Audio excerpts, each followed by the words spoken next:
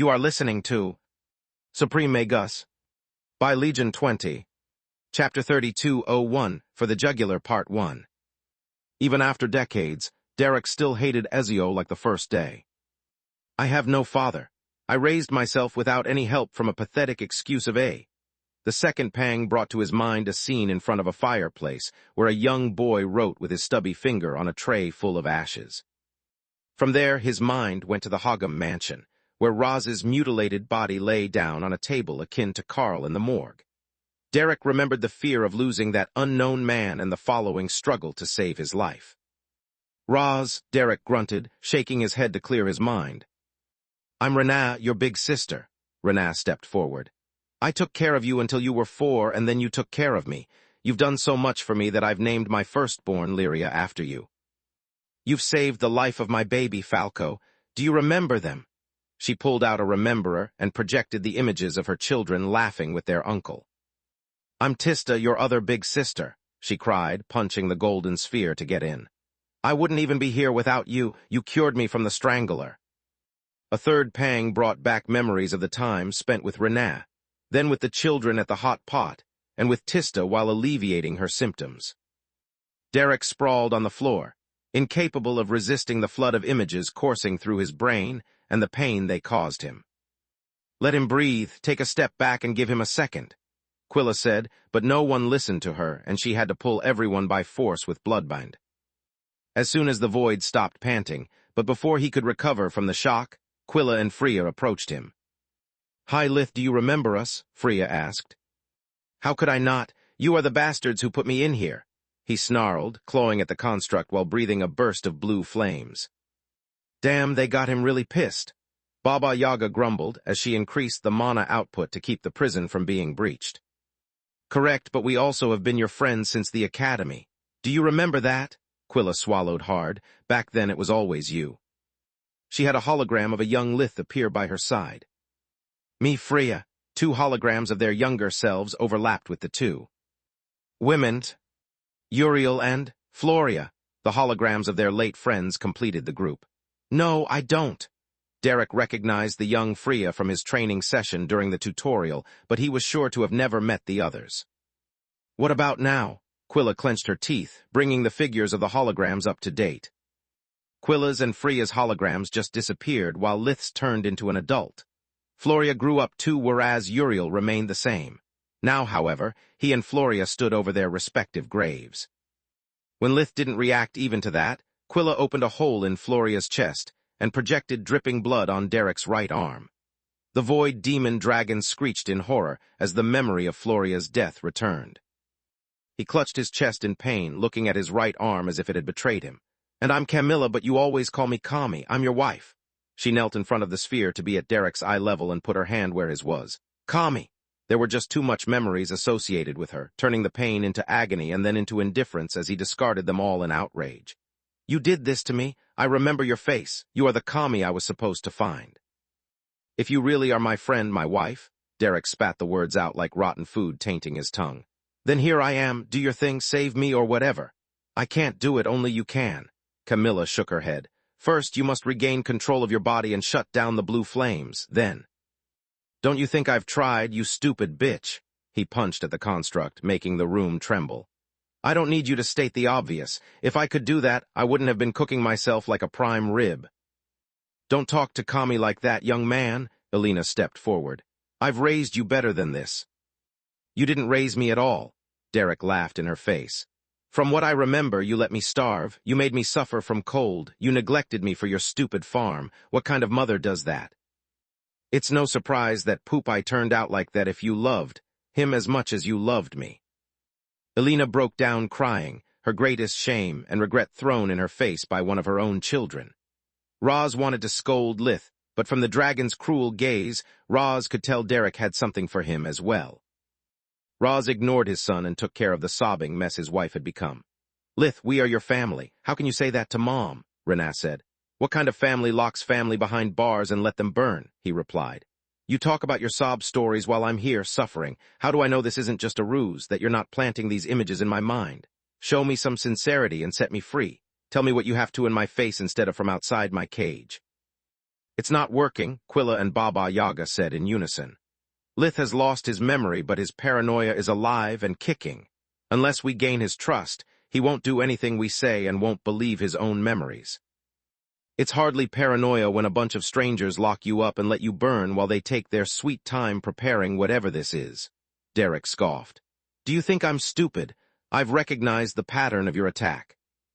You left me literally simmer in here and then brought these people to gang up on me. I don't know how you get inside my mind, but it's my mind. I won't let. You control me. This is our last chance. Baba Yaga used a tendril of spirit magic to prepare Camilla and then warped Elijah in her mother's arms. Mama, the baby girl said with a joy that lasted only until she saw the tears streaking down Camilla's cheeks. Mama. Elijah looked around, noticing her grandmother curled up on the floor, crying. The atmosphere in the room was the gloomiest she had ever seen. Her confusion grew even bigger as she looked at the figure trapped in the sphere of light. He was familiar but also scary. The trapped man had a cold gaze and a cruel smile that made Elijah seek the protection of her mother's embrace. Lith, this is your daughter, Elijah. Camilla swallowed at every word to keep her voice steady, praying to the gods for mercy. Say hello to your dad, sweetie. He's back. Dia, Elijah turned from Camilla to Derek in confusion. That's Elijah, the void demon dragon scoffed. Okay, Larry, I've got 2. Out of 3, what's next? Chapter 3202, for the jugular part 2. Chapter 3202, for the jugular part 2. Shut up, you fucking moron. Without the Void's help to keep the gate closed, the Void-Feathered Dragon was too busy keeping the souls and the blue flames at bay to do anything else. Fuck me sideways, my plan backfired completely. Pun not intended. By fusing with George, I survived the fight against Meln, but I've fucked up the rest. To give Ragnar, K the instructions it needs to project the system, I need to leave, but if I do, I'm dead. If I don't, however, I have no way to help Kami deal with George. Dia, Elijah asked, shape-shifting from human to void-feather dragon and then into abomination. With every change, Derek felt a tug at his consciousness, a familiar call that aroused countless thoughts and memories. Alas, he ignored them all, focusing his mental defenses to resist what he believed to be a telepathic intrusion, and using the parasitic souls to cloud his mind. Dia, Elijah experienced the same tug, but unlike Derek, she didn't resist it. The resonance between father and daughter was weak, but it was unmistakable, and it was there. The baby girl clung to that feeling desperately, and her body started to change. She shapeshifted into a small void demon dragon, yet she still failed to recognize her father. Lith's mind was diminished to Derek and twisted by his constant agony. The wailing souls formed a spinning maelstrom around his life force, sealing the human side away. Dia, she tried siphoning a bit of blue flames, making Camilla yelp in pain. Mama. Elijah shut down the blue flames immediately and healed her burns. Luckily, the baby girl purified the blue flames as she drew them to herself, so they couldn't spread their contagion. What was that? For a split second, Derek had experienced relief. It had been small and short-lived, but in his constant agony, it was impossible to miss. Do that again, he said, but the baby ignored him. The thing Elijah had touched through their bond wasn't her father. I said do that again, you little gremlin. Derek pounded on the barrier, yelling. Elijah burst out crying, certain that the void demon dragon wasn't Lith. Her father would have never talked to her like that, with a voice full of anger and spite. I'm fine, baby girl. Camilla lulled Elijah to calm her down. Do as Daddy says. He doesn't mean those things. He's just suffering and needs our help. Dia. Yet Elijah just cried harder and called for her father. Listen to her, or when I get out of this thing, I'll give you something to cry about. Derek hurled a torrent of blue flames at the sphere, only making things worse. She doesn't recognize Lith, Tista said after communicating with the baby with dragon scales. She's too scared of him to do anything. When I told her that he is her father, Elijah panicked. I don't think a second attempt would go better. There's no Lith here, batches, he roared, suffering the Guardian's autocorrect. Only dare. Let's try this. Camilla hushed the prison to silence Derek's screams and keep him from revealing Lith's greatest secret. Is it better? Elijah couldn't hear him anymore, but could still see him. She clung to Camilla and hid her face in her mother's chest. She's terrified. Camilla turned around so that Elijah couldn't look at the cage even if she tried. What do we do now? What do we do indeed? Baba Yaga nodded. The members of Lith's family and his friends tried to talk to him alone and in small groups. They showed Derek his creations, the pictures from his rememberers, and the movies from his projectors, but to no avail. He refused to listen to a word they said, and even though with each visit he recalled a fragment of his past, Derek dismissed the recovered memories as another attempt to brainwash him. Without the void feather dragon tapping into the human side, the images were devoid of emotions. It was akin to watching clips of an unknown movie without knowing how it started. Nothing works, and at the rate Lith's mind is deteriorating, we have only a couple of days before there's nothing left to save. Baba Yaga was a white core. Her body healed from the most grievous wounds instantly, yet she was deathly. Pale, using her breathing technique, sun and moon, while resisting the onslaught of the blue flames burning at her spell and tower had strained her greatly. Do you have any suggestions, Voltek? You are the father of fire, after all. The moment her mana and will escape the fiery clutches of Derek's cage, color returned to her face. None, the blue flames are unlike everything I know. The last time I managed to contain them because I was at the peak of what is left of my strength and had help. If not for Lith, Valoran, and Elijah, I would have died there. I'm back at my peak, but I lack everything else. Lakra, Baba Yaga asked. I can smother his flames for a while, but that's it. Silverwing shook her head. I'm sorry, but Solus asked me to leave them alone, and I did. I've kept myself out of their lives and don't know anything about Verhins. Abilities. I'm sorry, guys, you've done everything I asked you, but nothing worked.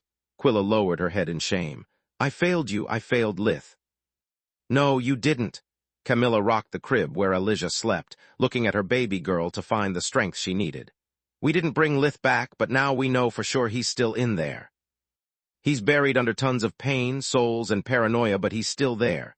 True, Freya nodded, caressing her sister's back. But how does that help us?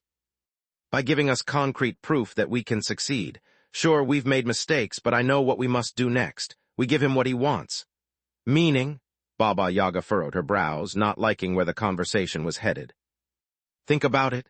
As Voltak said, to bring Lith back we need his help, but as his amnesiac self said, he has no reason to trust us while we keep him prisoner. I say we let him go, and you let me talk with him alone.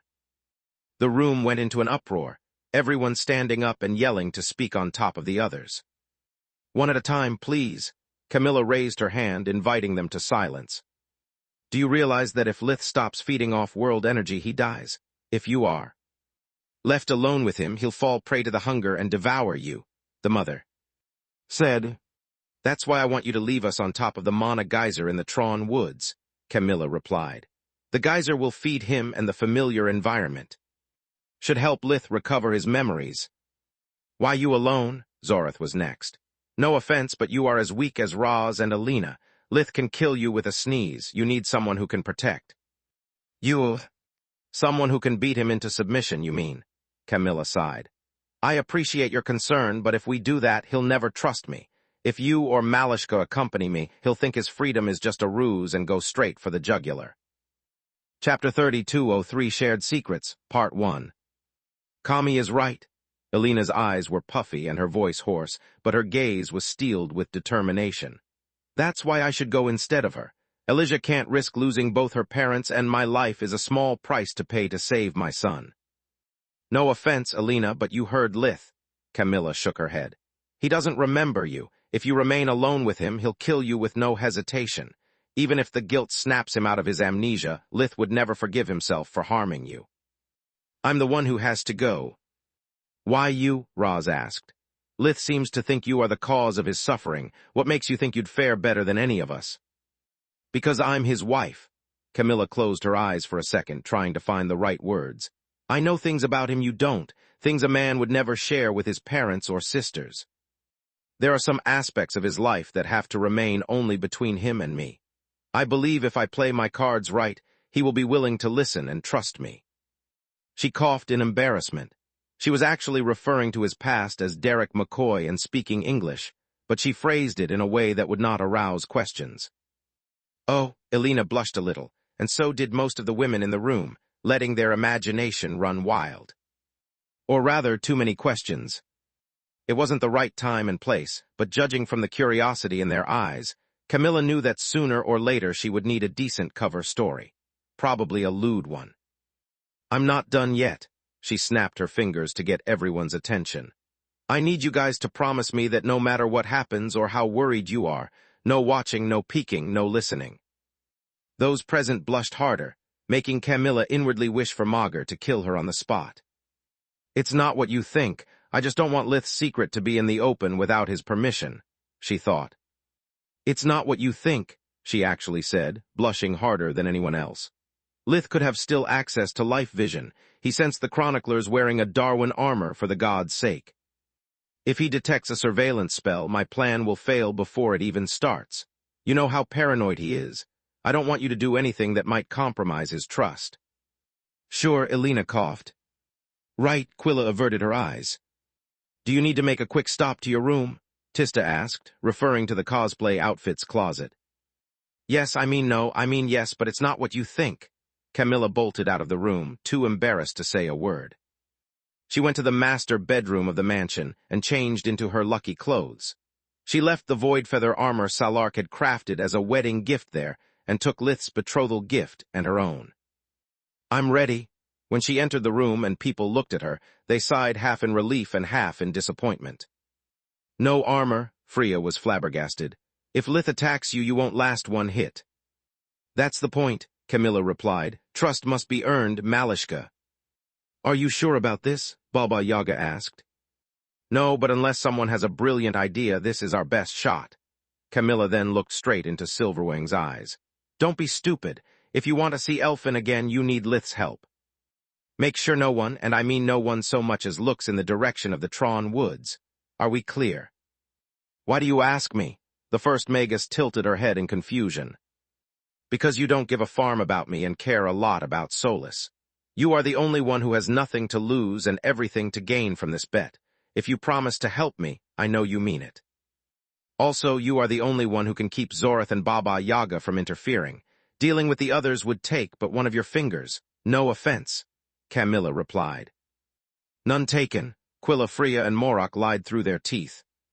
"I like you," Silverwing nodded. "I still don't give a farm about you, but I like you, Yaga." "On it," the mother nodded, sending Camilla and Derek on the Mana Geyser where usually Solus Tower stood. "What the fuck?" The warp gate shook the void out of his stupor, forcing the parasitic souls haunting him to join him in the search for the enemy. "What is this place, and why does it feel so familiar?" The blue flames started to spread, burning the little vegetation that had grown back after the wither had turned the land barren. "Because this is your second home, the one you built with Solus," a feminine voice said behind him, and everything in square brackets is in English. Derek weaved his spells and took a deep breath before realizing the human woman was as good as naked. Her life force was minuscule, her mana flow irrelevant, and her clothes were just clothes, bearing no enchantment. His eyes lingered on her shapely bosom stretching the fabric of the blue shirt. Then he looked down at how the form-fitting black pencil skirt wrapped around her slender legs. "She is no threat," he smirked inwardly and outwardly. "It would be so easy for me to rip those clothes off, shapeshift my wings into what the fuck. Where do these thoughts come from?" Weird images of the woman flooded his mind. All of them were about intimate shared moments with sexy outfits and plenty of roleplay. In some of them, Derek was a man, but in others, he was some kind of humanoid dragon with upside-down wings, an abomination, or some human dragon hybrid with feathered wings. "What's happening to me? Since when do I have a dick for brains?" He hadn't felt that way since the time he was a teenager chock-full with hormones and full access to the internet. As Camilla walked towards him, the void stepped back. The woman was weak and helpless, yet his whole body screamed at him to stay away from her. Not to escape or attack. His main focus was keeping a distance that would ensure the woman's safety from the blue flames. Camilla understood what was happening and stopped. Who are you?" Derek gripped Ragnar K's hilt for reassurance. "Kill her," the voices in his head screamed. "She wants to stop you. She will trap you again. Give me her life and body." "Silence!"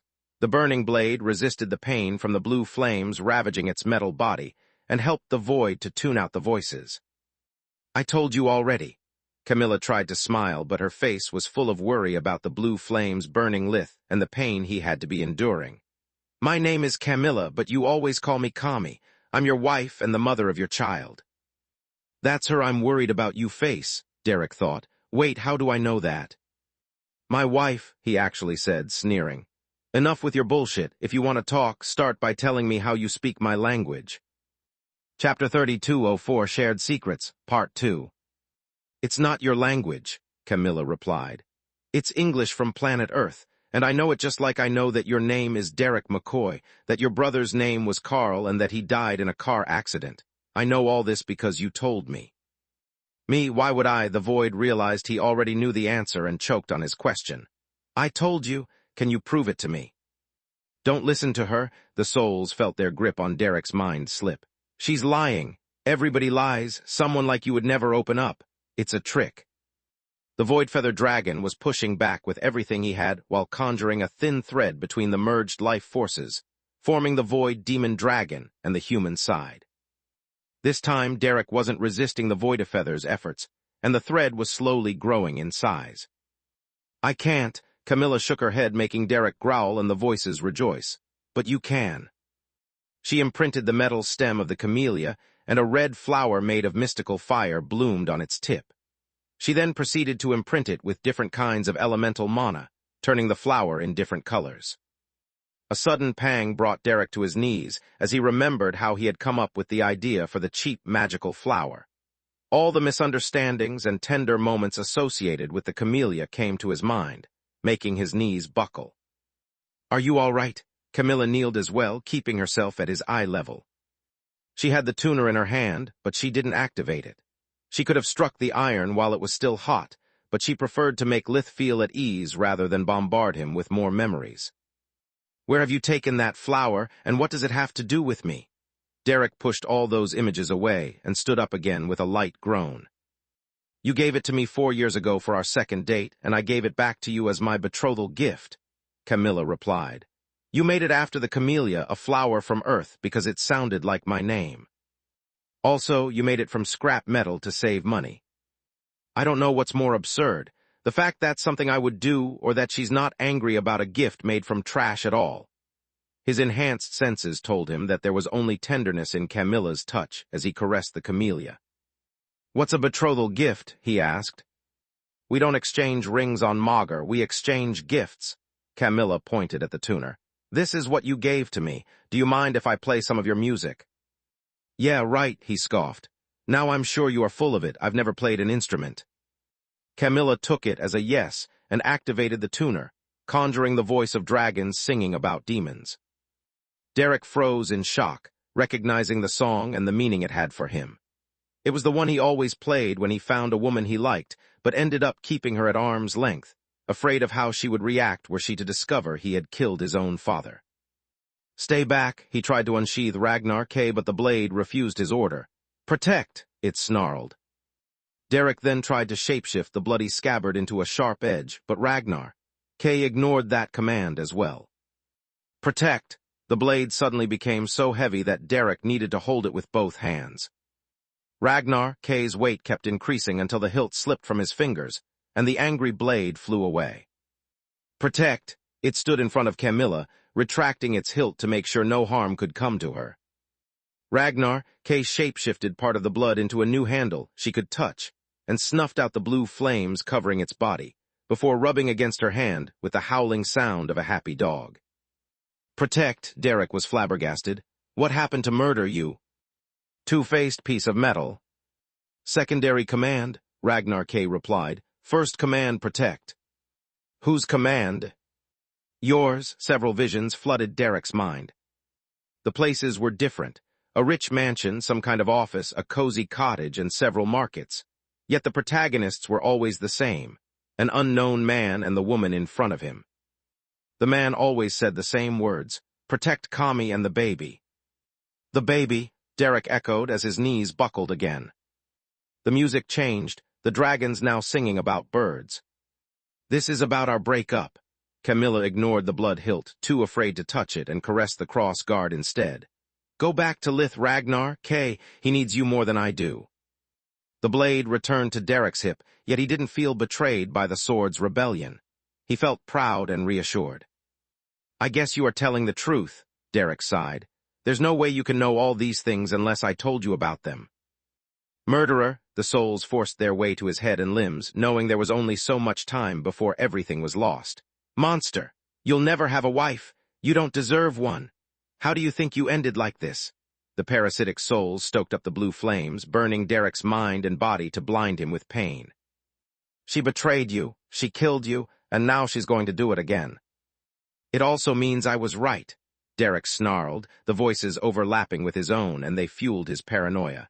You are the one who made me like this. You are the only one who could get close enough to hurt me. He tried to unfurl his wings, but they remained in the folds of his back. He tried to step away, but his feet were glued to the ground. What have you done to me, witch? Derek took a deep breath and unleashed a Tier 4 War Mage spell, chasing lightning. Bolts of lightning shaped like small dragons erupted from each of his fingers, moving in a zigzag pattern as they homed on their target. Such was the fury and power of the abomination that the electricity hit the ground like a whip, opening deep cracks in its wake. Camilla took a step back, yelping in panic as she raised her arms in an attempt to protect herself. The spell crackled and rumbled like a storm, just to fan out in front of her. The chasing lighting fell apart in a colorful but harmless cascade of golden sparkles. Wait, what? Camilla and Derek said in unison. This is impossible. The void demon dragon threw spears of ice, air blades, and projectiles of darkness at the woman. He even tried to have the ground open below her feet and crush her. The runes formed correctly, and the spells followed his will until they came 1 meter from Camilla. At that point, they changed direction and faded away. I was right, that's how you killed me. You are immune to magic. Derek emitted a Tier 5 spirit spell, Primordial Roar, that behaved no different from the previous elemental spells. The Tron woods were ravaged by his magic and blue flames, except for the spot where Camilla stood. Chapter 3205 Silver Key, Part 1. There's no such thing as immunity to magic, and you know it, Camilla said, knowing that Lith wasn't just in there. Don't you remember the first thing you taught me about magic? It's about willpower and imagination. Lith was the person in front of her. Otherwise, how do you explain this? She asked. Think about it. Your spells don't work because you can't imagine hurting me. Because just like with Ragnar, Kay, your will is to protect me, as you have always done since the day we met. Lies. Feeling scared by the unknown and harassed by the parasitic voices, Derek used earth magic to carve a huge block of stone from the ground that he threw at the woman. There's no mana involved. This is a physical rock, and unless she's immune to that as well, an orange eye opened on his cheekbone, burning with mana as it glared at the boulder. The block of stone turned into fine dust that swirled around Camilla, forming a protective barrier. I'm not lying. She took a step forward, and this time he couldn't move away. Check with life vision, whose mana courses through this barrier, whose willpower. Derek's paranoia and the voices tried to find another possible explanation, but there was no denying that simple truth. The spell was still infused with his mana, and it was his will controlling it. Witch, thief, liar! The parasitic souls called upon their brethren coming from the gate, throwing them into the blue flames to burn at the ground, the grass, and the world energy. Everything burned. A second set of feathered wings erupted from Derek's back, as the 4 other eyes opened at once. A silver flame enveloped Camilla, burning the blue flames like they were dry wood and purifying them into nothingness. Everything burned but a silvery path connecting the void to Camilla. I told you already, and I'll repeat it to you until you believe it. I'm your wife, Derek McCoy. I don't like you, but I know and respect you. You've promised me never to hurt me, and if I know one thing for sure, it is that you've never broken your word when given freely. As the tuner started to play Unbeatable, one more memory flashed in front of Derek's eyes. He was back in Camilla's apartment in Belias after Meln had killed Count Lark. Derek saw himself holding Camilla tight in his rage, trying to leave the apartment until she had taken off her clothes and revealed the wounds on her body. The wounds he had caused. That day he had vowed never to hurt someone he loved just to feel better about himself, to never be like his Earth father. If you don't like me, woman, why should I believe we're married? The dread flames now engulfed half of Derek's body, purging the blue flames and allowing him to think clearly. Because I love, respect, and trust Lith, I love the man you have become, I believe in him, Camilla replied. You are just an echo of his past, Derek. Please give my husband back to me. Derek felt the tug of the human life force, its attempt to reconnect with the other two. Yet the void demon dragon was stuck in that form. The abomination and divine beast sides were fused together by the blue flames. The raging souls threatened to devour the human side as it attempted to resurface, its radiant energy naked and without protection from their deadly touch. As Camilla approached him, the souls took control of his right fist that bolted toward her enveloped in blue flames. Derek stopped it with his left hand, using the silvery flames to fight off the possession. Even if I wanted to, woman, I don't know how. Lith's life forces squirmed in pain, incapable of freeing themselves from the clutches of the blue flames. Don't worry, I know someone who does. Camilla gave him one of her dazzling smiles, seeing Lith's presence in the extra eyes that were fixated on her. Before I call her over, I need you to promise you won't hurt her. As much as Derek found it hard to believe, it was impossible for him to deny the truth. The mana and willpower and the spells protecting that woman was his own.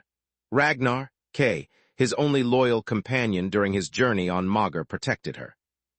He was stranded on an alien planet, yet she spoke English and knew things about Derek he hadn't shared with anyone. Last but not least, every fiber of being churned and twisted at the thought of harming her. Yet the doubt remained, and his paranoia stoked its embers into a raging inferno. If you really are my wife, answer my questions, Derek said. What happened to my father? You watched him die after he slipped on wet stairs, Camilla replied. You could have warned him but decided not to. It's the reason even though you played no part in Ezio's death, you've always considered him as the first person you killed.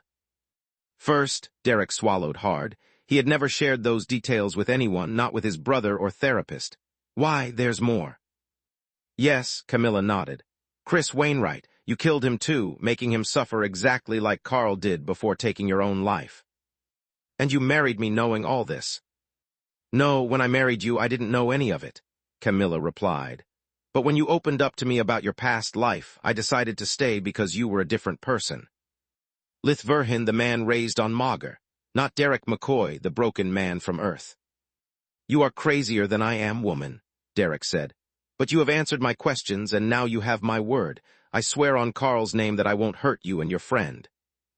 Now that the situation was pacified, and the dread flames contained the blue ones, the Guardians warped Elijah to Camilla. Mama, the baby girl asked in confusion. Yes, Pumpkin, Camilla nodded while handing the baby to Derek. Say hi to your father. Dia, Elijah turned around, sniffing at Derek like a hunting dog. Dia. She could finally sense him in all of his aspects. She extended her small arms to him, giggling. Elijah Verhin, daughter of man. Derek's 7 eyes lit up each with a different element and shed tears of their corresponding color as the baby's human side resonated with his own. The silvery flames coming from the feathered wings burned stronger, overpowering the blue flames and insulating Derek's body. Dia, he took Elijah in his arms, and she shapeshifted into a small void-feather dragon.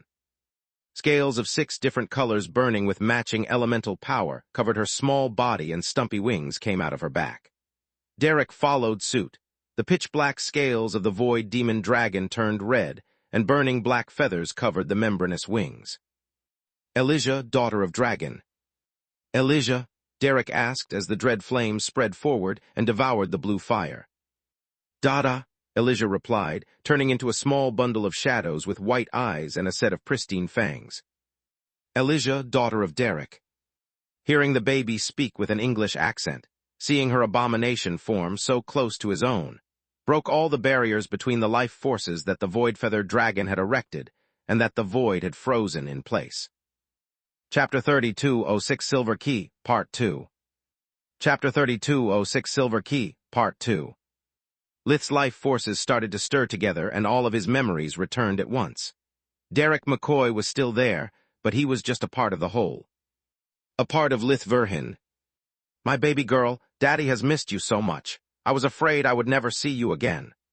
The screams in Lith's head disappeared, and even though he was still in the form of the void demon dragon, his voice was human again.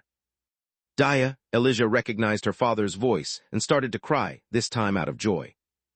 She emitted dread flames of her own that seeped inside Derek's body and washed the parasitic souls away. Dread flames can do that? Without wasting a single second, Lith flared his 7 eyes with mana and took control of Elijah's flames, merging them with his own. He brought the dread flames to his human life force, enveloping it in silvery fire. The raging river of death force and blue flames found its match. The human side came closer and closer to the abomination and dragon sides, and this time nothing could stop it. The blue flames burned while the souls were devoured and purified, their power assimilated by the dread flames and fed to the 3 life forces. Then, they merged back into one, destroying the void demon dragon. We are not done yet. I am not done yet. Derek, Lith, and the void-feather dragon fused into the Tiamat form both in the mindscape and the physical world. I'm sick and tired of your shenanigans. He growled at the gate and the unruly souls who used it to access the physical world. This is my mind, my body, my soul. The Tiamat roared, sending a tidal wave of dread flames against the invading army. The first blast cut the connection between the death force and the world energy, snuffing the blue flames out. The fuck! The second blast of dread flames cleansed the souls already inside Lith's body, throwing them back into the gate after devouring their energy. Out! The third blast flooded the gate and burned the souls on the other side. A choir of infinite voices screeched in agony as the door closed shut. And stay there. A fourth blast and final blast cauterized the gate itself, sealing it so that the void wouldn't have to stand guard against it anymore. The cracks were still there, but the door to the other side was now locked and couldn't be opened without the key. A key made of dread flames. Fuck me sideways. As Lith moved from the mindscape to the outside world, all the memories of the different sides of his life force combined together. The human side had not much to tell, so that finished quickly. The void-feather dragon's inner thoughts and struggles made Lith chuckle more than once at his ingenuity. The void, however, was another story entirely. Lith relived it all from the backseat, incapable of doing anything like in front of a spectacular car crash. From threatening the family of travelers to killing the innocent Rai, he had a lot to be ashamed of. What have I done to that poor kid? Lith thought, remembering how cruelly he had disciplined those disgusting parents in front of their child. I can't believe I was so heartless. Thanks Maxwell, when I was reborn here, I was powerless. I don't want to even think about then it hit him. His encounter with the chroniclers, with Orpal. The various fights were mixed and scrambled into one. Yet no matter how much Lith hated his lost brother, and how dangerous Meln was now that he had partially fused Night's crystal with Dusk's. All Lith could think about was Strider's betrayal and Solus, kidnapping at the hands of the World Tree. Fuck me sideways, Solus. Where is Solus? He looked at Camilla, who gave him a warm smile before glaring at him. Oh shit, if stairs could kill, I would be cadaverific right now, he thought as the memories of the last hour came back to him. I'm glad to see you too, darling. Camilla's voice was as cold as an ice age, and even though her feet were planted in the ground, Lith could taste her desire to kick him in the gonads over and over again. I've been worried sick about you for days. I'm glad that after I've risked my life to bring you back, you've chosen such romantic words to express your love and concern for me. Dia. Elijah had no grasp on sarcasm, so she nodded enthusiastically, taking Camilla's words at face value. Oh gods, what have I done? His eyes moved from Camilla to the baby girl like a metronome. Are you all right, baby? Did I hurt you? A bit too little and too late, Camilla clicked her tongue. Now turn off the light, candle boy, and give me my daughter back. What's going on? Silvery flames engulfed the Tiamats, and that wasn't the only change that had occurred after his life forces had rearranged themselves. The void sigils on his wings were still of 7 different colors, but now the flames bursting out of both Elijah's and Lith's feathers were dread flames, just like the crown of fire above his head. You tell me, Camilla replied with a scoff. Give me Elijah and I'll leave you to figure it out. I'm sorry, baby, I really am. Lith just had to think about it, and the silvery flames faded away, leaving only those on his feathers, wings, head, and spine. Please give me a chance to explain. He offered her his hand, and a tendril of spirit magic for the mind link. DRRR. Elijah shapeshifted back into her human form and played with the sparkly flames without getting burned. First, turn back into a human, I miss your face. Camilla's glare softened a bit and Lith complied. Second, I forgive you only because you two are too cute. Elijah cried at the disappearance of the wings, forcing Lith to pull them out. Again for her. Dia, she pulled the feathers for a while before bringing them to her mouth. And sucking them. What about the link? Lith asked. What about the link? Lith asked. Fine, but if you think. A quick trip down his memory lane made Camilla choke. On her words, good gods, you got decapitated right when Solus was. Kidnapped, you? There was so much to unpack that she stuttered for a while without saying. Anything. DRRR, Elijah said. She's offering you to suck on one of my feathers, Lith sighed. Apparently it's a soothing experience. Yeah, I think I'll pass, but thank you, sweetie. Camilla caressed Elijah's head, making her giggle. Now that the world was fine again, the baby girl yawned and fell asleep. Did you really regain your memories in that order? Camilla asked. Yes, Lith nodded. Did you really had no idea how you got here when you asked me about Solus? Yes, Lith nodded. I'm so sorry, Kami, I will never thank you enough for what you've done for me today. I really don't know what I've done to deserve someone like you. He tried to kiss her, but Camilla grabbed his jaw with one hand and turned it to the side. One last question, is this normal? Chapter 32:07 First Step Forward. What's normal? Lith asked after taking his eyes off Camilla's face. The fuck? As the dread flames disappeared, fresh grass and undergrowth sprouted throughout the clearing above the Mana geyser at a speed noticeable to the naked eye. Lith bent down, using demon grasp on the soil. It's incredible, he said. Yeah, too bad those words can be applied to too many things that just happened. Do you have any idea how little incredible narrows it down? Camilla sighed. You have to be more specific. The corruption left by the first abomination I fought, the Wither, is completely gone, Lith replied. 8 years have passed since then, yet even with the world energy constantly gushing out of the Mana geyser, the taint of chaos was hard to cleanse. Now it's completely gone. The sudden growth isn't due to the dread flames, at least not directly. The lingering chaos element had created a sort of dam that limited the energy flow of the geyser, and now that dam is broken. The world energy that had been bottled up until now is flooding the Tron woods. Unbeknownst to Lith, the phenomenon went beyond the clearing he and his wife stood upon. During the past 8 years, the Tron woods had undergone many quantitative changes. The number of magical beasts had increased every year as more animals evolved, and the pre-existing packs of magical beasts produced new litters. Reaper, Lifebringer, and Sentinel had evolved to awakened Emperor beasts, and each one of them had sired many cubs. The presence of the tower whenever Lith was in Lucia focused, and spread the magical aura encompassing the woods further, affecting the flora as well. Then, Protector and his children had moved there, and so did Nalrond and many of the magical creatures that currently lived near Lith's home. The taint of chaos was the only reason such quantitative change in the world energy coursing through the Tron woods had not brought forth a qualitative change as well. Until now. The dread flames had done more than remove the toxic impurities left by the Wither after going on a rampage for 3 days, and by the scattering of the residual energy of his body upon his death. They had also removed the natural impurities in the soil, unclogging the invisible arteries through which Mager's life breath flowed. The byproduct of the silver flames wasn't the broken, useless matter that the blue flames would have left. The natural impurities had been transformed into ashes mystical in nature that fertilized the soil with nutrients and mana. The dread flames had turned the Mana geyser from a fountain that nourished solely the clearing into a river that watered the entirety of the woods by carving invisible irrigation channels. Each magical beast served as a focus point, and each emperor beast living in the woods was akin to an auxiliary core, spreading and amplifying the world energy further.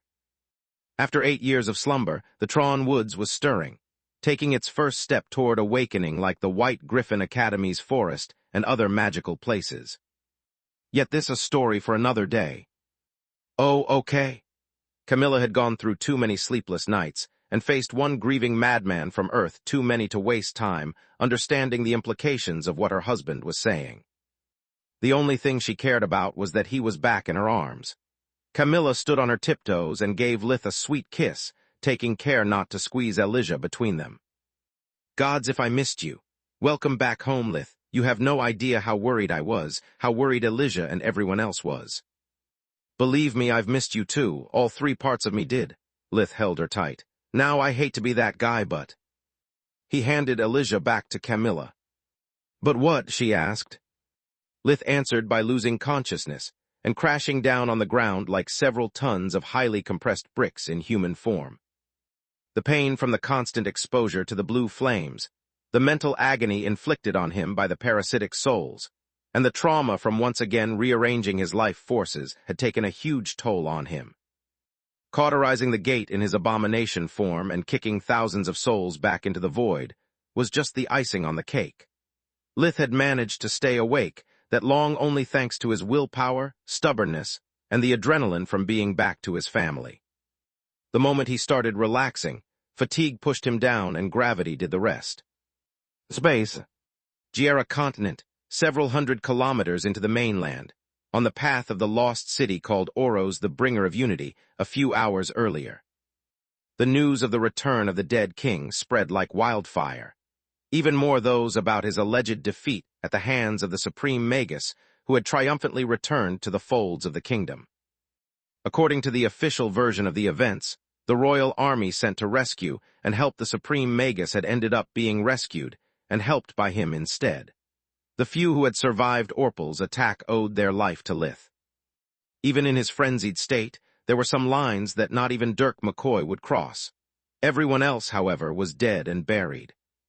The World Tree knew that Lith's alleged heroic acts were all a cover-up to justify Zeska's destruction and the many civilian casualties, but that was the least of the Tree's worries.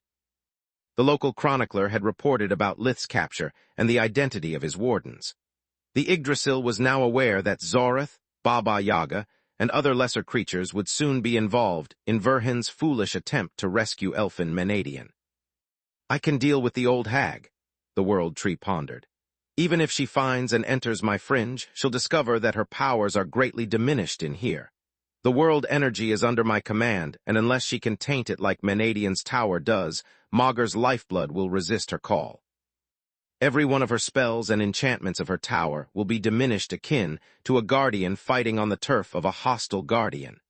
As for the other members of the group that captured Verhin, they are so weak that I wouldn't even bother recording their existence if it wasn't part of my purpose.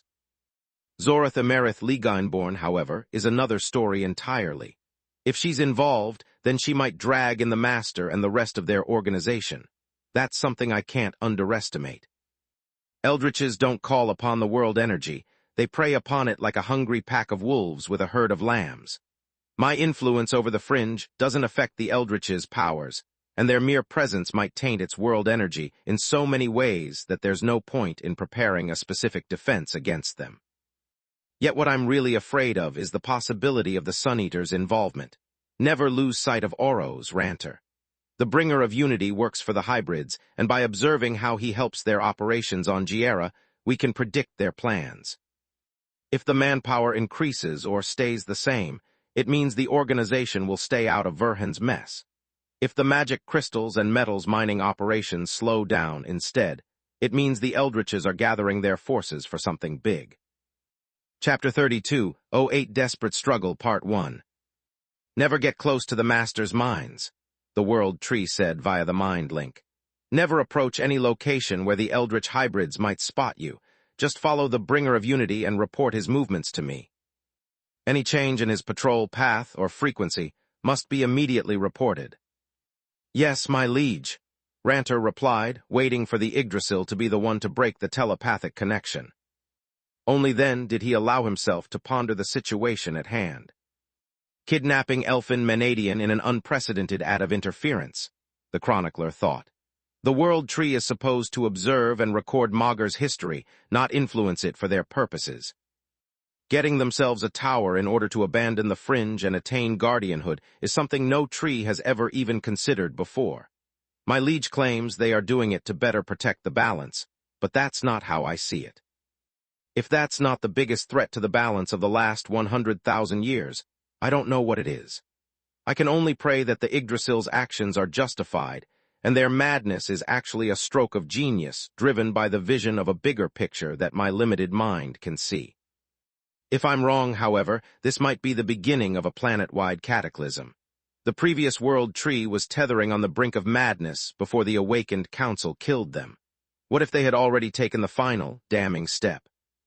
What if my old master was already insane beyond saving, and chose their successor not according to merit, but to pursue whatever insane agenda they had concocted in their final years of delirium? Ranter sighed, hoping his worries to be groundless, and that he wouldn't need to report to the Yggdrasil again before at least one full day. No chronicler could hide his thoughts from the world tree. The Yggdrasil's fragment fused with his body maintained a constant mind link with the chronicler's staff that recorded the elf's every thought, action, and perception. The world tree would access that data during every mind link and add it to their archives. Ranter knew that his master wouldn't appreciate a chronicler questioning their sanity. But, luckily, the Yggdrasil was slow to anger and wouldn't mind even the most rebellious thought as long as it wasn't put into practice. Especially if enough time had passed, since the rebellious thoughts to prove that the chronicler knew his place and kept such ideas for himself. The elf looked at his Yggdrasil staff, wondering for the umpteenth time if Magur had outgrown its need for a world tree. I really hope I'm wrong, he thought. I hope that the tree can see farther than I do, and a Fey guardian is actually necessary, not the bitter fruit bloomed from eons of resentment that each tree has passed upon their successor. The first world tree had not only been the first awakened on Magur, back when dinosaurs still roamed the land, but they also predated the guardians by far. Ever since Tyrus' ascension to guardianhood, the Yggdrasil lineage had been envious of her power. The only consolation of the successors of the first awakened was that Tyrus was but a child with no desire to fill the chasm of her blissful ignorance. With the appearance of the first guardian, the accumulated knowledge wasn't enough to make the current world tree the most powerful creature on Magur, but they were still the wisest. Then Ligaen had ascended to guardianhood too. His accumulated knowledge and treasures were nothing compared to the Yggdrasil's bloodline legacy. But as years turned into centuries, and then millennia, the father of all dragons bridged the gap with the world tree's library at an astounding rate. Ligaen's eyes could unravel the most complex enigmas with but a glance. He could travel wherever he wanted, and his guardian powers weren't confined to the boundaries of a fringe. 1/3 of one of the largest continents on Magur was his turf, and with proper planning, he could travel the rest of the globe with minimal loss of his might. Ligaen's existence was an affront to the Yggdrasil's pride. His archives grew without the need for chroniclers, and his biomes hosted scores of endangered creatures. His lair alone spanned for thousands of kilometers, matching the current size of the Gorgon Empire and doubling the father of all dragons' dominion. Inside of it, Ligaen was even stronger, some said even invincible. Many times had the elves living in the Garland continent wondered why they had to remain hidden in the fringes instead of joining the father of all dragons. The only answer they had found was their own pride as free people, and the traditions they had followed since their defeat in the War of the Races. With Verhin befriending 2 elven colonies and offering them a place under the sun, it's only a matter of time before other fringes follow. I wonder if the tree has kidnapped Elfin Menadian to protect the balance, or just to protect their interests. The chronicler shook his head and dismissed such thoughts for after his mission. The lost city had started rushing his pace, forcing Ranter to require spells and effort to follow Oros without exposing his presence. Without us elves, the Yggdrasil would quickly fall behind the Dragon Guardian and become obsolete. The heir of the first awakened would become no better than a magical tree, and his wood would become the only reason people would seek them. The chronicler shook his head and dismissed such thoughts for after his mission. The lost city had started rushing his pace, forcing Ranter to require spells and effort to follow Oros without exposing his presence. The chronicler tapped into the frequencies used by the kingdom's colonists to understand what was happening. He had to listen for a few minutes before discovering that a scout squad was passing dangerously close to the master's hidden trade routes. Humans really are stupid. The elf smirked under his camouflage cloak. I wonder when they'll realize that the bringer of unity isn't wandering aimlessly. He's keeping them away from specific areas at specific times. How can they not notice the pattern? The answer was that with so much of Giera's land up for the taking, the colonists preferred to avoid lost cities and search for the safest areas to mine. Oro's sticking to a specifying region was akin to a gifted horse for the kingdom, and no one had time to waste looking him in the mouth. Ranter's soul vision spotted the boundaries of the lost cities' detection arrays, and the chronicler followed his mark by warping right outside their range. The camouflage cloak hid him from regular sight, while the Darwin of his armor made him, and his spells invisible to mystical senses. This is weird.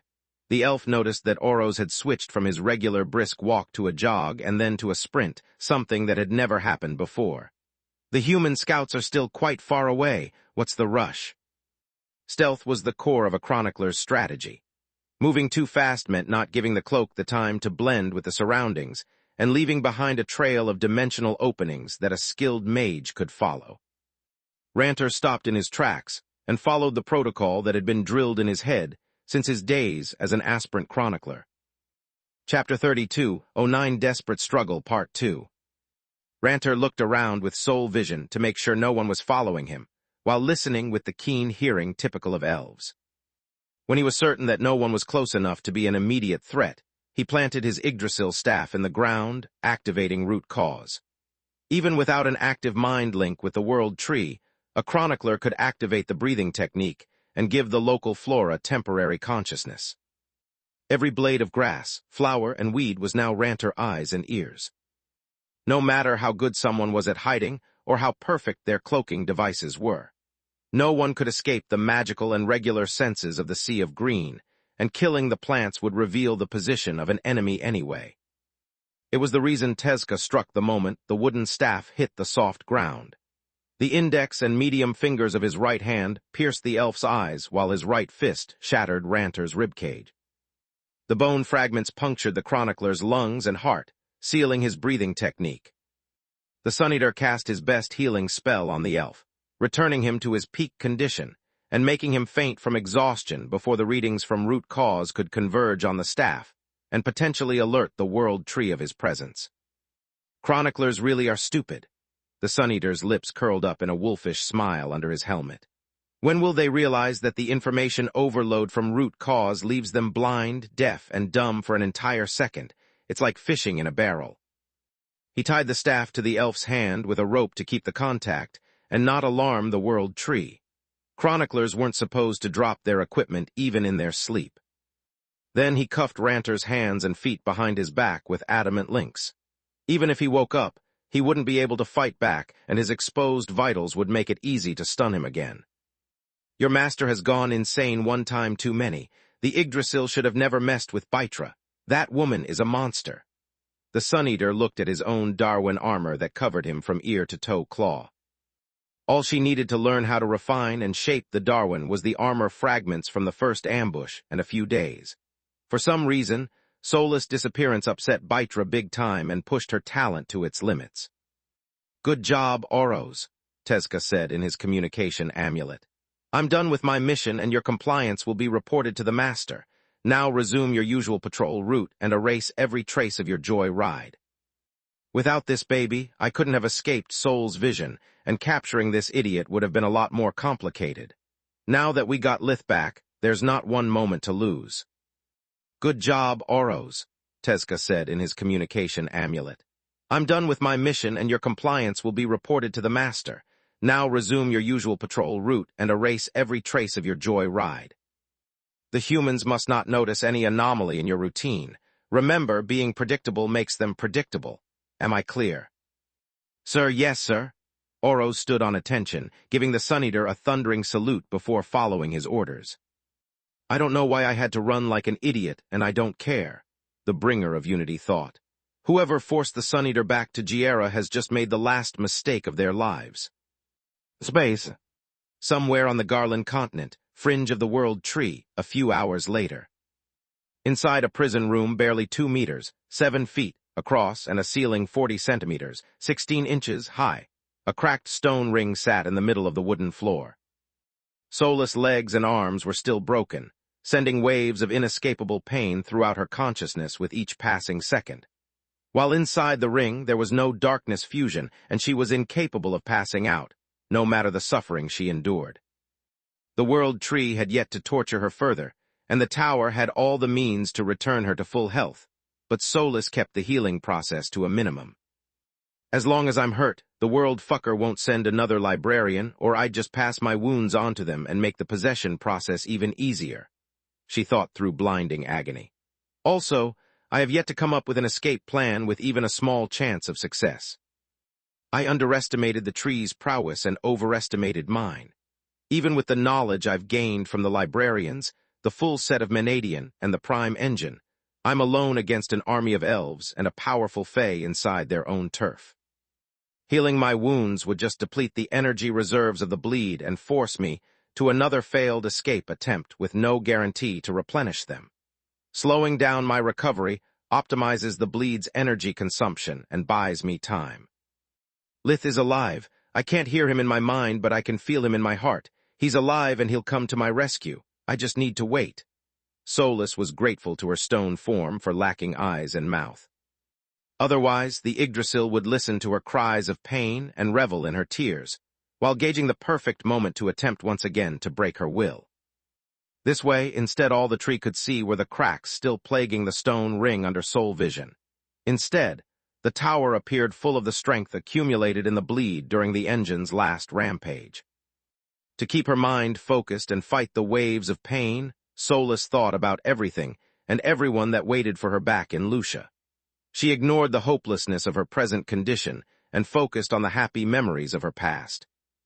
On the time she had spent in the tower researching magic with Lith, on all the places they had visited together, and the few memories that still belonged only to the two of them. She shoots colors everywhere. Soulless sang in her mind the song that Lith had dedicated to her like a mantra, using the emotions it aroused in her to find what little joy she could. She braids her hair. Space. Garland continent at the same time. She's like a rainbow. The melody echoed through Lith's exhausted mind, waking him up from his slumber. Soulless, his voice came out muffled like he was talking into a pillow, and his instincts rejected his attempts to jump up. As his vision cleared up, and his hands moved in the darkness to determine his current location, he discovered that his pillow was warm, perky, and had a regular heartbeat. Wrong, a familiar sleepy voice chuckled. You have 2 more tries. Kami, Lith's memory came back to him as the mental fog of sleep cleared up. He tried to get up when Camilla's hands gently, but firmly brought his head back to the embrace of her bosom. Ding, ding, ding, the gentleman wins a prize, she said with a soft voice while kissing his hair. I won't kick your ass for calling the wrong name again. Have you done this with Soulless in the past? She sounded calm, but the question lacked warmth and he could feel her tensing up. Define this, Lith replied. I have no idea where we are and what you are talking about. Chapter 32, 10 Therapy Session, Part 1. Allow me to enlighten you, Camilla replied while shedding literal light on the situation. As Lith looked around, he found himself in an unknown bedroom whose walls and ceiling were comprised of an unknown type of wood. Lith used life vision, and every centimeter of the room lit up to his mystical senses like a small sun. Where many questions popped into his mind as he gazed upon scores after scores of unknown magical runes, but all of them were silenced by the sheer awe of the marvel lying right below him. Camilla was bare-chested, and based on the reddened area at which Lith was staring, he had slept with his head between her breasts, and his face was just a few centimeters away. Tits make you happy, and after everything you've gone through, I thought you could use a bit of happiness. Camilla took his stunned silence as a compliment and gently caressed his hair. Was I wrong in my assumption? Lith would have liked to deny such allegations about his preferences, but even a consummate liar like him would have found it impossible to come up with a believable retort. No, you are damn right. He buried his head back into her softness and checked that everything about it was as he remembered. Can we make a habit out of this? Again, sure, she moaned. Often, unlikely. You are heavy, you know. Setting up the array so that you wouldn't squash me like a bug required quite some effort, and with my bright yellow mana core, I'm not much of a mage. I can set permanent arrays that would just take the flip of your shirt, of a switch. Lith knew he had no time to waste, but he was still very tired, and coming back from death had left a stifling coldness in his soul that Camilla's warmth was slowly thawing. Fine by me, but you have to earn it. She gently grabbed his face, lifting it up and forcing him to look her in the eyes. You can start by answering my question. I'm still waiting. No, I've never done anything like this with Solus, he replied. To be honest, I wasn't even aware I was doing it with you until a moment ago. Then why did you call her name? Camilla didn't feel like letting go of the matter. Her husband calling another woman's name in their bed was a huge red flag. Did you get another flash of the moment when Strider decapitated you? No, do you remember the song I dedicated to Solus years ago? Lith asked. The Tumbling Stones one? Sure, she nodded. I just woke up after listening to it on repeat for Newton knows how long so I thought about her by instinct. It's weird, Camilla said. But believable, she inwardly added. With their bond broken and all the trauma from his days as Derek McCoy, there's no telling what's going on in his mind. I'll cut him some slack, this time. I know, Lith shrugged. I wonder what it means. By the way, where are Elijah and Valoran? Between his days first and Bliss after. It took his brain quite some time to notice they were sleeping alone for the first time after their last date night. With Elena and Raz. Camilla let him go back to rest between her arms. You have no idea how hard it was to take them away from you. We had to wait until they bawled their eyes out and fell asleep from exhaustion. Thank you, I can use a bit of alone time with you, Lith sighed. I bet that if Elijah was here, the mere sight of your chest would make her cry for food, and I'm not in the mood to share. His stomach growled like a lion, demanding its due after days of a strict diet of mana and life force. Just the idea of a hot meal made Lith's mouth water. Speaking of food, does this establishment offer room service as well? I'm hungry. Again, Camilla said in amazement. Gods, you eat more often than the children. What do you mean again? Did you force-feed me in my sleep? Of course, she nodded. You have the body of a divine beast and suffered many deep wounds. Quilla used her injection spell to flood you with nutrient potions, but they were all for humans. Camilla kissed his forehead and held him tight, feeling his breath on her skin to make sure he was really back and it wasn't just a dream. It's the reason we came to the desert. This is the desert. Lith sniffed the air, smelling none of the familiar scents of Salark's domain. Yes and no, Camilla replied. This is Baba Yaga's hut. She has relocated to the desert with us because, without your tower, this was the quickest way to help you regain your strength. Those words struck Lith like a punch to the gut. His bond with Solus had been broken days ago, but to him, it had just happened. Until that moment, he had been in a coma, and the amnesiac void controlling his body had no idea what he had lost. Lith looked in the corner of his mind where Solus's light usually was, finding it empty. He felt akin to waking up after an accident and discovering that one of his limbs had been amputated. He closed his eyes, calling upon Solus like he had done countless times in the past. He could almost see her and hear her answer where the melody had resounded until a few minutes ago, but it was just an illusion. Lith's mind struggled to accept the loss, the silence deafening. He then tried to access his pocket dimension, and the realization he had lost everything he had accumulated in the past 16 years made him feel naked. Solus is gone, she's really gone. He closed his eyes, suppressing the desire to scream and punch a hole in the wall. I've lost my best friend, my tower, and everything I've worked on my entire life. I know, Camilla kept stroking his hair. That's why you need a break. Even if you get your strength and mana back, it would be pointless if your mind is in the gutter. You need to relax and calm down if you want to come up with a solid plan to rescue Solus. Between her gentle touch, soothing voice, and ample bosom surrounding him, Lith's negative thoughts were washed away like dust under a heavy rain. Thank you, Lith held her tight. Thank you for rescuing me, for putting me first despite everything you must have gone through during my absence. Thank you for thinking about Solus even in a moment like this. He raised his eyes, meeting Camilla's loving gaze. Or should I be jealous? He said with a straight face. Always, she giggled. Neglect me and you'll become my side piece. I'm also married to Solus, remember? Yeah, it was supposed to be a running joke between the three of them, but Lith didn't like it one bit when he was the butt of the joke. Is there any bad news I should aware of? Chapter 32, 11 Therapy Session, Part 2. Hit me now so that I can overcome them with our current therapy session. Actually, I have good and bad news. Which do you want to hear first? Camilla asked. Lith knitted his brows in disbelief, tickling her skin. With Solus and the tower gone, his body in a weakened state, Orpal's return, and the inevitable fight with the World Tree, one of Maugre's most powerful beings, Lith doubted any news could be good. The good news, he replied, hoping that no matter how small, he could use whatever silver lining he could find in his situation to plan ahead and deal with the bad news.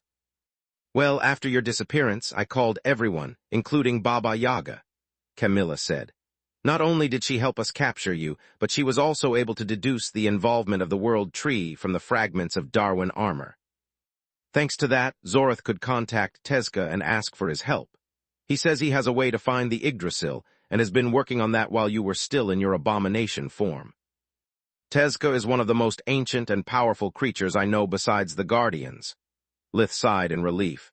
He is not the type to boast or pretend to care. If he said that he can do it, it means he's confident in his plan. Locating the Yggdrasil's fringe is one less thing to worry about, but there's still 1,000,000 to go. Anything else? Yes, she nodded. Zorith called the organization and Yaga reached Silverwing. It's not just the people who care about you who have assembled in the desert, but also those who care for Solus. You need all the help you can get to fight the World Tree, and one more White Core is a great addition to the team, especially a White Core with her own mage tower. Her what? Lith raised his head from his pillow abruptly to look Camilla in the eyes and make sure she was serious. That doesn't make sense. We visited her just a few months ago, and Silverwing was nowhere near completing her tower. And she still is, Camilla replied. That's why Baba Yaga gave Silverwing a big hand to complete her project in time to rescue Solus. The Silverspire Tower is sitting right next to Baba Yaga's hunting cabin, about 20 meters in that direction. She pointed to the west wall of the bedroom. If we ignore dimensional displacement, of course. Otherwise, we might actually be kilometers away from Silverspire. This place is so big that I've yet to finish visiting it. Silverspire? Lith echoed with a mocking scoff. Silverwing named her tower. What is she, 5? Well, I must admit the name is a bit pretentious, but I think she did the right thing, Camilla chuckled. You have a tower, Baba Yaga has a tower, and now Silverwing does too. What are you going to do the next time you're all assembled and someone asks about a generic tower? Speak all at once. Draw lots. I had a tower, Lith grunted, his expression turning sullen. And I never bothered naming it because it already had a name. It's Menadian's tower, and just mentioning it would put me in a world of trouble. Solus is gone, not lost. Camilla shook her head, bringing him back to his mood booster position. And so is the tower. You are not alone anymore. You have lots of people you can trust, and you've already revealed the existence of the tower to them. The Erna's girls, his family, Protector, Falul, Nalrond, Morok, Voltak. They all knew about the tower and had never attempted to steal it. Not to mention those who knew Solus as Elfin and still deeply cared for her. So you'd better find a new name, because calling it Menadian's Tower would remind Solus of her mother and their death at Bytra's hand constantly. Also, it's not Menadian's Tower anymore. It's your tower as well. You may have not built it, but you have changed it a lot. Fine, Lith nodded, appreciating both her tenderness and her talking about Solus' rescue as if it was just a matter of when, not if. I'll need help, though. My naming sense sucks. That's the kind of problem I'd tackle any day. Camilla massaged his scalp and back. That's it for the good news, not much but better than nothing, ready for the bad news. Hit me. I've already asked Grandma, Grandpa, and all of your divine beast friends for help in the upcoming battle with the World Tree, and most of them turned me down. Salark needs the phoenixes of her nest to keep the desert in check. Were they to go away in force at the same time, her enemies would cross the desert's borders, and all those who until that moment didn't dare to rebel against her rule would riot. It was the burden of tyranny. Salark's domain was the most orderly of the 3 great countries, but only because she controlled the land and people with an iron fist. The moment her grip loosened, chaos ensued. Voltak, Sinmara, and Surtur will help you for sure, but there's no telling if their children will do the same. As for the rest of the dragon kin, they just don't care about a random human, no matter how much you care for her. It's your problem, and without a reward, they have no reason to get involved. I didn't have much to offer, even less after discovering you've lost all your accumulated treasures. Camilla sighed. On top of that, I had no idea what you were willing to give away, or how much you were planning to reveal about Solus and the tower. Without such crucial pieces of information, my hands were tied. I preferred to sit down and wait rather than make a mess that you would have to fix. She lowered her gaze in embarrassment for being so indecisive. Damn, I've married a genius. Lith's voice sounded sincere before he kissed her deeply. Thank you, Kami. Since you've already done all the research and groundwork, all that's left for me to do is wait and find a way to put together a decent strike force. Maybe I can't defeat the tree, but that's not my goal to begin with. I just need to find Solus, get inside the fringe, rescue her, and get out. Is that any different? She asked before demanding another kiss. Very, he nodded. The former would require a Guardian-level offensive power and a prolonged battle with lots of casualties. The latter requires speed and intel above strength. Not to mention that once outside the fringe, the strength of our enemy will be crippled. With Solus and the tower by my side, I can take on hundreds of elves by myself, let alone if I have 4 white cores and 3 more towers by my side. 3, Camilla echoed. Dawn is no white core, but if she went all out to rescue me, you can bet my scaly ass she would do the same for Solus. I don't like Dawn, but she'd do anything for Baba Yaga, who in turn would do anything for Solus. It's enough for me to trust her. Chapter 32:12, Baba Yaga's Hut Part 1. I hadn't thought about that, Camilla said with a pensive look on her face. What if we ask Baba Yaga to call her firstborns as well? With their power plus Dawn's prisms, you'd have full red blood cores who can fight freely during the day. As I said, I've married a genius. Lith sat up while rubbing his hands and thinking about who and how he could manipulate for help. Great idea, Kami. Glad to help, but I'm not done with the bad news, she said. The family of travelers you saved is still traumatized from what you did to them, and that's nothing compared to what happened after you reached Zeska. Lith's eyes lost their enthusiasm as he remembered what he had done to the young boy before Orpal's arrival, and to the wounded citizens after. Just tell me how many. Thousands of lives were lost and half the city was razed to the ground during the fight, Camilla replied. Yet even if it pains me to say this, that's nothing compared to how you treated that boy, the constable, and the men of the Knight's Guard. What do you mean? Lith rubbed his forehead in frustration. I remember beating the boy's parents, but that's it. I'm pretty sure I didn't do anything else. That's the point exactly, Camilla sighed. In Derek's fury, he brutalized those horrible people in front of their child. That poor kid blames himself for everything that happened. He believes that if he was better, his parents would still be alive. They died. Lith's eyes opened wide in surprise. In the initial blast, Camilla nodded. When Meln's sneak attacked you, Derek defended solely himself and the boy. And nothing of value was lost, Lith grunted. There's no need to be this callous. Camilla took his face in her hands. Think about it from his perspective. Because of him, his parents were publicly humiliated and tortured while he was forced to be a helpless spectator. Because of him, they couldn't escape from the undead king and died right in front of his eyes. No matter how you feel about their deaths, that kid is just 8, for the gods' sake.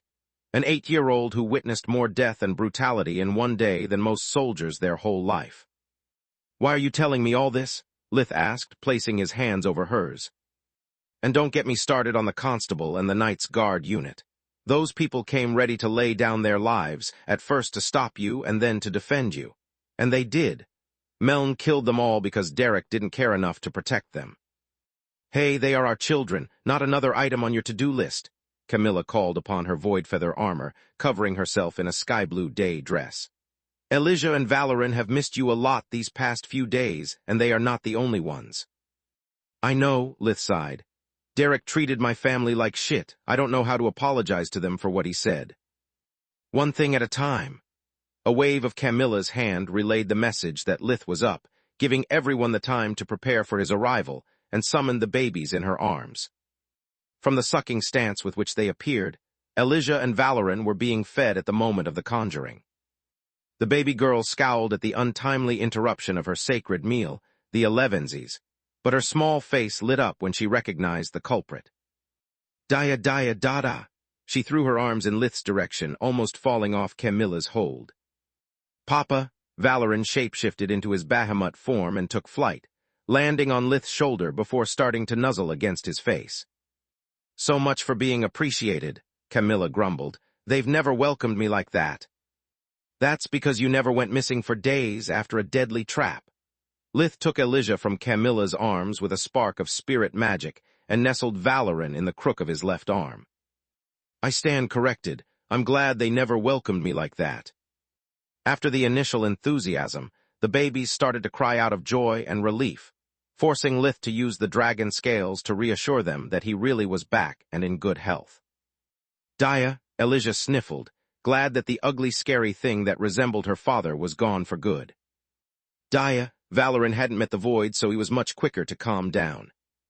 He returned to his human form and started to tug at Lith's clothes for food. Now that Valoran wasn't worried about Lith's disappearing like it had happened to Jormun, the little boy's appetite reached new heights. I'm sorry, I can do many incredible things, but producing milk is not among them, he said with such a straight face that made Camilla laugh and Elijah stare at him in disappointment. Dads were supposed to be omnipotent. Chapter 32:13 Baba Yaga's Hut Part 2. Kami, do you want to do the honors? Of course. Another wave of her hand opened two small steps from which milk bottles came out, making Lith groan. You already had some quality time with the twins, mister. Now stop pouting and make up for the lost time with the babies. Elijah and Valoran exchanged a confused look, wondering if they had rivals or new siblings they weren't aware of. They had both learned how another baby could appear out of nowhere at any time. For Elijah, it had happened with Surin, and then with Sharjin and Valoran the second. One moment she was alone, and the next she had to share her crib with another baby. For Valoran, it was less confusing since he was aware that Lith wasn't his biological parent, but he had no idea as well why the number of his siblings seemed to change every day. According to their mutual understanding, either parent could make a baby at will. Their chittering in dragon tongue as they discussed the matter was instantly silenced by the bottle's approach. They were both hungry. Food always took priority over mere words. They could always resume the conversation later, assuming their young brains retained a memory of the issue, of course. The two babies sucked avidly, only taking a few breaks to check on Lith with dragon scales. They both needed a lot of reassurance before they stopped fearing he might disappear again. Valoran because he hadn't seen Lith for days, and even though he hadn't witnessed the void demon dragon's fury, his trauma from losing both his parents made him wary of any prolonged absence.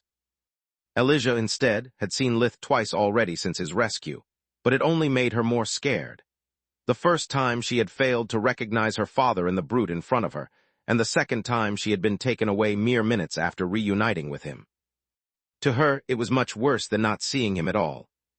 A few bottles and lots of scales later, they felt relaxed enough to empty their bowels to make space for the scrumptious meal they had just consumed. Good gods! The foul stench emanating from the cloth diapers ravaged Lith's enhanced sense of smell, and destroyed any romantic feeling still lingering in his mind after the heart-to-heart with Camilla. Its biological origin made it possible for the wood not only to be constantly refined by the energy of the mana geyser below like it happened in the crucible, but also to grow.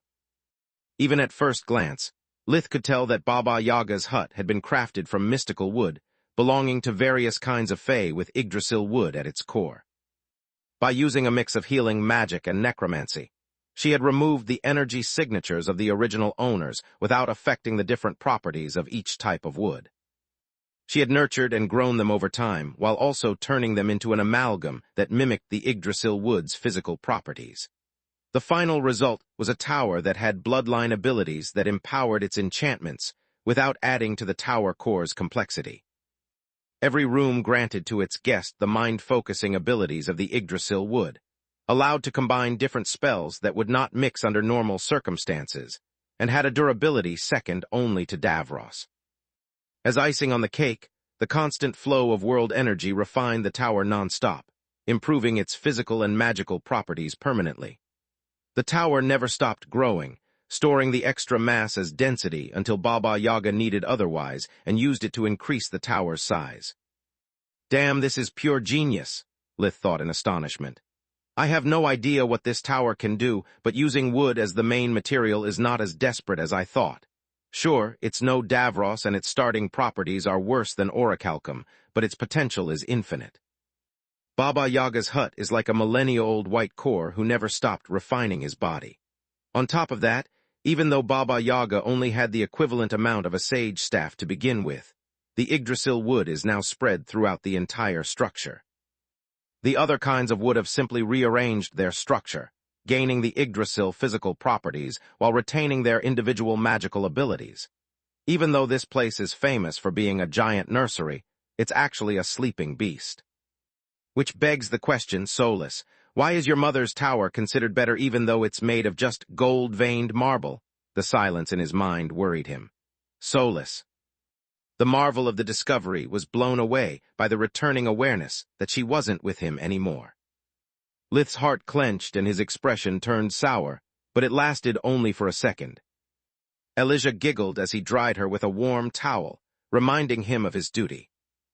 Chapter 32:14 Family Reunited, Part 1.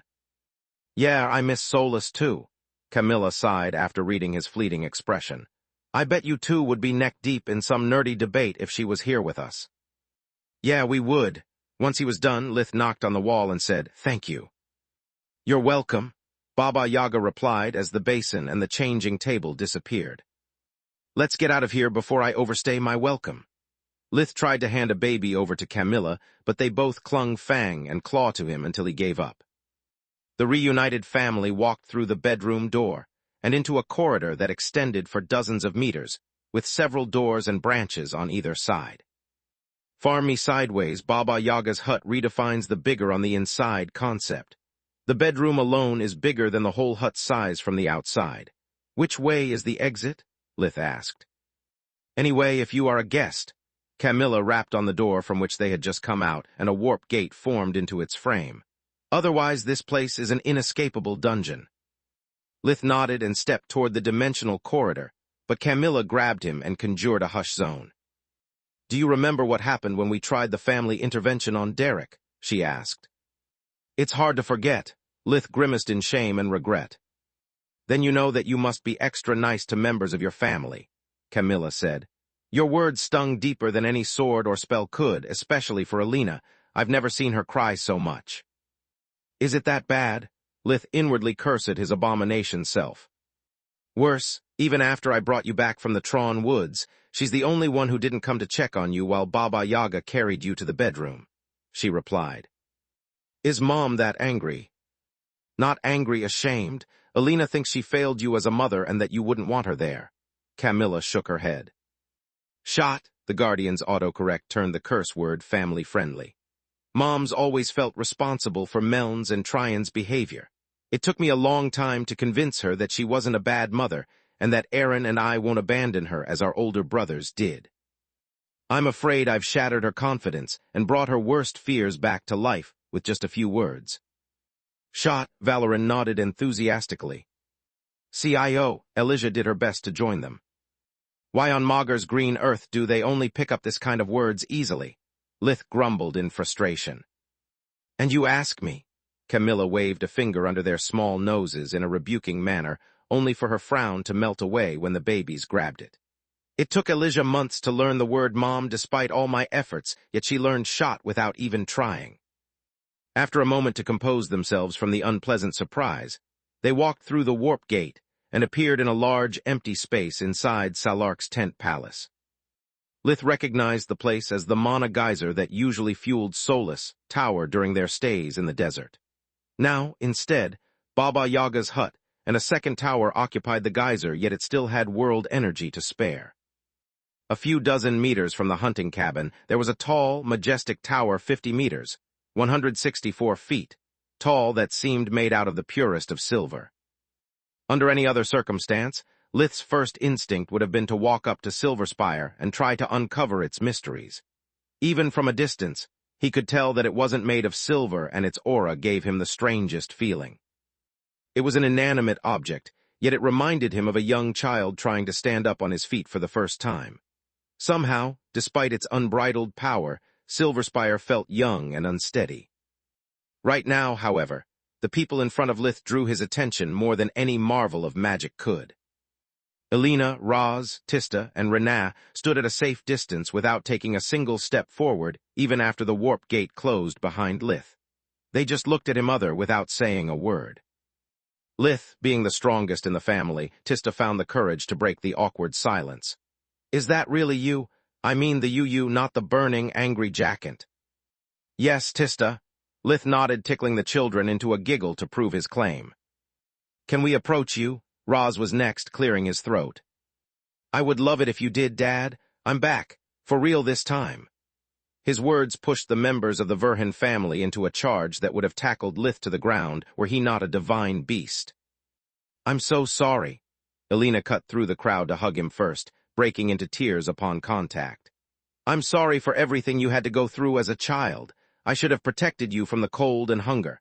I should have convinced your father to disown Meln before he could hurt you so much, and his hatred turned into obsession. I know that mine are just empty words, but please, give me one more chance to prove to you that I mean them." She checked his arms and chest for injuries, and then his face for malnutrition. Elena caressed Lith's cheeks with her thumbs, staring into his eyes while wishing for his forgiveness. "Don't say that, Mom." He took her hands into his own and kissed them. "None of that was your fault, and I could never resent you for something you couldn't do anything about. I won't try to deny what my abomination side said. I may have thought those things as a kid, but only because back then I was in survival mode. My abomination side is what gave me the fierceness to endure what I had to, but only until you taught me there was more than survival. You taught me how to live." Lith handed the kids to Camilla and wrapped Elena in an embrace. "Don't take his words to heart. He was just hurt and scared. He only remembered the worst parts of my life and dealt with them the only way he knew. Your abomination side wasn't wrong, though." Elena returned the embrace, shedding more tears. "And the worst part is that I can't be angry at him, not only because he's a part of you, but also because he's the reason you're alive. I'd endure his verbal lashing at any time if it means you'll always return home safe." She sniffled and quivered for a while before finding enough strength to stand up on her own. "Welcome back, son." Roz gave Lith a warm but short embrace as soon as Elena stepped away. "I know I wasn't a perfect father, but I have no regret because I know I did the best I could. I can only hope that you've learned from the few things I made right, and you'll use them to become a better father than I was." "Dad," Lith tried to deny such words, but Roz stopped him in his tracks. "I'm not finished, young man. Whatever your abomination side is, wherever he is now, thank him for me." Chapter 32:15 Family Reunited, Part 2. Roz gently rapped on Lith's chest. "He brought me my son back. Everything else is irrelevant. I'll relay your message to him." Lith extended his hand, and Roz promptly shook it just to be sucker-dragged into an embrace. "Thanks, Dad. Your words mean a lot to me." "Don't mention it, son." Roz patted Lith's back and stepped back. "You gave me a big scare, little brother." Renaa went straight for a ribs-crushing hug that ended up squeezing the air out of her own chest due to the mass gap. "You mean yesterday?" he asked. "No, that didn't scare me at all." Renaa shook her head. "Once they brought you here, I was relieved. No matter what came out of your mouth, I knew you are too stubborn to let something trivial like amnesia and an army of brainwashing souls stop you. I meant when you disappeared for all those days. After it was clear that you had lost your memory and someone had repeatedly tried to kill you, I was worried sick. I spent all this time staring at your communication rune. I was afraid to fall asleep and not find it when I woke up. You have no idea about the insane number of lies I had to come up with not to make the kids worry about your absence. Once we let them in, just nod, no matter what silly thing they ask you." "Thank you, Renaa." They were all aware of his actions as the Void, yet none of them mentioned them to not add to Lith's grievous burden, and he was grateful to them for that.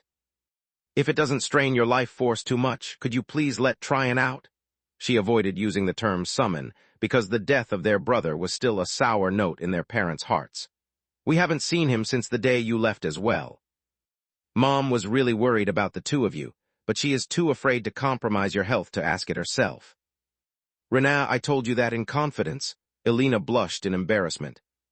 I'm worried about Tryon too, Mom. Lith needs to know how important this is for us.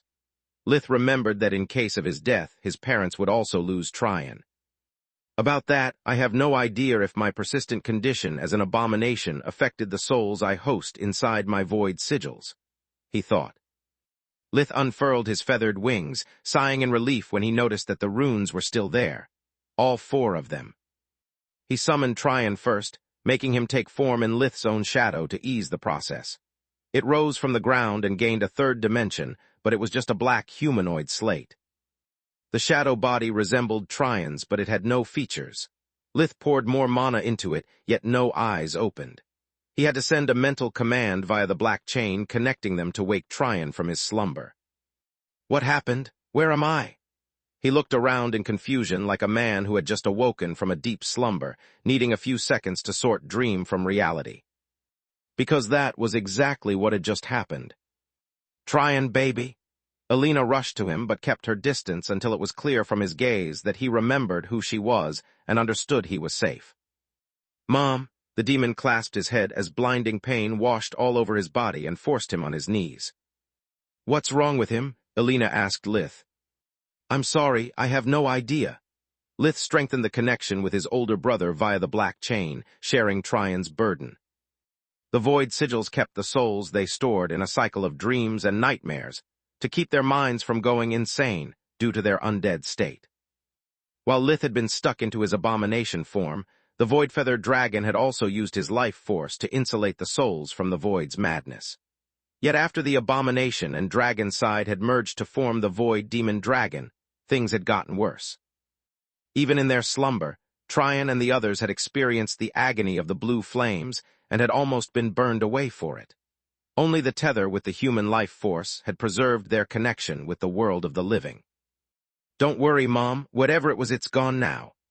As the powers of the whole Tiamat, not just the human side, flowed into Tryon, his condition as a demon was restored and his vessel regained full functionality. What did I miss? A quick mind link answered his question and lots of hugs ensued, until everyone was reassured Tryon's soul hadn't suffered permanent damage. He was aware that his disappearance had affected more than his own family.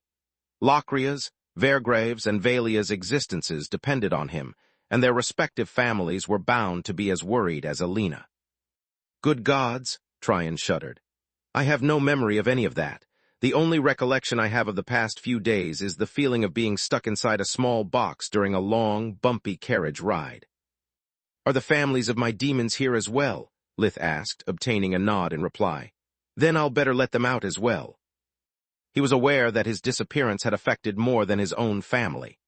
Locria's, Vergrave's, and Valia's existences depended on him, and their respective families were bound to be as worried as Elena.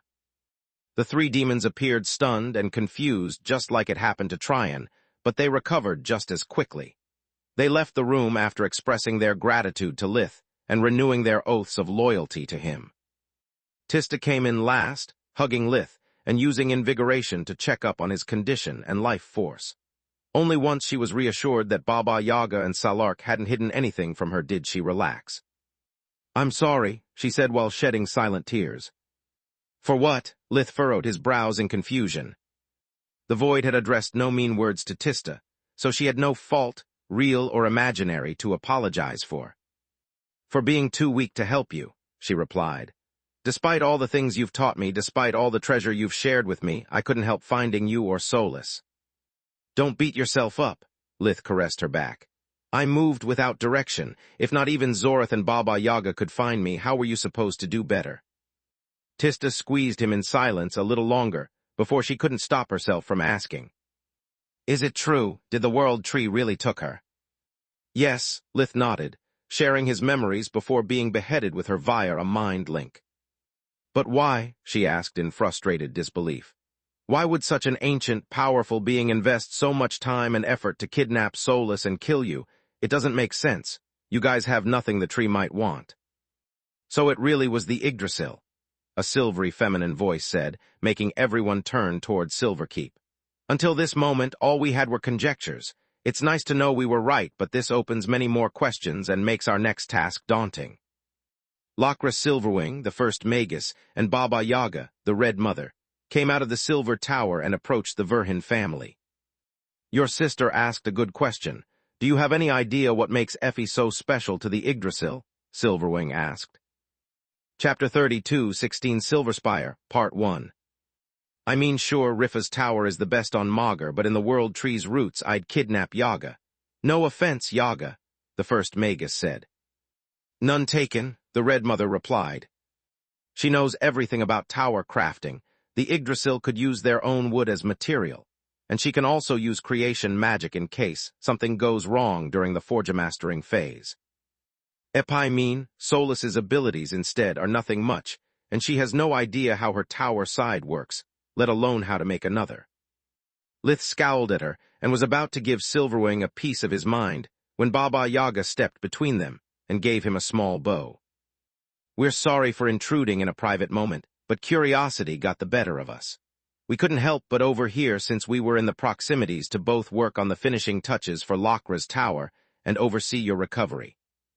It was then that Lith noticed there was something weird with his condition. He felt tired, and even the hair on his body ached, but that was it. What the fuck? After the blue flames charred me to the bones for hours, and the dread flames cauterized my life force, I should be a wreck. Even with Grandma's healing, it usually takes me a few days to be capable of using my full power without shortening my lifespan further. Now, however, my life force is strong and stable. The cracks have already returned to their original state, and there's no sign of lingering wounds. I'm just tired. His stomach growled. And hungry. Is this your work? Lith flexed his fingers to test his grip. Even 8 hours of sleep inside a tower aren't enough to fully recover from that kind of damage. It is, Baba Yaga nodded. I'm not Salark. I'm not okay with you just surviving your injuries. I need you to save Solas. I couldn't afford the time for your life force to stabilize on its own. I hope you can understand and forgive me. During his stay inside Baba Yaga's tower, she hadn't just focused the world energy inside his room. She had constantly checked on Lith's mana flow, giving the different areas of his body exactly as much world energy as they could process without strain. It was a custom treatment where even the fingers of the same hand had each received a different dosage of world energy.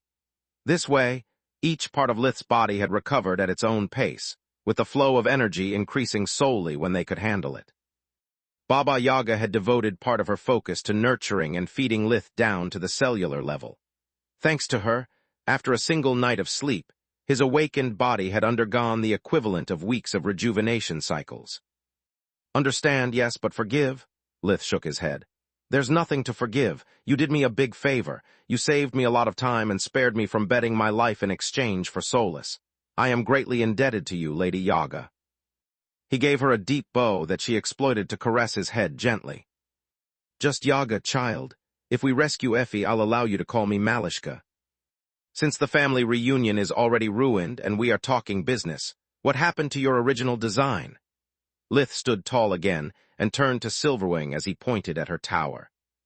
The last time we met, you were working on gold-veined white marble as base material, and you were still far from cracking the secrets of Menadian's tower crafting technique.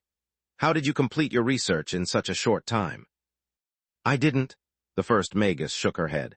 Rescuing Solas takes priority, and if we ever face the world tree inside their domain, we need all the strength we can gather. Yaga offered to help me to complete my project, but sadly she failed to guess the missing steps. Her tower crafting technique and Rifa's are too different, so we have gone for something more up your alley. Silverwing smirked. A hybrid. We combined my research with Yaga's expertise to craft what you can currently see. A wave of her hand highlighted the veins in the metal structure of Silverspire, allowing Lith to understand its composition.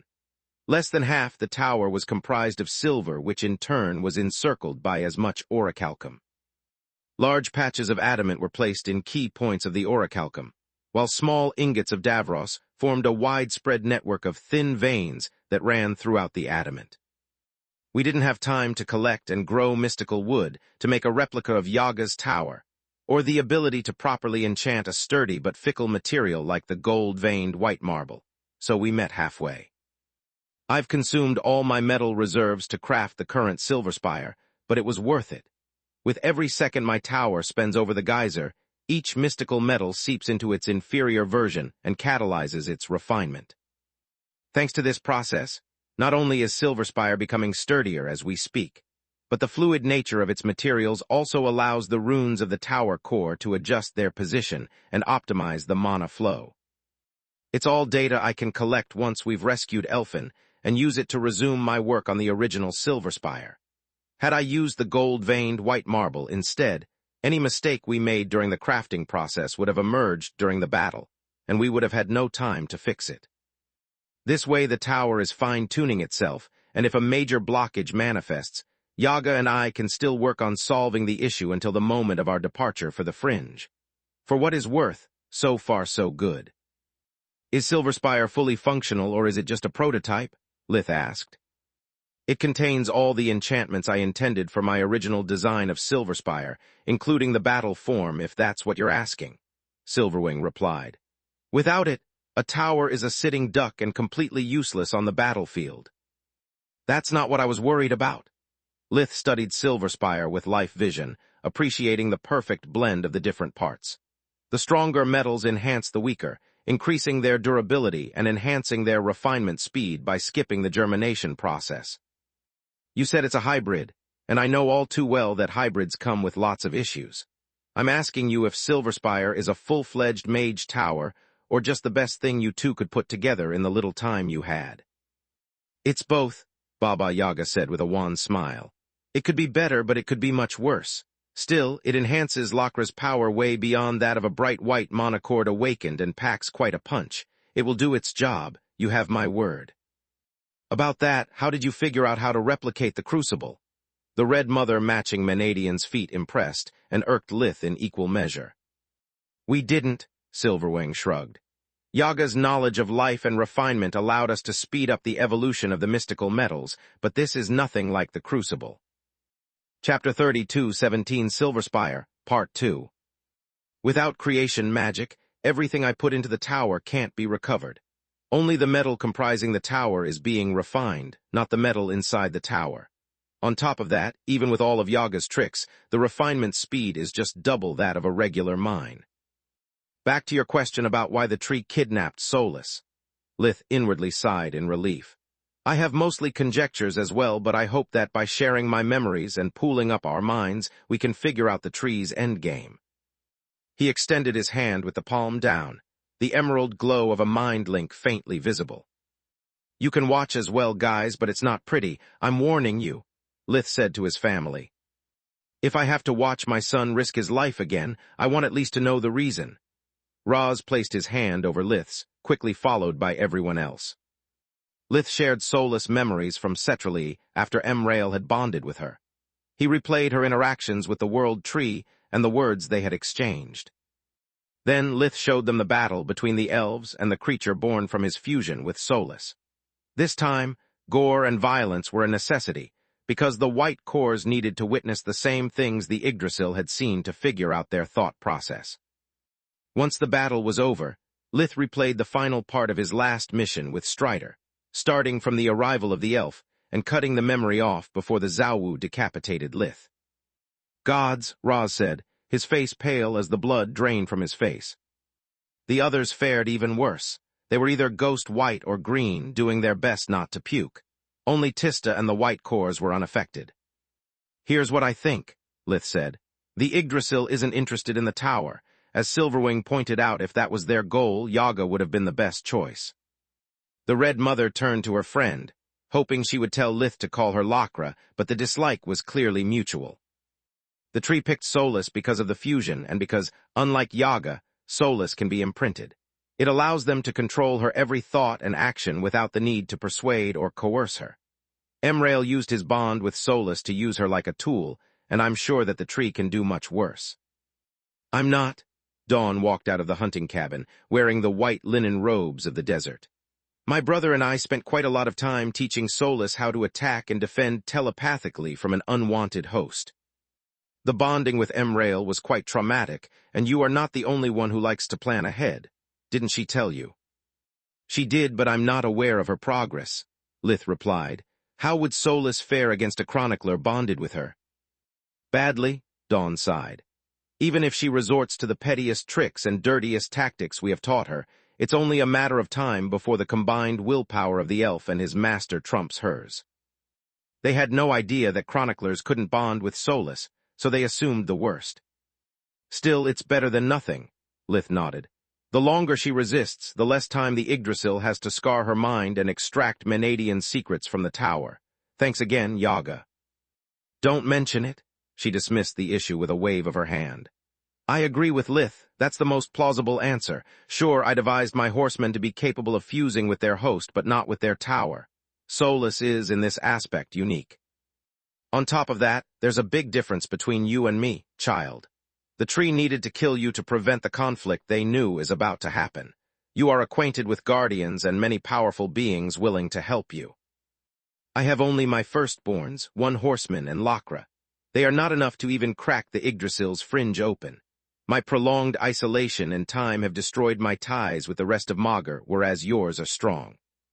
Seconded, Silverwing growled. The idea that aside from Baba Yaga, and even that was a maybe, no one would come to her rescue were Lakra in Solus' shoes greatly annoyed her. I can't believe I'm inferior to this runt. Since when do social skills matter to a mage? She inwardly griped. But it's not like Verhin fares much better. Sure, he has us and a few dragons, but that's it. It doesn't make that much of a difference. Wrong, Lith took subtle pleasure in correcting her. I have you Sinmara, Surtur, maybe their offspring, a few dragons, and for sure Zorith and Baitra. I'm going to contact them right after lunch and ask them to involve the other hybrids. Silverwing grimaced for a second before breaking up in a smile. Solus, well-being came first, and each one of the ancient eldritches had a power that rivaled or surpassed her own. That's a great start, but it's not enough, the mother nodded. We need to involve more people powerful enough to risk their lives for Solus and a cover story that will keep them from exposing her true nature or the tower. Do you have any idea how to achieve that? I do, Lith sighed heavily, but we'll discuss it over lunch and only after Zorith and Baitra join us. Wait, Alina grabbed his arm. I know that time is of the essence and Solus is in danger, but that's not the only thing you have to worry about. What about Aaron, Lyria, and the triplets? Don't they deserve at least to know you're all right? You're right, Mom, I'm sorry. A snap of Baba Yaga's fingers opened a warp gate from the local elementary magical school to the palace. Uncle Lith, Lyria and the triplets tackled his legs, forcing him to conjure an air shield to keep them from hurting themselves. Big brother, Aaron just lifted his arms, asking to be picked up. Welcome back, they said in unison. Thanks, guys, he took Aaron and put him on his shoulder. I missed you a lot, how are you doing? The children ignored his question and bombarded him with their own. Was the mission hard? Are fairies pretty? Where were the fragments of the rainbow compass hidden? Lith swallowed a massive, the what now? And used his best poker face to make up answers to their questions without revealing he was playing it by ear. Where is Aunt Solus? Aaron asked. The fairies needed her help with restoring their land, so she stayed behind, Lith replied. But she's coming back soon. You know that we can't stay apart for long. The children were satisfied with the answer and started asking when Solus would return and why she didn't answer her communication amulet. Guys, I'm sorry, but I'm exhausted. I just got back and I'm starving. Fairies eat nothing but morning dew and honey. Also, I must call Aunt Zorith. I need her help for one of my experiments. That won't be necessary, Featherling. Salark appeared out of thin air. She had remained out of the reunion not to intrude in a moment she had not contributed to making, but now it was ruined, and one more person made little difference. Chapter 32, 18 Open Secret, Part 1. Zorith and Baitra are already here. They were worried for you as anyone else, and I granted them hospitality as a thank you for the help they provided in taking you back home safely. As for the food, that's easily arranged. Salark clapped her hands, moving everyone to her dining hall. Besides, we can all use a warm meal after so many days of heartache. The people involved in the rescue mission were already sitting at the table. Quilla, Nalrond, and everyone else stood up and welcomed Lith back, inquiring about his health. Lith spent the minutes before the food was served reassuring his friends of his well-being. He also thanked those who had helped to stop him, and apologized for his own attempts to kill them via a mind link not to scare the children. Out of curiosity, why are we in the desert? What's wrong with Lucia? Lith asked, obtaining a series of embarrassed coughs from his family's side of the table. Because your mother doesn't trust just a white core to take care of her baby boy. It was the first time that Lith saw Baba Yaga look offended. She dragged us all here to put you under Salark's care and protection. Elena wanted to make sure nothing, and no one might disturb your recovery. Thanks, Mom. You are welcome, dear. Seeing her son already up and in good health was more than enough to convince Elena she had made the right choice. How long was I out exactly? Lith asked. Just a few hours, Salark replied. You have to thank your wife for that. First, she had Yaga take care of you until Elena brought you to the desert. Then, after I was done checking up on your condition, she insisted Yaga and I combined our efforts to speed up your recovery. It's not that I don't trust you, Grandma, Camilla said. It's just that I know this bonehead. He's not going to rest until we have a concrete plan to bring Solus back. Rather than struggle to keep him in his bed, I wanted him to regain his full strength. Delaying his departure would only make things harder for everyone. I know, the Overlord nodded.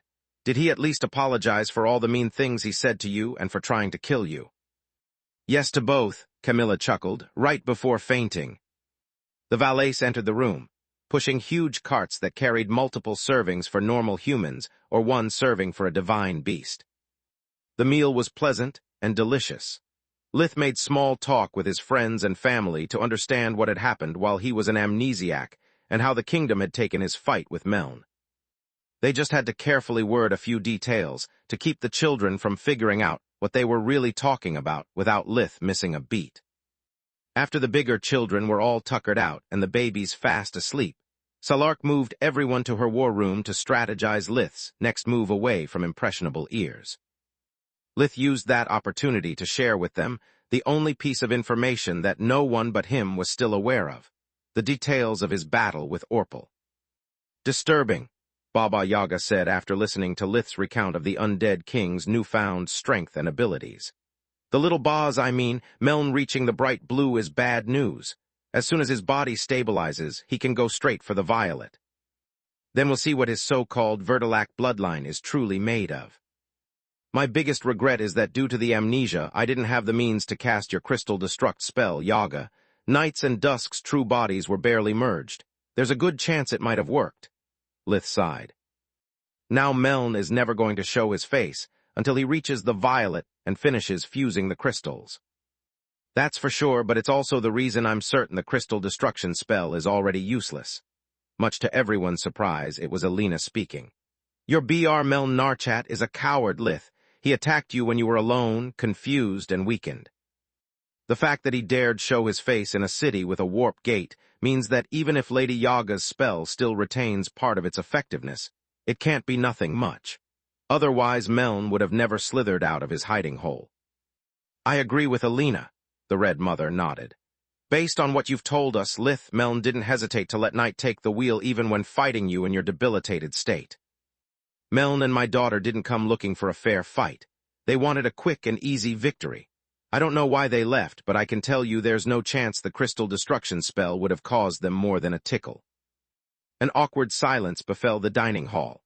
The Verhins were as ashamed of carrying Orpal's blood in their veins as much as the mother was not to have killed Night the moment she had chosen him as her host.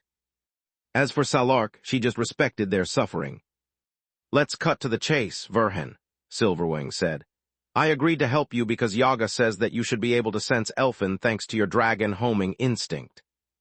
Solus, Lith corrected her with a snarl. Solus, the first Magus raised her hand in apology. Still, the problem is that none of us has any knowledge of the World Tree's location or how to find them. Can you feel her or not? Because if you can't, everything we have prepared, anything we can come up with will be worth nothing. I'm sorry for pressuring you so soon after your recovery, but I can't wait any longer. I need to know if staying in the desert holds any meaning, or if I'd better go out there and start looking for Solus on my own.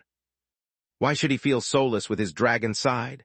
Zorath had remained silent until that moment, but now curiosity pushed her to speak. Our homing instinct works only for hatchlings and treasures, and as much as I love Solus, her stone ring is worth nothing. Sentimental value doesn't apply. Lith didn't bother to hide his displeasure at Silverwing's blunder. simply because he knew that no one in his family had the poker face necessary to remain indifferent to Zorith's question. Everyone either looked at the ground, cleared their throat, or stuffed their face with the tea and pastries Salark had served. Anything to avoid the shadow dragon's gaze and not give her an answer. "The ring holds a secret everyone here knows but me," Zorith was flabbergasted. "Even you, Baitra." At those words, Lith, Baba Yaga, and Silverwing turned around, noticing that the fourth ruler of the flames was the most awkward of them all. "Yes, Zor," Baitra cleared her throat. "Then why didn't you tell me?" Zorith dropped her teacup, making it clink against the plate, and jumped up from her seat. "After everything we've gone through together, do you still not trust me?" "Don't be silly, of course I trust you." Baitra's outrage matched the shadow dragon's and beat it by a good margin. Chapter 32:19 Open Secret, Part 2. "I couldn't tell you because it's not my secret but Elfin's, I mean Solus," Baitra said. "I already took her life once. I killed her mother and everyone who she considered her family. The least I can do for her is to protect her new life at any cost, even if it means compromising our relationship. I don't deserve you, Zor, and I know how hiding things from our common friend hurts you. I didn't want to make your burden heavier and force you to choose between your loyalty to me and the organization. Not telling you was the only way to protect Solus and keep you from paying the price that comes with my shitty past." "I understand," Zorith said, yet her tone didn't match her words. "As your friend, I'm proud of the personal sacrifices you have made to turn a new leaf and become a better person. As your wife and closest confidant, however, I feel insulted. You didn't have to tell me everything, Bite, but you shouldn't have kept me in the dark either. You know I wouldn't have pried." The fourth ruler of the flames lowered her gaze but didn't reply. Anything she would say would sound like empty words, yet she still had to try. "I'm sorry, Zor, I really am." "I can see that." The shadow dragon was torn too.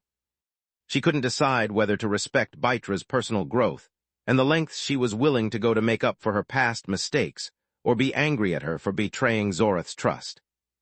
"Since I'm the only one who doesn't know, and I'm not going to let either of you walk into the world tree's fringe alone, don't you think it's time to correct the situation, little brother?" She turned to Lith. "You've risked your life to save me already, and you're going to risk it again to save Solus. At this point, even if Silverwing didn't let this slip, I would have told you anyway because I need your help to protect Solus from the rest of the organization." He nodded. "I can sense her with my dragon senses for the same reason the Yggdrasil kidnapped her. Solus is bound to Menadian's Mage Tower. That's how she managed to survive the original Baitra's murder attempt, and why she hasn't aged a day since then." "What?" Zorith jumped up again, having a hard time believing her own ears. That piece of news explained everything. Why Lith was supposed to perceive Solus to the edges of Maugr. Why Baitra had refused to tell Zorith about it. How Lith had achieved his meteoric rise as a mage and forgemaster. Yet it also put the shadow dragon in an awkward position. If we take Solus with us after we rescue her and Baitra studies Menadian's tower, she will complete her tower crafting technique in weeks if not hours. All that time wasted investigating different lines of research, and all those trial-and-error experiments could have been avoided if only. Gods, Baitra was right. Zorith looked at her wife and then at Lith. "I would have much preferred not knowing. I won't betray my little brother's and wife's trust, but that means betraying Dad and my entire acquired family.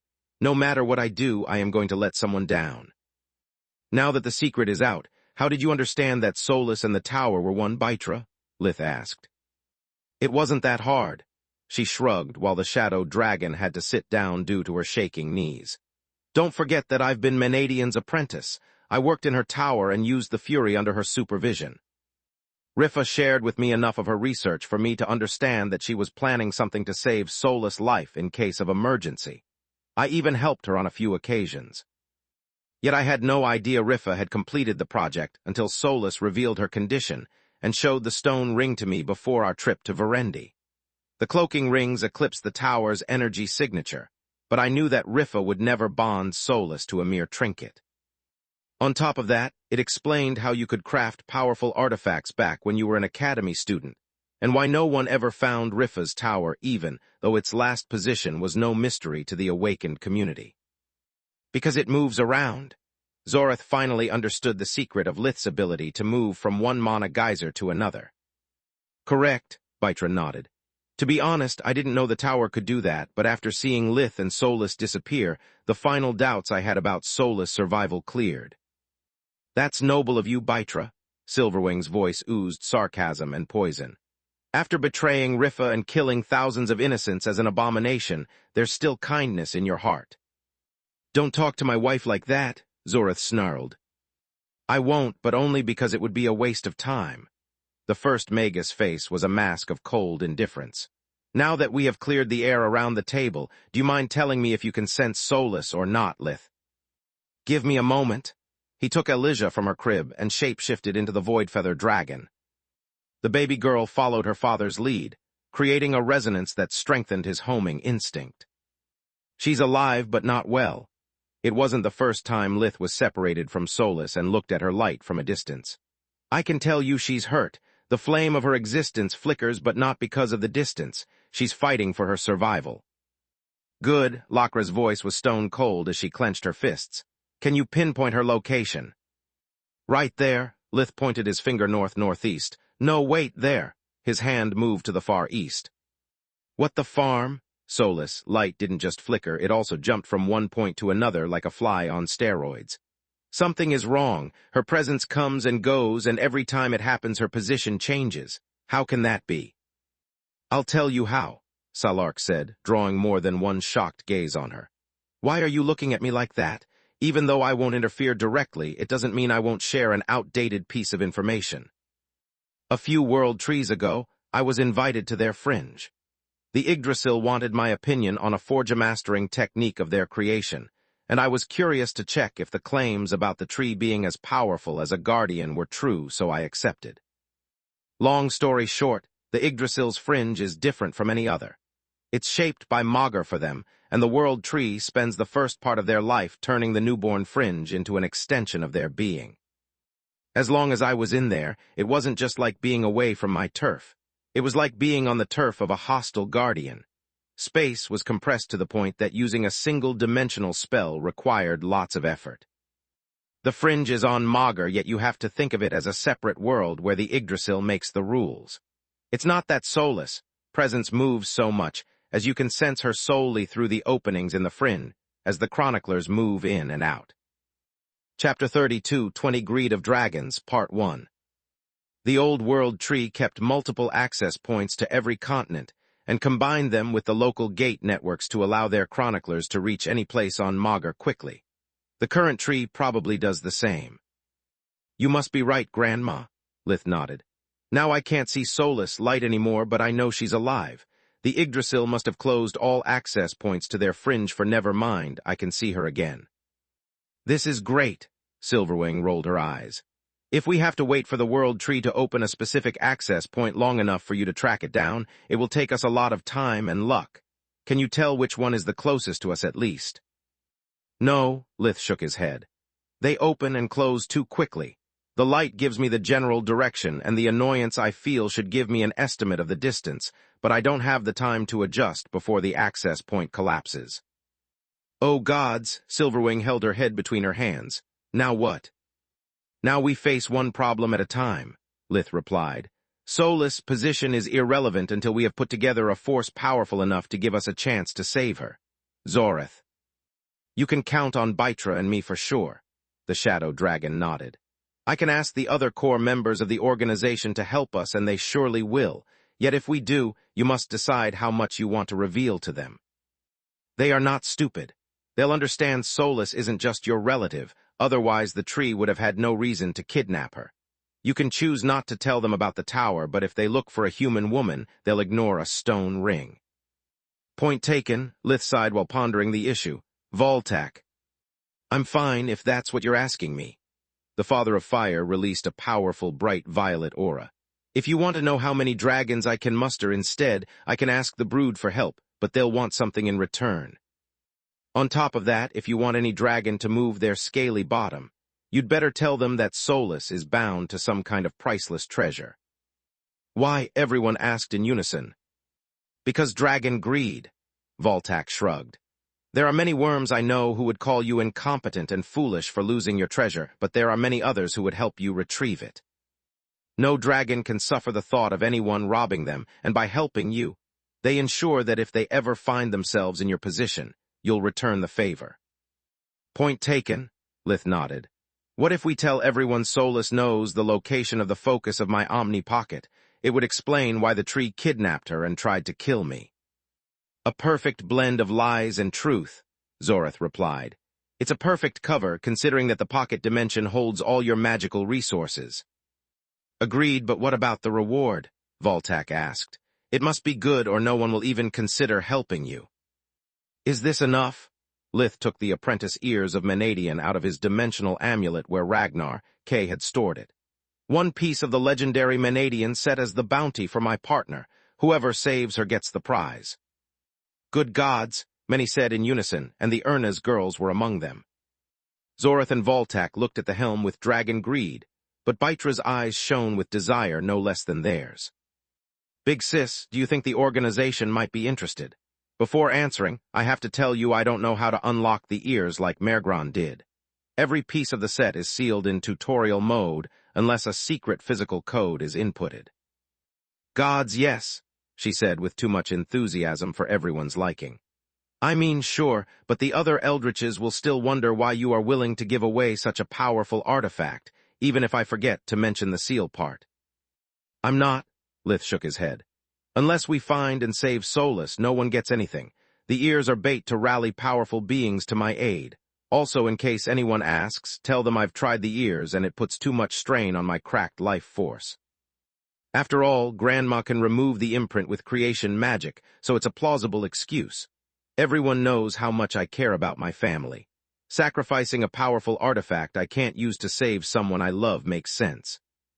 Speaking of which, do you mind if I take the ears for a ride? Freya asked.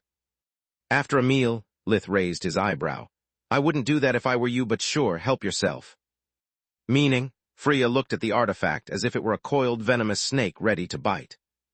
I have yet to try the ears, but I've seen it in action. It suffers from sensory overload like the eyes. You are in the presence of powerful beings wearing powerful artifacts. What do you think will happen when the ears deliver the collected information to your brain at once? Lith replied. That I'll get a splitting headache and puke my guts out at best and faint at worst, Freya said. Correct, that's how we defeated Mergron, Zorith nodded. Wait, Lady Yaga, don't you know how the ears work? Quilla asked. I know that Lith's assumption is correct, but that's it. The mother shook her head. I can also tell you that the ears are the most combat-oriented of the 4 pieces of the Menadian set. It's the reason Rifa never shared anything about it with me. In case one day we fought on different sides. That's, Voltak's voice rose several octaves, and his tail came out of his back, wagging like that of a dog in front of its favorite treat. I mean, that's going to be a huge help during the recruiting phase. A treasure for a treasure is a deal many dragons are willing to take. Even though it's more a rat race than a bounty, never underestimate a dragon's greed. This will put me into trouble, but I can guarantee you the organization's aid, Zorith said. You have my help too, little brother. Sinmara walked through the door. Reward or not, I'll do everything I can to help you. If I'm the one to rescue Solus, you can keep the ears of Menadian for yourself. I'll be your strawman so that if anyone is tempted to steal it once we get back home, they'll come after me instead of you. You can count on us as well. Surtur and Rathia were just one step behind her. We came as soon as we received news of your awakening. We didn't arrive sooner because we didn't want to intrude in your family reunion. I give up on the reward as well, but if the ears end up in the hands of one of your friends, I would greatly appreciate it if they could lend it to me from time to time. Dear, Rathia nudged him hard enough to make the Dragon of Light take a side step. That's rude and insensitive. Chapter 32:21 Greed of Dragons, Part 2. No, that's reasonable, he replied. I didn't blackmail Lith or demand anything, I just asked. I don't mind, Lith cut the quarrel short. Having 3 more white cores is more than I could hope for. 3 white cores and lots of griffins and dragons. Surtur tutted before Lith could even ask for more helpers. I'll ask our children for help, but I won't allow anyone with less than a bright violet core to participate. Dear, Rathia didn't like the idea one bit. This is a family matter. Surtur dismissed her objection with a curt wave of his hand. If it was you instead of Solus, do you think our children would stay still, that I wouldn't ask Lith to bring Elijah, were she old enough to fight? Besides, do you really expect that our older children will just stay there and watch their parents risk their lives? This way we can at least know in advance who comes with us and instruct them of the danger. If we don't, they are going to follow us anyway, but without being aware of our battle plan. The kids would end up endangering themselves and forcing us to rescue them at the cost of disrupting our battle formation. It would cripple the rescue mission's odds of success. Surtur is right. Voltac stopped Rithia before she could object. I know that many fire dragons will come just to protect me. Even without the reward, my children who love me and the members of my bloodline who owe me won't refuse their help. They won't do it for Lith or Solus, but for me. I won't allow you to come, Voltac, Lith said. You are old and there's little left of your life force. You would be exhausted after breathing origin flames a few times. Then I'll make those few times count. Voltac snorted smoke from his nostrils. You can't tell me what to do with my life, hatchling. Besides, my presence makes the difference between a handful of fire dragons and a whole greed of them. Greeds, Alina echoed. Lions assemble in prides, crows in murders, dragons have greeds. Voltac shrugged. On the one hand, Lith knew he needed all the help he could get. On the other hand, he didn't want to see the Elder Worm consume what was left of his life force on the battlefield. Why are you doing this? We haven't met for long, and I'm not even the next Father of Fire. Because I want to, and because you might be the next Father of Fire, Voltac replied. The truth was that ever since Solus' disappearance, the Elder Worm had the nagging feeling that something terrible was going to happen. The Father of Fire had no memory of his vision in the mindscape, but he knew that only he could stop it. Maybe it's what Lith will become if he loses Solus, or maybe it's what the Yggdrasil will do with the tower. Whatever it is, I can't let it happen, the fire dragon thought. If you have nothing more to add, I'll start making a few calls. What we have here is a good start, but not enough to consider a full-scale attack on the World Tree. Until you find a way to track Solus down, I'll convince as many people as I can to join us. Just one more thing that will help you guys in your negotiations. Lith imprinted the ears and then handed it to Baba Yaga, but not before adding her, Silvering, and Baitra as authorized users. Frio webnovel, C. Gujarati, Ushunya, Nus M. You three knew Menadian and her work best. Until we depart, I would like you to work together to figure out how to unlock the ear's true potential. I intend to add the code, or at least a few hints to the reward. Are you insane? Silverwing stood up abruptly, slamming her hands on the table with so much strength that it would have collapsed if not for being made to withstand a guardian's weight. What's the problem? Lith remained calm, steepling his fingers as he looked the first Magus in the eyes. The fringe is like an enormous mana geyser, and as Yaga said, the ears is the most combat-oriented piece of Menadian's set. If we can unlock its true power, the ears can alter the tides of battle, or just reduce the disadvantage we'll face while on the enemy's turf. On top of that, only an idiot would understand that only one artifact isn't enough to motivate powerful beings to risk their life. One outstanding, peerless treasure, however, could do the trick, especially if I offer people the opportunity to give the ears a try before making their decision. Heck, in a dragon's shoes, I'd take the risk for just a chance to possess the ears. That's not the problem, she is, Silverwing pointed at Baitra. She's the one who killed Menadian and stole her fury. Look at what she's done. The first Magus finger moved from the Reiju to the absolution hung to her hip, and then to the maws on her and Zorith's necks. Even though Silverwing made no mention of it, she hadn't missed how Zorith's Sky Piercer bore a striking resemblance with the hands. She had no idea how close the artifact was to the original, but she counted it as half as good since there was only one gauntlet. It was enough for Silverwing to acknowledge Baitra's talent for creating her own version of half of Menadian's set, leaving out only the ears and the eyes. Even with just life vision, I can tell that her hammer is superior to the old Fury, just like that mask is superior to the apprentice mouth. Even worse, Baitra made more than one. How can you think that giving her the opportunity to get her hands on the ears is a good idea? What if she cracks its secrets? What if people like Tezka and all the old monsters in the organization get their own ears of Baitra? What will you do then? That's a problem for another day, Lith shrugged. Right now, my only priority is to rescue Solus, not only because she's precious to me and part of my family, but also because I won't let the fucker who took her get their own Menadian's tower. What if the tree crafts the whole set as well for their chroniclers? How will we stop them then? The Yggdrasil would be free to roam Magur and do whatever they want while Solus would be dead. With each word he spoke, his words seethed with cold fury. But, enough, Lith cut her short. Let me be clear, Silverwing, you have no say in this matter, and the only reason I tolerate your presence is because I can't afford losing the aid of a white core with a tower. She has a tower, Bytra said in enthusiasm, but Lith's glare shut her up and convinced her to save her questions for later. Bytra, instead, is my honored guest and someone I trust, so I won't allow you to disrespect her any further. She's not the original Bytra, she just has her memories and talent. She could have kept her mouth shut, and we would have never known who killed Menadian, let alone retrieved the Fury. Chapter 32-22, Finding Yggdrasil, Part 1. It was the organization that located and acquired the mouth of Menadian, but it's only thanks to Bytra if they gifted it back to me once they were done studying the mouth, Lith said. Bytra has risked her life to save Solus several times already, and she has proven herself once more today, by revealing that she knew about the tower all along yet feigned ignorance to cover for us.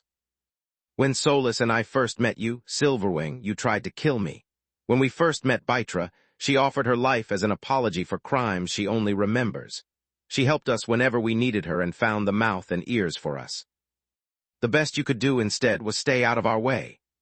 Lith's words stabbed at the first Magus' pride, but even with the dislike she harbored for him and the fourth ruler of the Flames, there was no denying the truth. I don't care if Bytra cracks the secret of the ears. I trust her to do the right thing and not disclose anything she learns until Solus is saved. The only thing that matters to me is increasing my odds of success, even by a slight margin. The ears are both my only bargaining chip and a powerful tool. I won't sacrifice it just to appease your grudge. Then Lith turned to the Reiju. Do I have your word, Bytra? Of course. She had a hard time keeping her voice from cracking. Hearing someone speaking so highly of her despite her awful past gave the fourth ruler of the Flames hope that maybe one day the rest of Magur too would forgive her. Whatever I learn, I'll keep it to myself until the end of the mission. Were I to understand how to make the ears and one of my associates to learn about it, the organization would pull away and your offer lose much of its luster. Thanks, Bytra, Lith gave her a small bow. If that's settled, then I'm going to be optimistic and tell everyone the ears come unlocked, Voltak said. Even if it's a lie, I count on the 3 greatest Forgemasters alive to turn it into truth before the raid. Salark stared at him for a while, her gaze stern. Present Guardian excluded, of course. The Elder Worm stood up and walked out of the war room before taking his communicator out of his dimensional amulet. I have no way to find the Fringe and no children I can take into battle, but I know someone who might be interested in your offer, Lith. I'll be gone for a while, but if you need me, you have my rune. Sinmara left her seat right after Voltak and shape-shifted into her phoenix form, disappearing on the horizon in the blink of an eye. Grandma, Tista looked at the Overlord with a hopeful look. Yes, Featherling. Can't you help us? Camilla had already tried and failed, but Tista hoped that the perspective of getting the ears and the happiness from having Lith back would tip the scales of the Overlord's heart.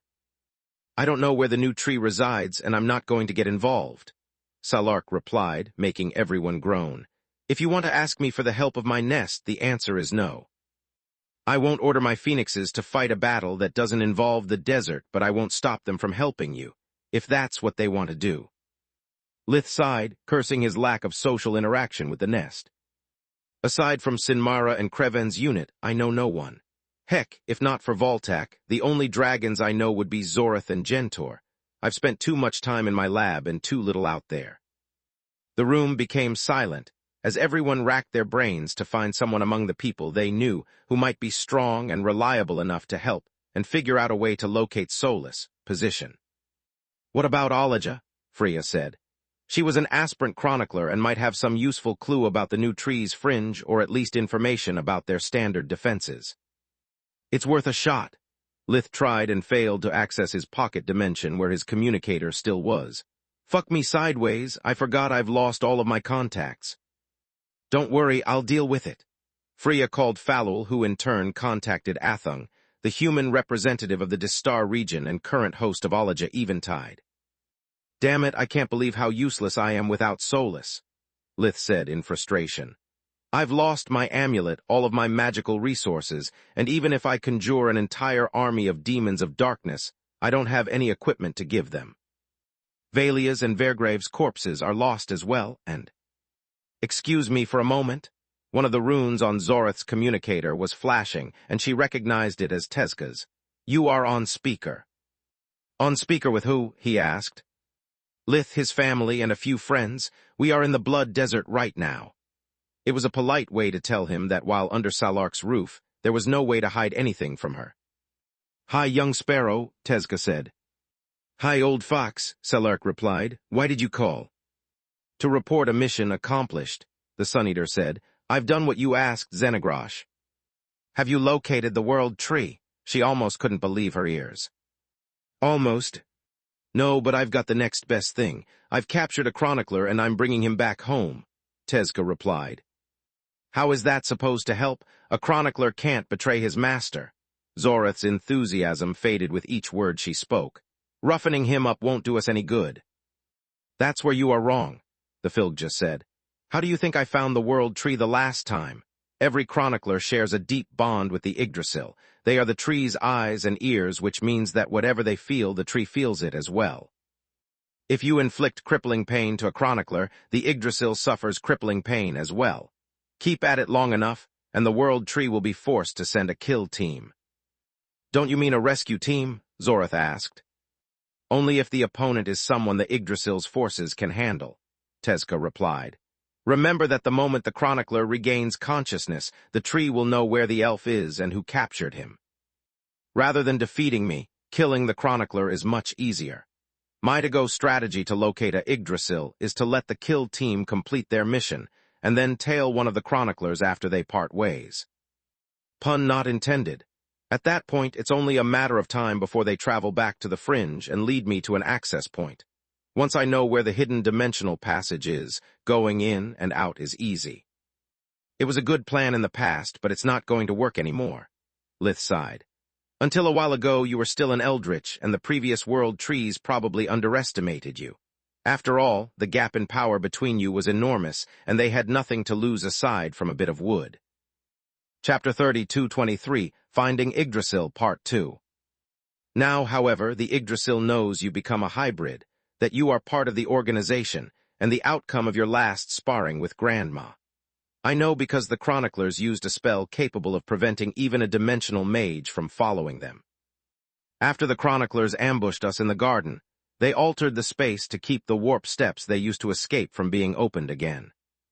I can vouch for that, Freya said. I tried everything I could on the site where Lith was ambushed, but to no avail. The dimensional space surrounding the warp gate had been collapsed first and then relaxed, deleting every trace of the original dimensional coordinates. Who's talking? Tezca asked. Freya Ernez, sir, she cleared her throat. The woman who reached enlightenment by watching your fight with Overlord Salark. Damn it, kid, it's nice hearing from you, but I would have liked better news. Are you certain the chroniclers have found a way to hamper dimensional tracking? The Sun-Eater said. Yes, sir, Freya nodded. I know my mastery over dimensional magic is a small thing compared to yours, but I've done everything I could think of, and I didn't get so much as a glimpse of the chronicler's destination.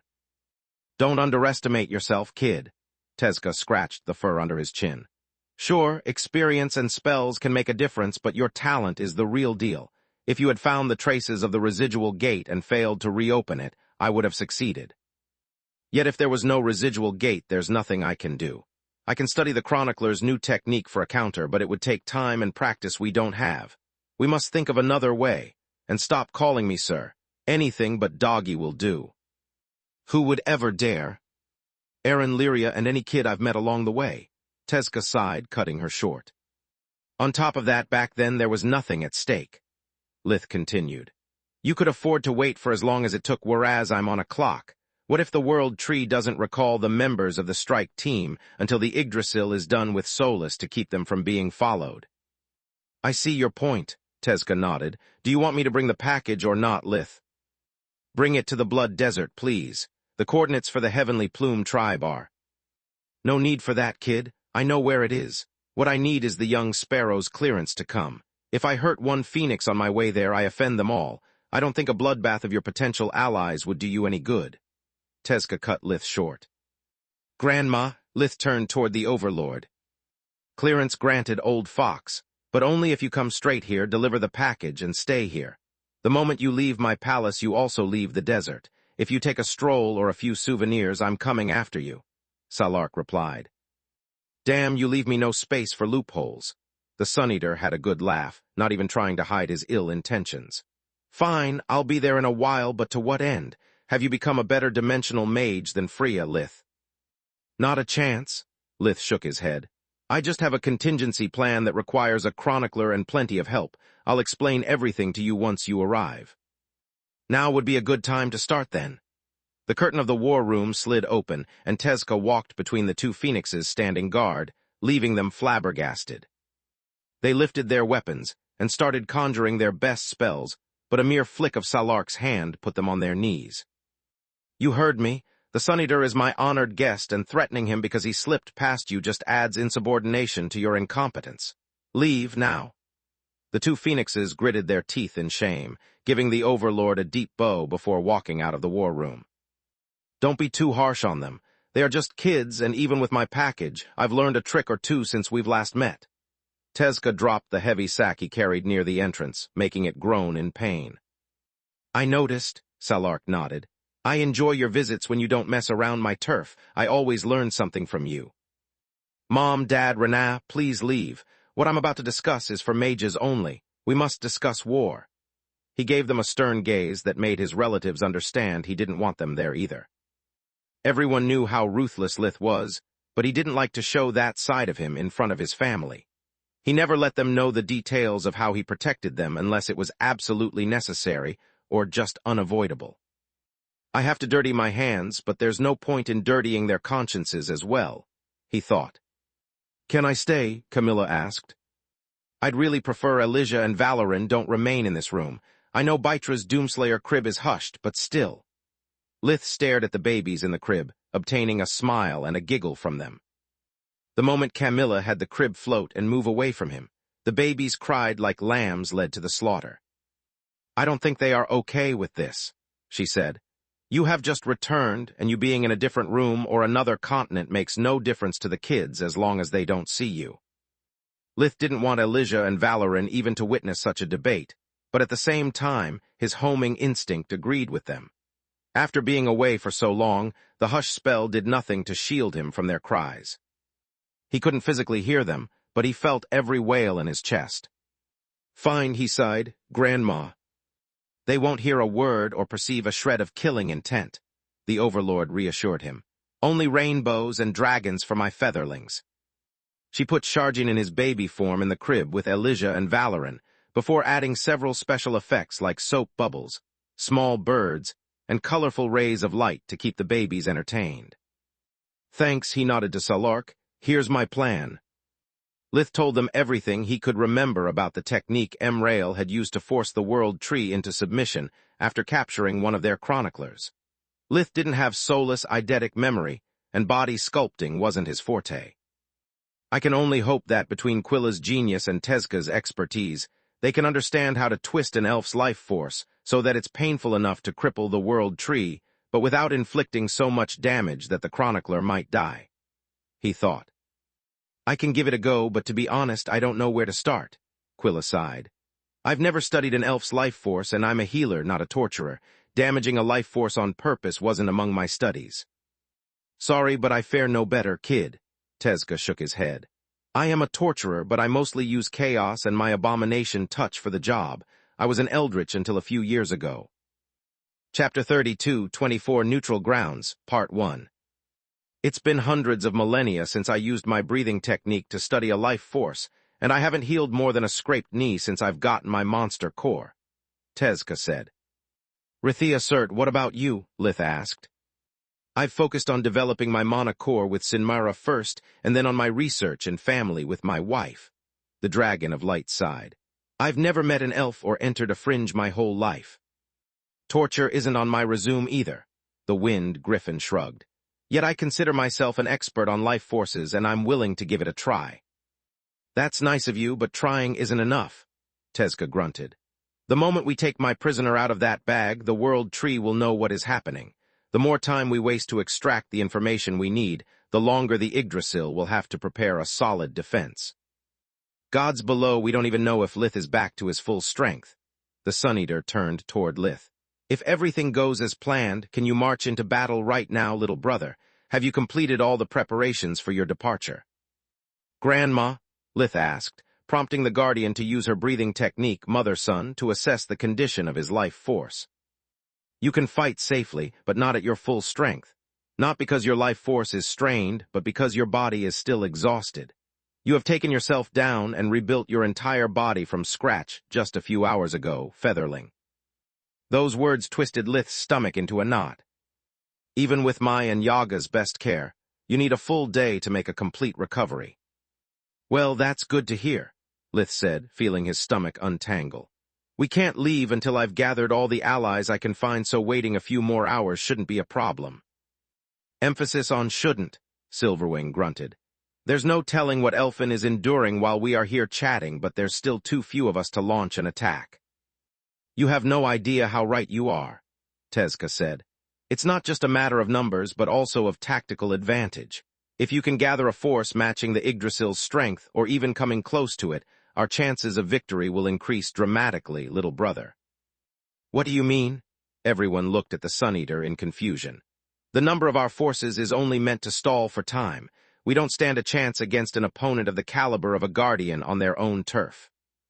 You didn't tell him? Tezca stared at Salark, who shrugged in reply. I didn't want to give my Featherling false hope, old fox.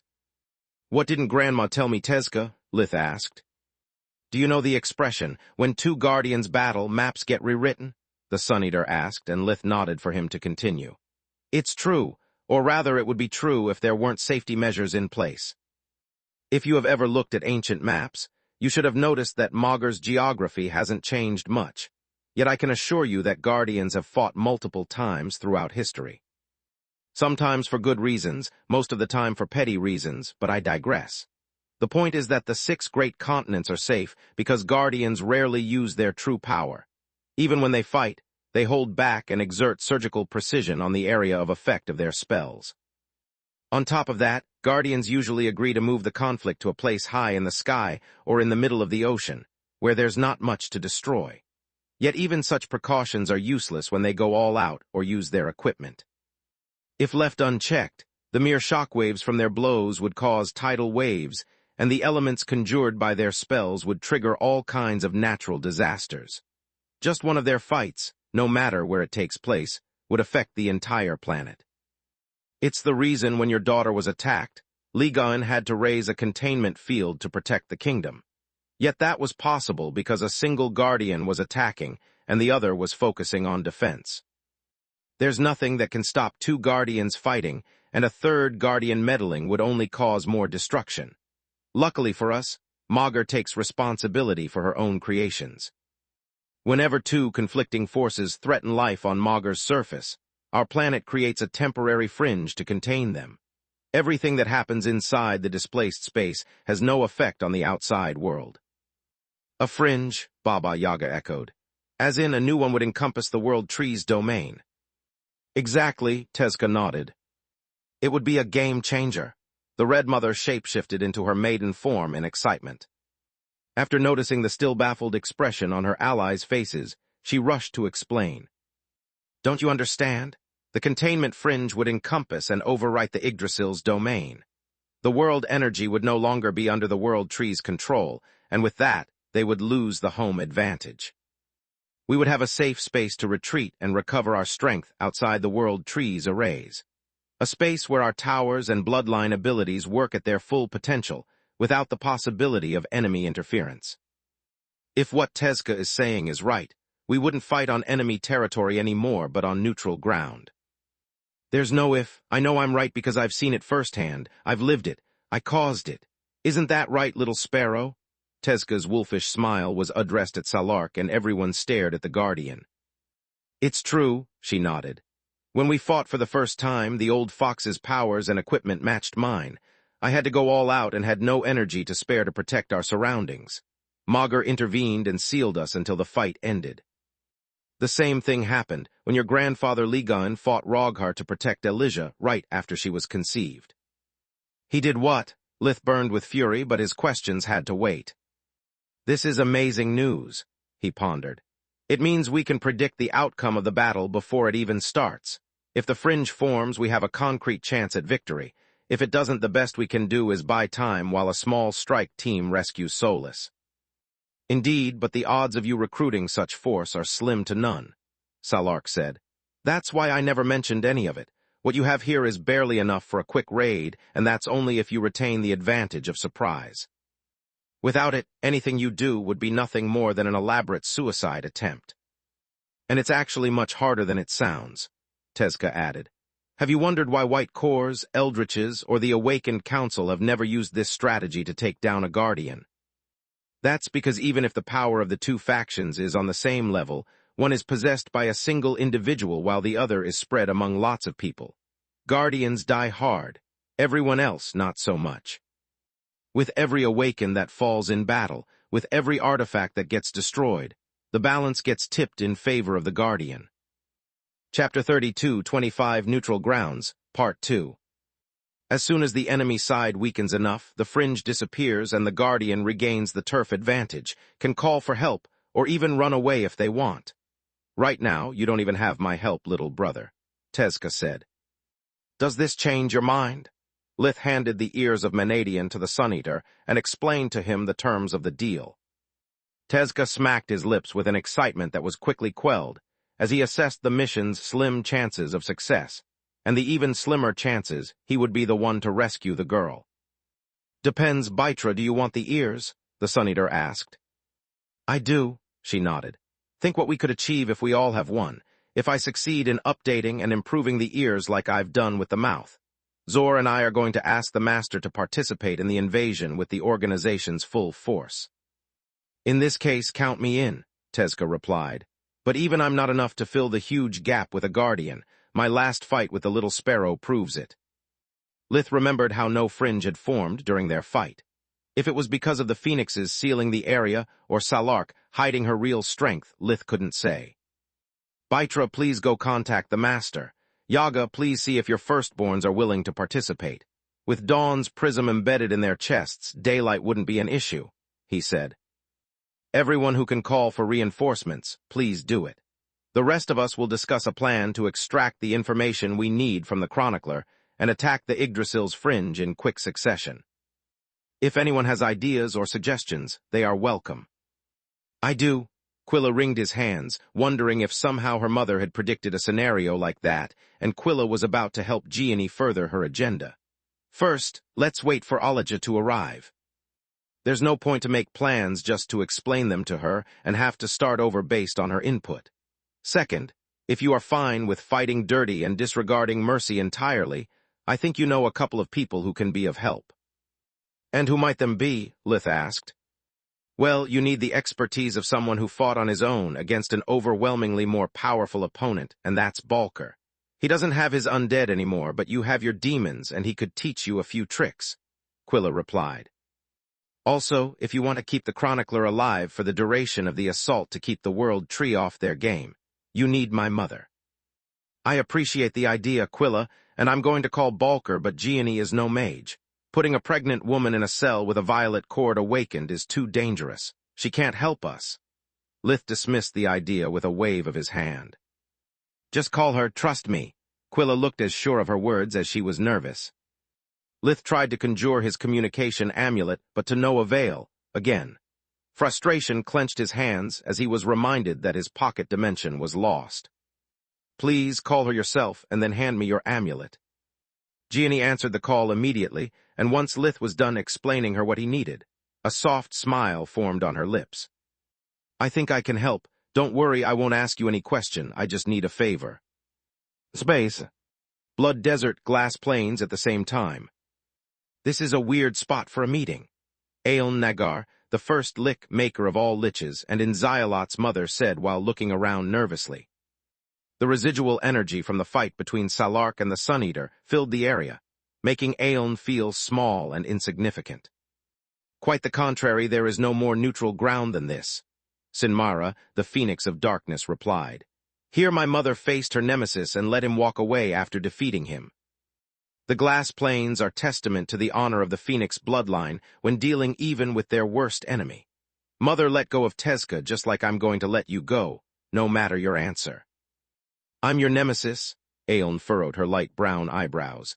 That's flattering but also sad. You should find something better to do in your free time than collecting enemies and ranking them, like a boyfriend. I don't collect enemies, Sinmara snarled, hating to hear from a lick the same arguments she had with her mother. I kill them all. You are the exception and not for a lack of trying, mind you. I know, that's the flattering part. The maker of all liches nodded. If you want me to introduce someone to you, you're out of luck. I've been too busy with my research to meet hot guys, and I wouldn't introduce that moron of my son to my worst enemy. Shut up and listen, the Phoenix of Darkness rolled her eyes. That's not the personal favor I was talking about when I called you. This is not for me but for Lith. If you agree to help me, you might get yourself a full pardon. Lith, Aeon's eyes widened in shock. She had no idea who he was until a kitten from one of her pockets showed her the image of a young, handsome man from Aeon's communicator. He's quite the catch, but he's married. She scrolled the most recent news about him. I'll kill his wife if you want, but I can't accept a full pardon for such a trivial job. It would be dishonest to my nemesis. She gave Sinmara a curtsy that almost sent the Phoenix of Darkness in a fit of rage. I'm not here for a boyfriend. Before Aeon could ramble about Sinmara's personal life or lack thereof, the Phoenix of Darkness told Aeon about the mission to rescue Solus, the potential reward of the ears of Menadian, and the risks of invading the World Tree's fringe. Oh, this is definitely full pardon material. Aeon tapped her chin with a finger pensively. Are you sure you have the authority to grant it to me? Your mother has a pretty clear non-intervention policy in these matters. Yes, I do, and yes, she has, Sinmara nodded. That's why she's not offering it to you. I am. As the Overlord's second in command, I have many discretionary powers like rewarding an ally for her services. Like, for example, helping to rescue a member of the family without compromising the safety of the Blood Desert, or the lives of any Phoenix aside from me. I know how much Salark loves her hatchlings, but what you ask me seems a big favor for no return. For Salark, I mean, I don't think she's going to allow it, not even for you, Aeon replied. She will if we succeed, and we both know that even without the pardon, you'll keep plaguing the desert with your presence. At least this way, my people will gain something from it instead of losing resources like always. Sinmara said with a smile. And how do your people gain anything from a full-scale war with one of the most powerful beings on Magur? Aeon scoffed. Chapter 32-26 Ancient Bloodlines, Part 1. First, my people can benefit from the conflict by not taking part in it, Sinmara replied. They will take no risk and get the same thing you will if you decide to take my offer, a piece of the loot. Which is, the first lick liked where the Phoenix was going. All the Yggdrasil wood you can collect, part of their knowledge and treasures, and if you save Solus, even one of the pieces of the legendary Menadian set. Sinmara conjured holograms of staves, books, enchanted items, and the ears. The idea is to break in, rescue her, and get out of the fringe. Yet we are going to fight our way to her cell, and if any of us finds anything valuable, they are free to keep it. Anyone? Aeon's nostrils dilated in greed and excitement. First come, first served, Sinmara nodded. You can take anything you want except the enchanted items that belong to Solus. The Phoenix of Darkness chose her phrasing carefully to extort from the lick an oath that would keep her from taking the tower, even if she were to discover its existence. The promise wasn't just to not take Solus or her equipment, but everything related to her. Of course, Aeon was smart enough to notice the ambiguity of the request, but she failed to grasp its implications. The idea that a person could be bound to a mage tower, except by imprint, was beyond absurd. I'm not going to lie, you had my curiosity at full pardon, but the loot garnered you my attention. Aeon tapped her lips and her left foot on the ground. Just a few questions. Why me? Because you are a powerful white core and your army of cats. Emperor Beasts, the maker of all liches, corrected Sinmara. Your army of Emperor Beast who all started as cats shares your secret for the Violet Core, and they won't let you go to battle alone. By recruiting you, I'm actually bringing hundreds of Awakened to my side. Point taken, Aeon grumbled. What about my phylactery? I've never been inside a fringe, but I know how they work. If I leave my phylactery outside, my strength will be more than halved, but if I bring it with me, I'd be no different from a living being. Baba Yaga is coming with us. You can leave your phylactery in her tower if you promise not to try anything funny, Sinmira replied. Why should I trust her? Because this mission means a lot to her as well, and she doesn't give a damn about you. The Phoenix of Darkness shrugged. Do you think Baba Yaga would break her word for a lick she despises? Also, she would protect your phylactery and be indebted to you if we succeed. Indeed she would. Aeon was old, but compared to the Red Mother she was an infant. The idea of meeting Baba Yaga and being entitled to a favor from her was tempting. Can I bring my son and a few of my old lab assistants? Inzai has a friend who might be of help, and we could use some extra help. Fine by me, as long as they agree on the same conditions. You give me your personal assurance they will stick to the terms of our deal, and they won't take part in the infiltration mission. Sinmara replied. They will remain outside the World Tree and draw the enemy fire. If it's a diversion you want, you'll get it, Aeon nodded. The first-come, first-served policy applies to them as well, right? Right, but so it does the don't touch anything belonging to Solus part. Do we have a deal? Sinmira held out her hand, and the lick promptly shook it. You bet we do. As for the infiltration mission, there's no way my former assistants would meddle with your plans. If half of what I've heard about the fringe of the World Tree is true, there's so much stuff to take that they wouldn't care about this soulless girl, even if she was made out of purified Davros. That's what I was hoping to hear. Sinmara smiled, having a hard time not feeling sorry for the tree. She knew what a pain in the ass dealing with one lick was, and now she was about to bring a horde of deranged, immortal liches straight into the Yggdrasil's home. Space. Blood Desert, Heavenly Plume Tribe, Salark's palace a few minutes later. It had taken Lady Gianni Ernaz a while to reach her destination. The country mansion in which she and Orion had moved to train away from prying eyes had no warp gate of its own, and being pregnant slowed things down further. Are you sure you don't want me to come with you? Orion opened one warp steps after the other, using invigoration whenever he needed to restore his strength. More than sure, she nodded. There's nothing you can do and no point in wasting your time while I negotiate with Lith. You still have quite a way to go before the bright violet, and our baby girl is going to be born soon. I know that training is important, but what if something happens while you are away? Inside Salark's palace, while I'm her honored guest, Gianni scoffed. That's so unlikely that I haven't bothered preparing a contingency plan in case it happens. The couple walked through the local gate of Anama and reached the Ernaz household. Wait for me here, I'll be back as soon as I can. Gianni had returned home before moving to the desert not to leave any paper trail. As one of the 4 founding pillars of the kingdom, the Ernaz enjoyed a greater degree of privacy compared to other noble households. Their private warp gate's log could be accessed only with direct permission from the royals, making it impossible even for powerful Awakened like the Jernoff to trace Gianni's movements. 2 phoenixes in ceremonial armor were expecting her on the other side of the gate. They stopped the petite woman by crossing their blades in front of her, until their breathing technique confirmed her identity, and that she carried no weapon capable of threatening the Overlord.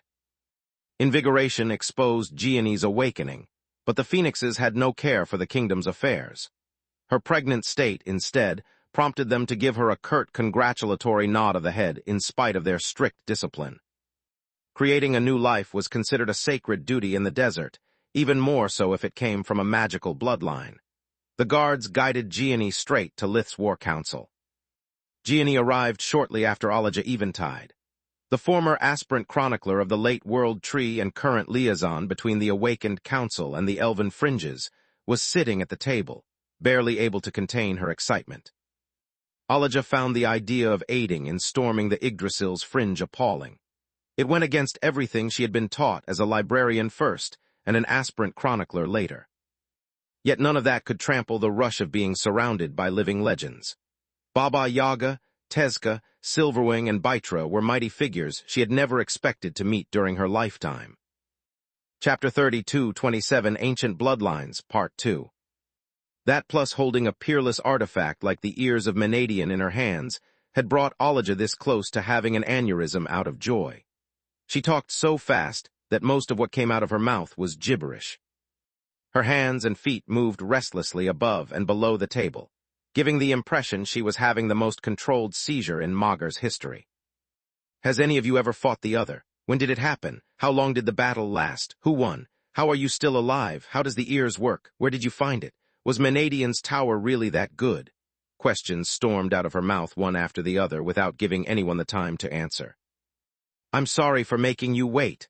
Gianni cleared her throat to announce her presence and put an end to the elf's verbal deluge. Am I the last one, or are we still waiting for someone? The guards helped her to a chair and gave her plenty of refreshments before leaving. She thanked them both, and for once in her life Gianni was honest. Her feet were killing her. Sitting and standing up was a hurdle even with her awakened body, and she was so hungry that she could eat a whole roasted phoenix. I'm the last one, a baritone voice said from behind, making her turn around. I couldn't leave the Forgotten Plume tribe until my replacement arrived. We are about to move to another oasis, and with all the valuables of the village packed up on the carriages, it's the ideal moment for a bandit raid. Ilium Balker, blood Magus of the desert and tribal chief, walked through the curtain separating the war room from the rest of the palace. He looked around the table, recognizing many familiar faces. Some he knew, most were strangers, and a few he had only seen in illustrated books as a child. If he was curious or impressed, it was impossible to tell. Balker gave the overlord a short bow before taking his place at the table. I don't know what the stakes are, nor do I care, he thought. Salark loves the kid, and if I help him, she'll owe me a favor. Magus Verhin, Balker nodded at Lith. Nice robe. Magus Balker. Lith returned the gesture, and noticed that while the kingdom's Magus robe was violet with golden finishers, the one the god of death wore was red with silver finishers. As for Balker himself, Lith didn't miss the expanding gray hair and age lines around the eyes that weren't there during their last encounter. It's been just 2 years, a drop in the ocean for an awakened, Lith thought. I guess the rumors about Balker being forced to give up on his revenge because he has too little life force left to continue are true. Knowing that his own life force had suffered some serious damage through the years as well, Lith instinctively looked at his reflection in a silver tray. He searched for any sign that death was catching up with him but found nothing. Now, since I'd love to go back home as soon as possible, can someone explain to me why I am here? Balker asked. Sure, to not waste time talking. Lith extended an emerald tendril of spirit magic that split into 4 ends in order to bring the newcomers up to speed with a mind link. Balker and Olija emitted a tendril of their own to connect with Lith's and avoid direct contact that would allow him to examine their bodies. Much to his surprise, so did Gianni. Only Tezca was forced to wait for the tendril to reach him.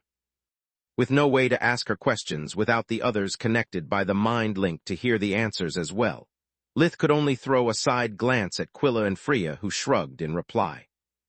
They've kept my secrets from their parents for years. I guess it's only fair our roles are now reversed. He thought as the stream of information made Olija turn pale, Balker's expression turned stern, and had no visible effect on Tezca and Gianni.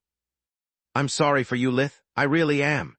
Gianni's temper flared up. The parallel between Solus and Floria's fate was too close not to stir the grief with which Gianni was still battling, especially with a child in her womb. Yet none of it transpired on the outside, as she gave Lith a compassionate, motherly look. I know better than anyone else how you must feel, and that's why I'm going to help you to the best of my abilities, whether you accept my terms or not.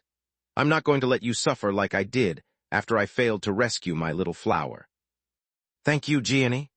Lith would have been moved by her words, if not for the gut feeling that it was a manipulation attempt, coded just with enough empathy to make it look genuine. You have a real challenge in front of you, boy, Balker said. This makes my revenge against the kingdom look like a child's play. Your opponent is stronger, better equipped, and unlike me, you can't take a year to recon and collect data. Not to mention that storming a fringe is dangerous. Olija's hands still trembled, but not out of excitement anymore.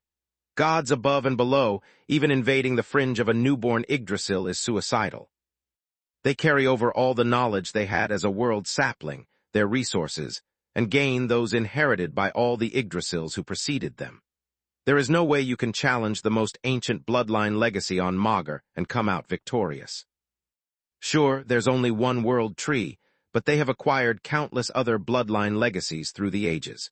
They have a private army of thousands of elves with which they have shared their knowledge.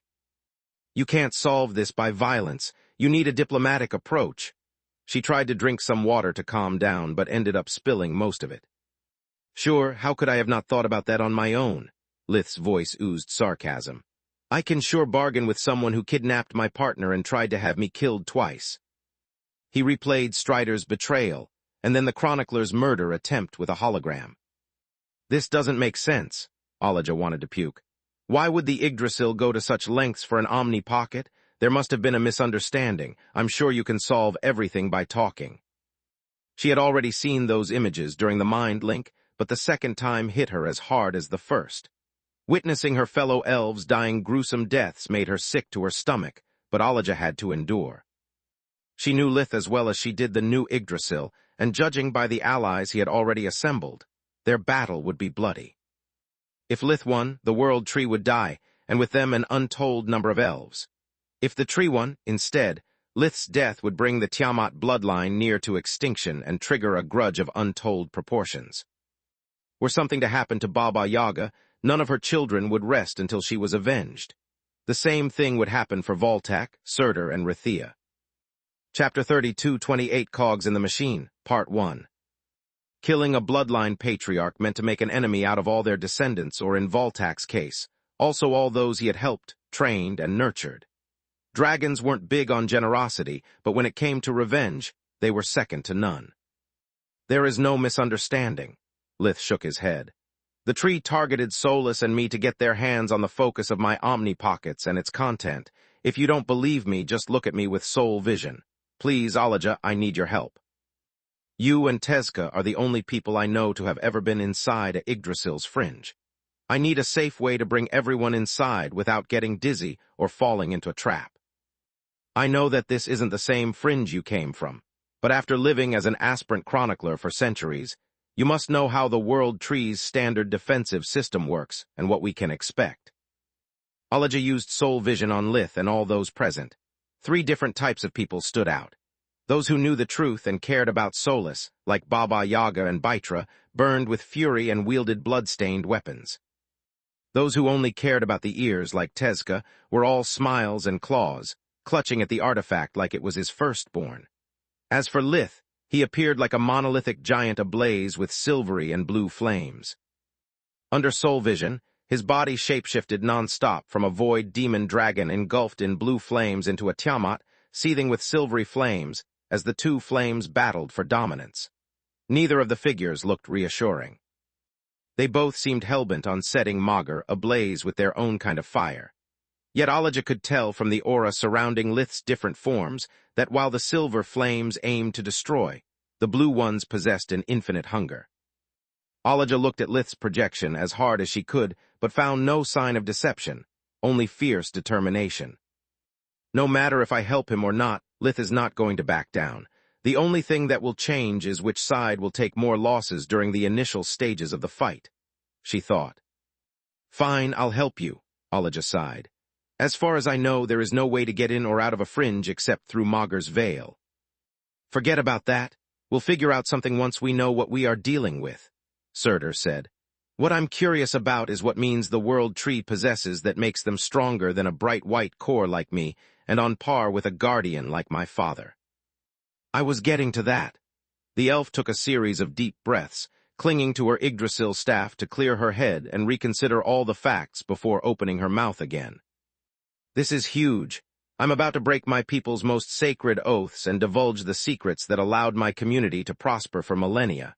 Once I start talking, there's no turning back. All the members of the rescue mission will share this knowledge, and what they do with it next will be on me. I must be sure this is the right thing to do. She examined Lith's memories from multiple angles, and then studied the fragments of the Darwin armor lying on the table. Everything about Solus, Kidnapping bore the signature of one of the Yggdrasil's schemes to get what they wanted without being noticed. Altering the flow of the events of Magur was a taboo to the world tree, but if no one knew, there would be no interference. Lith can't have made up so many details. Also, if he truly was able to craft a perfect Darwin armor, he would be at the level of a ruler of the flames. All the convoluted possible scenarios and conjectures Elijah could come up with crashed against the simplicity of reality. Each one of the alternative explanations required countless ifs and buts to line up to be plausible, whereas Lith's recounting of the events was straightforward.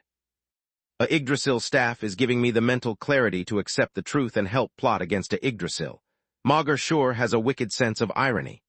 A thin smile formed on her lips as she opened her eyes. Elijah tapped the floor with her moonsong staff and conjured the hologram of the fringe where she had lived most of her life. This is how the late world tree I worked for arranged their defenses. I don't know how much has changed with the new tree, so consider this just as a reference about the overall structure. That's it, Lith said while pointing at the hologram depicting the Yggdrasil and the extension of their domain. It looks much smaller than Nalron's fringe, but maybe that's because when I entered it, it had fused with Cetrali's fringe already. No, it's not. This is just a scaled-down version. Watch. First, Elijah added the hologram of an adult man right beside the tree, and even with his Tiamat eyes, Lith could barely see it. Then she added a dragon standing on its hind legs as well. Is that supposed to be an adult dragon? Lith asked, and the elf nodded.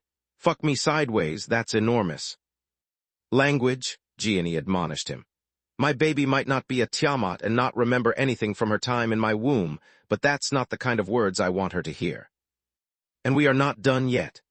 Alia ignored Gianni's remark and Lith's attempt to apologize, tapping the ground with her staff for a second time. Countless arrays became visible, covering the entire surface of the hologram like an elaborate engineering design. All of them were centered and powered by the world tree. Pick up your jaws, people. The worst is yet to come. A third tap conjured dozens of wood golems, each one bigger than the adult dragon. She explained how they worked and how powerful they were to the rest of the group. I had no idea those things even existed before Tezca broke into our fringe, Elijah said. The golems beat the crap out of him and chased him out. I can confirm. Consider that I already was a hybrid when that happened. The Sun Eater nodded. During my last raid, I confirmed that the basic structure of the arrays didn't change much from the past, but before someone think this is good news, there's something you have to see. Tezca stood up and offered Lith his hand. I don't know light mastery, and without a hologram what I'm about to say is going to sound utter nonsense. The Sun Eater answered Lith's silent question. Why me? There's Baba Yaga, Elijah, Silverwing, Grandma. And all of them have the skill to take a good look at my body with their breathing technique without me noticing. Tezca cut Lith short. You don't. I'm not an awakened yet, but I still can feel someone of your level prodding at me for information. Also, I don't trust them as much as I trust you, little brother. You are the only abomination among them, and Baitra is willing to put her life in your hands. That's more than enough for me to do the same. Chapter 32, 29 Cogs in the Machine, Part 2. Lith took the Sun Eater's hand and triggered the mind link. Everyone understood the severity of the information when color drained from Lith's face, and his eyes turned from cold to shocked, as if he was about to face his own execution. A wave of Lith's hand conjured a new set of holographic arrays that overlapped with Elijah's scaled model, adding small but unsettling details to it. The magical formations did more than just overlap. The runes comprising them interacted with each other like the teeth of neighboring cogs. Arrays were static by nature, but those Lith was showing were capable of rotating on their respective axis. As you can see, this is the main issue when dealing with a world tree, Tezca explained, since Lith was too focused on studying the hologram to speak. By changing the runes in the various contact points, each array can produce many different effects. It increases the versatility of the Yggdrasil's defense system, making it unpredictable. Even worse, the junction runes also allow adjacent arrays to combine their effects. Lith, if you please. With a series of rotations, the center array assumed a gravity enchantment, while each of those nearby took on offensive properties. The final result was a gravitational cage that made all spells converge on its target with no hope of avoiding them. The main array would place its center of gravity inside its victim, making them collapse under their own weight. Everything thrown inside the gravity cage would fall toward the prisoner like a homing missile. If one attack doesn't work, the world tree learns from their failure and alters the configuration of the other arrays accordingly. On top of that, know that once you are inside the fringe, you are bound to be inside at least one array. There's not a single unprotected centimeter in there, I assure you. To make things even spicier, the connection between the arrays works as a mana conduit. If you try to dismantle one magical formation, the others back it up. What's inside protects what's outside and vice versa. Great Mother Almighty! Baba Yaga recognized the design and felt her knees buckle. Luckily for her, she was already sitting. That's the Odi multi-layer array project. My people invented that thing millennia ago. Those words gave Lith hope. He had faced the ancient Odi civilization and was familiar with their arrays. They were powerful, but had a fatal flaw that made them collapse in a domino effect when exploited. How did the Yggdrasil perfect it? There is no flaw to exploit, no way to beat them but dismantle them all at the same time. As the maiden spoke, Lith's hopes crumbled. My guess is lots of time, research, and integrating the Odi project with the many Warden bloodline legacies that the world tree acquired through the millennia. Tezca shrugged. He is right, Alaja nodded. Librarians don't just keep accounts of the Yggdrasil's knowledge. They also work full-time to improve and combine it with other suitable forms of magic. The greatest weakness of the awakened community is that they don't share and don't collaborate. Seemingly impossible problems often have a solution in another bloodline legacy, but the two never make contact until they both fall into the tree's roots. Still, how is it that possible? Baba Yaga was flabbergasted. So many arrays and golems would need a mage tower to work minimum. In a way, you are right, the elf replied. During their life, the Yggdrasil grows on top of the mana geyser and extends their roots through the most abundant world energy veins. It's what gives the world tree's wood its properties and powers. It allows them not only to constantly refine their body beyond what any awakened, even a divine beast can do, but also grants them complete authority over the fringe. Like a mage tower, the Yggdrasil can absorb and control most of the world energy. On top of that, since their vines are everywhere, they can make a wood golem sprout from any position they want, giving them a tactical advantage. To make matters worse, since the golems are still part of the tree and linked to them, their power cores are constantly recharged. Unlike regular constructs, they have no downtime and can keep fighting until completely destroyed. She took a short pause to let the concept sink. What about origin flames? Voltak asked. Can't we just burn the arrays closer to our entrance point and establish a safe area from which to deal with the other magical formations before moving forward?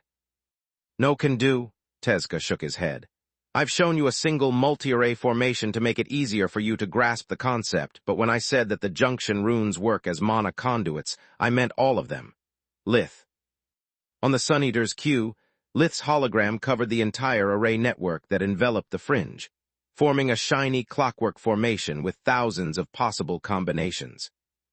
I'm no Origin Flames user, but from my experience, I can guess that if you attack one array, the rest of the magical formations will just pour their mana into it, making your attack moot. The only way you have to destroy the arrays with Origin Flames would be by attacking them all at the same time. Do you still believe that you can face a monster like that? Alaja conjured a hologram depicting Tezca's latest raid. The legendary Sun Eater had fought every centimeter of his way just to grab a single piece of wood from the most external branch of the tree, and then had managed to escape by the skin of his teeth. The Yggdrasil can't move, but that's not necessarily a bad thing. The world tree can just watch from afar and focus solely on their spells, and controlling the arrays while the wood golems deal with the physical aspect of the fight. Each image confirmed her words, showing how Tezca had never stopped running for his life. It hadn't been a fight, more like a deadly game of tag that the Sun Eater had managed to win thanks to his overwhelming individual prowess. Had he made a mistake or chosen the wrong path and been stuck in one place for more than a second, the golems would have surrounded him, and the arrays would have smitten him like a divine punishment.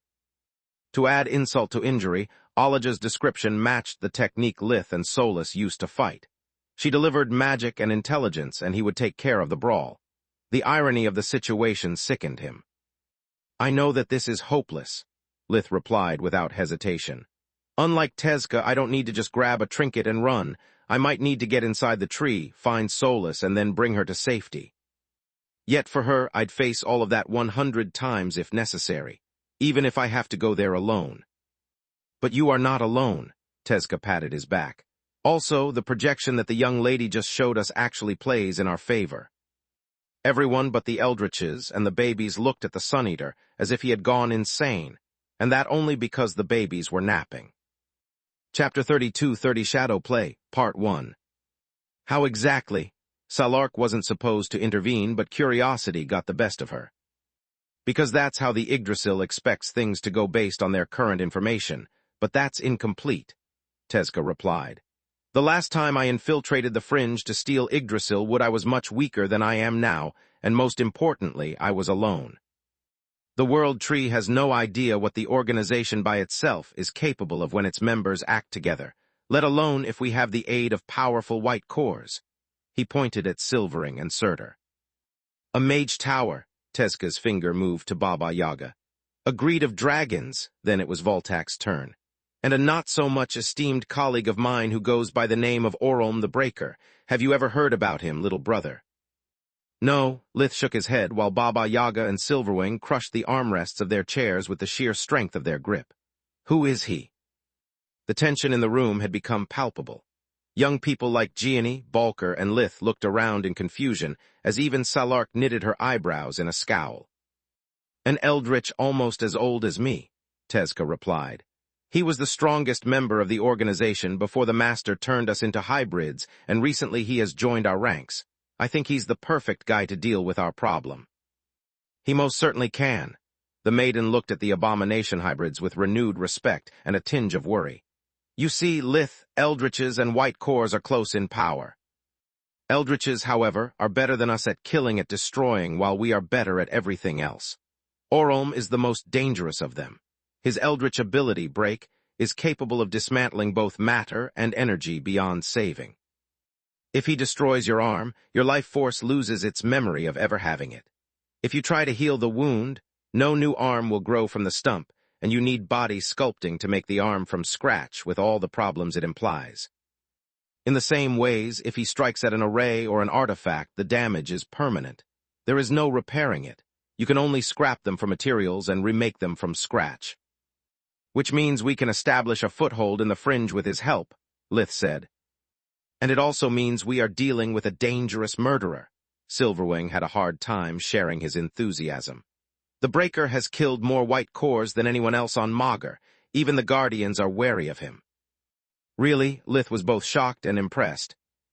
"Indeed," Salark nodded. "White Cores still have a life force. If Orolm manages to destroy a vital organ, the boundless vitality and regeneration abilities of a White Core are for naught. Guardians are no different, but thanks to our colossal bodies and great powers, dealing that kind of damage to us is hard if we keep our guards up. That was before the Master turned Orolm into a hybrid. Also, you said he was stronger than you, old fox." All eyes shifted from Salark to Tezca again. "What about now?" "Things have changed," the Sun-Eater said with a confident smile. "But he is still one of the most powerful members of the organization, right below me and Xenagrosh." "What?" The room went into an uproar that spared only those who had never heard about Orolm. "Are you the organization's number 1 or number 2, Zor?" Lith had seen the Shadow Dragon fight, but her strength was supposed to be leagues below Tezca.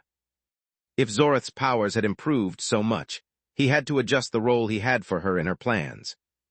"I'm the number 2 in terms of stable strength, but I can rise to the number 1 position for a few seconds." The Shadow Dragon stood up and released the aura from her black and troll core. Lith could feel that her might had steeply increased, but he remained unimpressed until he perceived the spark of spirit magic in her. After seeing Guardians fight and witnessing Tezca's genius, the bar to amaze Lith was high. Yet as the Shadow Dragon forced her twin cores to harmonize and fuse into one, she managed to jump way above the bar. The black and white energy swirled into one, growing into a power that was greater than the sum of the single part, and went beyond the white core. For a brief moment, Zenagrosh was an abomination no longer. She was back to being a living creature overflowing with spirit magic and exuding enough mana to make the war room tremble. Then it went all away, and Zorith doubled over with her hands on her knees. She wheezed like a bellow, her skin covered in thick sweat and her cores depleted. It takes me focus to reach this state and lasts only for a few seconds. She half panted and half spoke. But during that time, I'm unstoppable. The problem is that if the fight isn't over before I run out of mana, I'm screwed. I need time to recover. Breathing techniques and abomination touch can't remove the destabilizing aftereffects on my life force, just like they can't heal the cracks in Lith's. It's a finisher at best, and a last-ditch move at worst. Thanks for sharing that with me, big sister. Lith patted Zorith's shoulder while ordering food for her. With this and Orolm, we might stand a chance. I agree with you, Silverwing nodded, and Baba Yaga agreed. The situation has just gone from impossible to desperate, yet before planning further, I'd like to take a break to ponder this information. I need time to adapt my personal spells to counter the Yggdrasil's defensive system and support the Eldritches. Also, before coming up with our final strategy, we need to know exactly who and how many are coming with us. I can use a break to make a few calls. Voltak stood up, his face pale. I'll return as soon as I'm done. There was a rush in his pace that no one missed. The Father of Fire was still worried about Solus, but now he was also concerned about Magur, and he wasn't the only one. To Baba Yaga, Salark, and Silverwing Solus, kidnapping had turned out to be a blessing in disguise. The balance of power had changed right under their noses, and until that moment none of them had noticed it. If not for the Hybris volunteering to help Lith, Salark and the others would have been unaware of the Master's progress in his research until it was too late. Sure, the Eldritches were friendly and willing to fight by their side, but that was today. There was no telling what the organization's goal would be tomorrow, or if the Eldritches would turn hostile in the future. Yet the most upsetting matter was that they had not hesitated to unveil their powers and lose the element of surprise. No creature could grow so old by being that careless, which meant there was only one possible explanation. They had revealed their newfound strength because they didn't consider the powers assembled at the table to be a threat to their plans. Chapter 32-31 Shadow Play, Part 2. Everyone left the war room but Lith, Camilla, Gianni, Balker, and the babies. I'd like to get over with our business if you don't mind, the god of death said. I have no intention of following you into the fringe. I'm sorry for your friend, but I don't know or care for either of you.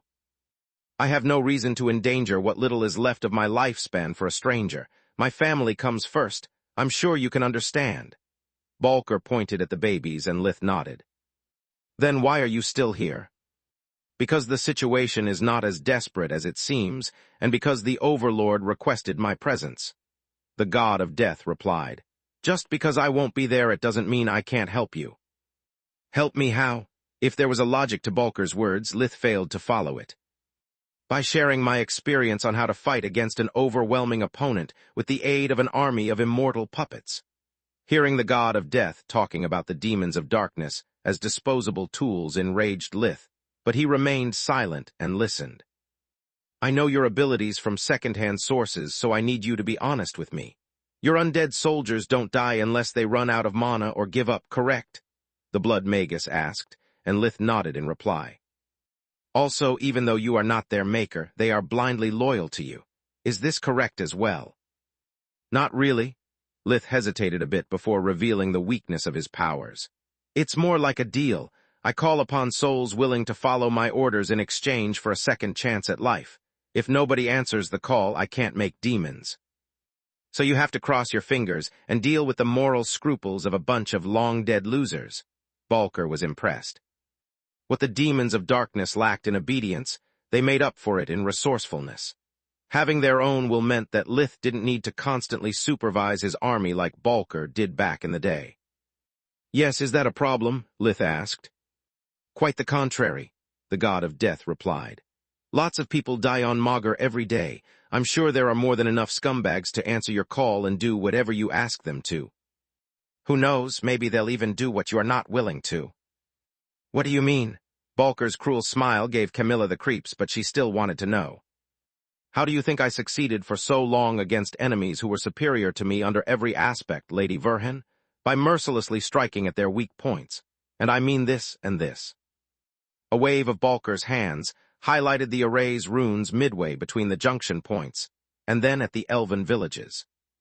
Are you really suggesting my husband to attack innocent civilians? Camilla stood up, slamming her palms against the table. Innocent? The god of death sneered at her like she was a dumb child. Isn't Solus innocent as well? Weren't all the people the World Tree murdered to lure your husband into a trap, and those who died in the aftermath innocent? The blood of every person Lith killed as an abomination.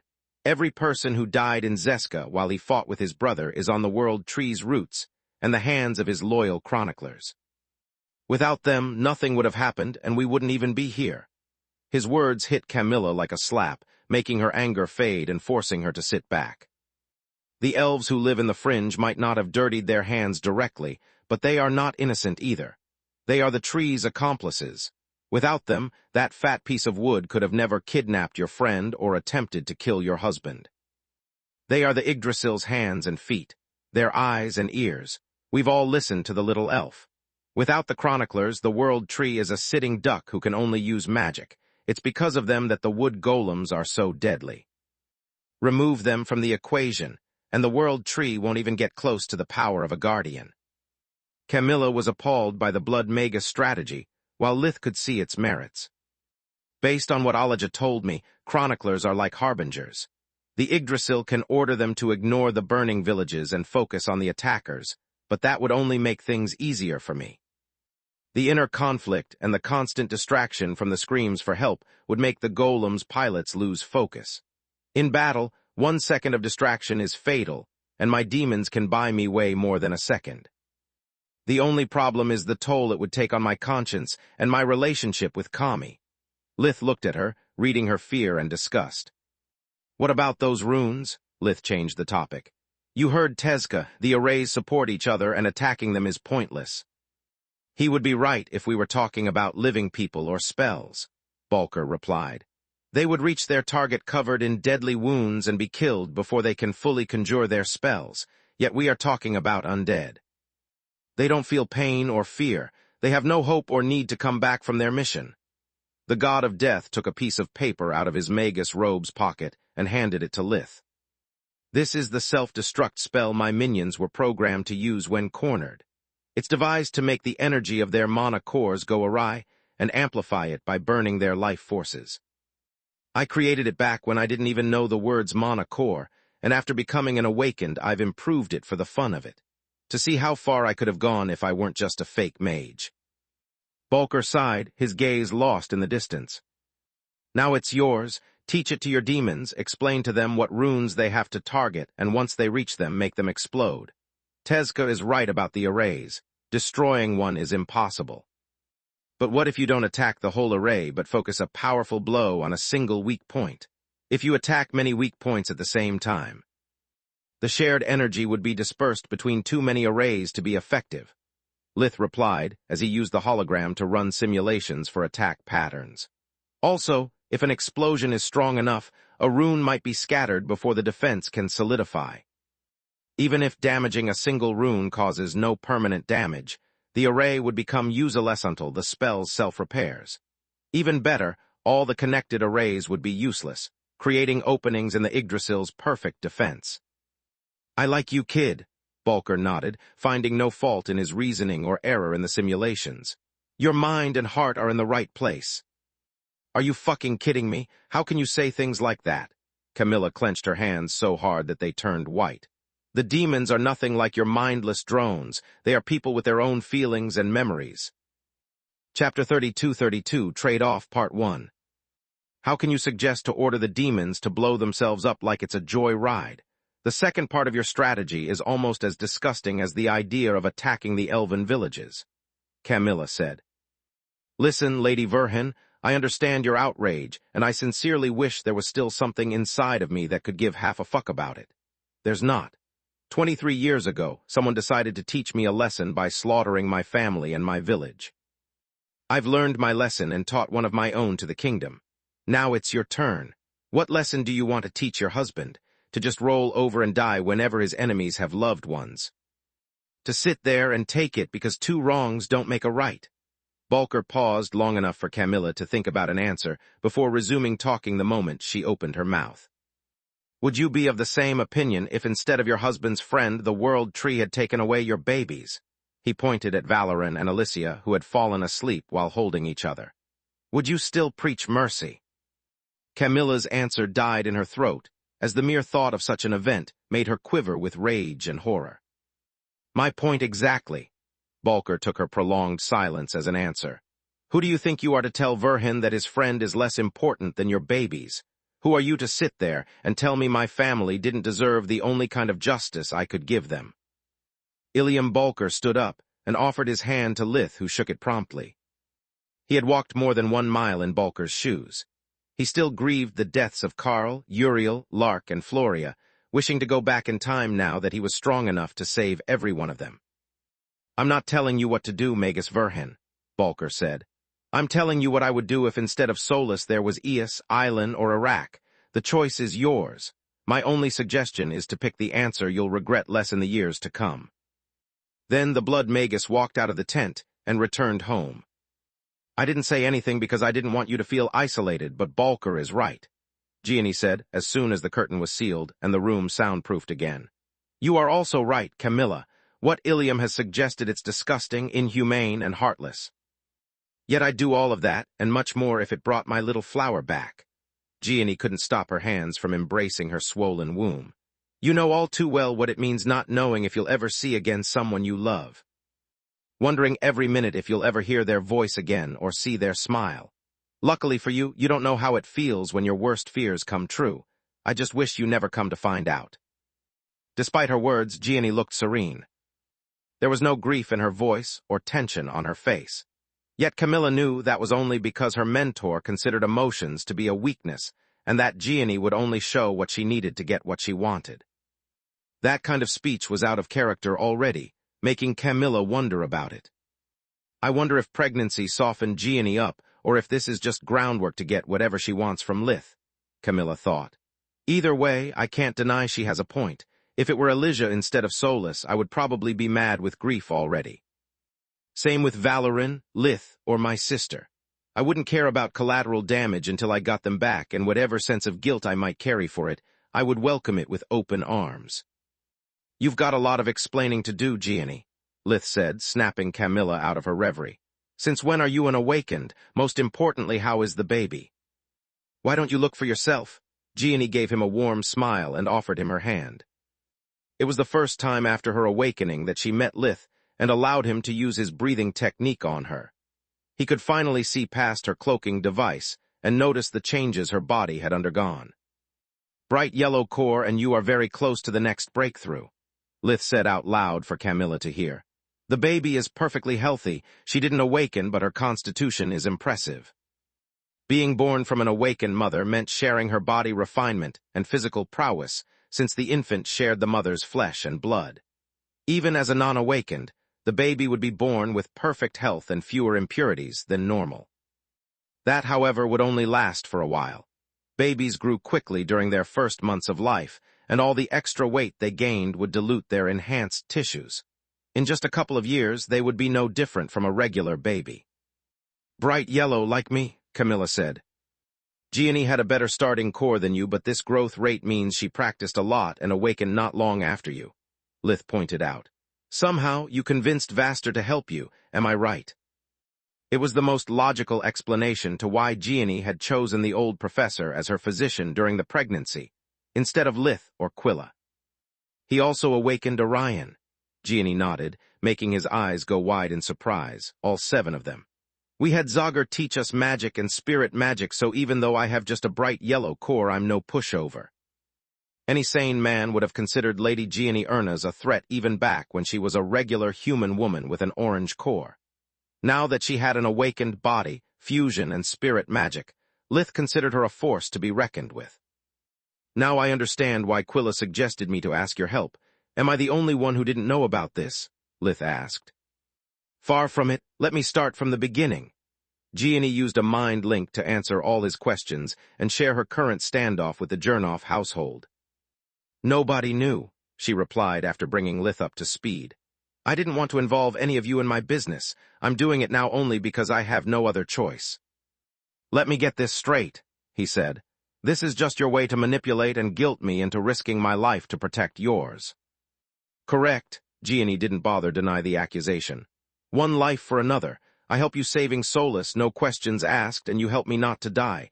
Isn't it a fair deal?" Lith pondered the issue for a while before answering. "Between the Jernoff and the World Tree, the Jernoffs are the easy enemy. Yet I can't promise you anything. Unless we succeed in rescuing Solus, I can't do anything for you. The only deal I can offer you is the same I gave the others. I'll help you if we succeed, and your contribution is meaningful. Otherwise, I'll be either too busy planning a second attack on the Yggdrasil's fringe, or too dead to deal with the Jernoffs." Chapter 32-33 Trade-Off Part 2. "I truly had underestimated your relationship with Solus. Is there anything I should know about the two of you? Anything that could escape from the lips of our prisoner during the interrogation?"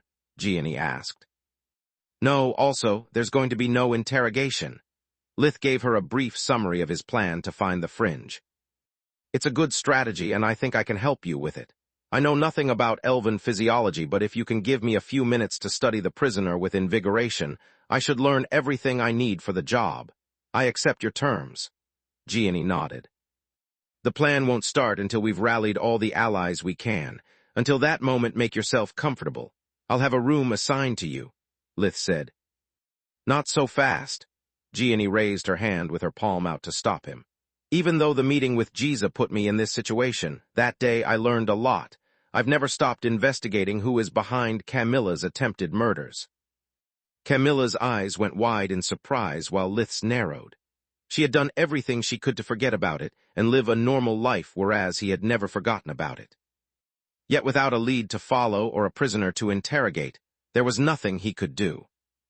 "Jesus' words offered me insight into the thought process of the awakened community and helped me better understand the motive for such an act."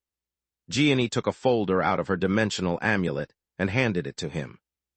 "It's not very thick because it's mostly guesswork. You can't expect powerful individuals to respect my Archon's badge and answer the questions of a puny woman. Even if I met them in person, they would have either ignored or killed me." Lith took the folder and instinctively tried to put it inside Saluspedia. "Fuck me sideways. I have to actually read this thing and waste a lot of time I could better employ dealing with the preparations." It wasn't the reading per se that upset him. The lack of Saluspedia was another reminder of Solus' absence. During the past 16 years, Lith had become so used to the tower's abilities to consider them a part of himself like his hands and feet. Now instead, only his thoughts filled his mind, and he was back to being no different from any other awakened. It made him feel empty and incomplete. His anger flared. The pain from the destruction of his bond with Solus struck him like the day Strider had betrayed him. Camilla's care and the joy of reconnecting with his family had helped him take his mind off of it. But to Lith, mere minutes had passed since the Yggdrasil's emissary had taken Solus away from him and to the fringe. His wounds were still fresh, and every reminder of his current condition tore them open and cut him deeper. Lith wanted to scream and shout, to take the chronicler out of Tezca's bag and beat him hard enough for the World Tree to experience one iota of his grief. Yet it would serve nothing but waste time and ruin his plans. Lith gritted his teeth for a second before his expression relaxed, and he opened the folder. Gianni noticed everything, but didn't comment on it, while Camilla moved her chair next to him to read the documents together. "I'll pat your shoulder when I'm done reading, and you can turn the page," she said while also using a mind link to soothe him. "You'll get her back, I know you will." Much to Lith's surprise, Camilla was faster than him.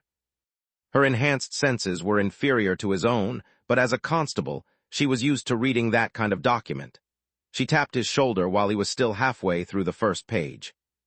"Fine," Lith opened his extra eyes to beat quality with quantity. "You must give Quilla a nice gift." Gianni resumed talking in an attempt to lighten his mood. "If not for her, I would have learned about your quest only when it was too late. The more calls you and your allies make, the sooner the rumor of your imminent absence is going to spread. With you and most of your allies gone, It would be the perfect time to finish the job. I didn't deliver this to you sooner because I hope to have more time to narrow the suspect list to a few names, but this development forces my hand. The document just contained a bunch of names followed by their relationship with Lith and their most likely motive to target Camilla. There were nobles, awakened, lesser races, and even divine beasts. All of them were very dangerous for an awakened as weak as Camilla, and each one would require a specific countermeasure. No one would be stupid enough to attack her in plain sight. An ambush or a trap were the most likely scenarios, but each possible culprit had different means. Some could be dealt with by the Queen's Corps, but others would require time and manpower. Lith could afford neither. He had to bring his most powerful allies to the fringe to have a chance of success, and to act swiftly before the World Tree noticed the absence of their chronicler and prepared for the invasion.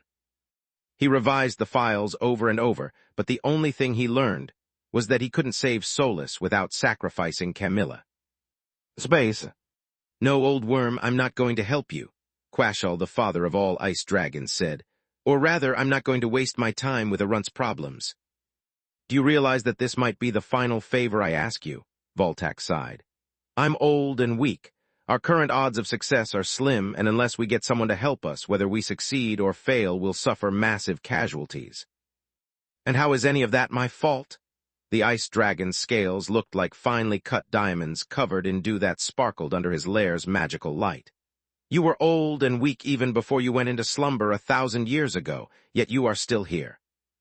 Do yourself a favor and give up on this foolish endeavor. In another 1,000 years, we'll be laughing about this conversation like the joke it is, and you'll thank me for not indulging in your latest senile fit. A life is at stake, Quashal. The embers of Voltak's rage flared into a fire that ignited his beard, eyes, and hair. One of our kind, the youngest of our kind, has been robbed of his most precious treasure, and your solution is to sit there and enjoy the show. What if Verhin loses his life in the process? The Tiamat bloodline would be extinguished. What if our enemies learn of the discord among our ranks and grow bold enough to target older dragons? Would you turn your back to everyone until it's your turn? Who'd help you then? Many lives are at stake, Voltak, and yours is the only one I'm worried about. An ice dragon's rage was cold, but no less scary. Quashal's scales grew in size as snowflakes danced in the air despite the heat of summer. Chapter 32-34, Breaking the Cycle, Part 1. We are not talking about teaching a lesson to one of the great countries, the father of all ice dragons said. If it was just that, I'd follow you in an instant even though you probably wouldn't need my help, just my company to have a good laugh over the mountains of corpses of your enemies. You are talking of attacking the World Tree on their own turf. That rotten piece of wood is not a guardian in name only. I won't put my life and those of my beloved brood for an absolute nobody. If the Yggdrasil had attacked you, I would march with you because it would mean the new World Tree has gone mad already, and I won't stand any fucker bullying you, old friend. But this, the Yggdrasil targeted a cocky runt who got too arrogant for his own good. We both know that a powerful treasure like an Omni Pocket is a curse to those too weak to protect it. What are you going to do the next time it happens? Are you going to fight Verhin's battles for the rest of your life? Because I sure won't. Please, old friend? Voltak couldn't refute any of the ice dragon's logic, and talking about near-death visions would make him sound even crazier. Just do this for me, and all our debts will be considered settled. No, Quashal shook his head, producing crystal clinks. I owe you a lot, Voltak, but I can't bear the thought of wasting my gratitude on a hatchling that doesn't even carry your blood. I can't allow you to drag me into this. We both know you are a softy, and if I give in to your plea once, you'll do it again. Ask me anything that's actually for you and I'll fly to your side. Until that moment, don't waste my time with another call. What about the ears of Menadian? Aren't you interested? Damn if I am. Quashal's eyes shone with dragon greed as his mouth watered at the mere name of the artifact. Give me your word the ears will be mine and we can discuss terms but a rat race. I should put everything on the line on the chance to get the ears. Does anyone work in the hope of getting paid? I need certainties, old friend. The best I can do is to keep the existence of the ears a secret, but other dragons might not be so caring. Remember my words about treasures and curses, because if you keep running your mouth, Verhin is going to lose another artifact he's too weak to protect. Quashal out. The hologram of the ice dragon disappeared, leaving Voltac dejected. Not because of the refusal, but because if even one of his dearest friends turned him down, the rest of the patriarchs and matriarchs of the brood would do the same. The Father of Fire didn't have time to call one dragon at a time. To get a force capable of tipping the scale of the battle, he needed to convince elder dragons. If they accepted, the rest of their bloodline would follow. As predicted, Urslak, the father of all storm dragons, and Anta, the mother of all black dragons, and many others refused to help one after the other. They did it out of concern for Voltac, hoping that he would realize how foolish his endeavor was and give up on the suicidal mission. One Tiamat wasn't worth that much effort, especially with Elijah ready to keep the bloodline alive in case her reckless father died. The elder dragons considered any other option as enabling the Father of Fire's madness. They wanted him to live his final years in peace, not to die in someone else's battle and carry the guilt of having caused the death of countless other worms. At some point, Voltac lost the passion he had while making his pitch and stopped arguing after the first no. "Could you please say that again?" It was the reason when he heard a yes, the patriarch of the fire dragons refused to believe his own ears. "I said yes, I'll help you and Lith," Gentor, the father of all golden dragons, said. "My greed and I will stand by your side, old friend, but first I'd like to talk with Lith in person and give the ears a test drive. You know, trust but verify." "That's not a problem. You can come to the desert at your earliest convenience." Voltac nodded like a frenzied parrot. "Can I ask you a question, Thought?" "Actually, I wanted more details about the ears, but we can take turns." Gentor shrugged. "Shoot." "Why have you agreed to help us?" Voltac's mouth moved before his brain could elaborate on how much of an old fool he had just made out of himself. "Was it a trick question?" Gentor was beyond confused. "Did you want me to say no? If that's the case and you called me solely because you have lost a bet, I'll gladly stay out of your scales." "Gods, no." The Father of Fire raised his hands to stop the golden dragon from ending the call. "Please, I really need your help. I'm just surprised because you are not the first patriarch I called, yet you are the only one who didn't laugh in my face. At the risk of sounding even ruder than I've already been, I have to ask you, are you sure you are not intoxicated?" Gentor started to laugh as Voltac feared, but there was no mockery in his voice, only amusement. "Thank you for looking after me even when it goes against your interest, old worm." Gentor's golden scales shone almost as much as his eyes wet by hilarity. "To answer your question, I'm sound in mind and body. As for why I agreed to help you, the answer is simple. Because I know all too well how it feels to be the youngest member of the brood. To be the only one of your species and have no one to turn to unless you can afford their price. Just 2 millennia ago, I was that guy. Once I left Father's lair, I was on my own and struggled a lot to find my place in the world. While all my older siblings treated me with cold indifference, you taught me how to use my origin flames first, and then helped me discover my bloodline abilities. Without you and Quashal, I would have probably died in a ditch after the humans shot me down thinking my scales were made of actual gold." Gentor half snarled and half smiled at the memory. "Sure, the brood would have avenged my death in blood and fire, but I would be dead anyway. I wouldn't have my territory, my hatchling, and my species would have disappeared like it happened with Zoriths and Jormuns. I know the terms of this alliance are terrible and the risks are high, but so what? You didn't stop counting pennies before helping me. You were already old and could have made better use of your final years than mentoring a hatchling who had no way to repay your kindness." Chapter 32-35, Breaking the Cycle, Part 2. Now it's my turn to be that worm for Lith and you. Who knows, maybe in the future Lith will do the same for our younger brethren, and one day this stupid cycle of dragons ignoring one another until it's too late will be broken. "Thank you, Gentor." Voltac wanted to say more, but he failed to find the right words. "Don't mention it. Even at the lowest interest rate, I'd say that after 2,000 years I owe you way more than what you're asking me." Gentor zoomed the hologram out, showing off his palace, riches, and the many golden wormlings tussling among them playfully. "Now, before we get all sentimental, I need to ask, are the ears of Menadian the real deal?" "Yes," Voltac's voice came out hoarse, forcing him to clear his throat. "And it can be used by anyone as long as its owner allows it, correct?" Gentor had changed the topic on purpose after noticing how moved the elder worm was. Correct. What does the ears do, exactly? The stories are very vague. They range from listening to Magus' very voice to turning you into a god of the battlefield. I have no idea, the Father of Fire replied in embarrassment. Lith just pulled them out and I didn't think about trying them myself. It's one piece of the legendary set of Menadian for the god's sake. It's bound to be very powerful. But its magic is outdated by 700 years. Gentor tutted. Do your research better, old worm, and then make a second round of calls. Who knows, maybe you'll have better luck with your pitch if you actually know what you are selling. I'm coming as soon as I can. Gentor out. As the hologram faded, Voltax smiled and then sighed deeply. I appreciate Gentor's concern, but the fact that he is the only one who asked questions about the ears means he's the only one who took my request into consideration, he thought. Even if the ears were a modern masterpiece, it would make no difference unless I promised to give it to a specific bloodline. It would guarantee their help and make Lith lose the help of the organization, Gentor, and even my fire dragons. Dragons don't do charity unless there is at least the pretense of getting something in return.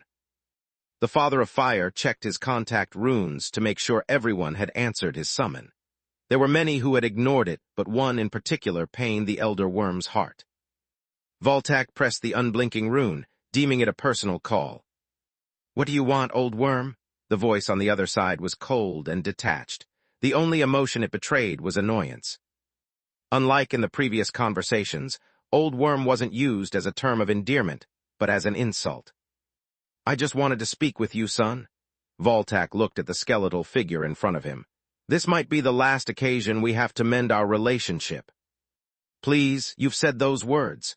Bony fingers flipped through the pages of a thick diary filled with the ramblings of a mad dragon trying to hold on to his sanity. 34 times already, yet we are still here. This time I'm serious, Armak. I'm old and I'm about to embark on a dangerous mission. You are wasting my time, the fire dragon lick roared in annoyance.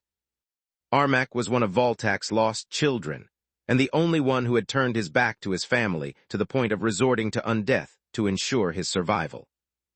You were a fossil the day I was born. You were always ready to help everyone but me. The great Father of Fire could make time for everyone but his own God's damned son. Only bits of skin and cartilage remained on the lick's skeleton. The once lustrous ruby scales were now black and green with mold and rot. Again with this nonsense, Voltac tried to remain calm, but an edge insinuated in his voice. Why do you always talk about the past like I abandoned you, Armak? You lived in my lair until adulthood. I taught you everything you needed about magic, origin flames, and our bloodline abilities to build a life of your own. Your siblings and I cleaned your messes time and time again until I couldn't take it anymore. I ordered the fire dragons to stop helping you because you never learned your lessons. You were brash and arrogant, a bully who hid behind his family name and acted cocky only because you knew we'd come to your rescue. I only wanted you to grow up and learn to stand on your own. And I did, old worm, Armak snarled. Look at me and tell me you like the consequences of your actions. I dare you. The young fire dragon had considered being cut off from the family not like a punishment, but a painful betrayal. The illusion that no matter what he did, his father would be by his side had shattered on that day, and so did Armak's heart. He matured too quickly and bitterly, going from one extreme to another. From being immature and clingy to a cold loner. Not trusting the fire dragon brood anymore, Armak had gained awakening first and then sought lickhood. The original plan was to become immortal and indestructible to show everyone that he didn't need anyone's help anymore. Alas, the breaking of the soul following the heart had unintended consequence. After becoming a lick, all the things that Armak considered important had become insignificant and annoying. He had never returned to his family, not even to rub his success in their faces. The lickworm had exploited his newfound immortality to acquire everything he needed for his magical research and got lost in it. Every day he learned new things and forgot old ones. Without his diaries, Armak would have forgotten his own name for ages. The only thing he couldn't forget was the rage toward his father. It rose every time he heard Voltac's voice and burned whenever the lick dragon saw his face. My actions, the father of all fire dragons scoffed. I didn't ask you to become an undead. Even if I were responsible for everything you blame me for, the first and final choice was still yours. You abandoned the brood of your free will. How can you say that after what you did? Armak snarled, his withered herd bursting with fire that spread throughout his hollow skeleton, filling it. You abandoned me yet took care of Gentor. You left me to die in the hands of powerful creatures, and yet here you are, babying this Verhin guy you've known for what? 2 months. You made it clear that I wasn't a priority to you, and I would never be. I left because you made it clear there was no place for me. That's not what happened, you idiot, Voltax snarled, his body shape-shifting back into his real form in outrage. I warned you I was done saving your sorry ass from the problems you instigated, yet you kept acting like an idiot. If I didn't uphold my boundary, you would have thought mine were empty words like usual and learned nothing. Chapter 32-36, Breaking the Cycle, Part 3. It's true that Gentor put himself into trouble as well, but he was a lone worm with no one to teach him. I needed to rescue him only once. He listened to me and under my guidance set himself straight. As for Verhin, I'm not babying him. The crisis he's in is not of his own making and he can't face the enemy alone. I'm helping a brother in his time of need, not a petulant wormling who storms castles and then whines when humans hunt him down. Voltax's fiery gaze overwhelmed Armak's, forcing him to shut up. He couldn't refute his father's words, but truth changed nothing. You were my father. You were supposed to help me. All the logic and time on Magur didn't make the Lick Dragon feel any less betrayed. I am your father, Voltax countered, and I haven't called you to repeat the same old argument again. I want to settle things between us, please. A long silence befell the two while Armak pondered what to do. He had waited for that moment for millennia and wanted to savor every moment of it. Not my problem, goodbye. The call ended abruptly, the hologram of the lickworm shattering. I guess some wounds are not meant to be healed, the Father of Fire sighed. He put his communication amulet away and walked outside the palace. He needed fresh air and solitude to cleanse the sourness that still lingered in his heart. Alas, when it rains, it pours. He was in the Blood Desert, where fresh air during the day was just an expression. On top of that, the main plaza was crowded with fire, golden, and different species of dragons sired by Surtur that had answered the call of their respective patriarchs. Just great, the elder worm grumbled, waving at the newcomers with the closest thing to a smile he could muster. What's the matter, Voltax? Are you all right? Zorath's voice came as a surprise, making him flinch. Friwabitoval si Gujarati ushunya nus m. Everything is fine, hatchling. The Father of Fire turned to face her and discovered that she was alone in the crowd. The area around the shadow dragon was empty. No matter the brood to which the other worms belonged, they all considered her an embarrassment to their bloodline. A lost daughter of Ligon. A lost daughter who answered the call of the brood, Voltax thought. She and Armak had many things in common, yet they couldn't be more different. They had both disavowed their family out of childish pride and done terrible things. Yet while one walked the wrong path because it was the only one available to her, the other did it out of sheer stubbornness. All Zorath wanted was to live again and earn her place back into the brood, whereas Armak wanted everyone to recognize he was right and they were wrong. The Lickworm didn't seek forgiveness, he wanted others to beg for it. Lith's request to teach Zorath about origin flames came to Voltax's mind, quickly followed by his recent conversation with Gentor. Breaking the cycle, he muttered. What cycle? Zorath asked in confusion. I'll explain it to you while we practice. The Father of Fire patted her shoulder. Follow me, we have many things to do and little time to do them. Space. Back in the war room, Lith still couldn't find a solution to the problem Gianni had unveiled for him. I'm sorry, but I can't help you more than this, Gianni sighed. The people on the list I can fight, you can deal with them on your own anyway. The others make the Jernoff's death threat look like a surprise birthday party. Don't worry, and thank you for warning me, Lith replied. I have barely woken up and I have so many things to do that without you I would have probably forgotten the bounty on Kami's life. Yet this has to wait. Lith called Freya, who was waiting for her mother outside the tent. He had her call Falul, who in turn called Firwal. The Hydra was a good friend of Solus since the time she was still elfin Menadian, and so was Tessa the Titania. They both agreed to help you, Freya said after hanging up the call. With this, you have 2 more powerful violet cores and the only living members of King Valoran's guard at that. It's not enough, Lith shook his head. Call Kala, she is too weak to help me, but I need her to lend me her glasses. That's right, Freya clapped her hands in excitement. You now have access to all 4 pieces of the legendary set of Menadian. They had never been put together and used by the same person. I can't wait to discover if they have some secret function. You possess all 4 pieces. Gianni pursed her lips, and her eyes narrowed a bit, the same reaction she would have had while witnessing the descent of a planet-killer meteor. Freya, Lith scowled at her. Sorry, I mean, she's my mother. She already knows about the ears. It's not a big deal, is it? No, she's Gianni, hence that's a big deal. Then he turned toward Gianni. I don't possess them, I know who does. He omitted to say all the pieces of the set had passed through his hands, and that he was the one who had handed them to their current owners. I believe you, Gianni lied through her teeth. Lith sighed, knowing there was a 50% chance it was the truth, and a 50% chance it was just what he wanted to hear. Thanks, Grandma. Yes, Featherling, Salark appeared out of thin air. There was no door or distance in the Blood Desert that could grant privacy from her from so up close. The Overlord was always 1 step away from all of her guests. Please undo my imprint on the ears and apply yours. If anyone wants to give it a try, please take care of it. Kami and I have a lot to talk about, and then I need to rest. I can't leave while my body still aches. I'll take care of that. Salark took the ears from his hands, switching their imprints with a mere touch. Before going, you should welcome your allies. They are going to put their lives on the line for you. You owe them more than a let's go on the day of the departure. Thanks, Grandma. Lith nodded and left the war room for the main plaza. He was shocked seeing so many divine beasts in one place. Even though they had all taken human form to save space, their collective aura was humbling. As part of their bloodline's tradition, they all kept their wings furled around their shoulders like a mantle.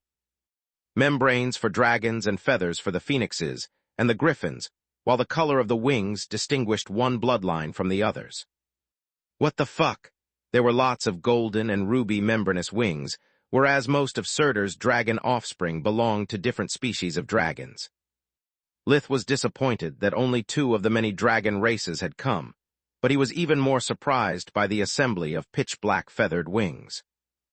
Chapter 30-237, Breaking the Cycle, Part 4. What are you guys doing here? Lith said after identifying them as phoenixes. Grandma prohibited you from intervening. No, she simply didn't mobilize us, said a male phoenix with dark hair and eyes who introduced himself as Urksat. Grandmother gave us permission to answer your call individually, but only as long as we could find a proper substitute to cover for our territories during our absence. We old coots have a child of 2 who can take our place for a few days, so it's not a big deal, he shrugged. I'm grateful for your assistance, but I'm pretty sure I've never met any of you. Lith looked at the nearby crowd, receiving many greetings yet recognizing no one. Who are you guys? Seriously? Urksat clenched his chest as if Lith had stabbed him, quickly followed by the others. We are your relatives from your father's side. Did you really expect us dark phoenixes to sit out of this and let those scummy fire dragons hog all the glory? Of course not, Lith lied, having no idea how much of their enthusiasm came from the bloodline they shared, and how much from the ancient rivalry between dragons and phoenixes. Either way, he didn't want to spoil the mood. Since you are already here, do you mind showing me the ears? It's not the main reason we decided to give you a hand, but I would lie if I said it's not a factor. Urksat said, and most of those present shamelessly nodded. Sure, I left it to Grandmother for safekeeping. You can ask her. Lith replied, making all those with phoenix blood cheer. Calling the Overlord just like they did, and entrusting the artifact to her was a huge plus in their book. Among the dragons, only the children of Surtur and Rithia didn't grunt in annoyance at the news, since they were direct descendants of both guardians as well. Thank you for coming, Gentor. Lith shook his hand and tried to give him a bow, but the father of all golden dragona stopped him. Nonsense, we are brothers. I have many wives of different races, and I wouldn't stand any of them being kidnapped either. This was the first time Lith didn't feel the need to clear the misunderstanding, and fan the flames instead. If it ever comes the day I can return you the favor, all you need to do is ask. The 2 clasped wrists, and then Lith left. There were too many people to greet them all. He introduced himself to their representatives and let them introduce him to the rest of the group. "Guys, this is your Uncle Lith," Surtur said to his children when it was his turn. "Solus is for him what your Aunt Sinmara is for me. Since you know neither of them, feel free to leave and go back home. The task at hand is dangerous, and the reward is insignificant compared to your lives." "No way in the 9 hells, Dad," said a male griffin with silvery wings. "No one is allowed to hurt you, old worm," a female dragon snorted. "I'm serious," Surtur said. "Lith is an ass and the stingiest man alive. If you expect him to reward you with magic lessons or by forgemastering something for free, you are deluding yourself." "Whose side are you on?" There were only so many insults Lith could take to his face. "Are you here to help or sabotage the rescue mission?" "Please, don't take it to heart, Lith," Rithia chuckled at her husband's embarrassment. "Surtur can't stand the idea of our children getting hurt just like they refuse to let us walk into danger alone." "I can see that." Lith looked at the sea of colored wings in front of him in awe. "No, you don't," Surtur snarled. "These are just the bright violet chord awakened among our children who also have plenty of battle experience. If I hadn't set boundaries, there would be much more." "Is this really all you're doing, Rithia?" Lith gasped at her slender figure. "No, silly," she giggled at his shocked expression. "I would have needed to pop out eggs every day of my life to have so many children. These are our children, grandchildren, great-grandchildren, and so on." "We are not like those guys," a male dragon with black hair, silver eyes, and fiery red wings said. "Father didn't have to convince us to come. He had to force the weakest of us not to." "An artifact that allows one to read the flow of mana and world energy both." Surtur's eyes brimmed with dragon greed. "The ears have a few drawbacks, but in the safety of one's lab it can give birth to marvels of forgemastery worthy of Menadian herself." "Then allow me to make an exception for you guys," Lith replied. "The line for the ears is long, but I can tell you everything I know about its workings. I had no time to study it thoroughly, but I fought against its previous owner and have a good idea about what it does." He used a mind link to show them the entire battle against Mergron, highlighting how powerful the ears made him in their unlocked state, and how they had crippled him once the connection with Mana Geyser had been cut. "An artifact that allows one to read the flow of mana and world energy both." Surtur's eyes brimmed with dragon greed. "The ears have a few drawbacks, but in the safety of one's lab it can give birth to marvels of forgemastery worthy of Menadian herself." He spoke loud enough to be heard and steel the resolve of those who still hesitated. After all, even though there was only one ears of Menadian, the artifact could be shared. As long as a member of a bloodline got it, everyone would get access to the ears as well. That was the pact the patriarchs had enforced to drive the most reluctant of their brethren to follow them. Lith decided to boost morale a bit by sharing that information with the representatives of the Fire and Golden Dragons before returning to the war room. He found Camilla conversing with Baba Yaga, Silverwing, Sinmara, Tessa, and Firwal. Gianni was there as well, but she was overwhelmed by the situation and kept to herself. Tessa and Firwal were Agram's friends. If I'm lucky, they might intercede in my situation with the Jernoff. Yet if I ask for their help and they are as stubborn as those old fools, I risk adding 2 more powerful mages to the list of my enemies. This is a huge and unexpected gamble. Before making a decision, I must be quiet and observe my marks. Only when I know what kind of monsters I'm dealing with can I choose the best possible approach. First impression matters, and at the moment I'm unremarkable and have nothing to offer them for their help." Gianni was overwhelmed by the unexpected boon, not by the presence of creatures of legend. "How did it go?" Camilla gestured for him to join them. "How many people have come to join you?"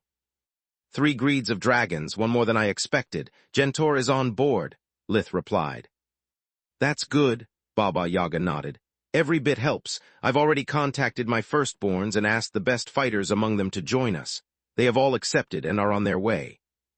"Just the best fighters? Why not all of them?" Camilla asked. Chapter 3238 Opportunity, Part 1. "Because every prism dawn produces weakens her," the Red Mother replied. "A single powerful mage with a tower is much more valuable than many weaker mages. Remember that sunrise amplifies dawn's power, so the weaker she becomes, the less the amplification effect is going to matter in a battle of this scale." I bring good news as well, Samara chimed in. I have no children of my own, so I contacted my old rival. Aeon will come with us so you can add another white core to our forces. How did you convince her? Lith was impressed. Mother won't interfere directly, but she gave me permission to offer Aeon a pardon. Also, I mentioned your offer to reward with the ears whoever saves Solus, and promised Aeon she can keep whatever she can grab in the fringe. Elves, Yggdrasil wood, books, anything but Solus and her possessions. Before you ask, she gave me her word. That's reassuring, Lith said, and everyone but Gianni nodded. The clause made no sense to her. If she brings her army of Emperor beasts, she will be of great help. She offered to bring along her son, an eldritch, and other liches, but only if they get to pillage the fringe freely as well. Since a lick away from their phylactery has their strength more than halved, Aeon would like to store them inside your tower, Yaga.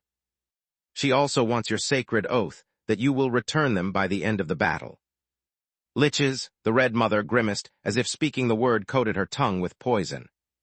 She wanted to spit in disgust at the idea of carrying those perversions of her work inside her hallowed tower, but her respect for her host stopped her. On top of that, beggars couldn't be choosers. Baba Yaga cared for Elfin Menadian much more than she despised the maker of all liches and her sickening progeny. Lith, the choice is yours, she said after a while. I don't trust liches. They are a dangerous, selfish bunch. If they expose one of your secrets, you can't count on them to keep their mouths shut or not try to exploit it. Think carefully before you answer. There are already too many people involved to worry about that, Lith said without hesitation. If my secrets get exposed, I'd be screwed anyway. My priority is saving Solus. Everything else is a problem for later. Besides, if you keep their phylacteries, Yaga, the liches can't make any funny move without paying for it with their lives. Even if their loyalty ends the moment we leave the fringe, I can live with that. You can tell Aeon we have a deal then. Baba Yaga nodded at Silverwing, and the women moved toward the exit. They had to pick up the firstborn undead, share all the official intelligence with them, and then check if Silverspire's self-tuning process required more manual adjustments with creation magic. On top of that, Lokra could use a few sparring matches to get accustomed to the battle form of her tower. Just one question. Lith stopped the Red Mother. Do I need to keep resting in your tower to complete my recovery, or will any place do? He knew that Baba Yaga would hear whatever he said while inside her tower, and he needed privacy. Yet again, beggars couldn't be choosers, and saving Solus was more important than fleeting embarrassment. Any place will do, you just need to rest. The Red Mother and the first Magus warped away. By the way, Fanny sends her regards. Firwell handed Lith twin crowns that he recognized as the hands in the form Falul used as a hydra, and an inconspicuous gold-rimmed pince-nez that short-sighted nobles used all over the Garland continent. Tessa's eyes sparkled with greed when she recognized the artifacts, but she kept it to herself. Does the offer for the ears apply to us as well? The Titania asked. Of course, Lith replied. If you save Solus, I'll give you the ears and anything you want within reason. There's not much you can offer me, young man, Tessa pondered for a while. What about this? You let me use your Forgemastering lab from time to time, and while I'm there, you lend me every special piece of equipment you have at the moment. Deal. She pointed at the various pieces of the Menadian set. Sounds reasonable. They shook hands. Now, if you don't need me anymore, I have to talk to my wife, spend a bit of quality time with my family, and get some rest. We leave at dawn. Lith took the babies from the crib and warped with his family to his private quarters inside Salark's palace. Look, I'm sorry for rushing things, but time is of the essence. I don't know if I'll be back, and I have yet to ask Grandma to reforge my equipment to better suit my life forces after they merged further. Then go straight to the point, Camilla said. I'll be honest with you, I don't know how to protect you, he sighed. Not this time. What do you mean? She asked. There has been no attempt on my life for months now, and I can stay cooped up in the Blood Desert until your return. It's not that simple, Kami, Lith replied.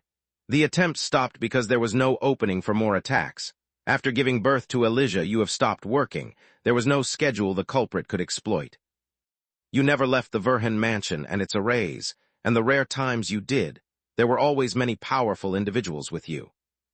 Why do you think they never attacked while you were away on missions? Camilla pointed out. I have no schedule either, and it's not like I announce my movements, he said. The tower warp contributes to making me untraceable, and I never left for long. There was never the time to notice my absence, plan something, and then put it into practice. My longest mission was with the Wayfinder, but you came to Giera with me. Now, however, too many people know I'm about to leave you alone to fight the World Tree. Even worse, it won't take my enemies long to notice that most of my allies followed me. Whoever is behind the attempts on your life has plenty of time to wait for an opportunity, if not create one. What if I bring Elijah around? Camilla proposed. It would be useless. Lith shook his head. You heard the Guardians. As long as your assailant doesn't threaten her and their attack won't harm Elijah, you are on your own. There's really nothing I can do, like hiding. She swallowed a lump of saliva. Kami, you can't hide forever, Lith replied. If Gianni is right, those people won't stop. They'll just wait until we drop our guard and then strike. It's what happened to me with Strider. I would be dead without my abomination side, and you don't have one. So what do we do? She hid her face in his chest, fearing that the days she had left with her husband and children were numbered. I have only one option, Lith said, giving her hope. I can't do it without you, and you need to follow my instructions to the letter. Chapter 32-39 Opportunity, Part 2. Anything? Camilla held him tight, those words making her feel like she could breathe again. Lith compressed the space around them, hushed the room, and obscured it with a darkness spell. Salark's palace was supposed to be safe, but after reading Gianni's suspects list, he couldn't take risks.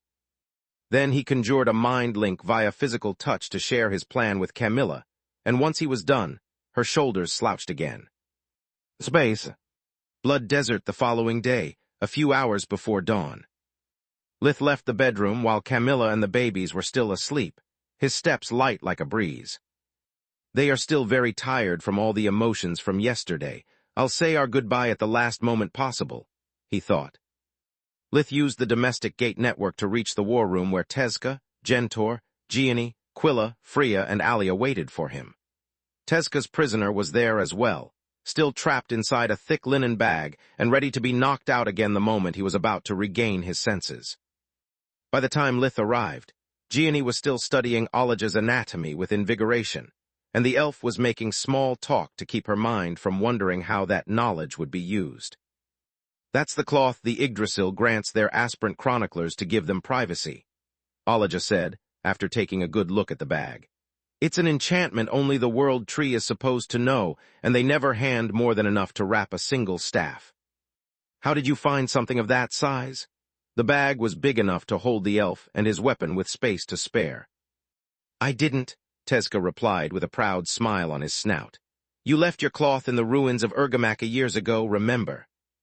More like I lost it in the chaos ensuing the attack of Varine the plague spreader. She shrugged. I didn't bother looking for the cloth because I didn't need it anymore after abandoning the idea of becoming a sea. The elf's eyes went wide. You stole my cloth. No, I picked your abandoned cloth up for you. Tezca took a piece of ruined fabric the size of a small carpet out of his pocket dimension and handed it to Elijah. Wait, what? The elf had used it for so long that she recognized the cloth at first glance. Where does that come from then? She asked while pointing out at the moaning sack. I might have given it to Baitra to study while looking for its owner. Tezca scratched his chin. That girl's real strength lies in the forge. She is the fourth ruler of the flames, and there's little she can't do once she puts her mind to it. Too bad her combat strength is nothing special. Lith had seen Baitra fight a few times, and he had always been shocked by her ability to conjure massive amounts of raw power, and then focus them into laser-precise attacks. I guess that if Tezca uses his own strength as the benchmark, Baitra is indeed nothing special, which begs the question, where do I stand in Tezca's power scale? Sorry for making you wait. Is everyone ready? Lith asked. Everyone turned toward him, noticing that something was different about him. Just a few hours had passed since the last time Gianni had seen him, yet Lith looked ahead and shoulders taller, fiercer, and he seemed to have overcome the shock from turning into an abomination and soulless kidnapping. Gianni could tell that something had happened, something that had steeled Lith's resolve to the point that he made her feel small. Whoever was interested in helping you has arrived by now, Gentor nodded. The troops are well fed and rested. We only need your command and a destination. Good, Lith nodded. Grandma. Yes, Featherling. Salark warped into the room through a hair-thin dimensional opening. I don't want to waste Tezca's strength before the mission, and I need a space-sealed room to contain the prisoner, he said. A place where I can make the elf regain consciousness without the risk he alerts the Yggdrasil of our intentions until I decide otherwise. Do you have a cell that fits such requirements? You want to lift the dimensional seal during the interrogation, Salark furrowed her brows. What's going to stop the elf from escaping then? Freya, Lith replied. Fine, Kreven. Yes, my liege. The phoenix answered her summon, his head already bowed and his knee bent. Bring Lith and his friends to the palace dungeon, and give them full control over the array system of a max security cell. Them, Kreven echoed. Yes, not just to Lith, Salark nodded. As you command. Kreven stood up and led the way to the dungeon wing. Only Gentor didn't follow the phoenix, returning outside to update the others. His presence was neither needed nor required. Salark's palace was a huge tent, so everything was at the ground level. There were no upper or lower floors, yet it extended no less than the kingdom's royal palace or the empire's floating fortress of Manarin. If not for dimensional magic stretching and expanding the space inside the palace, Salark's tent would have been bigger than Lucia. Here we are, Kreven said, pointing at a small room with no windows and a single entrance that required a precise sequence of mana pulses to open. Walls and ceiling are enchanted to Davros level. No one gets in or out without the code. He gave it to Lith via a mind link. The cell has a space-compressing array strong enough to stop the long-distance mind link between the chronicler and the Yggdrasil. There also has a Silverwing's hexagram to keep prisoners from using elemental magic. Yet there is no way to block regular spirit spells or breathing techniques, so you need to be careful. Once your prisoner wakes up, he will be trapped, but he can still attack you. This won't do, Kreven. Lith shook his head. I'm okay with the dimensional sealing array, but everything else has to go. We need light magic to keep the prisoner alive. And I'm not okay with the dimensional seal, hatchling. Tezca needed but a wave of his hand to make the array visible and study its runes. This is just a variation on one of the young sparrow's favorite spells. The world tree probably knows its weak points, and the elf can probably bypass it. Kreven's pride as a member of the nest was wounded by those words, but he had never faced an enemy of the caliber of Tezca or the world tree. He swallowed a rude retort and contacted the overlord.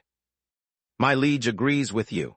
The phoenix handed a K-shaped mana gemstone to the Sun Eater. This crystal will bestow you temporary control over the prison's arrays. Thanks. Tezca shut the defensive system down and used the key to replace Salark's array with one of his own. Done. Aside from physical attacks, you weaklings have nothing to fear, he said while looking at Quilla, Freya, Olaja, and Gianni. The girls glared at him while their mother gave him the best curtsy her state allowed her, all while never breaking contact with the elf. Do you mind telling me what you are doing? Olaja asked as she felt Gianni's mana washing over every nook and cranny of her body. Chapter 32, 40 Retribution, Part 1. I need a baseline, Lady Erna's replied. You don't have Yggdrasil wood fused with your body, but by studying your physiology I can save a lot of time. When I get my hands on the chronicler, I'll have to examine solely the parts where he differs from a normal elf to be able to do my job. What job? Olaja asked. You are about to find out. You are also not going to like it. Gianni's voice was soft and motherly, but there was something in her matter-of-fact tone that gave Olaja the creeps. What's next? Kreven asked. The plan is quite simple, Lith replied. I'm going to hurt this guy so bad that when we remove the dimensional seal, the world tree will be overwhelmed by the sudden agony they'll experience through their bond with the chronicler. This way I will be able to sense solace, presence via my divine beast side, and at that point, I'll leave the chronicler in Gianni's hands while I fly to the nearest entrance to the fringe with the rest of my forces. And what are our respective roles supposed to be? Freya asked. Once I leave, I need you to keep the chronicler from doing anything that could harm your mother or lead to his escape. Quilla, your duty is to keep him alive and conscious at all costs. No matter how badly Gianni hurts him, he must remain awake. The constant pain will keep the world tree from hiding the entrance to the fringe to my homing instinct, until we get there and throw them off their game once we get in.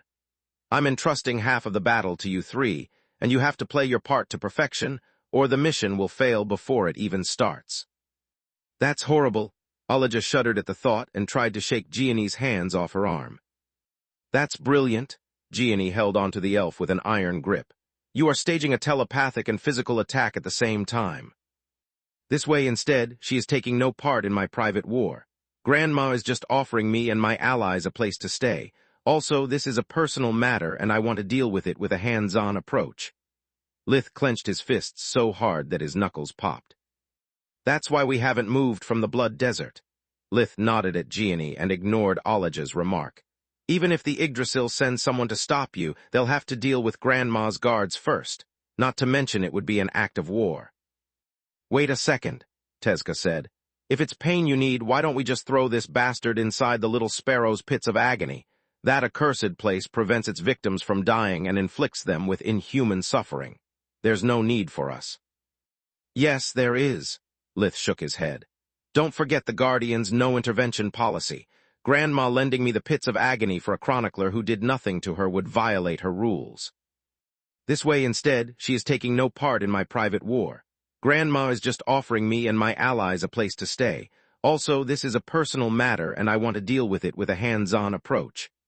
Lith clenched his fists so hard that his knuckles popped. Tezka, you and I are going to deal with the elf and force him to use all of his tricks until he has none left. Once we leave, Freya will know what to expect and take our place. The Sun-Eater was about to ask how she could fill such big shoes alone, when he remembered that her hair bore all 7 elemental streaks. I had almost forgotten that she is a dimensional mage with full elemental affinity. The kid is going a long way. Tezka had never learned domination himself, but in his long life, he had faced multiple opponents that had used it against him once cornered. Excuse you, Quilla said. Are you really planning to ditch us here? I thought we were friends. We are, but you are also pregnant. Are you really planning to endanger your life and those of your unborn children? Lith used her own words against her. Quilla touched her womb by reflex. The memory of the void demon dragon exploiting her condition flashed in front of her eyes, filling them with panic. No, she lowered her gaze in shame, feeling like she was abandoning her friend right when he needed her the most. I'm sorry. Don't be, Lith patted Quilla's shoulder. You play a vital role in my plan. Without you, Gianni won't be able to inflict this bastard enough pain to screw with the world tree's mind without killing the chronicler. Without you three, victory would be impossible. He looked everyone in the eyes, and only once everyone nodded did Lith signal Tezka to proceed. Fair warning. Once I take the chronicler out of the bag, he'll know who we are and where he is. I have never tried this before, so I don't know if my array is enough to prevent the elf from sharing everything with the world tree. Whatever you plan to do, you got to be quick, or we risk losing the element of surprise, the Sun-Eater said. Don't worry, I'll save my best for the Yggdrasil. At Lith's signal, Tezka took the unconscious elf out of the bag and handed him to Gianni. The chronicler still had his Yggdrasil weapon tied to his hand, not to alarm the world tree, so Gianni had to be careful not to let 1 iota of her mana reach the wooden staff. She used her breathing technique, a basic version of invigoration, to look for anomalies in Ranter's body and compare the information acquired with what she had learned from examining Elijah. Once Jiren was done, she established a mind link with Quilla to share her knowledge with her daughter and ask for a second opinion. The two women exchanged several observations to better perform their respective tasks, but while one spoke as a concerned healer, the other sounded like a scientist preparing to dissect an unknown animal. Once they were done, Lith tossed the chronicler in the middle of the room and splashed him with cold water. Ranter gasped as the water went down the wrong pipe, sending him into a coughing fit. His reaction time was slow due to his injuries, and his vision blurry from the many blows to his head. Lith had woken the elf up without healing him. Get up! Ranter was still processing how Giera's wide plains had shrunk into a closed room when a stone-cold voice drew his attention. I said get up. The chronicler's eyes met Lith's armored feet a second before a kick to the guts sent Ranter bouncing off the tent's wall.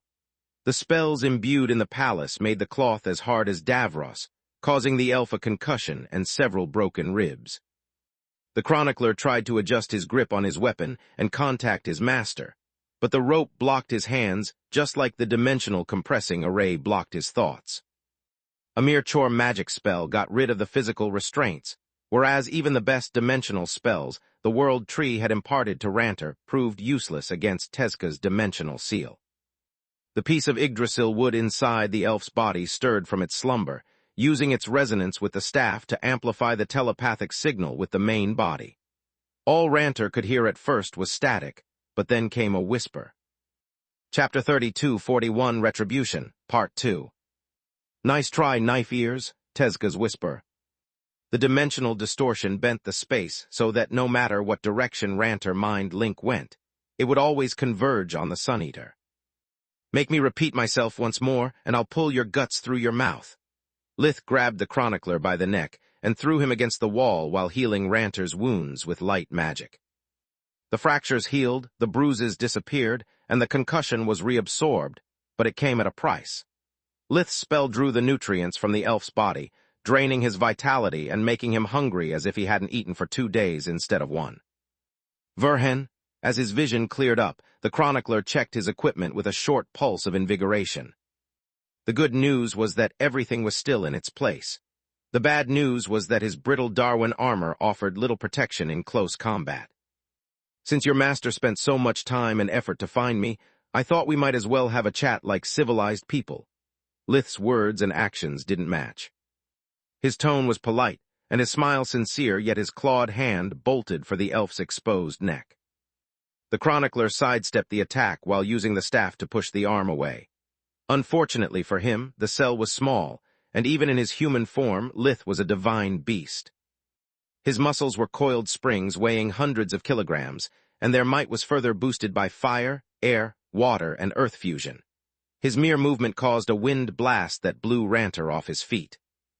The shockwave sent him crashing against the nearby wall, and without footing to exert leverage, Lith easily pushed the Yggdrasil staff aside.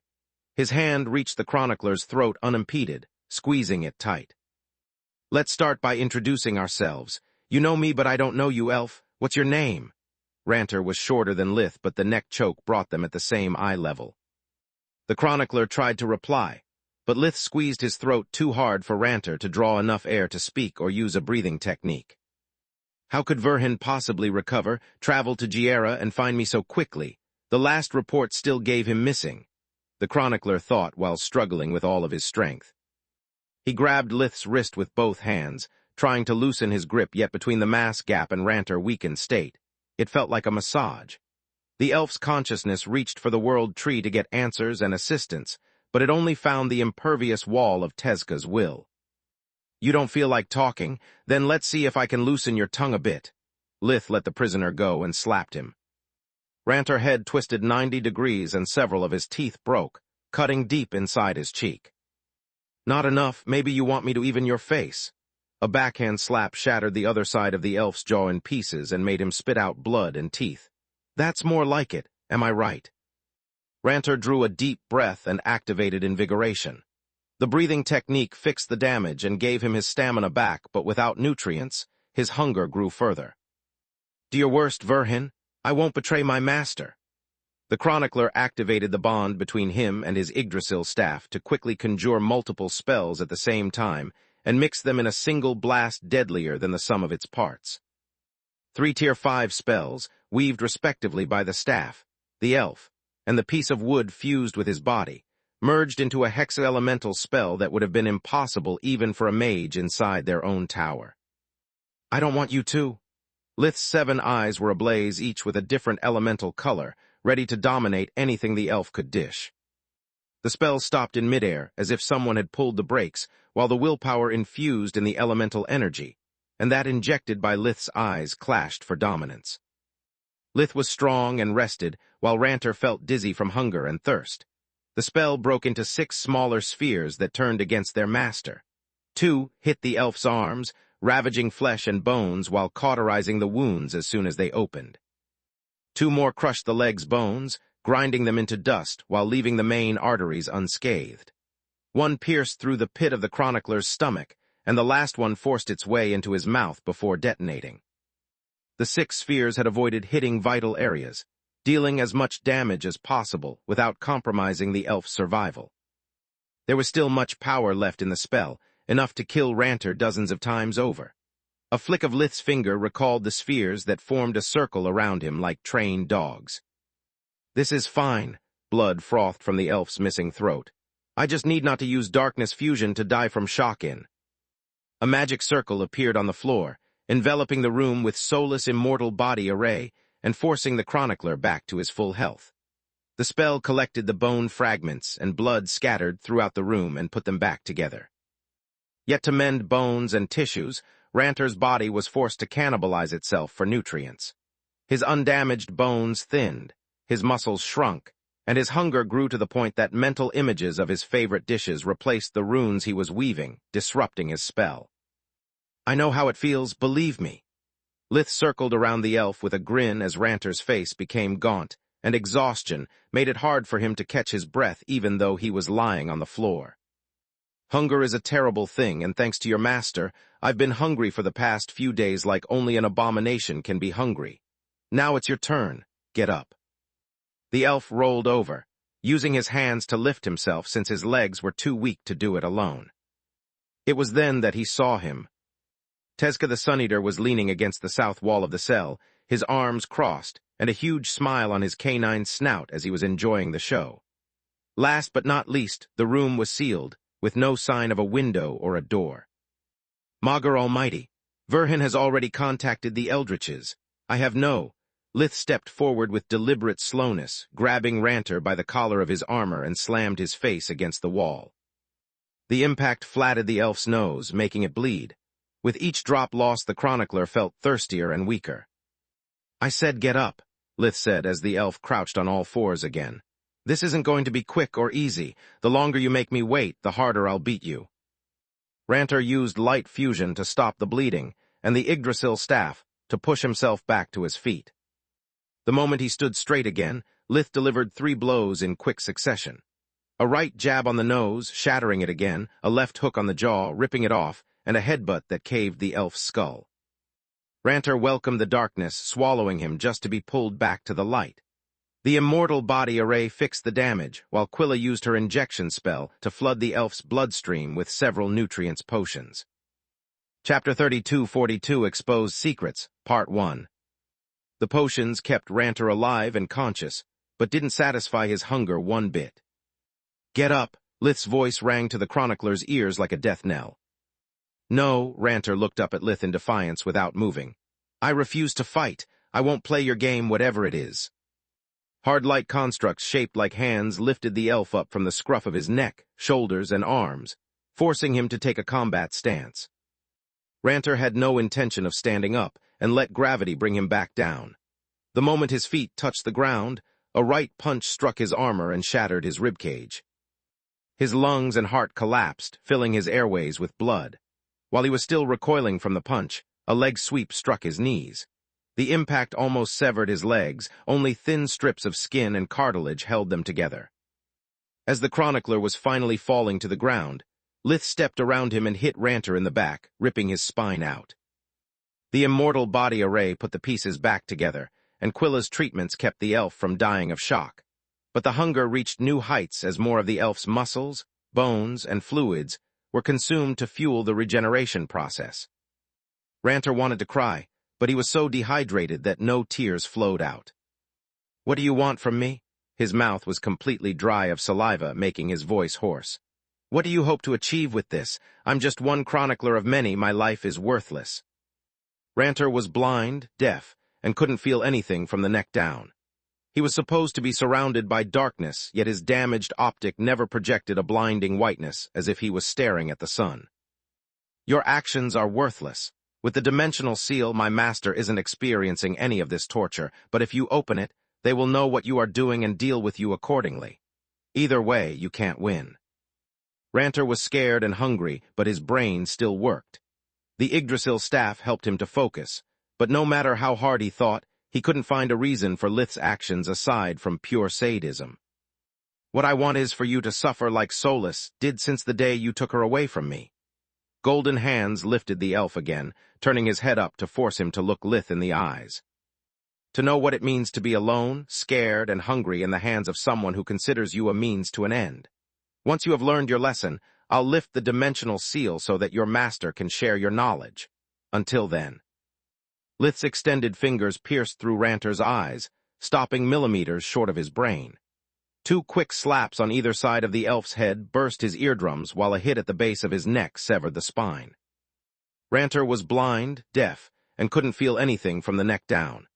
He was supposed to be surrounded by darkness, yet his damaged optic never projected a blinding whiteness, as if he was staring at the sun. Before he knew it, he was whole again. Ranter didn't waste time talking.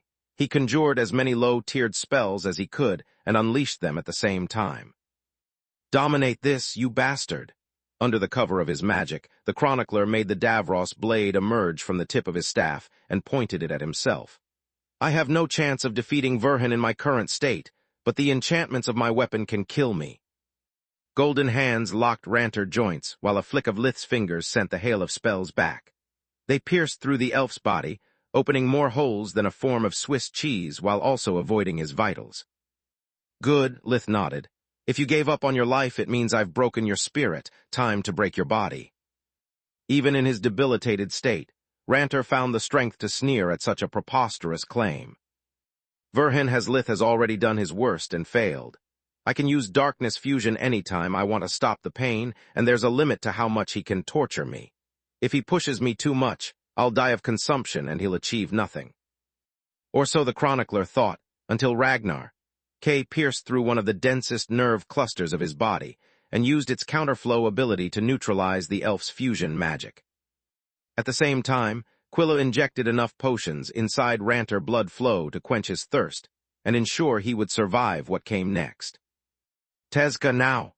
On Lith's cue, the Sun-Eater took the Yggdrasil staff away from the elf and released the dimensional seal. Space. Back at the fringe, thousands of kilometers away, the World Tree studied Solus, Ring with their breathing technique, root cause, while at the same time supervising the missions of the thousands of chroniclers scattered throughout Magur. "What's wrong with Elfin?" the Yggdrasil thought. "This is the 3rd day since her last escape attempt, and the tower is still covered in cracks. After feeding upon so many of my followers, she was supposed to." The World Tree used no filter while communicating with their chroniclers. Every telepathic transmission was received in its entirety and reviewed by a fraction of the tree's consciousness to decide what to share with the librarians and what to keep to themselves. Everything a chronicler saw, heard, and experienced was stored in the Yggdrasil staff and transmitted to the World Tree at regular intervals. So, when Tezca lifted the cell's dimensional seal, the Yggdrasil experienced everything Lith had done to Ranter at once. The pain was so intense that the World Tree lost their focus, screaming telepathically to anyone who could listen and losing control over the several access points to their fringe. The Yggdrasil had never experienced thirst or hunger. The bountiful soil of Magur nourished them since they had memory, and conjuring water was something even a human child could do. The World Tree knew that having their needs not met was supposed to be unpleasant, and that day they learned how much. To make matters worse, Ragnar, K's edge cut Ranter most sensitive areas and neutralized darkness fusion, while Tezca injected chaos throughout the Yggdrasil staff's phloem system with a skill honed through millennia. Enough to flood with chaos every fiber and lymph drop of the wood, but not enough to inflict lethal damage. Ranter caused the World Tree psychological pain through their bond, while the Yggdrasil staff transmitted physical pain, since it was a living part of the World Tree. Chroniclers fell to their knees all over Magur, screaming at the top of their lungs, and revealing their presence to those they were supposed to observe from the shadows. "Who in the god's name is that?" King Meron said as the chronicler's disguise crumbled, revealing an elf woman spying on him under the guise of one of the many minor nobles of his court. Rulers, mages, and powerful beings all over Magur suddenly found strangers in their homes and labs. Familiar visages and forms shape-shifted into elves they had never seen before. Millennia of careful infiltration and undercover work went into the gutter in the span of a few seconds, yet that wasn't the worst part. with the Yggdrasil desperately trying to suppress the telepathic connection and doing damage control to help the chroniclers flee before they were captured. The access points to the fringe all over Magur remained open. Chapter 32-43 Exposed Secrets, Part 1. Random travelers gained access to the fringe, while things that had been sealed by the Yggdrasil bloodline for millennia escaped. Space. There, Lith pinned Ranter to the ground like an insect after impaling him on Ragnar, K sealing his movements. I can finally see Solus. Assemble everyone while I oversee the final details. Tezca warped out of the room with the Yggdrasil staff in hand to mobilize the troops and have them ready for departure. Gianni, I'll leave Ragnar, K here until I reach the fringe. You have until then to study his life force and find a way to keep inflicting pain without killing him. After that, I'll recall Ragnar, K, and you'll be on your own. Don't worry, it will be more than enough. Skywarp. The stiffeners of her dress came out of their sockets and shape-shifted into metal needles that assembled into a glaive. Protect. Skywarp hummed with power, orbiting around Gianni while displacing itself through space to make its trajectory unpredictable. Help me figure out what your brother is doing. I need you to do the same. Gianni touched the elf and flooded his body with her breathing technique. She focused on what parts transmitted more pain, and how the presence of the Yggdrasil wood inside the chronicler's body affected his physiology. Skywarp split itself back into needles and pierced the elf's skin. It studied both the flow of Ragnar, K's mana, and the disposition of the pain receptors, rearranging the needles so as to imitate the former and overwhelm the latter. The glaive had no counterflow ability, but Gianni's needles were born as a tool of coercion. With enough time and the right placement, they could turn a body inside out, and that back when they were just pieces of metal in Gianni's hands. Now the needles had a quasi-sentience willing to assist its master in fine-tuning the multiple enchantments that Orion had imbued into the weapon. And she's not on her own. Freya activated her dimensional ruler spell, filling the cell with golden sparkles of light that bent space to her whims. Her multicolored hair whipped through the air as she flooded them with mana, ready to dominate any spell the moment the elf weaved them. Quilla said nothing and just kneeled beside the chronicler. With Lith gone, she would have to replace the immortal body array. It was a duty she would have gladly avoided, but her loyalty to Lith forced her to put aside her moral and ethical doubts. I'm a hypocrite. If it were Mom, Dad, or Freya instead of Solus, I wouldn't hesitate 1 second. She thought while using her Tier 5 body sculpting spell, Silver Hand, to hijack the elf's metabolism. The moment the three women took each their position, Lith warped right after Tezca. Dragons, phoenixes, and griffins were waiting for him in the main plaza, where the warp gates for civilians, nobles, and diplomatic missions had already been activated. There was no point flying, not when one could have access to the gate network of the 3 great countries to cross dozens of thousands of kilometers in one step. Milia Jennys, the magic empress of the Gorgon Empire, had readily accepted. She was Ligon's disciple, and even though the Guardian wouldn't interfere directly, she knew how much Menadian's desperation meant to her mentor. Convincing the royals, instead, had been more difficult. They demanded an explanation for Lith's sudden madness, his disappearance after his rescue, and why he needed a royal override to move hundreds of people, no questions asked. Lith was the supreme Magus of the kingdom, and the royals owed him much, but after the disaster of Zeska, their patience ran thin. He had gotten what he wanted, but at a price. Is everyone here? Lith looked around while focusing on the several lights. He could see one at a time to discern the closest one. We are ready. Baba Yaga and Lakra Silverwing walked out of the tent, drawing countless gazes and causing several gasps. They were both mythological figures, and even though the members of the rescue mission had been informed of their presence, knowing and seeing were 2 completely different things. I'm also proud to say that we have done our job. You haven't lied to anyone. Baba Yaga returned the ears of Menadian to him. We have figured out the unlock code. My only regrets are that Baitra shares this knowledge, and we didn't have the time to study the rest. The code was written down on a piece of paper inside the ears. Usually, the Red Mother would have used a more discreet mind link, yet the code was quite long and she couldn't risk Lith forgetting it. She also handed him the hands, the mouth, and a pin made of white crystals. Our towers can't fit a warp gate, so we'll follow you with our own means. Towers, more than one echoed. There's more than one. The pin will act as a beacon. Even if somehow the world tree drags you inside the fringe and seals the opening before our arrival, I'd be capable of locating you even if the tree relocates on the moon. Thanks, Yaga. Lith pointed it on the lapel of his Magus robe and hid the 4 pieces of the Menadian set under his Voidwalker armor. What about Aeon and our skeletal friends? Locked and loaded, Baba Yaga grunted. And I mean literally, there's no way in Magur I let them roam my tower. Phase 1 is a go, Lith yelled, his voice roaring through the place. Sharing our respective strategies will have to wait until we reach our destination. There's not a moment to waste. Follow me. Each group had prepared their best battle strategies and underhanded tricks, but they had refused to disclose them. After all, the whole mission was a huge maybe, based on the assumption that Lith located an access point to the world tree's fringe. No one wanted to expose their secrets to potential future rivals, unless it was absolutely necessary. Lith understood and empathized with his allies, so much that despite his predicament he couldn't get angry at them.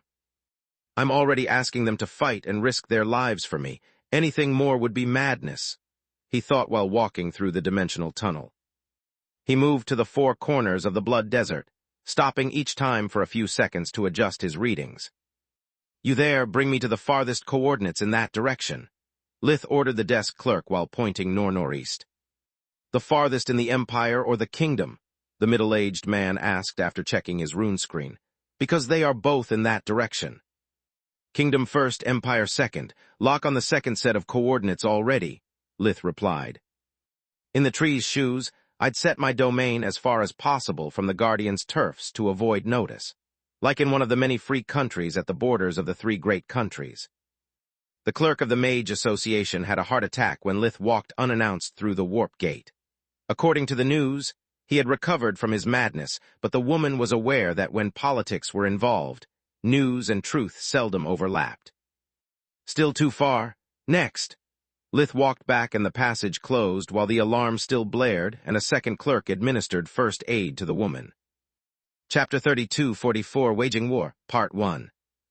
Lith warped through the 3 great countries, keeping the Salark's palace as his base of operations. There was no chance the world tree anywhere near the Blood Desert, not with Grandma's iron fist.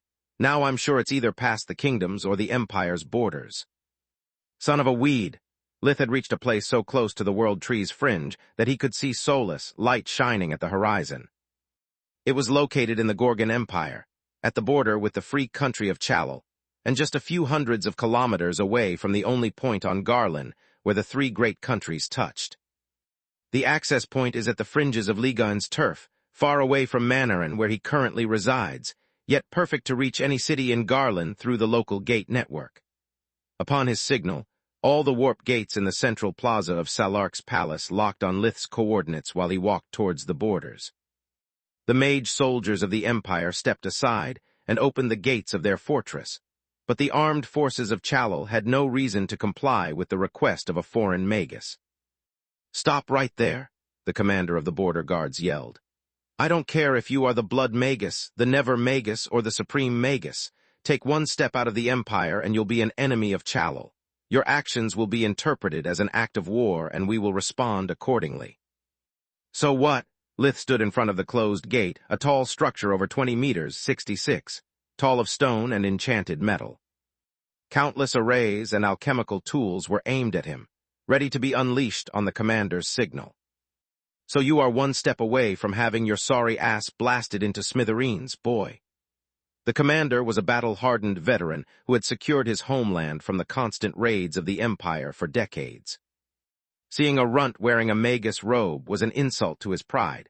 As a mage, just as Lith moving like he owned the place was an insult to his pride as a soldier.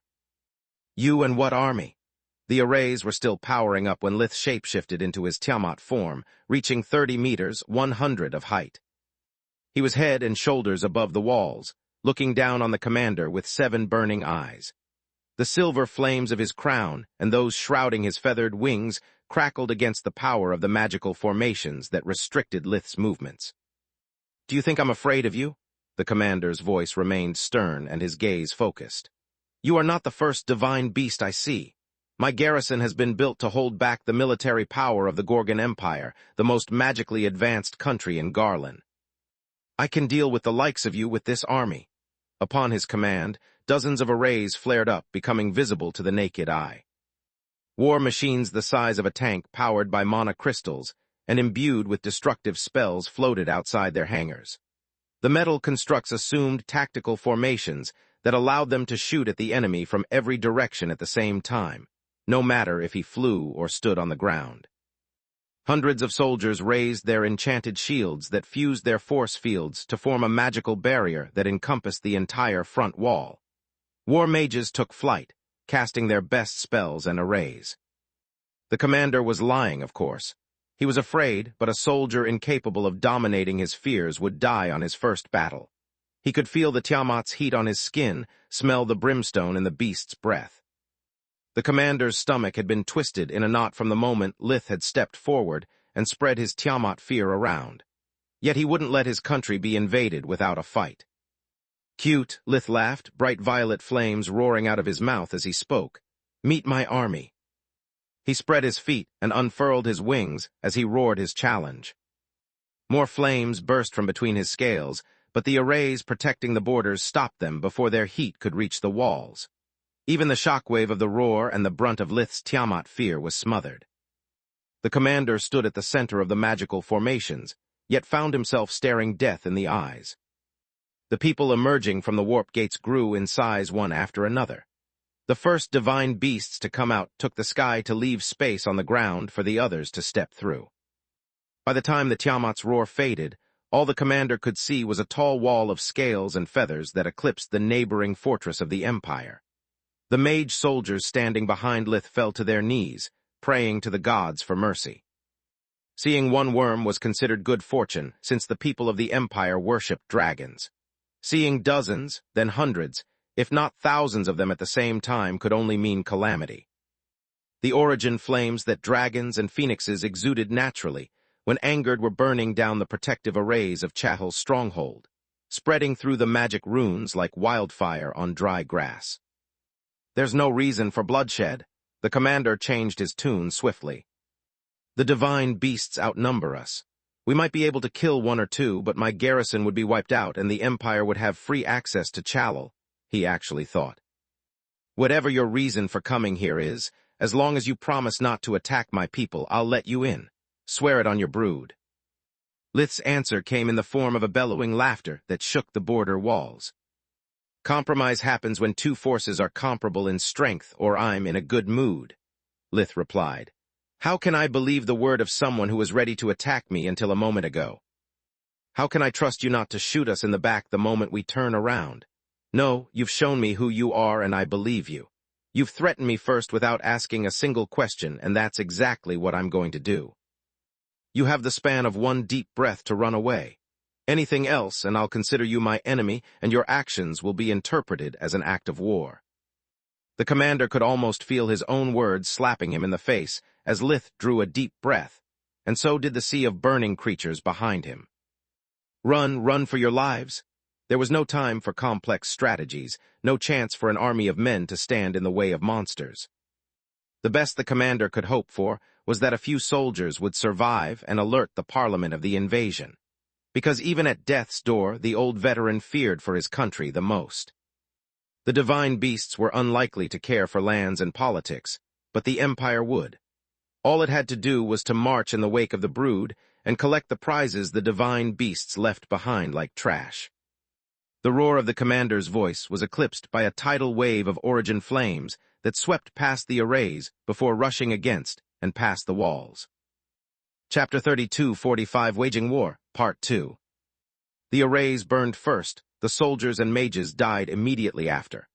The solid enchanted stone and metal of the garrison held fast, but when the origin flames died, only a charred plain remained. The soil was blackened, steaming from the lingering heat. A line of gurgling molten lava was all that was left of the border wall. The soldiers of the Empire stared in horror at the scene, not just because the Chahel stronghold had endured centuries of harsh conflict just to fall in the span of one breath, but also because the origin flames were still violet. With the battle with the world tree approaching, no one wanted to waste mana or the focus necessary to conjure primordial flames for an oversized pebble. That way, Lith pointed at the horizon and took flight, followed by the living storm. "Good gods, did you see that?" said one of the border guards, a young man in his early 20s. "If I saw that," the older soldier smelled the burned flesh and tasted the thick oils from the vaporized body fat that coated his tongue. "I can feel that. I wish I could unsee that." "What, not that, you idiot?" The young soldier stood up and pressed the emergency rune on his service amulet. "Sir, the road is clear. I repeat, the road is clear."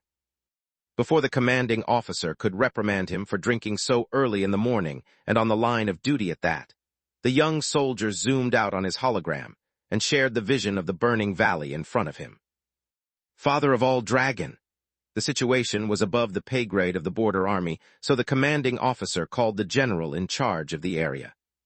Father of all dragon! The general contacted the Magic Empress and the Magic Council, the only powers in the Empire with the authority to wage war.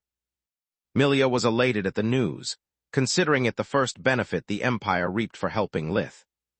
"Soldier, I'm mobilizing all the available troops," she said while sending streams of orders to her generals via a holographic runepad. "Until the first reinforcements arrive, I'm entrusting your platoon with a task that will determine the prosperity of the Gorgon Empire. Cross the borders, search for enemy survivors, and kill anything that moves.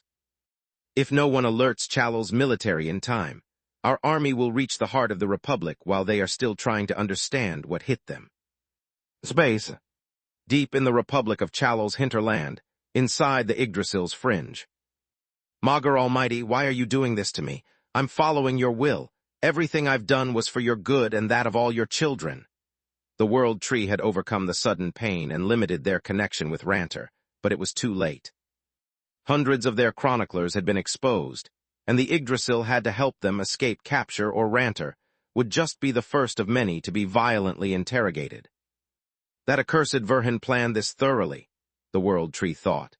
If I seal my fringe, the pain will stop completely, but if I do that, my chroniclers will be left stranded and alone in enemy hands.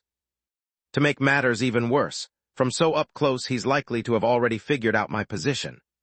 The Yggdrasil perceived the army of divine beasts moving toward the access point to the fringe located in Chalol in a straight line. Not one of them strayed from the main path or scouted their surroundings. They all moved at dragon speed and were bound to reach their destination in less than a minute. "Take arms, my chroniclers. Ready for battle, my librarians. Prepare to protect your homeland, my elves." The telepathic command resonated throughout the entirety of the fringe, from its center to its borders. "The enemy is coming though the Chalol way. Assemble there and prepare your spells. Attack the invaders the moment they step through the boundary without giving them time to recover. I want them dead before they can take a look at my domain. Strike true and hold back nothing, or this attack will be the first of many, and none of you will know peace anymore." Space. Blood Desert Ranter Cell at the same time. My, this blade is truly a marvel of magic. I've always been proud of your father, but this goes beyond my expectations."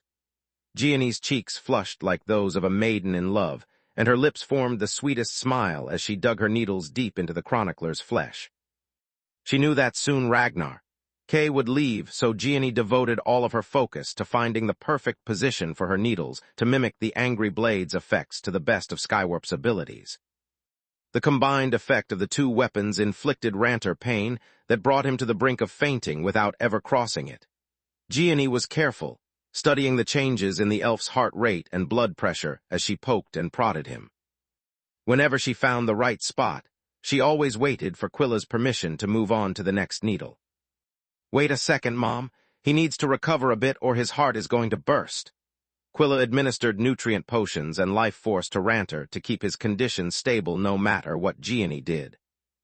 As for Freya, she kept the space sealed and had already dominated several spells. The chronicler glared at the three women in hatred, crying. Every nerve and fiber of his body was burning with pain, and his spells were as useless as his paralyzed limbs. He was trapped in a cage of agony with no way out. Yet, the moment the cursed blade leaves, the pain should have, Ranter thought. At that point, either I kill Gianni Ernas or myself. I will be released from this torment, and my master will avenge me. Space. The greeds of dragons crossed dozens of kilometers with each flap of their wings, closing in to the fringe's access point by the second. Lith had learned from Emrail's scheme that a fringe was akin to a separate world, and the connection with Ranter might be cut off at any moment. For that reason, he was carrying Tezca over his head since the beginning of the flight. The Sun-Eater could fly faster than Lith, but intelligence was more important than speed. Lith shared with Tezca his readings about the position of Solus, light via a mind link, and the Sun-Eater used them to infer the exact location of the fringe's access point. Assessing distance and the set of dimensional coordinates based on a gut feeling was an impossible task for Lith and Child's Play for the creator of dimensional magic. When they had walked through Challo's borders, Tezca had already narrowed the position of the access point down to an area of 20 kilometers of radius. As he correlated the variations in the signal's intensity with Lith's speed, the Sun-Eater had reduced the area to 10 kilometers of radius. By the time the Yggdrasil had stopped seizing, Tezca had already reduced the area of search to 100 meters, 330. He never stopped his mental calculations, and shared his findings with Lith as soon as the Sun-Eater determined a more precise set of coordinates. Chapter 3246, The Old Gang, Part 1.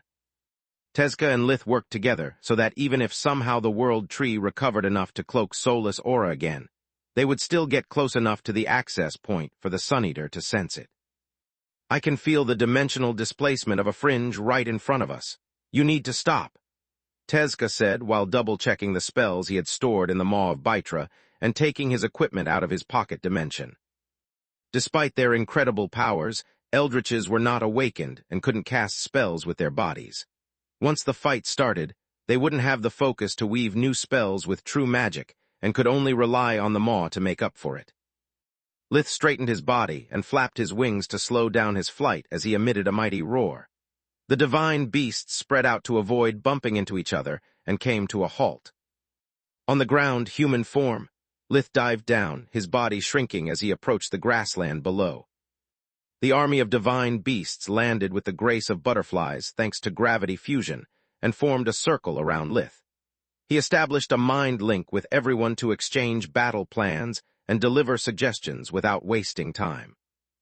Getting here was just the beginning, he said. Don't share your tactics yet. We have to wait for the rest of our allies to catch up with us first. Use this time to weave your spells and take out your nutrient potions. Anything you need, or just might need, has to be had hand before we take the first step inside the fringe. Lith felt dumb stating the obvious to creatures older and with greater battle experience than him, but he'd rather be considered stupid than take risks. No one in the circle judged him, attributing his words to discipline and diligence rather than naivety. Zor, where are the rest of the members of the organization? Lith looked at the horizon, hoping to spot Baba Yaga's tower with his Tiamat eyes. There was no point bringing them under Salark's roof, the shadow dragon replied, especially with the risk of one or more members of her nest itching to settle old scores.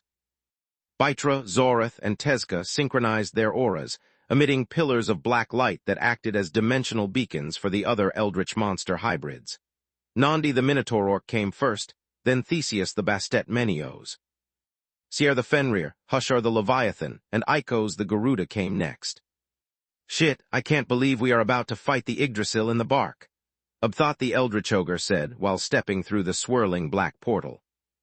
And I can't believe we are going to put everything on the line for a maybe, but who am I to question orders?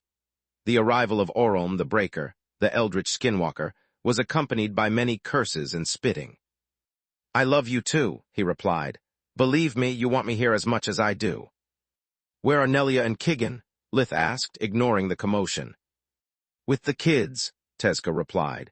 It was my condition to help you in the first place. I'm not leaving them unguarded. I've made too many enemies over the millennia to bet everything on luck and honor. Lith didn't like the news, but he could understand the Sun-Eater's worries, especially with the threat looming over Camilla's head.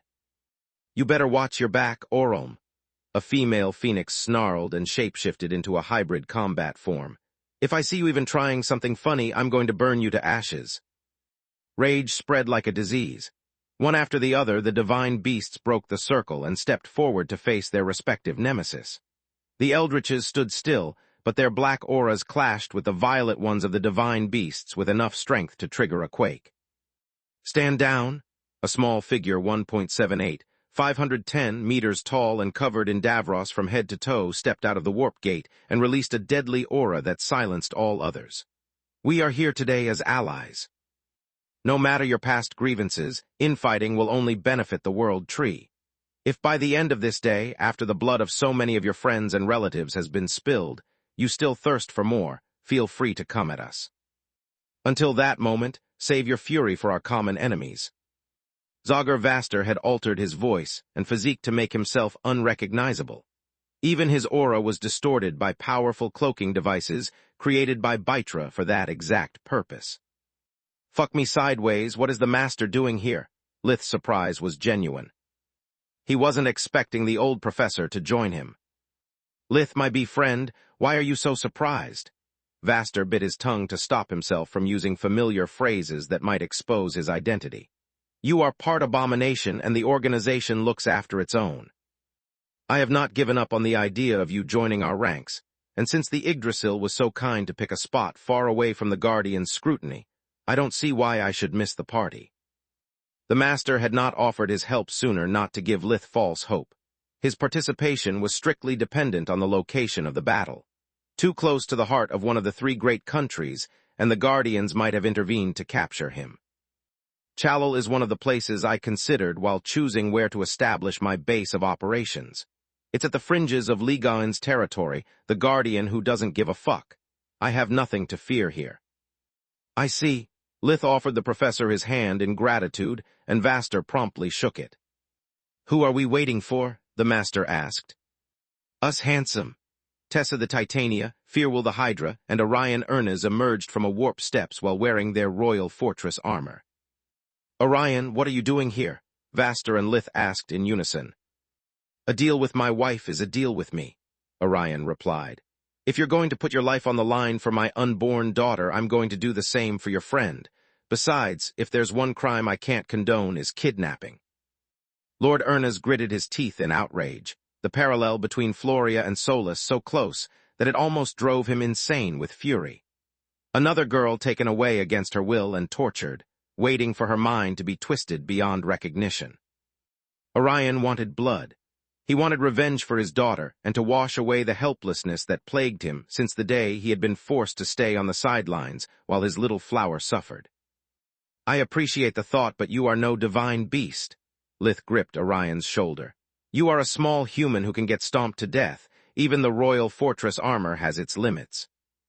"Really?" Orion snorted but didn't push the hand off, appreciating the concern. "Can you afford to turn away a violet cord awakened who can use blade spells?"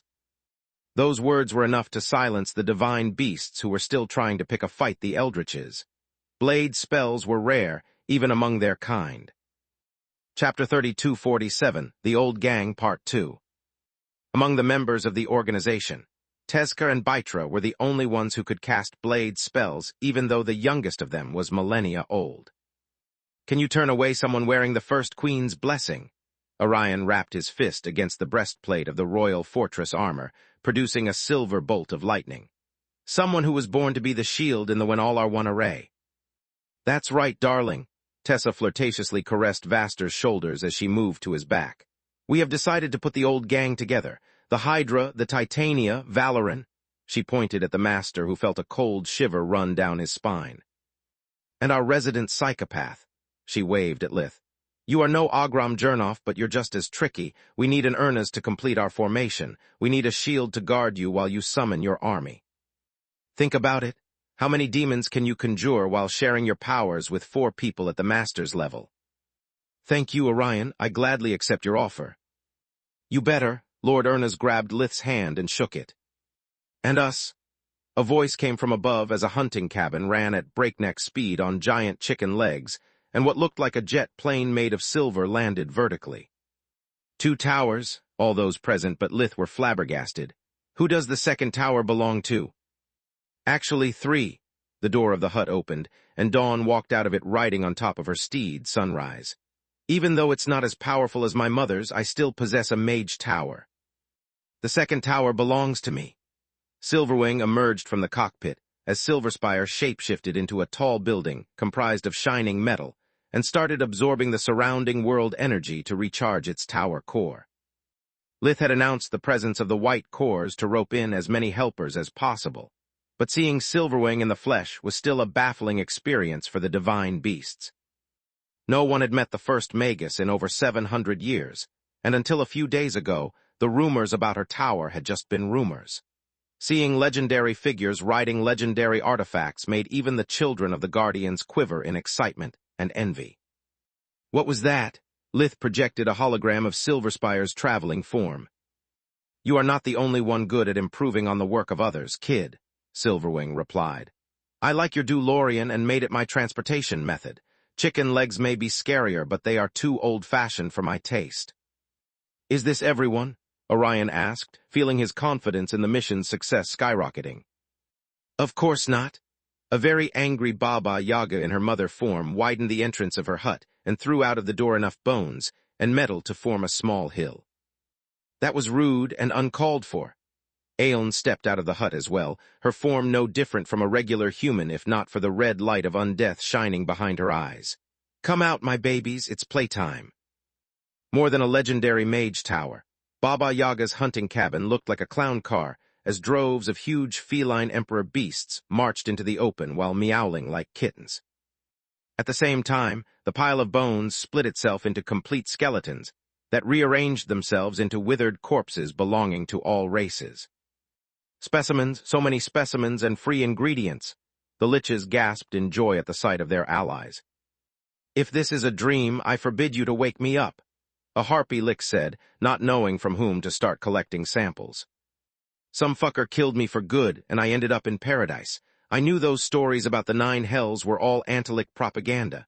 A Treantlic whose body was comprised of dried wood said. Order, Aeon slammed her golden staff on the ground to snap the liches out of their ramblings. No one is asleep or dead, and those are not specimens but our comrades. Remember who holds your phylactery. That would be me. All eyes moved on to Baba Yaga, who didn't bother hiding her spite and disgust. Also, for the last time, those who misbehave will have their loot confiscated and divided among the other members of the expedition, Aeon said, making the raving undead cheer and curse at the same time. Cheer at the idea of getting the share of those skeletal idiots. Curse at the thought of being one of those skeletal idiots. The liches grumbled and formed a second circle around Lith, while the feline emperor beasts formed a third. Sunlight, Vladian Dragonborn, and the other firstborns came out of the hut last. Let's hope this isn't the last time I see it. The ancient undead had white prisms protruding from their chests, which absorbed the light element directly from both Magur and the sun, and fed it to their blood cores. Lith also recognized the firstborn Banshee, Wendigo, Mage Slayer, and Ghoul, but he had no idea who the other 3 were. Baba Yaga had brought 8 of them to ensure her firstborns could cast anti-guardian spells by themselves at any time. The 8th member would replace one of them in case they suffered grievous wounds or fell into eternal sleep. Vlad, no time for chit-chat, the firstborn vampire cut Lith short. Radusk is okay and Lysa is mad at me, so we'd better get over with this quickly. If I die here, she's going to kill me. Fine by me. Lith included the newcomers in the telepathic network. First things first, entering the fringe without getting slaughtered. Suggestions, anyone? He shared his experience with crossing a fringe's boundary, and the dizziness that ensued from shielding your consciousness from Magur's gaze. I can enter at will, but I can bring only one person at a time with me, Baba Yaga said. Even if there is no welcome committee on the other side, it would take us all day to get in, and retreating would be impossible. I thought you had figured out something already. Silverwing was incensed for coming all that way for nothing. I'm 20 years old, Lith retorted. I've brought here 5 white cores and the most powerful eldritches on Magur. Between all of you, you are as old as Magur itself.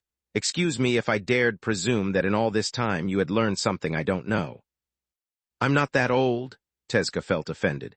Yet you are right about that. I've learned a few tricks through the millennia, but I've been alone for most of my life. I had no reason to worry about guests, so my means apply only to myself. We don't have the time to teach everyone how to cross over Magus Vale, and with a bit of luck we won't need to. If there's one thing I've learned by working with the organization is teamwork. The Sun-Eater cut everyone else off the mind link and spoke only with Lith. I've never tried this before. I don't know if it's even possible. Me neither, Tezca replied. But I've not come this far just to turn around and walk away. Also, aren't you curious to test the limits of your bloodline? Chapter 32:48 Opening Fire, Part 1. Fine, let's do it, Lith grunted. Not so fast, kid. Tezca informed everyone about what was about to happen, assuming he was right. Once the road is open, there will be no time for discussions. We need a plan to keep the passage open and get everyone in without being decimated by enemy fire. I can help you pierce through the dimensional barrier, Nandi said. And I can clear enough space to create a bridgehead in the fringe. Orelm didn't care about Solus, but was eager to redeem himself in Tezca's eyes. You do that and we'll take care of the rest. Voltak and Gentor nodded. One after the other, the leaders of the different factions spoke. Less than a minute later, bloodline secrets that had been kept for millennia were now unveiled, and the attack on the fringe could start. Space. Blood Desert at the same time. I understand that a member of the Verhin family has been kidnapped, and rescuing Mage Solus Verhin takes priority, King Meron said. I can also understand that Supreme Magus Verhin almost died during the kidnapping, and he demands righteous retribution. I can even understand that it's only thanks to his abomination side that he survived, that he had no way to predict or control the ensuing amnesia, and how he reacted to the ambush perpetrated by the undead king. I'm willing to defend his actions from public judgment, and provide the Crown's full support in proving that he is not responsible for the thousands of casualties in Zeska. Meron took a deep breath, massaging his temples pulsing in anger. What I can't understand is why, when Magus Verhin contacted me and asked full access to the Kingdom's Gate network, he didn't inform us of the scope of his plans. Imagine my surprise, Lady Verhin, when our intelligence reported how your husband has appeared at the Emparchalo borders and helped a rival country to expand their dominion. The king spoke with a low growl that barely contained his fury. For once it was Silpha holding his hand to keep his temper in check. Your Majesty, my husband couldn't inform you about his plans because he had none, Camilla explained. He just followed his dragon-homing instinct to Chalel and then gained access to their territory the only way he could. I'm inclined to believe you, Lady Verhin. There is not one report about Supreme Magus Verhin aiding the invasion army of the Empire. Meron received an update on his amulet and skimmed through its pages. He seems to have cleared a path to Chalel, and then moved toward a region of no strategical relevance, whereas the Empire's army is marching toward the capital. Yet your husband should have mentioned the 3 greeds of dragons, 1 flight of phoenixes, and other unspeakable things that have turned the hair of the Mage Association's clerks white during our last conversation. Not to mention that he should have consulted me before perpetrating an act of war toward Chahel. Not only does his stunt sully the reputation of the Griffin Kingdom, but it also serves fertile lands to one of strongest competitors on a silver platter. Your Majesty, Camilla didn't know what to say. Save it, I won't have this conversation on any non-secure channel. Meron cut her short. There are things that can be discussed only in person and behind the shroud of the protective arrays of the royal palace. Since Supreme Magus Verhin is too busy helping the Empire, I expect you to come here right now and have a really good explanation. Otherwise, I'm going to shut down Magus Verhin's royal override code and let him take the full blame for what happened in Zeska. Meron out. Farm, Camilla cursed as the king's hologram faded. Farm, Valorin II echoed. Elijah tried her best. Again, it wasn't enough that your dad is in political and physical danger. Do you really have to learn swear words? Camilla asked, obtaining giggles and nods in reply. Elena, can you keep them for a while? Sure, but why don't you bring them along? Elena asked. At an audience with the king, Camilla sighed. If I do, he can't raise his voice, get angry, or even upset me without dying. If I so much as tear up, Elijah either cries or gets violent and no one can stop her. How do you think the king would react if I brought the babies to what is bound to be a heated debate? He would take it as a power move, if not a threat, The king would dismiss you with a smile and enact whatever punishment he sees fit without a discussion. Elena held the babies, wondering how someone so cute could also be so dangerous. I have to go alone. Camilla thought back at Gianni's words, hoping that the word of Lith's departure had yet to reach the wrong ears. Space. Relax, kid, Tezka said via the mind link. The worst that can happen if we fail is that Solus gets enslaved by the world tree, you lose her forever, and when the Yggdrasil is done with her, they'll come after you to finish the job. That's reassuring, Lith snarled. It's not supposed to be. Even before the 4 races learned how to fly, it was fear that gave us wings. The Sun Eater smirked as the fingers of his left hand made contact with Mager's veil.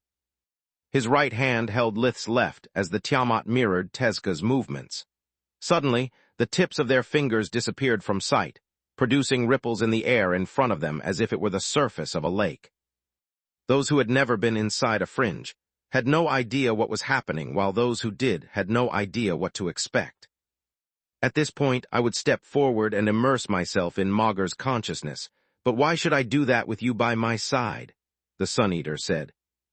Instead of answering, Lith activated his Tiamat fear and flooded the surrounding world energy with his energy signature and willpower.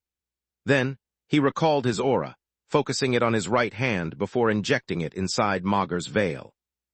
After all, Mager grants passage to those who know how to ask for it, and your Tiamat fear is the closest thing to a communion with Mager I've ever seen. So why shouldn't you be able to ask Mager permission to enter on everyone's behalf?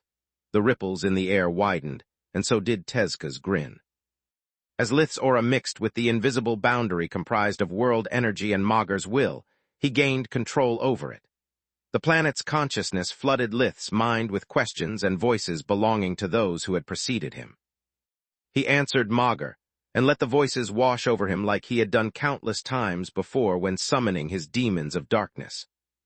You know who I am and what I want. Lith felt small and insignificant as Mager turned their gaze upon him, questioning the reasons for his intrusion. You know why I'm here. All I ask you is to let me in.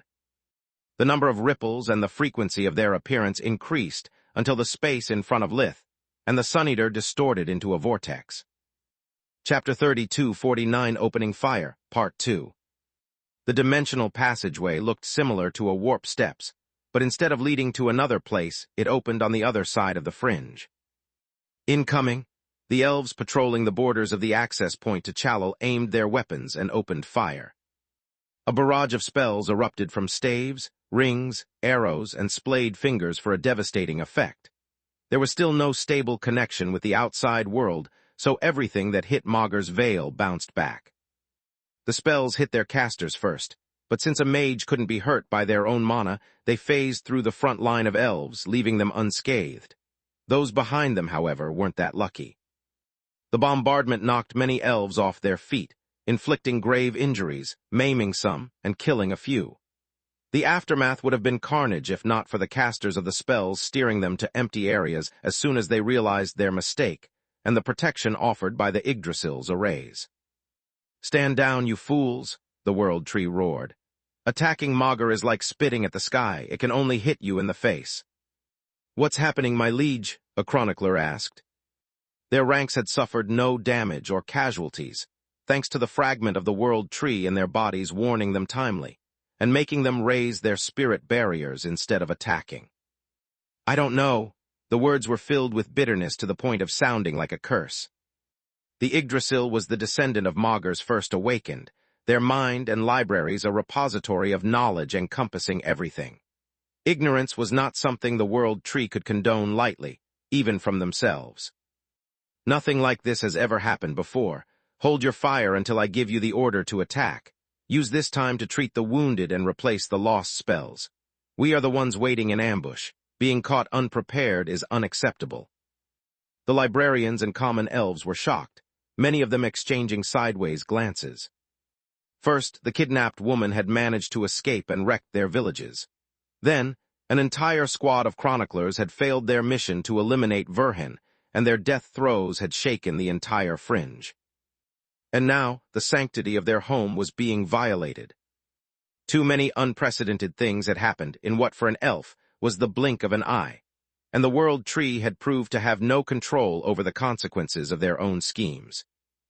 The elves' trust in their host was getting as shaky as their knees.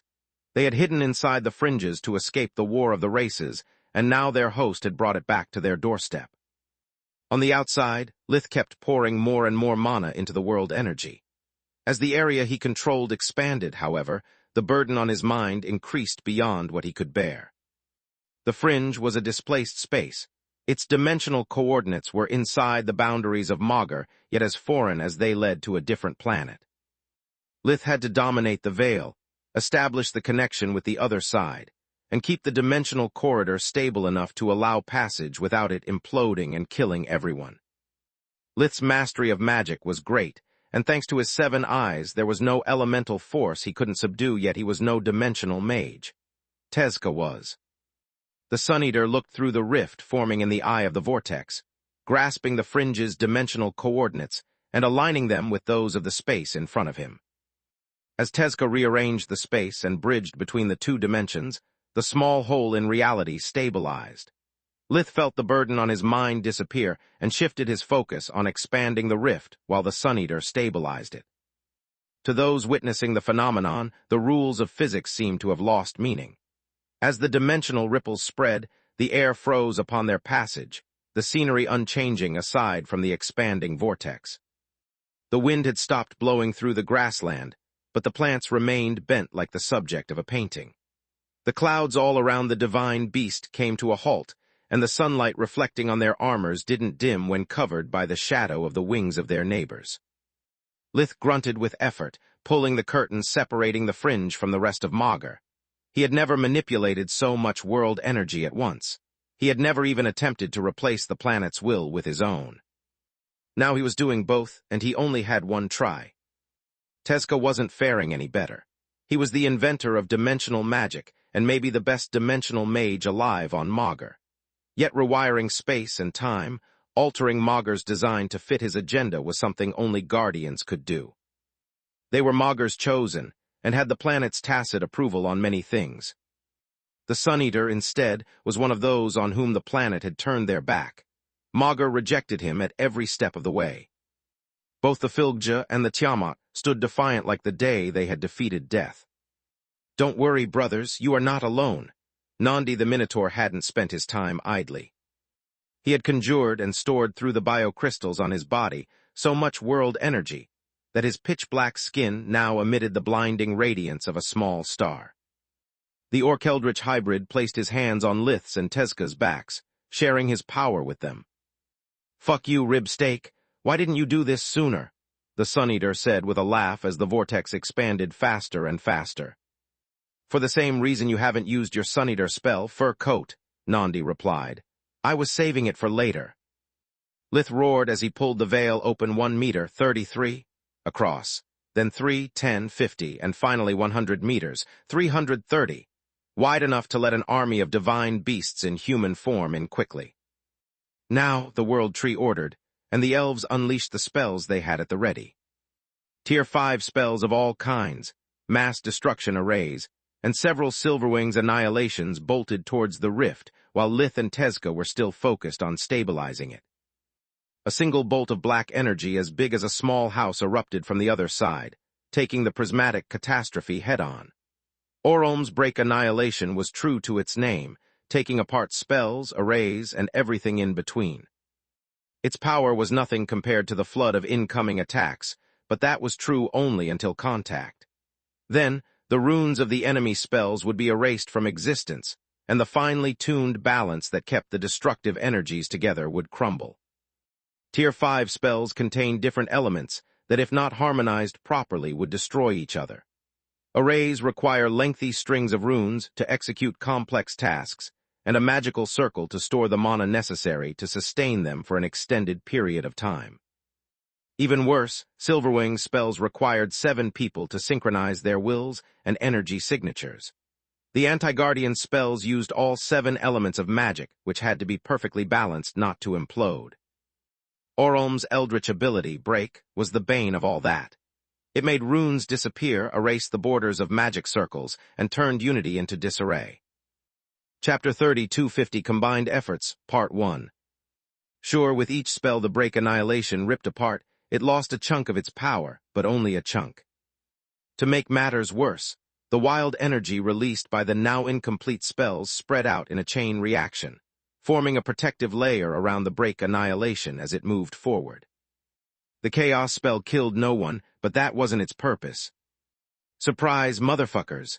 Orolm was the first to jump through the dimensional rift, but not before unleashing his Tier 5 chaos spell, Shredding Wheel. One break-infused ring departed from each of his wrists, cutting through the magical formations enveloping the outer layer of the fringe. Shredding Wheel spun like a buzzsaw, ripping the arrays carefully laid by the world tree since the time they were just a sapling apart. Thanks to Nandi flooding the breaker with world energy, Orolm could imbue Shredding Wheel with fresh mana as soon as it was consumed. Yet a mere Tier 5 chaos spell would have been nothing against the many elemental sealing and barrier arrays if not for break. Shredding Wheel never entered inside a magical formation until it had severed the string of runes comprising its magic circle. Only then would the two black rings resume their advance, wreaking havoc on the internal runes before moving on to the next array. Just as the break annihilation earlier, Shredding Wheel didn't need to completely destroy the magical formations, only to erase enough runes to turn a marvel of magic into a flashy decoration. "Stop him, damn it! You are many and he's alone!" The World Tree's yell snapped his troops out of their shock paralysis. "I'm also out of here." Orolm unleashed the third and last spell he had prepared for his duty while he jumped back toward the rift. Pulsing Star conjured between his hands a giant black sphere that contained all the mana Nandi had given the breaker and all the life force he could spare. Break was Orolm's trump card, but it took a toll proportional to the damage it inflicted on the Skinwalker Eldritch hybrid. Break-infused spells made Orolm unstoppable, but each one of them drained massive amounts of his life force. The more Orolm used it, the weaker he would become and the longer the aftereffects would last. Each break-infused spell had to be delivered only if it had a good chance of hitting its target. Victory meant nothing if Orolm came out of the fight in such a debilitated state that any decent mage could kill him with ease. Pulsing Star focused and amplified the Skinwalker Eldritch hybrid's power, unleashing a volley of black rays as thin as a hair and as fast as a laser. They pierced through the World Tree's permanent arrays and troops alike, erasing small but significant parts of their very being. Enchanted weapons stopped working, armors turned into shiny piles of metal, and wood golems started to rot. The elves struck by Pulsing Star on a limb were now crippled until their life force was rewritten with body sculpting. Those hit on the head or a vital organ were beyond saving and died, despite the Yggdrasil's best attempts to heal them. "You bastard!" The World Tree took control of the nearest wood golems and had them deplete their power cores in a coordinated attack aimed at Orolm. His aura had become weaker than a yellow core, and his vitality was at the non-awakened human level. "Watch out!" Tezca switched the breaker to safety and pushed Lith out of harm's way. The Tiamat had already done his part. The veil separating the fringe from the rest of Magur was wide open, but it was the Sun Eater's dimensional magic that kept the rift stable. Another weak point of Orolm's break was that, since the arrays were damaged but not destroyed, the World Tree only needed the time to cast the missing runes to repair them. Time that Tezca couldn't afford the Yggdrasil. The World Tree activated the space-compressing arrays near the borders, only to watch them fizzle helplessly. They changed the course of the Chronicler's spells, aiming them at Tezca, who intercepted them with 9 of his 10 tails. "Tezca," Nandi moved toward the Filgja to inject him with what world energy the Minotaur had left, but the Sun Eater stopped him with a glare. "Save it for someone who needs it." The hail of spells tore through the tails one after another, producing a conflagration so powerful that the ground below Tezca's feet collapsed into craters, and the shockwave pushed the nearby divine beasts back of several meters. Tezca's head, arms, and the upper half of his chest were gone, yet he hadn't moved an inch. "My turn now." The Filgja's maw lay on the ground, shattered into many small pieces, but it spoke nonetheless. Tezca's body stood tall like nothing had happened, while its scattered parts reassembled like he was just a puzzle. With no functioning darkness-sealing arrays on the other side of the rift, and the enemy forces scattered, Tezca had switched Orolm with his Eldritch tier spell, Sun Eater. The fringe was sealed from the outside world, and the Filgja wasn't willing to risk that the world tree might close off the dimensional corridor amid the chaos of battle. Were that to happen, Tezca would have been cut off from his power source at the worst time possible. By releasing the spell inside the fringe, instead, there was nothing that the Yggdrasil could do to stop Suneater anymore. Firestarters with me. Voltac and many other fire dragons walked through the rift before shapeshifting back into their true form. The worms then dropped on all fours, slamming their hands on the ground and adding magic to the might of their bodies. Cracks formed under their hands and spread throughout the grassland, forming a spider web.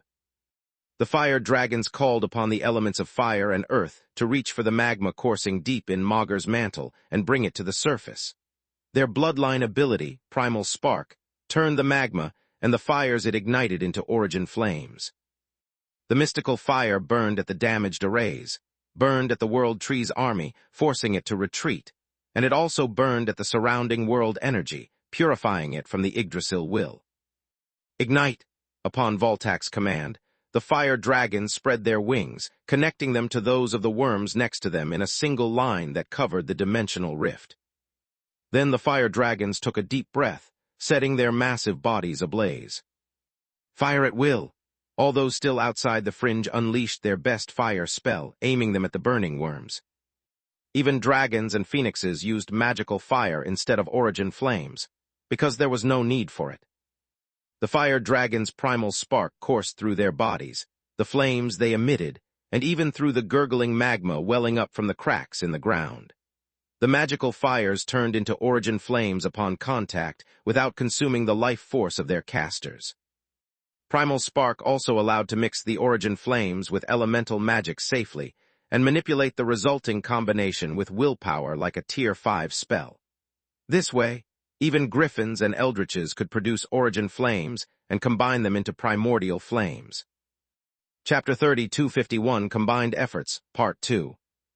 The white fire coming from within and without the fringe advanced in every direction like a tidal wave, forcing the tree's forces to retreat until they reached the first layer of arrays untouched by Orom's spells.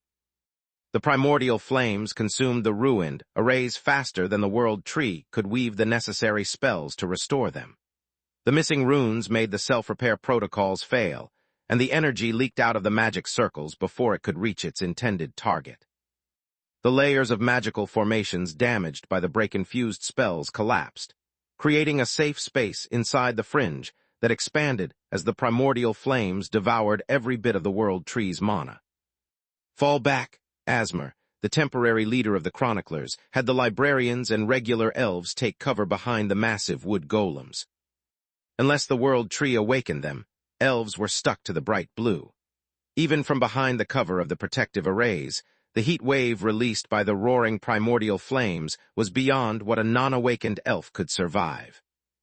The offensive of the Firestarters' squadron pushed the magical formations to their limits and blackened the external layer of the wooden constructs.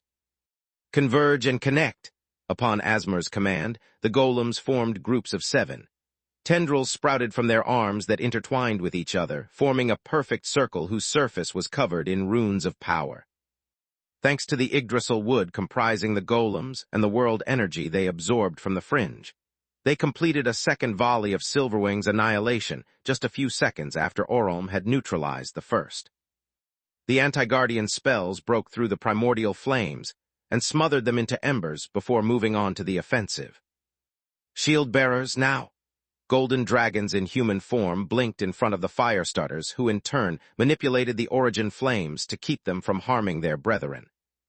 There was no time to regroup and conjure enough Silverwing's bastions to cover for the fire dragons. Gentor and his children raised their arms and wrapped their wings around their bodies as they activated their bloodline ability, Golden Radiance.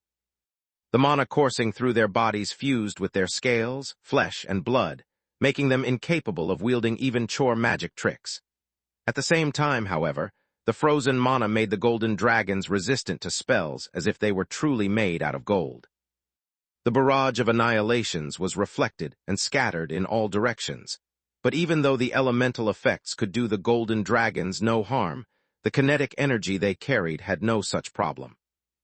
On top of that, by solidifying their own mana, The worms had become incapable of circulating the elements to use fusion magic or heal themselves.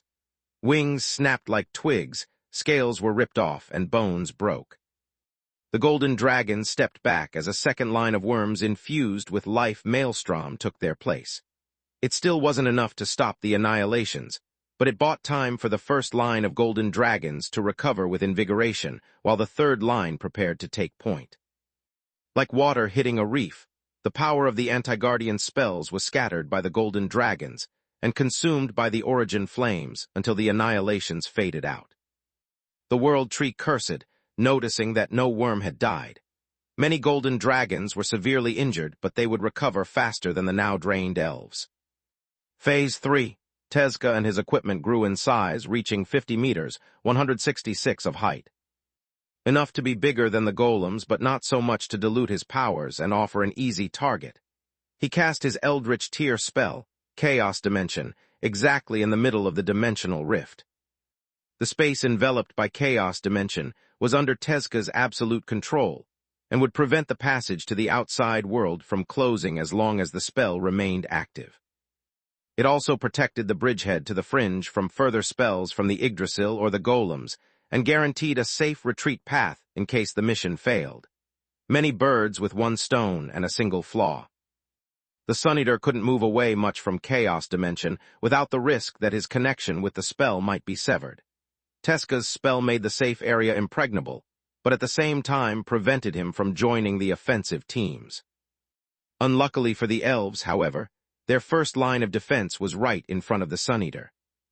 A simple swing of the colossal Endless Night cut asunder the first row of wood golems and a dozen meters deep trench in the ground.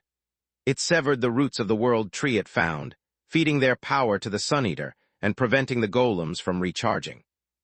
Then Tezca unleashed a volley of Tier 3 Chaos spell, Howling Void, that lay waste to everything in their path. The barrage of spells forced the elven forces to retreat deeper into the Frin and left the invaders free to advance. Press forward, don't give them time to recover. Surtur and Sinmira entered next, already in their true forms. The Phoenix of Darkness stood in front of the Dragon of Light, her black aura eclipsing his brilliance. The twins moved in unison, their limbs and cores in perfect sync. They had been born together, lived together, and worked together long enough to know the other like an extension of their own being. Surtur conjured his blade Tier spell, Nebula Storm, while Sinmara weaved her devouring shadow. Surtur passed his blade spell to Sinmara, who did the same. They used domination to add their respective energy signature, circulate, and amplify the blade spell of the other, merging them into Twilight Blast. Surtur's light was engulfed in Sinmara's darkness, and together they generated a gray-scaled barrage of energy beams that pierced through the Yggdrasil's defensive arrays. The combined blade spell wasn't enough to destroy the second layer of magical formations due to the backup power converging from the rest of the fringe, but Twilight Blast still managed to cripple several wood golems and kill many of the elves standing behind them. The first blood belonged to the invaders, but Tezca found no joy in it. More and more of our forces are pouring in, but there is still no sign of the forming of a new fringe. If it keeps up like this, when we lose momentum and the advantage of surprise Orom bought us, the tides of the battle will turn quickly, he thought. Now that the entry point was secure, Lith's group entered the fringe, and so did Silverwing and Baba Yaga with their towers. Unleash the Liches. The Red Mother used a gravity spell to distort light and zoom in on the many fragments of Yggdrasil wood, and the wounded elves just a few steps past the defensive arrays. Mine, I call dibs on everything. In Xyalot, the King of Liches alternated sprints with blinks to run ahead of his competition. Mine, what looked like a withered tree with twig-thick limbs, said, I'm a Fae. Yggdrasil wood is mine by birthright, and so are the elves. Mine, a skeletal Naga said, I saw them first. Mine, mine, mine. A rumbling, tumbling wave of bones and metal chanted as it fearlessly charged past the safe area cleared by the collective efforts of dragons and eldritches. Chapter 30-252 Real Strike Team, Part 1. The Liches entered the defensive array's area of effect, feeling their bodies become heavier as the surrounding world energy started resisting the call of their spells and slowing down the vigorous mana that allowed their corpses to move. The crazy undead gasped in surprise for a fraction of a second before forgetting it wasn't their natural state. With their prize at hand, their madness knew no bounds. The liches never hesitated, never doubted themselves, and never considered the consequences of their actions. They clung to the wood golems like ticks, kidnapped librarians, and collected the wooden fragments lying around after the twilight blast. "Don't let them touch you," Asmer yelled to librarians and regular elves. "No matter the cost, don't let a lick touch you." The limbs of his wood golem shapeshifted into massive hammers that Asmer used to pound the nearby liches into dust. Whenever one of the frenzied undead jumped at him, the leader of the chroniclers had the golem cover its surface in spear-thin long thorns to impale the liches.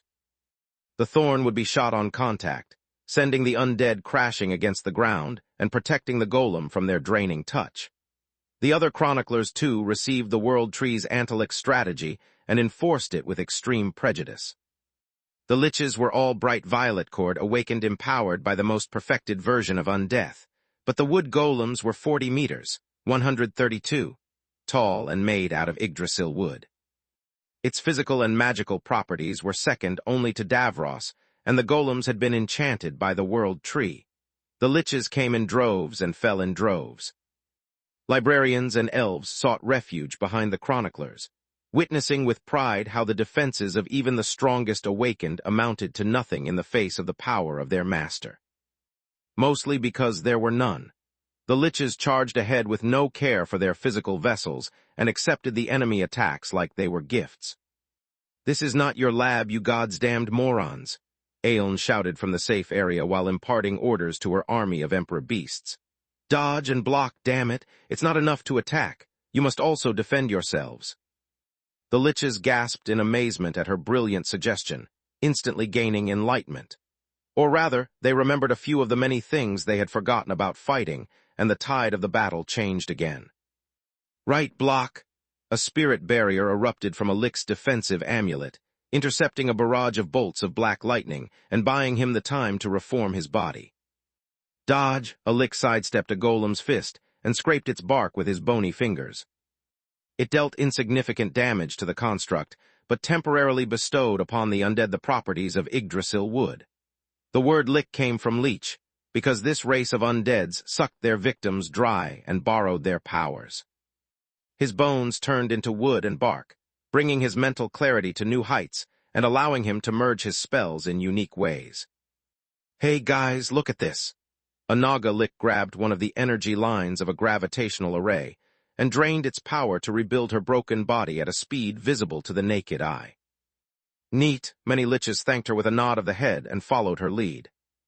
They hijacked the energy of the magical formations and turned it into Tier 5 spells at no cost for their mana cores.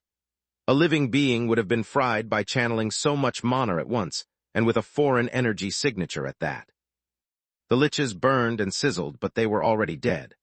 The mana they stole healed them faster than the arrays damaged them, and since undead felt no pain, feeding off the arrays was a why do I smell barbecue situation. Not only did the phenomenon hasten the undead's regeneration process, but it also temporarily bestowed upon them the same powers as the array they fed upon, making them immune to it. "Damn if those guys are morons." Apep the Eldritch Apophis didn't need to roll his dice to judge the lich's performance. "What do you want me to do, woman?" "Dig underground and clear the Yggdrasil's roots on our path to the Yggdrasil." Aelin pointed at the battleground. "Without them, the golem can't recharge and the World Tree can't perform sneak attacks." The liches were being smashed almost as fast as they regenerated, bringing their charge to a halt. Whenever a golem or a group of elves was cornered, the Yggdrasil turned their roots into wooden spikes that erupted from the ground at the critical moment of a clash. The spikes shielded the elves and impaled the liches, pushing the undead back before they could break through the defensive lines and giving the golems the time to come to the elves' rescue. "Let's see." Apep rolled his dice like the maker of all liches had seen him do countless times while she was in Xyalot's guest in his moon laboratory. She wasn't stupidly V like in Xyalot, so instead of crossing her fingers and hoping for luck, she used a sliver of spirit magic to get the critical success roll she wanted. Apep had no life vision and no way to notice her meddling. "I'm going all out." The eldritch turned into his real form, that of a colossal snake made of chaos over 50 meters, 166 long. The Apophis squirmed in joy as his scales drained the world energy from the fringe, quelling his eternal hunger. He cleared the safe area from roots first, ensuring there were no infiltrations from the world tree before moving on to assist the liches. You are a moron too, kid, but the kind of moron I like, the kind I can manipulate with ease. Aelin noticed too late that she was thinking out loud. Damn it, what's our next move? The liches won't last 5 minutes, Sinmira replied. The good news is we've forced the chroniclers to show some of their best cards. The bad news is there's a lot of them. More golems kept sprouting as the chroniclers spread throughout. Magus returned to the world tree's fringe as fast as they could. We are next diversion. Let's make it count. She and Surtur bolted to the front lines while Baba Yaga's tower grew in size, taking the form of a colossal wooden puppet 50 meters, 164, tall. Silverspire shapeshifted into a silvery humanoid giant that matched the puppet's size, and was armed with a sword and a shield. 3 towers, 5 white cores, and we are the diversion, Aelin scoffed. She knew the plan, but that didn't mean she had to like it. Deal with it, Dawn said, unleashing her blade tier spell, Rising Sun, as her opening salvo. It cut through the defensive arrays, charred a few golems asunder, but stopped before reaching halfway to the world tree. That's what we are against. Even a white core like you doesn't amount to much. Yet. The horsemen pointed at the fire dragons who breathed wave after wave of primordial flames, weakening the defensive arrays and diverting the Yggdrasil's focus and energy from the battlefield. The golden dragons used golden radiance to step inside the array unharmed, and breathed more primordial flames directly on critical runes, until the pressure from gravity magic forced them to retreat to the safe area to recover. Chapter 3253 Real Strike Team, Part 2. Kid, everyone is fighting to give you this opportunity. Don't waste it, Tessa the Titania said while activating her legendary array, when all are one. A 5-pointed star appeared under the group's feet, forming a circle by connecting the 5 members of the Real Strike Team. The Titania passed on to the others her muscle mass that matched a griffin's and her regenerative abilities. Firwall shared her elemental affinity and 7 heads, making 6 smaller serpentine necks sprout from her teammates' shoulders. Vaster's superior core flowed into the others, reshaping their cores into a new form that exceeded the power of the bright violet. Gods, among the many body alterations Tessa was undergoing, that was the most painful one to date. The power of chaos has grown stronger from the last time, and is this the secret of the white core? It is, Firwall nodded, gaining insight from Vaster's condition as their bodies produced more auxiliary cores and the boundary between energy and matter thinned. We are getting a peek at how to reach the next level. What are you guys blabbering about? Vaster considered such a thing his natural state, and had missed the subtle changes he had undergone after devouring his abomination side. I'm just Maugre Almighty. Lith passed on to the others his wings, mass, and silvery flames. The other 4 found themselves wreathed in dread flames which made Vaster's power grow even stronger. My faulty core is reshaping itself after yours, Vaster cackled as the surging energy filled his body with adrenaline. I almost forgot you have the life force of an abomination, a perfect abomination life force capable of harnessing the full power of a black core. It was the first time that Lith and Vaster shared the effect of the when all are one array, and Vaster was reaping the benefits. His body was changing, adapting to fully contain the chaos and decay thanks to the dread flames muzzling the cursed elements into submission. The Master's mana core split further. Before he only knew chaos and how to counter it with decay, but with the help of the silvery flames, Vaster could see 4 more cursed elements take a stable form in his core. For the gods' sake, shut the fuck up, Orion screamed in agony. He was just a human violet core. To him, stepping straight into the white core domain, gaining the mass of a divine beast, and having his life force reshaping itself to withstand the combined powers of his teammates was torture. Orion writhed in pain, refusing to fall to his knees out of sheer will. Luckily for him, the array was devised to limit and share the burden between its participants. The moment the changes in Orion's body stopped, the different powers naturally balanced themselves and adjusted their flow so as not to burden him. Even better, though when all are one array granted its users the knowledge to use their newfound bloodline abilities as if they had used them their whole lives. Orion knew chaos magic, how to handle the different kinds of flames, and even Silverwing's spells by instinct. "I'm sorry, Orion." Lith raised his hand, recalling Ragnar K to his side. Back in the desert, the angry blade heeded the call of its master and bolted out of the prison room with no care for the damage it inflicted upon Ranter in the process. Ragnar K flew through the still-open warp gate before Salark's palace, coming out on the border between the Empire and Chalal. The soldiers sounded the alarm and assumed their battle formation against the sudden appearance of a monster screeching in fury. The blade ignored the scrambling humans and followed the trail of its master in a straight line. Ragnar K used warp steps to cut the trip short, uncaring for the toll its power core had to pay. "If you think that was painful, you are in for an awful surprise." The angry blade roared in triumph as Lith's finger closed around its hilt and freed Ragnar K from the seal of its bloody scabbard. "Clench your teeth, guys, because this is going to hurt for real." Lith closed his eyes and focused on the void inside himself, plunging as deep as he could, deeper than he had ever gone. "I don't need heroes, I don't need soldiers. To anyone who is listening to my call, I only need those who have loved and lost. Answer me. Help me, lest you want me to join your ranks and share your sorrow."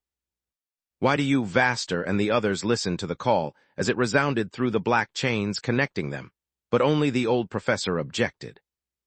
At least that was his intention until the answer came. Black chains burst in droves out of Lith's chest, quickly followed by more coming out of those linked to him by the array. When all are one shared with the other for all of Lith's abilities and their burden. The black chains scoured the fringe in a second before moving out to the rest of Magur. They found the right souls and dragged the spirits of the dead back to Lith before giving them physical form. Pain like no other burned through the minds and bodies of Orion, Tessa, Firwell, and Vaster. They experienced the lives of every soul they conjured, feeling their joy and sadness, facing their struggles and ultimate failure resulting in their death. Those who answered the call had loved deeply and grieved even more deeply still, devoting every moment they were stuck on Magur crying for revenge. A few were warriors and mages. Most were men and women of all social classes who had fought and died to fill with blood the void left by their loss. Some had come close to success, others had failed miserably from the start, but they had all tried until their last breath. Orion fell to his knees, sobbing. Floria's death was still too fresh in his mind, and reliving the anguish of parents losing their children almost drove him insane. Only the grief of those who had lost their spouse gave him the strength to endure. Their pain was going to be his pain if he failed, and Gianni died for it. "My wife is still alive. My unborn baby is waiting for me." With an inhuman roar, he opened his mind and heart to the suffering of the souls and made it his own, using it to strengthen his resolve. Tessa and Firwell fared better, but not by much. Their long lives had numbed their feelings, and they were not used to deal with such intense emotions anymore. Even the most wizened heart on Magur wasn't immune to the call of the void because it wasn't a matter of what they felt, but what the souls felt. The Emperor Beast and the Fae were forced to relive the events the souls had gone through, but also the emotions that accompanied them, both good and bad. Having a jaded mind and a numb heart only made Firwell and Tessa more vulnerable to the visceral love and grief that simple-minded people had endured. The emotional armor of Valoran's companions was ripped apart as they rediscovered their own feelings and grieved unknown people as well as their long-lost companions over and over again. Chapter 3254, Something to be Proud of, Part 1. Firwell and Tessa fell to the ground, their eyes watery, but they managed not to shed a single tear. Once the last demon was summoned and they mustered the strength to look up, only Lith and Vaster were still standing. One because he was used to dealing with pain and anger. They had plagued Lith since he had memory on Earth until the day Elijah was born. He welcomed the feelings of the demons like old friends, embracing them instead of fighting back. The other because he was too stubborn to fall, and because he considered the soul's grievances but a drop of water compared to the ocean of his crimes. "Is this the best you can do?" Vaster snarled, knowing that his victims had suffered much worse than any of the demons he was conjuring. "Stop being angry at me, you losers. Come and get me if you can." The master weathered the suffering and hatred like he was the one who had killed the soul's original body. For all he knew, it wasn't a far-fetched possibility. Even if he was wrong and was in no way involved in their deaths, he still took responsibility. Vaster wasn't proud of his crimes, but wasn't ashamed of them either. He had done what he had to and was ready to pay for it once his goal was achieved, not 1 second sooner. The Titania, the Hydra, and Orion knew nothing of this, and only felt their respect and admiration for the old Professor grow. He stood where even old heroes of legend had fallen. "I would beware what you wish for, my boy." A frozen, clawed hand gripped Vaster's shoulder so hard that he felt the grip through the Davros of his Dominator armor. "Grandmaster Pox," Vaster turned in horror, his face twisted in guilt and regret behind the visor of his full helm. "I'm so sorry, Don't," Edrog Pox, the late Grandmaster of the Kingdom's Highmaster Order and Vaster's mentor, cut him short. "You've done plenty of bad things, my boy, but my death is not one of them." I had become old, bitter, and stupid. I knew what was going to happen when I stepped out of line, I just didn't care. Grandmaster Pox sighed. In his shadow form, he looked like a man in his late 50s with a perfectly trimmed goatee white with decay. Even in death, his face had more wrinkles than parchment paper. The deep ages lines had been carved by decades of shame and regrets. Pox's whole body was covered in heavy chains that would have crushed a mortal man with their bare weight. "I've never resented you, my boy. Quite the contrary, I was relieved when I learned they had sent you to retire me. Spending my final moments with a friend was a blessing I didn't dare pray for." "Retire?" Locrias inwardly echoed, remembering where he had heard the name Pox. He was a professor in the light magic department of the Black Griffin, a complete nobody famous only for the way he had died. On paper, Archmage Edrog Pox had died of a heart attack over 30 years ago, a few days after announcing his retirement. Dying so suddenly for such a trivial reason was unusual for an archmage who had access to the best treatments in the kingdom. He had been an esteemed professor for a long time, but after receiving the title of archmage, his talents seemed to have disappeared. After that day, Pox had accomplished so little in the field of magic that aside from his students, very few people knew his name. Death had made him famous as a joke, his life a footnote in the Archmage's archives. "What are you doing here, Grandmaster?" Vaster's voice contained a tinge of hesitation, wondering if his old mentor had come back to haunt him or to exact his revenge. "Lith called for those who have loved and lost. You lived and died alone." "I did," Pox's shadow nodded. "In fact, I didn't answer his call. I answered yours. Listen to me, young man, I'm not proud of what I did, and my current appearance shows it. I'm not proud of what you did either, but you can still turn a new leaf. It's not too late for you. You can still do more, be better." The master attempted to reply. "Not interested, my boy," the Grandmaster cut him short. "I told you what I had to. The rest is in your hands. The only thing that matters is the mission, and dead or alive, I won't let your still-powdered ass ruin my record." While Vaster talked with his former mentor, Lith sent the foreign energies of the When All Are One array to his demons. The spirits of the dead swelled. The life force and spirit magic Lith infused in the demons' bodies were influenced by the Titania's blood, multiplying their strength.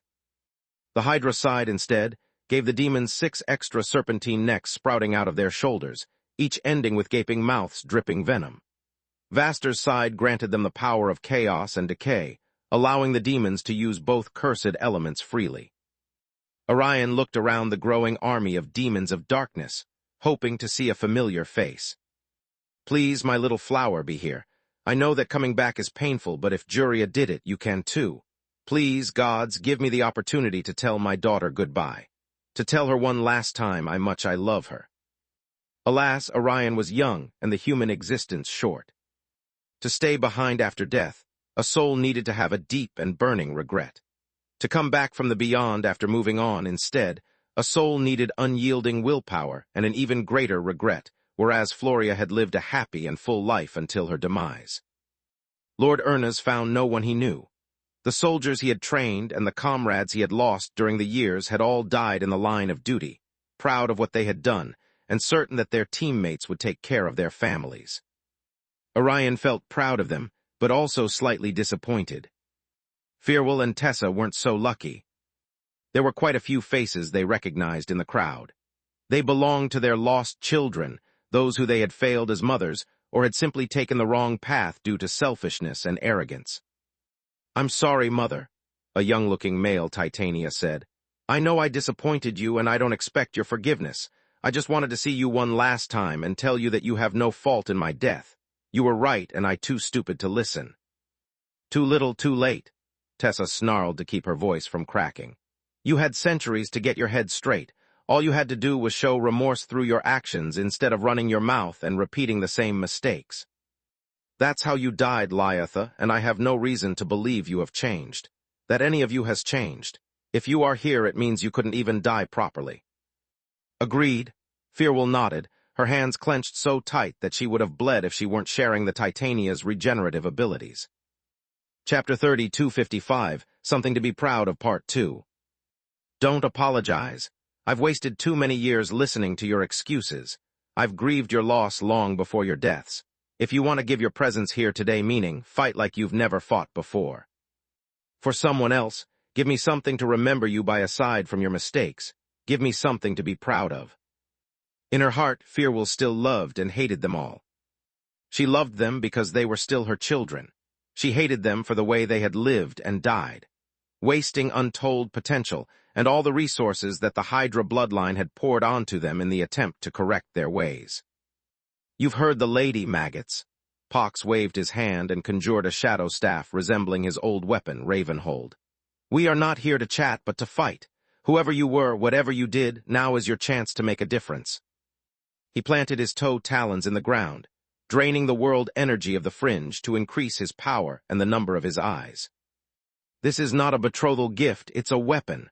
The Grandmaster held the black chain that stuck out of his chest high for everyone to see. "Use it like this." Through the chain, Pox had access to all of Lith's spells and mastery of magic. He used spirit magic, light mastery, and creation magic to shape the soil rich in magical metals into an armor. He encased it with a hard light construct, and then used spirit and creation magic to imbue his staff and armor with basic enchantments Pox could sustain by himself. "Who is this guy?" Vergrave, Valia, Locrias, and Tryon were stunned. "How can he do that?" The rest of the demons were similarly equipping themselves under the dead professor's guidance, each choosing their best weapon. Knives, bats, swords, scythes, and hammers took form in their hands as Pox instructed his pupils to use tools they were already accustomed to. There was a constant stream of information from Lith to Pox, and from the Grandmaster to his improvised class. "I'm not that special, it's you guys who suck," the dead professor replied through the telepathic link. "These people are lost, they don't remember who they are and have no idea how to use their powers. You are too used to leading trained soldiers who only need orders. These people aren't soldiers but civilians. What they need is a teacher, someone who can show them the ropes and select for them a few spells according to the mission at hand. Most of them aren't mages and never practiced magic. Even with Lith's knowledge as a base, knowing and doing are completely different things." Like during one of his lessons, first Pox had given a demonstration of the spell, and then he had his class follow through, using the chains to correct and guide those who stumbled. There was no time or reason to wait for the demons to understand the flow of magic, since they would be gone after the mission. The Grandmaster pointed out the demons' mistakes and gave them the solution right away. "I see," Locrias nodded, watching the sea of demons expand as their numbers exceeded 1,000. "But this wouldn't be possible if not for our allies drawing attention from us and buying us time. This is an abnormal situation." "There's nothing normal about this, kid," Pox replied. He pointed at the dark phoenixes soaring the skies above the decoy team. Their bodies had become living origin flames that ignored the defensive arrays and wore them out with a mix of fire and darkness. While the white cores slowly advanced on the ground, the phoenixes drew the power of the magical formations away by forcing the world tree to repair them constantly. The Yggdrasil was so busy dealing with the divine beasts, and in so much pain due to Gianni that they had yet to notice Lith's absence from the battlefield. Locrias and the others followed the dead professor's lead to reduce his burden and bring the rest of the new-spawned demons up to speed. But that doesn't mean we shouldn't exploit it. To not waste time, Lith gave the demons just enough power to have one eye for regular people and 2 eyes for those who already knew how to use magic. The rest they had to draw from the fringe. The vast plain was akin to a massive mana geyser, providing the demons with a constant flow of power that they absorbed with their abomination touch. Shit, Tessa the Titania had just recovered from the shock of summoning the demons, yet another problem had presented itself. I hope that getting your sword back is worth it, Lith, because things aren't looking good. With Ragnar, Kay out of Ranter body, the pain inflicted on the world tree and his chroniclers lessened. The array field's rotation speed increased, countering every move and spell of the white cores, and the wood golems fought more fiercely than before. Without the influence of the angry blade, the Yggdrasil had regained their focus, and the decoy strike team was getting pushed back. It's not just Ragnar. Kay, look around, Firwell waved her hand in a circle. Everyone has gotten in, the liches have come out of Baba Yaga's hut, and you've conjured your demons, yet no new fringe. We are still no match for the Yggdrasil. My estimate is that we have the time for one, maybe 2 attempts before we are overwhelmed. Also, not to pile up on the bad news and jinx it, but what's that? Orion pointed at a single black chain that extended from Lith's chest to the world tree. It was as taut as a bowstring, and unlike the others, it extended deep inside the Yggdrasil's domain without showing any sign of coming back. I have no idea, Lith replied. Space. Back in the desert, Ragnar, Kay hadn't cared for finesse while leaving and had left a gaping hole in Ranter's innards. The lack of darkness fusion and the extended wound almost sent the elf into shock, pushing Quilla to her limits to keep him alive. Finally, the world tree rejoiced as the pain faded, and their chronicler regained their focus. Ranter, the effect of the blade is gone, and soon you'll be able to numb part of your pain with fusion magic. Those idiots think Gianni Ernas is skilled enough to seal your movements, but that's going to be their undoing. Pretend that nothing has changed and strike at the first opening. Kill them, kill yourself, I don't care. It's your fault if the enemy found my fringe. It's only because of the pain you transmit to me that I can't focus on the battle, and the other chroniclers fight as if they are on their deathbed. Remember, if I die, all the elven villages in the fringe will be destroyed and my knowledge lost. If it wasn't for you, I would have already killed the invaders. Ranter cursed his own incompetence, using his rage to mask his improving conditions. He gritted his teeth and struggled, but it was now out of rage, not pain.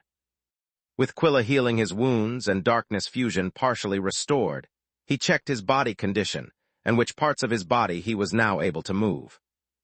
Chapter 3256, Getting Creative, Part 1. Gianni had pierced the densest nerve clusters and blocked the main neural pathways.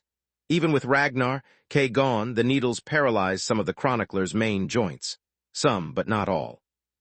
Luckily for Ranter, Gianni had been tasked with hurting the elf while keeping him alive, so she had focused her efforts on his pain receptors and steered away from his vitals. Ranter waited until the next nutrient potion restored a bit of his strength and tears from pain clouded his vision no more.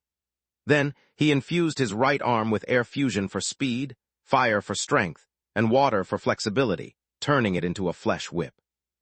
The chronicler also called upon the Yggdrasil wood fragment fused with his body and focused it on his fingertips. The wood was still alive. It could grow, change shape, and move according to its master's will. Killing myself is not an option, Ranter thought. Between this God's-damned array and the healer woman focused on me, there's no way I can inflict myself a fatal wound she cannot heal.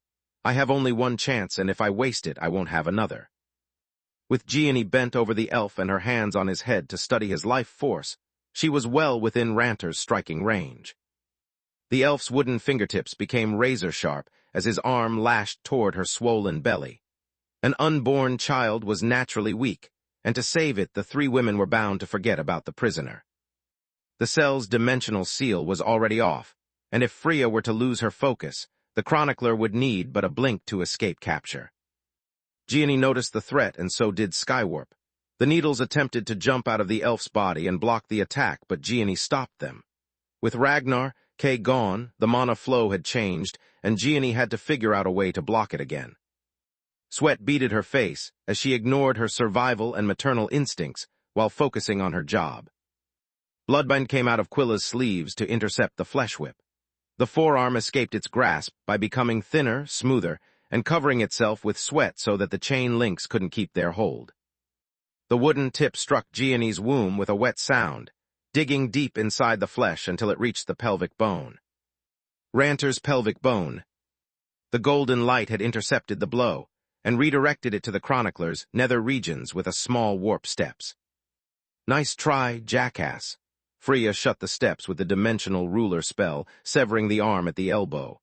You're lucky I can't kick your ass until the procedure is over, but that doesn't mean I can't hurt you. A snap of her fingers made a plate of delicious soup appear right outside Ranter's remaining arm's reach.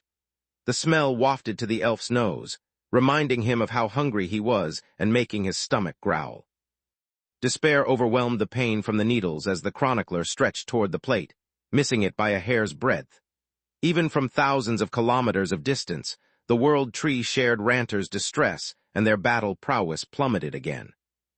The chronicler grunted with effort, conjuring enough water magic to lift a few drops of soup and bring them to his mouth.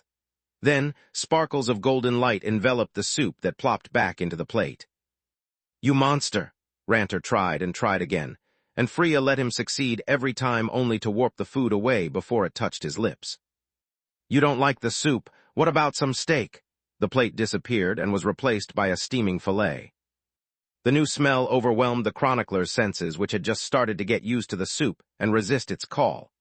Ranter screamed and thrashed his limbs, but Gianni tightened her grip. There, she adjusted the position of the needles slightly and added a few more. Darkness fusion stopped again, and the chronicler found himself in so much pain that the veins on his body bulged out like they were about to burst. "Keep changing the dishes, dear," she said after confirming there was nothing else she could do. "This is the most physical pain I can inflict on him, and it falls short of Ragnar K. We need to get creative. Frio webnovel C. Gujarati, Ushunya, Inus M. Space. Back at the fringe, a few minutes before Lith summoned his demons. They have captured Ranter and found my fringe, but the battle is far from lost. The world tree fought against the constant waves of pain coming from their chronicler trapped in the blood desert. Even if Ranter remains in Verhin's clutches and those damned white cores break past my golems, turning the tide of the battle is easy. The Yggdrasil sent one of the few chroniclers who wasn't fighting outside to retrieve Solus, Ring. The elf staggered at every step, the phantom pain from Ranter making her experience Gianni's cruel needles, a hunger she couldn't sate, and a thirst she couldn't quell. No matter where on Magur the chroniclers currently were, they had their minds constantly filled with images of food and water, but no matter how much they gorged themselves, Ranter's suffering was unabated. The attack from the desert was both physical and psychological, greatly limiting the strength of the defensive forces deployed on the front lines. The golems depended on the chroniclers to move, cast spells, and enact battle strategies. Without them, the constructs were just colossal wooden paperweights. If not for the overwhelming advantage from the array field suppressing the enemy's strength, and the world energy resisting their attempt to use bloodline abilities, the chroniclers would have already lost the battle. The army of divine beasts was outnumbered and outmatched, but due to the waves of agony the elves shared with Ranter, they could express only a fraction of their real strength. "Mashal, get Elfin Menadian and bring her away from here," the world tree said. "Whatever means Verhin possesses to track her will alert him of Elfin's disappearance and crush his focus. He will be forced to give her chase or just waste his time and allies' lives here to fight for nothing. Whatever he is planning, it requires stealth and speed. I don't understand his plans, but I don't need to in order to foil them." "Yes, my liege," Mashal replied. "I'll keep warping until Ranter is rescued or dead. At that point, even if Verhin comes back with double this force, he'll find us ready." The chronicler opened the prison's door and made the ceiling rise enough for her to walk comfortably. "We are going away, Menadian. Don't oppose resistance or things are going to get ugly," Mashal said. The tower couldn't be stored in a dimensional item because it was alive. It could only be carried. Giving Solus a host to dominate her had failed until that moment, and there was no reason to think that a third attempt would go any differently. Especially now that the fringe was under attack and more elves died by the second. With their haven invaded, the trust of the elves in the world tree was at an all-time low. On top of that, the librarians were scared that the conflict might reach their families, and with their minds in a panic, Solus would have an easy time bending them to her will. Chapter 3257, Getting Creative, Part 2. Chapter 3257, Getting Creative, Part 2. Solus didn't reply to the chronicler, uncertain about what to do. If I heal myself, I can try to escape, but I would also waste precious energy and allow the Yggdrasil to torture me again. If I don't, however, there's only so much I can do.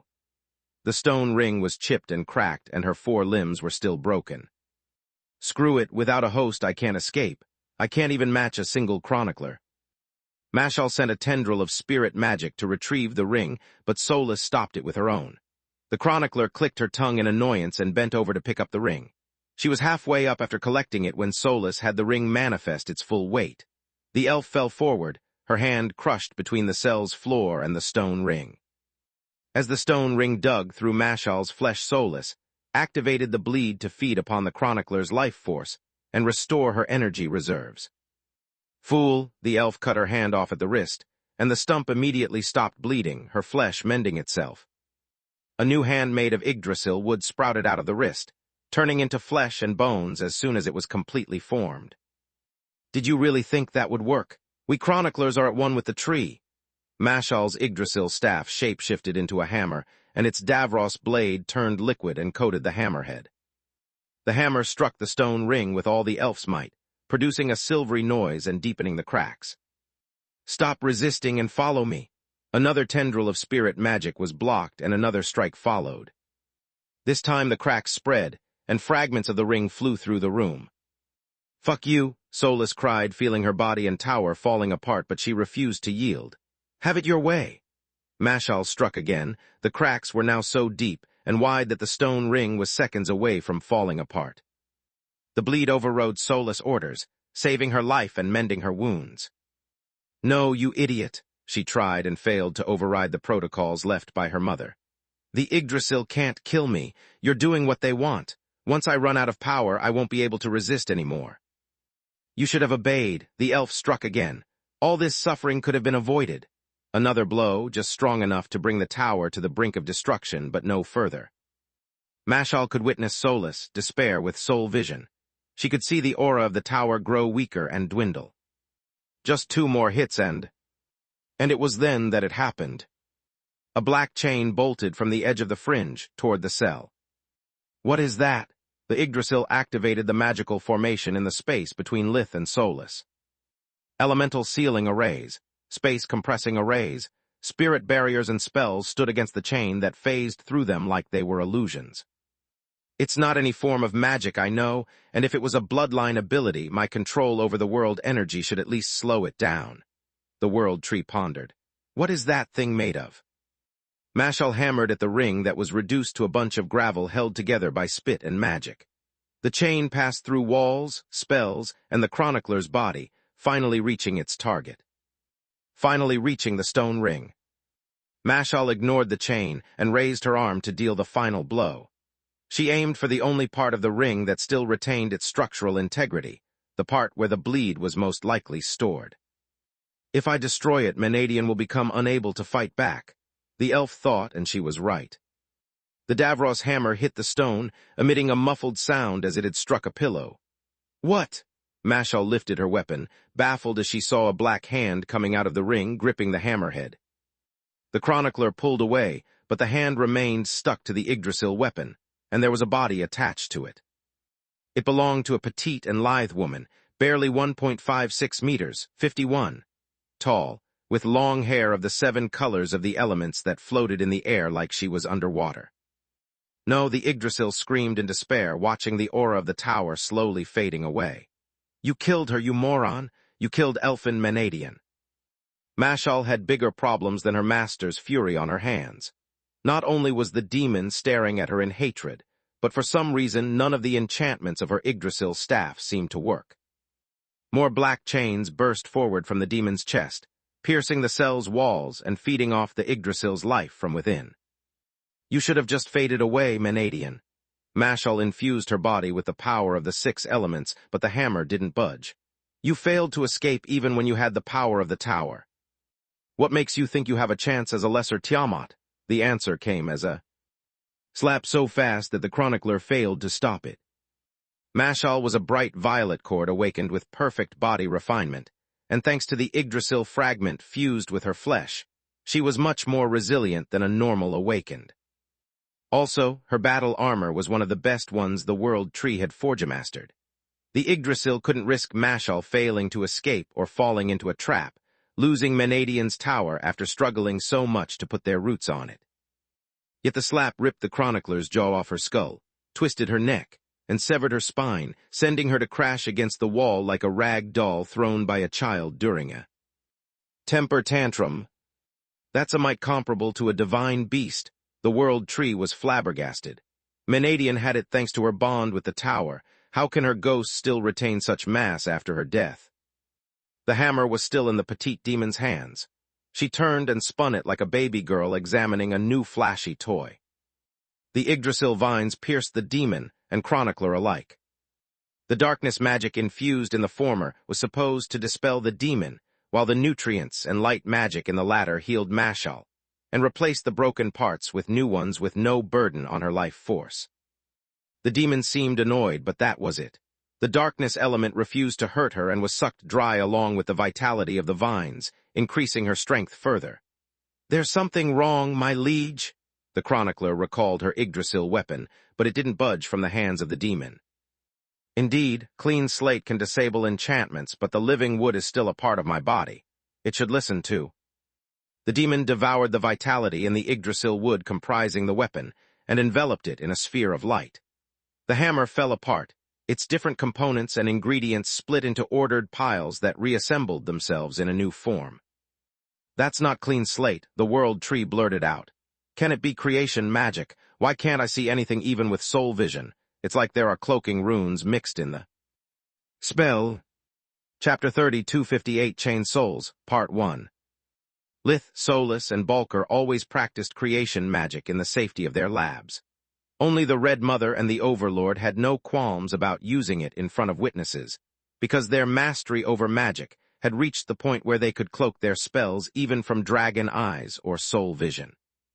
The Yggdrasil knew most of the branches of magic, yet creation magic had always clued the past and present world trees. To add insult to injury, even now that it was taking place right under their foliage, the Yggdrasil couldn't figure out the first thing about it. "That's a variant of Menadian's Fury." Mashal recognized the runic pattern of the weapon from the previous tree's library. "Since when?" The demon bolted forward without saying a word, the hammer tracing a silvery arch with a motion perfected through hundreds of thousands of repetitions. The elf raised her hands and activated the protective spells in her arm. Once again, the enchantments failed her. Armors. Without the spirit barrier and the gravity sheath emanating from the Davros, the armor was nothing but a thick layer of very hard metal. The fury smashed the chronicler's exposed head open and crushed her spine like a breadstick. The wooden vines were still inside Mashal's body, and the Yggdrasil saved her life once more, just like the demon wanted. The petite woman grabbed the elf's head and smashed it over the stone ring, sending it deep inside her skull. The bleed welcomed the meal and drained both master and servant of their vitality until the World Tree was forced to cut off the vines. Mashal's armor floated off her corpse, splitting itself into its basic components. A second spell forge-mastered the raw materials into a form-fitting armor of known design. The Anvil of Menadian. For the first time in the Yggdrasil bloodline, one of the World Trees couldn't make heads or tails of the events they witnessed. Creation magic. Elfin never used it during her previous escape attempts. Everything she had came from the tower. How can she have transcended in death the skills she had in life? 3 more chroniclers and a librarian entered the cell, respectively to destroy the demon and imprint the stone ring. If there was a silver lining in Solus' demise, it was that now the tower was back to being an inanimated artifact that would follow the orders of its master. The demon screeched in fury as 5 more eyes opened on her face, and large membranous wings unfurled from her back, scratching either side of the room. "She's already gotten 7 eyes? How?" The Yggdrasil's question found no answer as the demon danced between the elves as if they were still, countering their attacks with the violence of a storm. In life, the petite woman had been a couch potato. She had spent most of her life mastering the magical arts, and despite all her training, she hadn't practiced enough for her body to follow the brilliance of her mind. Now, however, she was made of energy. Her shadow form followed her every thought, moving exactly as she imagined. On top of that, the black chain gave her access to the battle experience of the other demons, Lith, and those connected to him via the When All Are One array. The moment she identified a familiar pattern in the elves' strategy, the petite woman also learned how to counter it. Knowing and doing were two different things, but she had no vitals and a monstrous vitality. The demon countered every hit with no regard for her safety. If the elves' weapons cut, her hammer crushed. A glancing blow of her shattered bones and collapsed organs, whereas any damage she suffered was instantly healed by stealing the life force coursing through the prison's walls. She moved in a blur, slamming one elf after the other into the ring to feed them to the bleed. "What is that? Who is that?" Solus stared in amazement at the figure that looked like her twin sister. "Am I dead? Did that chronicler hurt me so bad that my soul split in half? Is that the part of me not even the tower could save after exhausting the life force stored in the bleed?" The World Tree was just as confused as they looked at the two women with soul vision.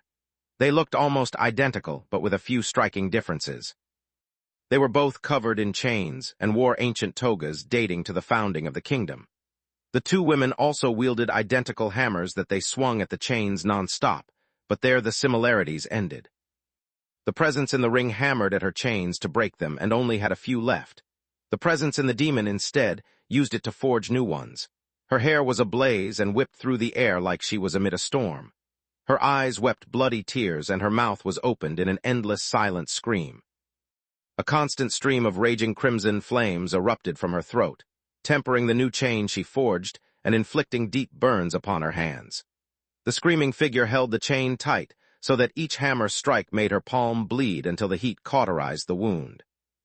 All the chains that covered the second woman were red from rust and blood, yet the dirt couldn't hide the mastery of her craftsmanship. The World Tree tried to make sense of those images, but to no avail. "Maybe this is my fault. I've split Elfin Menadian's soul in two. One carries her negative emotions and the other the positive." The Yggdrasil reached Solus' same conclusion. The figure in the ring kept smiling even during her imprisonment, her air moved by a soft breeze while she worked on the chains that restricted her. She was as placid as the other one was furious. The World Tree pondered how to restrict them both, but their options were limited. Any spell strong enough to destroy the demon would affect the ring, and from that distance, it wouldn't survive. Even worse, destroying the physical form of a demon of darkness was pointless. As long as Lith injected more mana into her, or she found nourishment, the demon would rise. "Again, the bastard is inside my fringe and body. It's like having a parasite that can feast on my blood and lay eggs at her leisure." The Yggdrasil cursed the pain and hunger that plagued their mind, keeping them from focusing. Under normal circumstances, one spirit barrier around the ring and a powerful spell on the demon would resolve the situation, but right now the tree couldn't trust themselves. The Yggdrasil needed most of their willpower to limit the effects of Ranter's torture on the rest of the Chronicles, and what focus the World Tree had left was barely enough to control the complex array system and suppress the world energy in the fringe. If another pang comes and I fail to control my spells at the wrong time, everything I've done would be for naught. The tower would be destroyed and Verhin would retreat safely. I've burned too many bridges to turn back now. The World Tree's worst fears came true a second later when more chroniclers died at the hand of the White Cores, and the backlash made the Yggdrasil lose their focus again. Chapter 30, 259 Chained Souls, Part 2. Chapter 30, 259 Chained Souls, Part 2. Controlling an already stable spell was one thing. Conjuring and aiming a new spell with pinpoint accuracy was another. In the Yggdrasil's condition, it would have been akin to trying to write a symphony while someone shouted in your ears and another hammered your toes. Meanwhile, the demon of the darkness kept killing whoever dared enter the cell and fed the elves to the stone ring. With each victim she claimed, she would reforge her equipment, crafting a fury and an anvil closer to the originals. Solus was in shock and disbelief, but she had the presence of spirit to hasten the tower's repairs. "I need to be fast. Maybe it's not too late to retrieve the shard of my soul.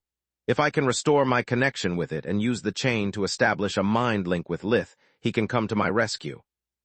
The first two chroniclers had been enough to accumulate the life force and mana necessary to restore Solus' body. The rest she stored in the bleed to help her in her escape attempt. As her wounds healed, Soulless' connection with the demon grew closer and closer, until their minds almost formed a mind link. All the elves in the cell were now dead, with the only exception of the librarian. For some reason, the demon had bound and gagged her with a Tier 5 spirit spell that Soulless recognized as Griffin fetters, but the librarian was otherwise unharmed. The petite walked to the stone ring, looking at it with a mix of grief and longing. When the last crack disappeared, a smile like sunrise opened on the black slate of her face. She bent down, picking the ruined form of the tower up with utmost care, and caressing its edges with infinite love. Effie, the demon's voice, was the steely grind of a forge at work. I have returned. Space. Griffin Kingdom, royal palace of the city of Valoran at the same time. Camilla Verhin reached the antechamber of the throne room, where 2 royal guards waited for her. She had come straight from the Blood Desert, but not before making a call. Here you are, Kami. Zinnia waved her hand from a distance while the security confirmed the guest's identity, and that she posed no threat. Thanks for coming so fast, Zin. Camilla held her sister's hands with gratitude. Court etiquette forbade public displays of affection like hugs, and giving each other a curtsy wouldn't have allowed them to communicate covertly with a mind link. Are Kigan and Nelia with you? Camilla asked. Just Kigan, Zinnia replied. I'm sorry, but I had to leave Nelia with Philia and Frey. I understand your circumstances, but with Zogger gone and most of the Eldritches absent, I don't trust anyone else with my children. No need to apologize, Camilla inwardly sighed. Zogger has even more enemies than Lith, and unlike Elijah, your children are not under the protection of the Guardians. Kigan will have to do. Thanks for the vote of confidence, the Dark Phoenix scoffed. Just remember, no array or means of detection except for soul vision can spot me, but only until I'm forced to take action. If for any reason my presence is exposed, I'll be attacked by your enemies during the crisis, and by your allies once it's resolved. To avoid people questioning your involvement with me, pretend you didn't know about my presence and act scared. Don't worry, I asked Zinnia to come for moral support, and because it's better safe than sorry, Camilla replied. The Palace of Valoran is one of the safest places in the kingdom. With the arrays, the royals, and the royal guards, not even a natural disaster worries me. The entire conversation took place while the royal guards led the 2 women to the throne room. Holding hands was a bit unusual but understandable when someone was summoned to the royal court in the middle of the night. Your Majesties, Camilla walked right under the raised dais of the thrones before giving the king and queen a perfect curtsy. Zinnia remained a few steps back and to the side of the carpet to stand witness without disturbing the focus of the royal couple.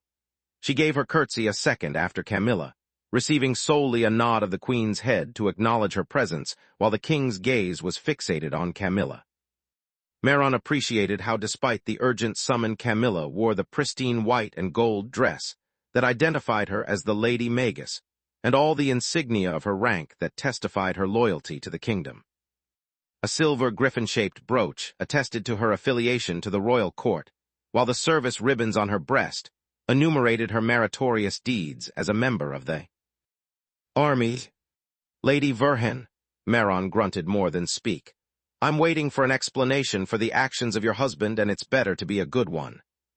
Camilla maintained a half-knelt position and shared the official version of the events with the royals, hiding solely the connection between Soulless and the tower. He lost his Omni-Pocket and everything in it. Queen Silpha was flabbergasted. Not by the Omni-Pocket. She had discovered its existence after befriending the members of the Awakened Council during the War of the Griffins. Yes, Your Majesty. The blueprints for the Du Lorien and the trains, my husband's books about void magic, and every reward you have given him over the years are now in the World Tree's possession. With the Yggdrasil's resources and time, my husband is certain it's only a matter of time before they remove his imprint and steal the magical legacy he has prepared for Elijah. That was the part worrying the queen. Military secrets, spells exclusive to the Griffin Kingdom, and the elusive branches of magic that had allowed Lith to become the supreme Magus were now up for the taking. I understand why he attacked Chalel, but why didn't he warn us of his intentions? Why didn't Magus Verhin ask for the kingdom's help? The king steepled his fingers. his mind spinning to find a way to do damage control in the worst-case scenario. Lith dead and his legacy made public. With all due respect, Your Majesty, what can the kingdom do? Camilla raised her head. To look Meron in the eyes. My husband had no idea where the World Tree is located, and bringing the army on foreign territory would have created a dangerous precedent that would have undermined your credibility in future diplomatic efforts. On top of that, what chances do mortal humans have against a horde of elves? Only awakened have a chance of survival, and the kingdom have none to spare. Meron grunted again, but nodded at her words. To make a difference, the king and queen would have to carry the seafel set outside the capital. Not only was it against the law, but it would also leave the city of Valoran exposed. Aside from the royal couple, Tyrus produced only 7 more fake awakened for the queen's corpse, and they were already busy dealing with internal affairs that couldn't be delayed. By not warning you, Supreme Magus Verhin gave you plausible deniability, Camilla continued. You can honestly claim you weren't aware of his intentions and haven't played any part in the invasion. Chapter 30-260 Murder, Part 1.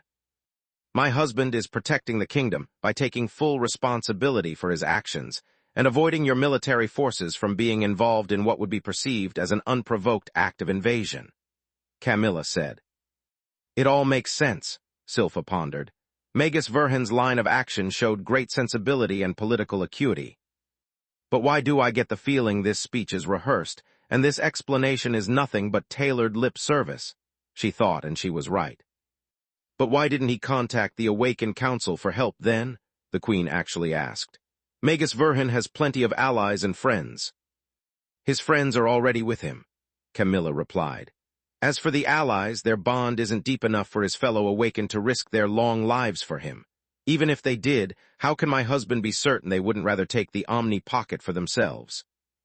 Especially if it has already been unlocked. Trust takes time and effort to build, whereas greed comes easy. That's why he called solely upon those who carry his blood or have already shown their worth during the War of the Griffins. He couldn't risk to advertise his weakened state to the wrong people. Without his artifacts, my husband is at his weakest, and without resources, it will take him years to rebuild his strength. This is the perfect moment for his enemies to strike. That's why he shared his plans on a need-to-know basis only. I understand. Meron rubbed his eyes and temples in frustration. Supreme Magus Verhin's predicament is truly unique, but this doesn't excuse his actions. When he comes back, it will be hard for him to justify the assistance he provided to the Empire. Until that moment, you are free to go, Lady Verhin. The Crown will do its best to defend your husband's name and reputation, but beware.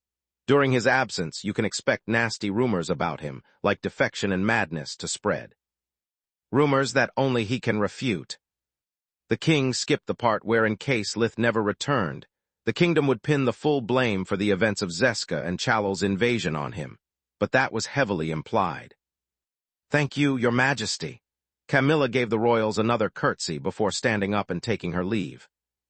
Zinnia did the same and joined Camilla on the way out. Are you going straight back to the Blood Desert, or do you have time for a cup of tea at my home? She asked. Philia and Frey would love to see you and Elijah.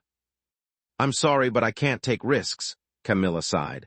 Since I'm already here, however, I'll take a few minutes to pray. Feel free to join me, Zin, but be careful about what you think. Pray? Zinnia echoed in disbelief. Religion had long since been considered no different from superstition.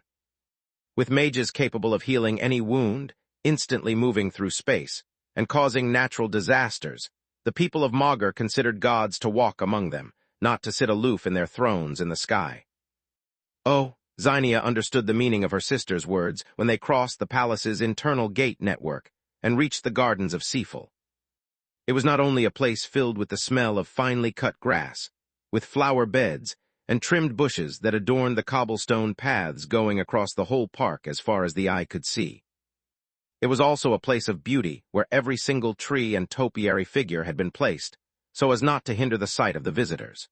It allowed the two women to admire several compositions at the same time with a single gaze, and the beautiful landscape of the gardens to always be greater than the sum of its parts. Statues and topiaries of the first queen were everywhere. Tyrus was either depicted with Valoran, the first king, or their children. It took any visitor but a glance to understand that only a man deeply in love like Valoran the First could have made such a thing. Camilla headed for the centers of the gardens, where a statue of the first queen embracing her children crowned a magnificent fountain.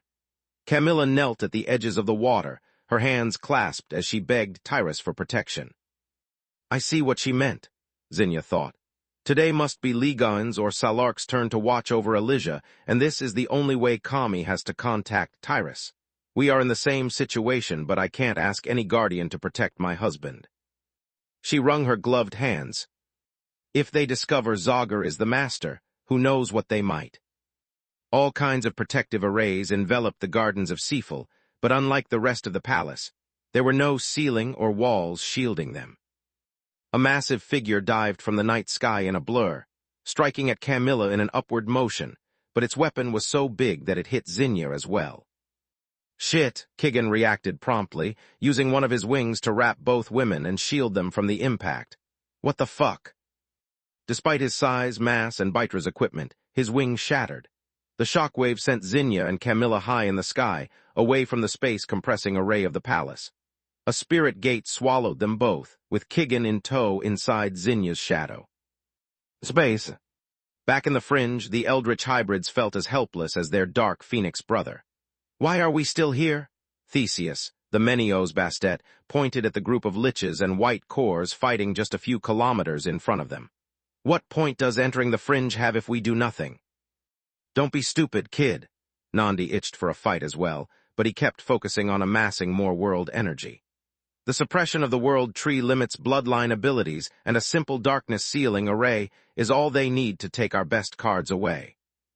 How long do you think you can endure Silverwing's annihilation without casting a single spell? We are not awakened. We don't have spirit magic and need all 6 elements to cast the master's version of the anti-Guardian spells. Someone with a small body like me or Abthot wouldn't last a second. Theseus snarled, but couldn't refute the Minotaur's words. The white cores had advanced for a short while before the forces of the Yggdrasil had brought them to a halt. Even Baba Yaga's and Silverwing's towers could only handle so much damage. One-on-one, a wood golem was nothing to them, but they were fighting dozens at a time. Each group of 7 cast Silverwing's annihilation to attack and another the bastion to stop the tower's attacks. Normal elves and librarians infused their best spells into their arrows and threw them at the enemy from a safe distance. A single Tier 5 spell was powerful enough to harm a divine beast, and each volley was comprised of hundreds of them. Each flurry of arrows blotted the sky as they traveled, and then lighted it like a second. Sun when the spells detonated together. Relax, kid, our moment will come, remember the plan, Voltac said. The golden, fire, and the different species of dragons sired by Surtur were waiting in the safe area under Tezca's protection for their opportunity to strike. Chapter 3261 Murder, Part 2. Only the Griffins had joined the battle after infusing themselves with life maelstrom. The boost from the silver lightning made up for the mass gap with the wood golems, and thanks to the Griffins' unmatched physical prowess, they could fight head-on with the elves while relying only on spirit magic and light mastery. The hard light constructs served as an extra layer of armor that the children of Rithia could move and combine at will. Even when the constructs were destroyed, the mana used for the spells wouldn't be lost. The Griffins reassembled the fragments of hard light into new constructs, and added more mana whenever the damage they sustained was too severe. Rithia led the charge with her Davros mace, Starbreaker. Her size and mass matched the wood golems, and she outclassed them in everything else. One hit from Starbreaker turned a huge chunk of the golems into splinters and sent them crashing into their allies, disrupting the elven formations. Surtur followed closely, imbuing the members of the decoy squad with his bloodline ability, Sanctuary of Life. The light element from the white cord worm seeped inside the bodies of his allies, strengthening their defenses. Sanctuary of Life enhanced the regenerative effects of light fusion, and allowed it to form a network of constructs that coated every bone, capillary, and organ. Even when a member of the decoy squad suffered a major blow, the small constructs took the brunt of the damage. They also prevented internal bleeding by replacing the blood vessels until light fusion regenerated them. The fight started a minute ago, and Silverspire has already taken major damage. Silverwing cursed via her communication amulet.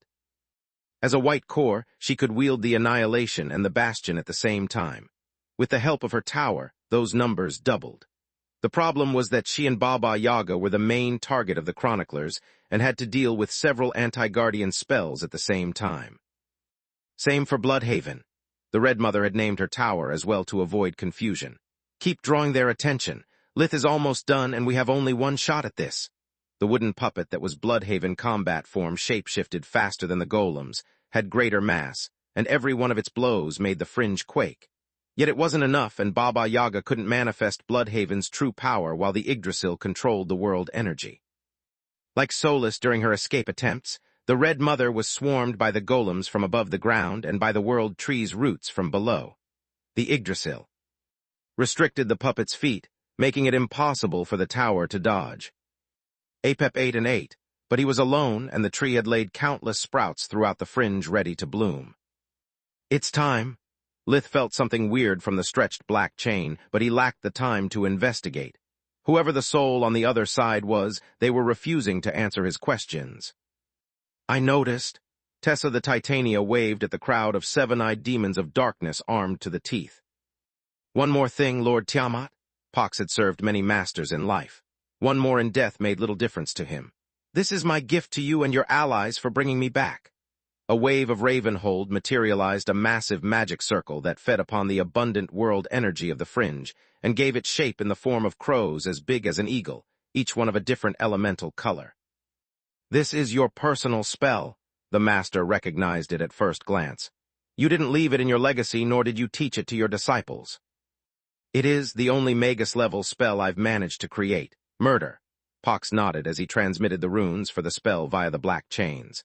I had no reason to leave it to the people who transformed me into the monster I was or doom others to follow in my footsteps. Free webnovel, C. Gujarati, Ushunya, Inus M. Before moving, please cast it on your own. I lack the skill to add what you call spirit magic on the fly, but... Don't worry, old man. I do. Tessa would have normally needed a bit of time and focus to give her own spin to murder, but with 7 heads and the life maelstrom from the royal fortress armor boosting her, it was child's play. A second, wider magic circle took form, generating emerald crows that joined those conjured by the first array. And so Duai Vaster was just a step late, conjuring a third magic circle that encompassed the other 2 and reinforced Pox's, allowing it to generate spirit crows as well. You should stop flirting like this, dear. The Titania stared at the old professor with deep desire. If you wanted me so bad, you just had to ask. Focus, woman, I don't have time for your fey nonsense, the master snarled. Fine, we'll talk about this later. She licked her lips seductively. Get a room. Damn it, Lith raised his hand and released a fireball in the air. The signal. 8 griffins had remained in the safe area with the worms, pretending to stand guard at the portal leading to the outside world. 5 of them released their full-life maelstrom on the people forming the When All Are One array. 1 sent the silver lightning to Tezca, and the remaining 2 split it among the demons. Life Maelstrom increased the power of Vaster's core tenfold, and the When All Are One array extended the effect to the others as well. Lith split the silver lightning evenly in 7 parts. 1 for Ragnar, K, 1 for his armor, 1 for himself, and the other 4 for the pieces of Menadian set. Menadian set complete, only 2 pieces unlocked. Failure to activate the Anvil Protocol. A feminine voice resounded in Lith's head through the ears. I know that, damn it, no point in stating the obvious, he thought as he released his Blade Tier spell, Ruin, and transmitted it to the others via the array. 5 ruins took form at once, each blade spell drawing mana from every piece of equipment with a power core they had. The energy accumulated inside their weapons that focused and amplified it by several folds. With the massive amount of mana produced by the 4 cores mimicking Vaster's, the life Maelstrom, and the hands of Menadian, Ruin exceeded the power that even Davros and elemental crystals could handle.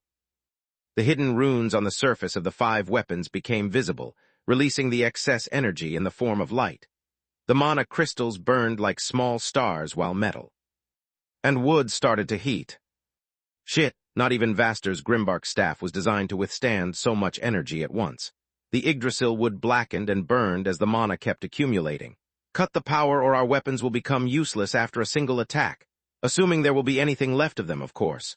Despite his complaints, the master focused on harnessing the blade's spell and did his best to unveil its secrets. Coming here with Lith was the right choice. He thought after finding a silver lining in his situation. I have the opportunity to experience a perfected black core, and now I'm also weaving a legendary blade spell. Chapter 3262 Clockwork, Part 1. I must engrave every moment of this fight in my body and mana core, the master thought. This is a unique opportunity to overcome my limits and learn the secrets of blade spells that still evade me. Ignite, Lith dispelled his teammates' worries with a simple command. Dread flames set the wild aura seeping out of the weapons ablaze, shrouding them in violent bursts of silvery fire. The dread flames fed upon the excess mana and relieved the pressure the blade spells exerted on the power cores. Not a single iota of energy was lost as the silvery flames and ruin merged into one. Lith checked the readings of the eyes of Mannadian one last time before swinging Ragnar, K. He had no mind link with the apprentice eyes and needed time to study the information they provided. 7 heads each with 7 eyes made it easier for him to read through the data quickly and assimilate it even quicker. He used the bond formed by the when all are one array with his allies and the one via the black chains with his demons to show them where to strike. The eyes of Mannadian had spotted and marked the keystone runes that held together the various arrays in front of Lith. The ears followed the shifting currents of the world energy and allowed him to find the path of least resistance. By riding the right currents, the blade spells would bypass most of the defensive arrays and reach their target with minimal loss of their power. The mouth and the hands were still sealed, so Lith could only use them to prepare a new batch of spells and provide his allies with a constant flow of world energy, untainted by the Yggdrasil's will to fuel their bloodline abilities. Now, a vertical swing of Ragnar. K unleashed a blazing pillar of silver energy that was quickly followed by 4 more. Each pillar moved as fast as a laser and released small blades of fire as they cut through the air. Half of the demons of darkness took flight, grabbing the fire blades. Their energy bodies fed the silvery flames and were fed by them in return. The demons of darkness became demons of the abyss made of dread flames. It enhanced their power and speed at the cost of their longevity, as the silver flames burned through the demons' energy reserves. Where does that come from? Even in their agonizing state, the world tree couldn't miss the 5 blazing ruins aimed at their trunk. Yet the 5 blade spells dodged the opposing waves of world energy filled with the Yggdrasil's will, and changed their trajectory before the arrays could manifest their powers. They switched their focus on the magical formations on the path of the blade spells, creating a series of barriers that would intercept and neutralize ruin, just like it had happened earlier when dawn had cast sunrise. Yet the 5 blade spells dodged the opposing waves of world energy filled with the Yggdrasil's will, and changed their trajectory before the arrays could manifest their powers. To make matters worse, the demons followed in the blade spells' wake and were protected by 3 murders of mystical crows. The energy constructs surrounded the demons of the abyss, taking damage in their stead or throwing themselves into the fire to fuel the demon's power. Pox's Magus-level spell countered elemental magic and could infuse mana and vitality into its targets. On top of that, as long as the murder arrays had a stable source of energy, they condensed more elemental crows to replace those that had been consumed. For victory, the first line of demons reached the keystone runes of the closest defensive arrays, using Balker's self-destruction spell and the hive mind formed by the black chains to blow themselves up at the same time. The network of still-functioning magical formations redirected the world energy it drew from the fringe to contain the explosions and hasten the repairs, but to no avail. The coordinated attack of the demons had affected too many arrays, and Balker's spell converted the mana and life force stored in their bodies into a devastating blow. The keystone runes crumbled, while waves of silvery flames spread along the magic circles holding the arrays together, forcing the Yggdrasil to consume the regenerative energy just to keep them from crumbling. For conquest, The second line of demons cut deeper into the World Tree's territory, detonating once again and clearing the path in front of Lith's group from the most dangerous magical formations. For Solus, Pox and the third line of demons exploited the sacrifice of their comrades to reach the elven villages nested all around the Yggdrasil before triggering the self-destruction spell. No, the World Tree cursed, raising a wall of vines several meters thick right in front of the blade spells. My libraries, the knowledge and history accumulated by my predecessors, all lost. No, no, no. Librarians and common elves turned their backs on the fight, incapable of focusing on the invaders anymore. Half of them abandoned the battle formation and ran toward their burning villages while the other half just stared at the scene, refusing to believe their own eyes. The chroniclers kept following the Yggdrasil's orders, but their focus was scattered. The sudden loss of so many elven lives and centuries of painstaking work was too much to bear.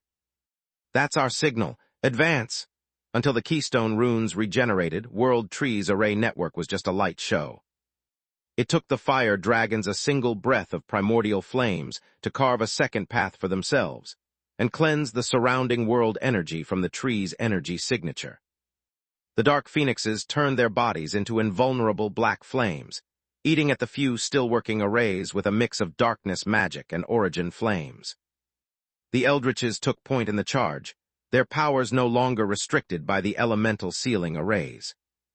Tezca unleashed his own blade tier spell, Cosmic Devourer. It drained half of the energy stored inside his core and equipment, but since he couldn't step away from Chaos Dimension and Sun Eater constantly filled him with new power, he had no reason to hold back.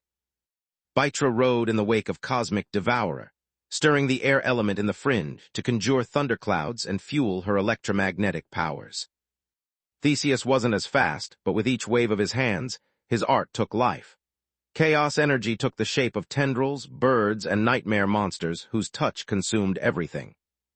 Nandi stood on the shoulders of the colossal bastet, using his pata to sever the array's nodes and his biocrystals to wrestle control of the world energy from the tree as the eldritches advanced.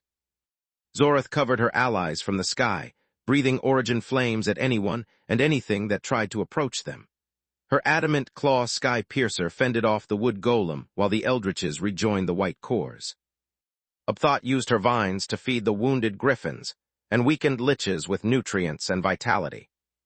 Even with their phylacteries stored inside Baba Yaga's tower, it would take the undead time to recover without preying on something. To not slow down the advance, Upthought sacrificed parts of herself to bring the army of liches back to its full force whenever it was necessary.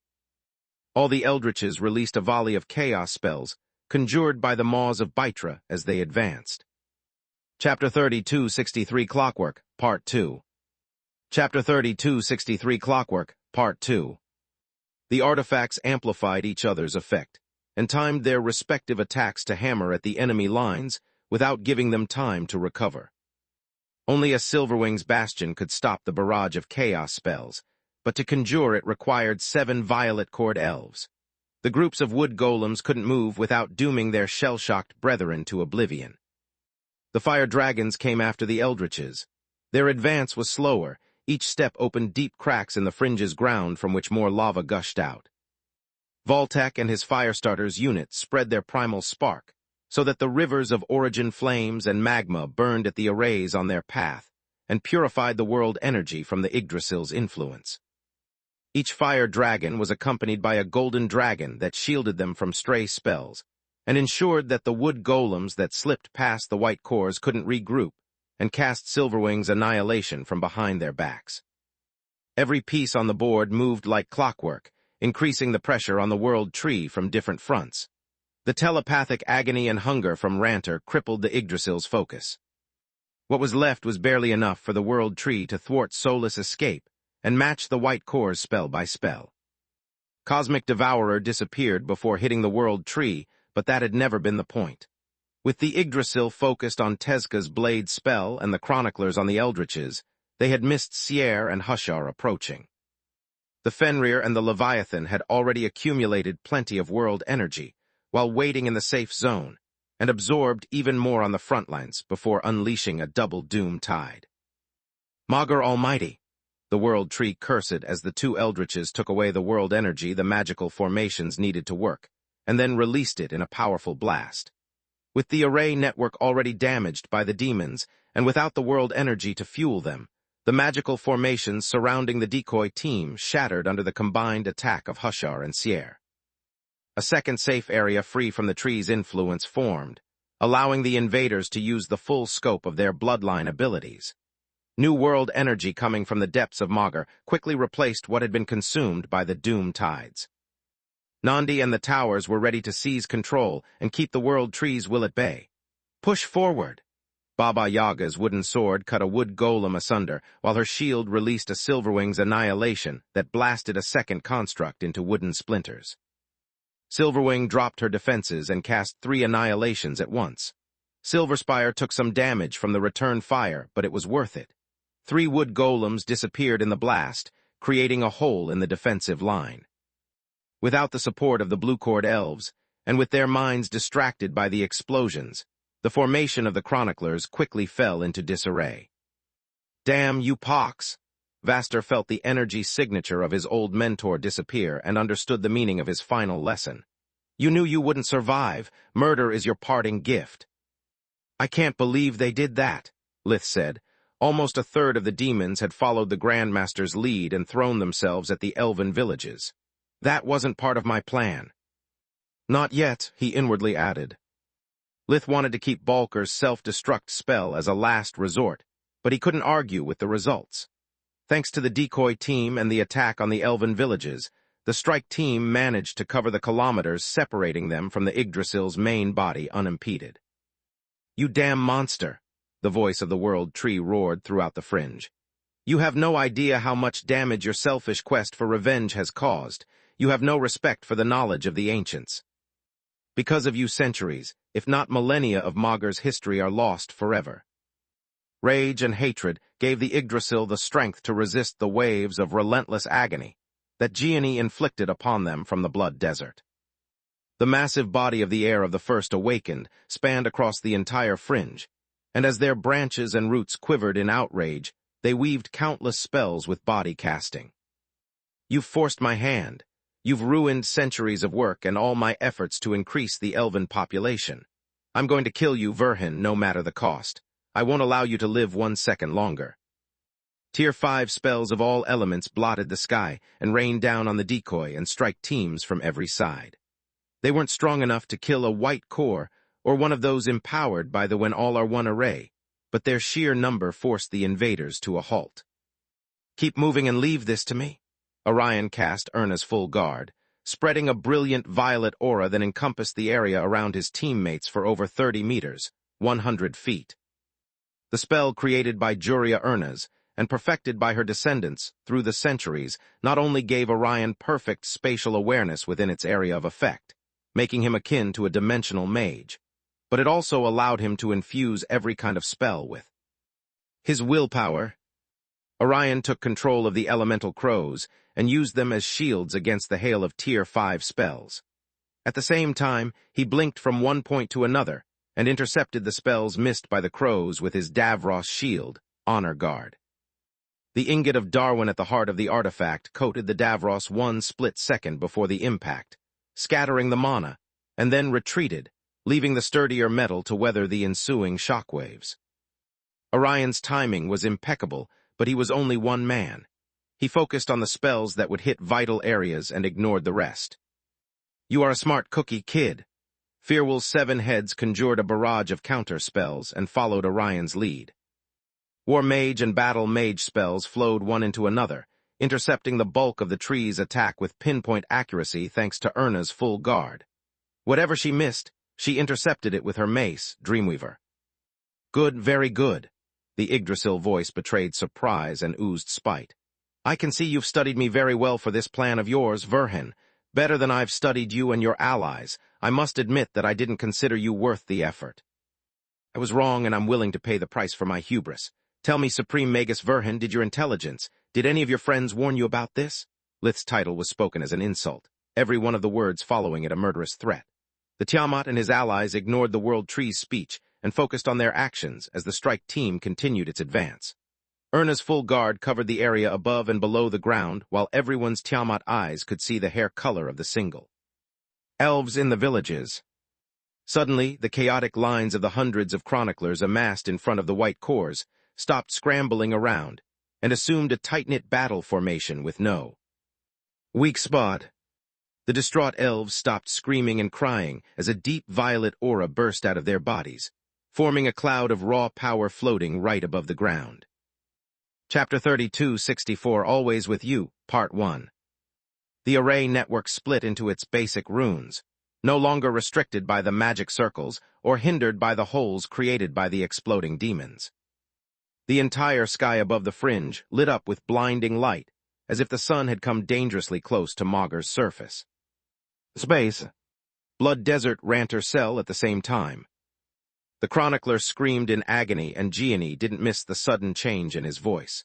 As the elf cried, the sounds he emitted became deeper and more guttural.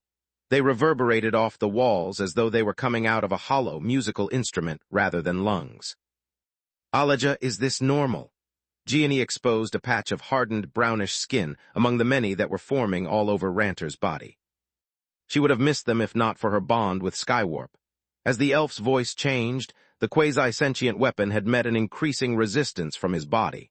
Ranter's skin was getting thicker and his flesh harder by the second. It had been nothing much for the Davros needles at first, but soon Skywarp couldn't stop the regenerations of the altered tissues, no matter how sharp it made its edges or how much pressure it applied. The needles were being pushed out from the chronicler's nerve clusters, and it was only a matter of time before the pain hindered Ranter no more, and he regained mobility. Skywarp alerted Gianni, who in turn sought an answer from the former chronicler candidate. Great Mother, protect us! Alaja had heard of the phenomenon, but even for the elves living with the Yggdrasil for generations, it was just a rumor. A spooky story, the veterans used to scare the children and put the chronicler candidate's commitment to the test. The world tree is taking over. The fragment inside the chronicler is eating his body from the inside and turning him into a Yggdrasil puppet. Ranter's eyes shed sap-green tears of joy and despair. His torment was finally over, and his body free from the cruel needles. The hunger and thirst that, until a moment ago, had consumed his every thought were gone. The panic and fear had been replaced by an indomitable will and unshakable confidence. Yet it came at a price and wouldn't last long. The former chronicler knew that once the world tree's overgrowth bloodline ability finished infiltrating his body, the elf known as Ranter Rainsong would die. His consciousness would fade away, and his memories would become an echo in the Yggdrasil's mind. His existence would be reduced to mere data, recorded in a few books because irrelevant to the world tree, and entrusted to his family as a testament to his sacrifice. Meaning, Gianni knew nothing of elven traditions aside from what the bedtime stories she had read to her children said. Elves were supposed to be beautiful, stuck-up, and prideful, and they loved parties and jewels despite not having any visible means to finance their lavish lifestyle. Based on her limited interactions with real elves, none of it seemed to be true or remotely relevant to her situation. Gianni devoted her focus to keeping the elf still and her needles inside his body, but as the brown patches spread, Ranter's physiology changed into something she didn't recognize anymore. The Yggdrasil has given up on their chroniclers. Ranter and all those who carry a living fragment of Yggdrasil would being eaten up alive from the inside. Alaja replied. That's not an elf anymore, but a sprout of the world tree. The Ranter thing snarled, flexing what was left of his muscles to expel the Davros needles from his body. He no longer had nerve clusters that could feel pain or joints that could be restricted. Every fiber of his being had been replaced by Yggdrasil hardwood, but the sting of Skywarp still felt unpleasant. The puppet split his limbs into bundles of razor-sharp tendrils that whipped toward Quilla, Gianni, Freya, and Alaja at the same time. Quilla tried to restrict the growing sprouts with bloodbind, but the wood got thinner and slicker, escaping the grasp of the bigger and rougher adamant chains. Freya blinked herself and her mother to safety, just for the creature to give them chase. The cell was small, and now it limited the space of maneuver of the four women just like it had done for the elf while fighting Lith. The tendrils kept extending in every direction, lifting Quilla with ease and sending her to slam against a wall. Luckily for her, the golden sparks of dimensional ruler formed dimensional fissures that intercepted the blades aimed at her heart, head, and womb, while also forming a warp steps behind her that saved her from the impact. Quilla found herself near Gianni and Freya, who scaled the dimensional openings and severed the vines from the main body. "Get up, Quilla." Gianni lifted her daughter to her feet with one hand. "The mission isn't over. We have to find a way to restrain the puppet and keep inflicting pain on it, or everything we've done will be for naught." "How exactly?" Quilla flooded the fragments trapped inside Bloodbine's links with darkness magic without any visible effect. "Yggdrasil wood is one of the hardest materials on Magur, and I don't think it can feel pain like you and me." As if to confirm her words, the lower body of the wooden elf shape-shifted into a dense spike and started to spin on itself to drill its way out of the cell. Unfortunately for the puppet, any surface of Salark's dungeon was as hard as Davros, and nothing could break through.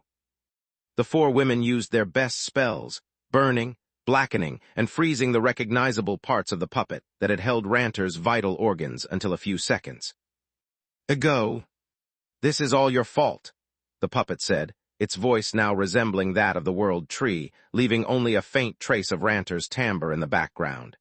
"You killed me, and before the Yggdrasil consumes me completely, I'll bring you down with me." Space. Back at the fringe, right before Lith and the strike team unleashed ruin. "Mom," Solus asked, "is that you?" Her eyes recognized the features of Rifa Menadian, and her ears still remembered her mother's voice, despite the changes it had undergone after becoming a demon.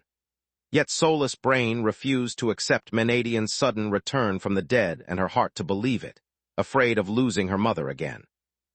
"Yes, Effie," Menadian nodded. "You have no idea how much I've missed you.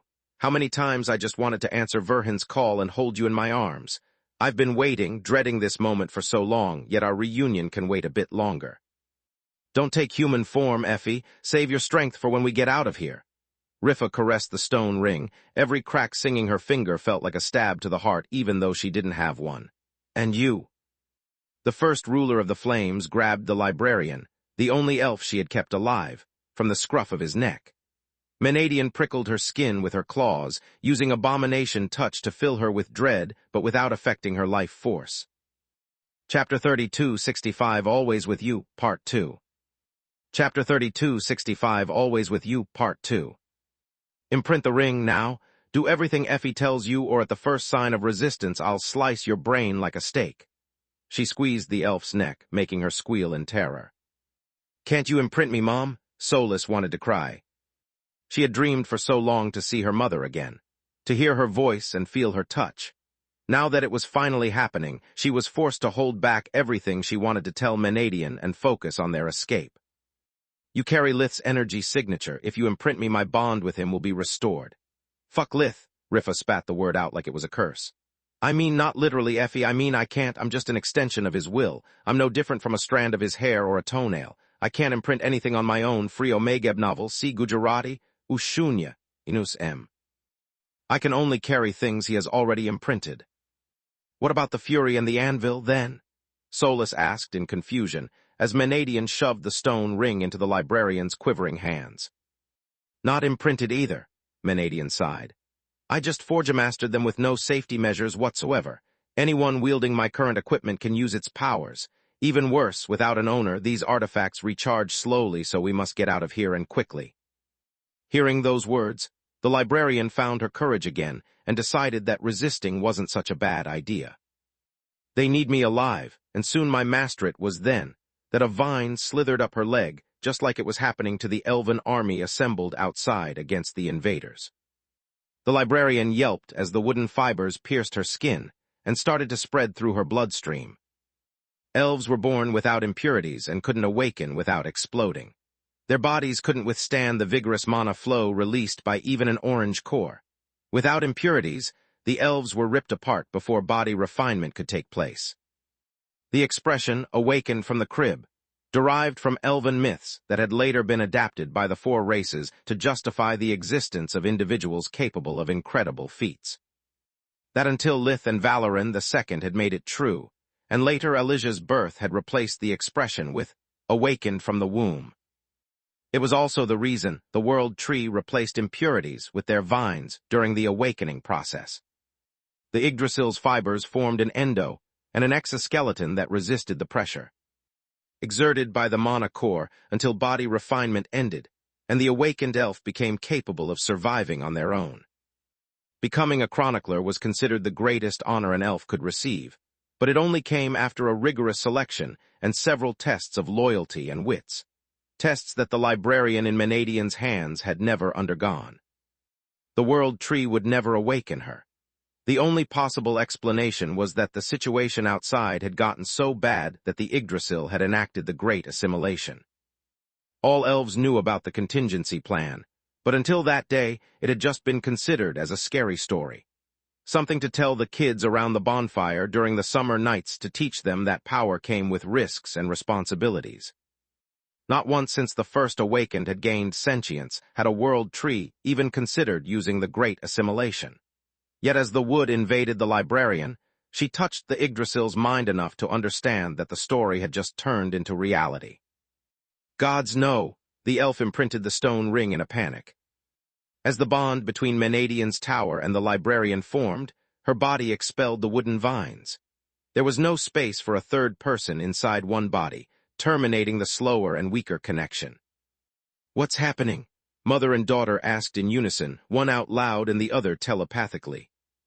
"My name is Garmer Riverflow. Kill me if you have to, but please save my family." The elf used the mind link to share everything he knew with Solus in the blink of an eye. "Don't let the world tree take them. Don't let Verhin kill them. Give me your word, and I'll do everything you say." Solus wanted to laugh in the librarian's face and destroy her psyche with a series of mind fusions, but as soon as she received the information, she changed her mind. Not only was what the Yggdrasil was doing monstrous, but there was also no time to waste. "Deal! Lead us out of here, quick!" Solus established a mind link with Menadian to explain the situation to her as well and communicate more efficiently. "Fuck!" The first ruler of the flames put Garmer on her shoulder like a sack of potatoes and started running.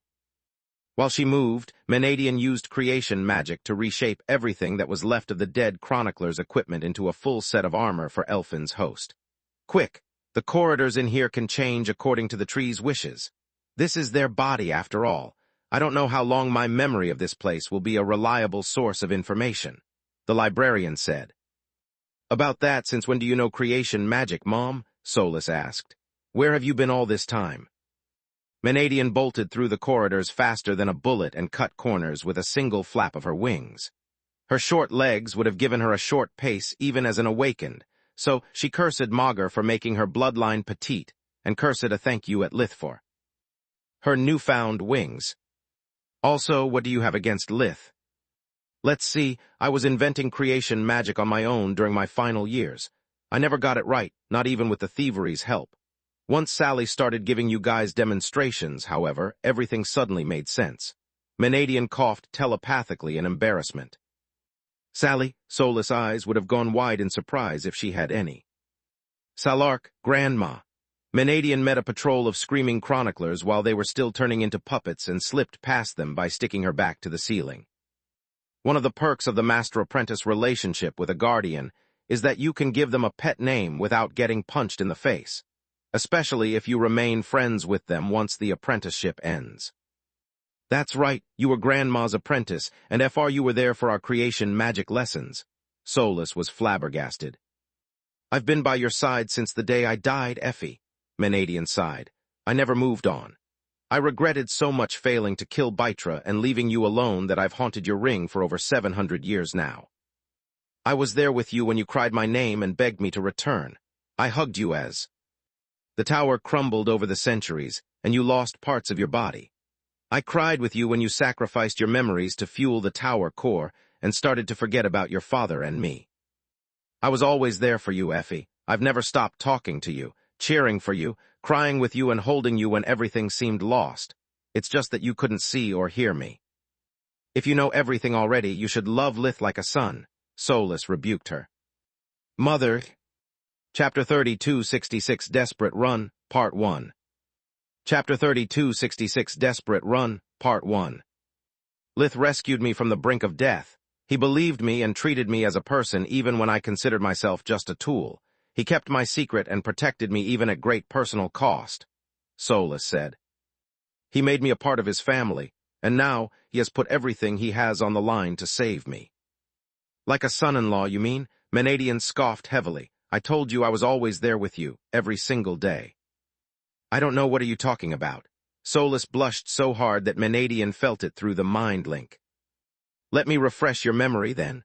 I'm talking about the pining for him, the snuggling in bed with him once he fell asleep, the endless arguments with your friends about, I don't know what I feel for him, and the times he brought you skinny dipping in the ocean.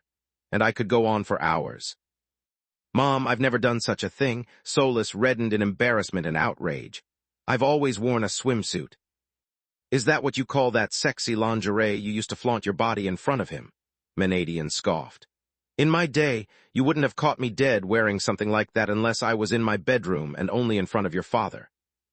Mom, the idea made Solus' mind churn. Also, it's not lingerie, and I don't flaunt my body in front of anyone. Yeah, right. Menadian sneered and passed through a wooden gate by the skin of her teeth before it closed shut. I hate that bastard. Or rather, I loved him when he found your ring. I admired him for treating you like a person and never ordering you around. Lith gained my undying gratitude when you got your light body back, and he never tried to exploit your way too obvious feelings for him. You have no idea how relieved I was when the most scandalous thing I had to witness was you sneaking out at night to eat like a divine beast. You should eat healthier and cut back on the sweets, Effie. Now that you have a human body, you can gain weight again. Mom, Solus blushed and whimpered with equal might.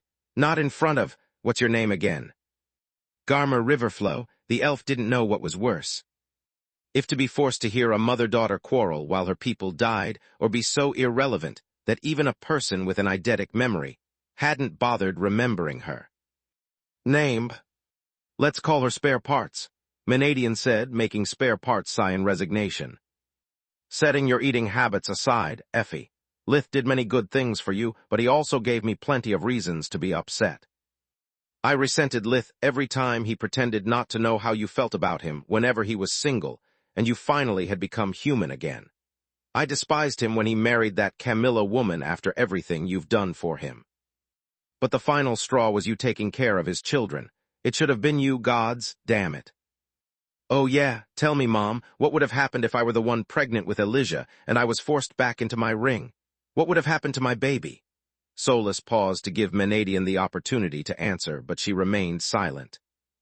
The bleed and the horseman technology that the first ruler of the Flames had used to fuse Solus with the tower was experimental and untested. Rifa herself couldn't explain the changes in the tower as it rebuilt itself. She had no idea if Solus' tower half could support a pregnancy, let alone if it might have adverse long-term effects on an unborn child. What would have happened if during an argument Lith yelled an order at me in anger, crushing my will? Solus said once it was clear she would receive no answer. Being a couple and being friends are two completely different things. Where you see indifference, I see care. Lith always looked out for me and made sure that he never took advantage of our bond to get what he wanted from me. He could have toyed with my feelings, lead me by the nose knowing that I had no choice but to be with him. Instead, he set me free. He pushed me to make friends, travel across Magus, and make a life for myself without him. As long as I need him for survival, our relationship would never be fair. There would never be the option for us to break up. Now there is, Menadian countered. Get Sally to undo the bond and change host, easy as that. No, Mom, Solus shook her head. You might have been by my side from the beginning, but there are things even you don't know. The secrets of Lith's reincarnations and his identity as Derek McCoy were something that Solus couldn't allow anyone to discover. It might have ruined his life and destroyed his relationship with his family and friends. On top of that, have you ever stopped thinking how hard it is to find someone you trust wholeheartedly? How embarrassing is it to share every moment of your life and have little to no privacy? What Lith and I have is a small miracle. We'll talk about this later, Menadian grunted, shuddering at the thought. In life, she had many embarrassing habits she hoped Thrain had never discovered. How far is oh shit? The metamorphosis of the chroniclers patrolling the corridors was complete, their flesh and blood consumed to nourish the growth of the Yggdrasil sprouts. Their heads, arms, and legs were split into bundles of whip-like tendrils, giving them a grotesque appearance. They still wore clothes, making them look like scarecrows animated by forbidden magic. "Stop them!" The voice of the Yggdrasil came out of the hollow of the puppets. "The trees will overpowering the former chroniclers." With the elves' pain and fear for their families gone, only duty and obsession remained. The corridor in front of Menadian started to close. Vines sprouted from the ceiling and connected with those blooming from the floor, forming a thick wall of Yggdrasil wood. Menadian tried and failed to blink. The space-compressing array was now stronger than ever, leaving her only one option. As the puppets lashed at her with their vines and threw spells at her from every direction, the first ruler of the flames shape-shifted her form to avoid as many hits as she could. Menadian shielded spare parts with her body when she failed to avoid a whip and dominated half of the Tier 5 spells, sending them to crash into the other half. "Are you sure this is the right way? What if the corridors have already shifted?" she asked. "I'm sure," the librarian replied. "The Yggdrasil has made lots of space inside their trunk for the treasures and knowledge they are not willing to entrust the elven villages. A sudden shift would destroy everything. At the speed you are moving, the World Tree can seal up corridors and change the disposition of the rooms, but that's it. I can still orient myself." Spare Parts sighed in shame before adding, "Also, the Yggdrasil has no idea I'm helping you." Chapter 3267 Desperate Run, Part 2. Chapter 3267 Desperate Run, Part 2. The World Tree is focusing on closing the most direct routes leading outside, while we are following a path with the most intersections. I'm keeping our options open, while also making it hard for the Yggdrasil to guess where we are going. Effie, Menadian liked what she heard but didn't trust the elf. "She's telling the truth, Mom," Solus confirmed after probing Spare Parts' mind. "Also, I go with Solus now. And I'm Garmer Riverflow, not Spare Parts." "Tell that to someone who, damn it," Menadian was forced to a halt. In their current condition, the World Tree couldn't warp their puppets at a moving target and control the space-compressing array at the same time. Dimensional magic required a lot of focus, and the slightest mistake would have terrible consequences. Shutting the array off to perform the mental calculations required by a mass blink slowly was also out of the question. Without the space compression, Menadian would have been free to warp to Lith's coordinates. She had no clue what her position inside the Yggdrasil was, but all demons shared a telepathic connection between them and with the Tiamat. The only reason Rifa had not alerted Lith of her presence was not to distract him. What the tree could do was to make the puppets scattered throughout its trunk converge to the prison floor. Doors opened in the walls, ceiling, and between rooms, creating a straight line between the puppets and their prey. When Menadian reached the next intersection, she found a small platoon of puppets blocking all paths. The corridor's entrances were shrinking by the second, and even a brief skirmish would slow Menadian enough for the Yggdrasil to trap her for good. She flapped her wings with all her might, hoping that speed and shockwaves would clear her way. The puppets used their roots to anchor themselves to the floor and merged their head and arms whips to form an inescapable net. The first ruler of the flames found herself trapped in slithering vines that tightened their grip by the second and pulled her to the ground. Menadian could have escaped by shape-shifting, but that would have meant leaving Spare Parts behind. "Without her, I don't know where to go. I need her to save Effie. Even worse, if the tree has no chroniclers left, nothing stops the Yggdrasil from imprinting her the moment her current host dies." Menadian rearranged her shadow form and armor into a soft sphere to cushion the blow for the elf. The impact still took the wind out of the librarian's lungs and put Menadian on her back foot. She used her strength to untangle herself and Spare Parts from the nets just in.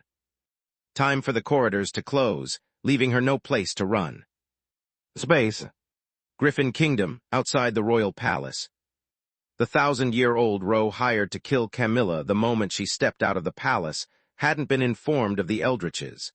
He hadn't expected Kigan's intervention or the human woman to survive. Brilliant. That's why they asked me to charge at the mark with a specific angle. They anticipated I would fail to kill the woman and prepared a spirit steps right outside the space-compressing arrays of the palace. He thought. I would feel cheated if they hadn't paid me in advance. My job is done here. Time to leave. Ugghaz the Rock had received a full suit of adamant armor for his trouble. For a creature of his size, finding the raw materials was already hard, let alone pay a forgemaster to turn them into a masterpiece. It was the reason Ughaz had accepted the job, no questions asked. Having a masterpiece delivered to his door was too good to be true. And it was. "Tell us where you sent Lady Verhin now, or prepare to die." 7 royal guards surrounded the rock from every direction, their armors coursing with silver lightning. Ughaz also hadn't expected the security of the palace to be so tight. He had slowed down only because of the impact with Kigan, yet that split second had been enough for the humans to catch up. The rock charged at the closest royal guard at his top speed, just to be brought down by a single swing of the guard's Davros halberd. The other 6 struck in unison, pinning the giant bird to the ground. "Last chance, where is she?" the captain of the royal guards asked. "I don't know," Ughaz screamed as the captain's halberd cut a bloody wound on his neck. "Then I don't need you alive." The captain raised the blade above his head, giving the Emperor Beast one more second to speak before beheading him. "Shouldn't we have taken him alive for interrogation?" a royal guard asked. "It would have been pointless. The Emperor Beast knew nothing," the captain shrugged. "You don't need time to tell the truth, only to make up a lie. Believe me, the rock died." "Trying. Now sound the alarm, or when Supreme Magus Verhin discovers we have let his wife get killed, he will wage war against the kingdom." Space.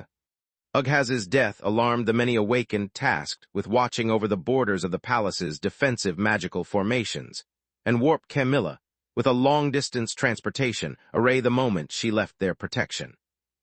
The most worried among them was Kor, the awakened human near the gardens of Seaful who had transported her away. "There's no way the royal guards found the bird that fast without help," Kor thought. "Bet everything I have that whoever paid me for the job also alerted the security to get us killed. If I'm right, I'm next. And the worst part is I have nothing to offer in exchange for mercy. I have no idea who hired me, but no one is going to believe me." He warped away, eager to reach the safety of his secret lab, and so did the other awakened surrounding the royal palace. They felt safer since they had done nothing wrong and could feign ignorance of what had just happened. They were wrong. Kor was the first to die in an ambush right outside his allegedly secret lab, and the others quickly followed. None of the awakened had met the instigator. They had been hired by middlemen or through common acquaintances. Yet by interrogating them all, a pattern might have emerged. After all, it was almost impossible to hide anything from a guardian, especially at the heart of their dominion. Even though it was Tyrus' turn to look after Elijah, and she would stay in the Blood Desert all day, she could still discover too many things. Upon her return, the instigator took care of tying up the loose ends, while the others finished the job, making sure that nothing that could lead to him remained before leaving the Griffin. Kingdom. It was the only way to escape Tyrus' notice, and eventually her wrath. Space. Luckily for the captain and the Griffin Kingdom, Camilla was still alive. Unluckily for them, the welcome committee on the other side of the spirit steps was eager to correct the situation. Camilla and Zinnia had yet to stop spinning in midair when a hail of heavy blows rained on them from every direction. Chapter 3268, Endangered Bloodline, Part 1. Kigan left Zinnia's shadow and stood 33 meters, 108, tall, using his armored wings and tail feathers to deflect the incoming spells and physical attacks. "Griffins," he said in amazement while looking at the 8 violet-cored divine beasts surrounding him. "What kind of grudge can Griffins have with a puny human to put so much effort into killing her?" "Kigan the Bloodstained?"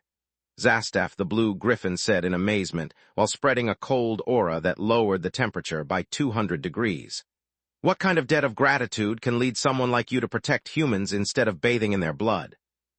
The air surrounding the area of the ambush became so cold that it was impossible for a human to breathe, no matter if awakened or not. If not for their enchanted armors, Camilla and Zinnia would have already lost consciousness. "As for your question, you wouldn't understand even if I answered you."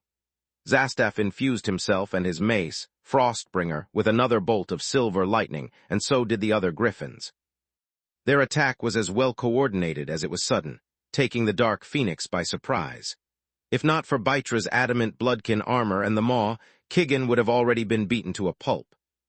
Phoenixes were among the best divine beasts fighters, but their most effective tactics required them to take advantage of their superior agility and aerial maneuverability.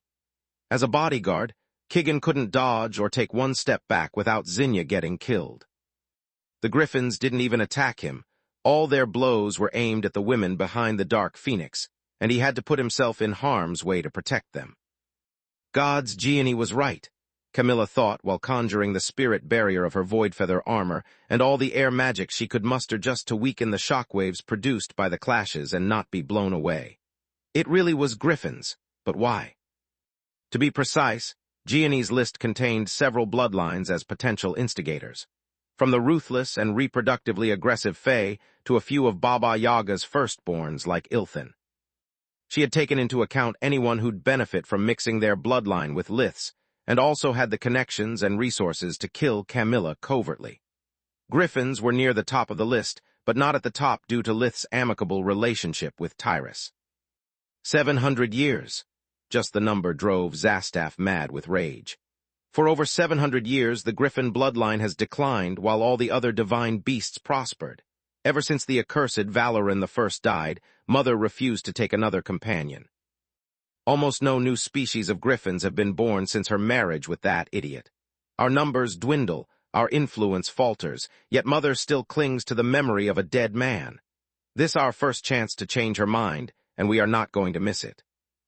Tyrus had expressed interest in Lith since he was just a student at the White Griffin Academy, but back then those were just words, and no one had taken them seriously. Over time, however, the first guardian had met the young awakened more often than the royals. More often than her own children. Griffins had started to pay attention to Lith out of curiosity, without expecting much from him. After the three guardians vowed to protect his offspring, however, after the powers of the Tiamat had been confirmed as the first perfect fusion between guardian bloodlines, some of the youngest and angriest among Tyrus' direct offspring had decided to take action. Verhin adopting Valoran II, a member of their own bloodline and another successful fusion, and Tyrus babysitting Lith's children regularly had just steeled the Griffin's resolve. The events in Giera had only confirmed Zastaff's assumption and led him and his accomplices to keep pursuing their plan. Tyrus had broken her vow of non-interference and faced the lost city to protect Valoran II and Verhin. She lived in his house, prepared his meals, and spent days on end with him. It would take just a little push to move her from the nursery to the bedchamber. It's amazing how things lined up so perfectly. Zastaff dodged a burst of origin flames and struck Kigan in the head. Verhin is going to fail his attack on the World Tree, losing his wife and his best friend in a single day. Mother will empathize with his grief and grow closer to him until nature takes its course. At that point, either Verhin becomes a guardian or Mother teaches him the secret of the White Core as she did with Valoran I. The result will be the same. The Griffin bloodline will thrive again, and by mixing with the Tiamat's blood, will gain the power and birthright to occupy the other two great countries. The blood of all three, if not four, guardians of Garland will flow inside our veins, and our potential will be endless. Free webnovel, see Gujarati, Ushunya, Inus, M. There was no certainty that the relationship between Tyrus and Lith would become romantic, but it was a risk that Zastaff was willing to take. Even a small chance was better than the certainty that the Griffin bloodline would stagnate for another 700 years, if not millennia. About time. Without body casting, Kigan relied on the Maw of Baitra to cast spells. The artifact was faster than any kind of spell casting, but when facing 8 opponents alone, faster didn't make the cut. The Dark Phoenix unleashed the Tier 5 Chaos spell, Howling Hunger, that conjured a pillar of chaos the size of a train wagon. It pierced through a griffin's chest and absorbed her vitality, feeding it to Kigan. He desperately needed to replenish his dwindling stamina. Killing an Eldritch Hard and killing an Eldritch Hybrid was even harder. They could regenerate vital organs with ease, feed on all forms of energy, and resisted all elements but darkness, but they were not immortal.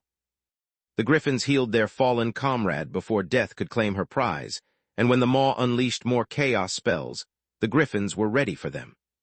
The 7 remaining Griffins stacked their hard light constructs to erect a barrier that stopped the Howling Hungers by reverting them to simple darkness magic. Kigan cursed his bad luck. Griffins are the worst enemy I could face. Their light mastery is a natural counter to chaos magic, and they are physically much stronger than me even without life maelstrom. My only advantage against them is my twin cores and magical resistance. I could deal with 1 or 2, maybe 3 griffins at the same time, but 8. Heck, I can't deal with 7 of them, not when they can cast Silverwing's annihilation. In their shoes, it's what I would do. The Dark Phoenix had no life vision, but no doubt about his enemy's intentions either. And he was right. The Griffins hadn't expected to face an Eldritch hybrid, but knowing Lith's endless reserve of tricks, they had come prepared for the worst.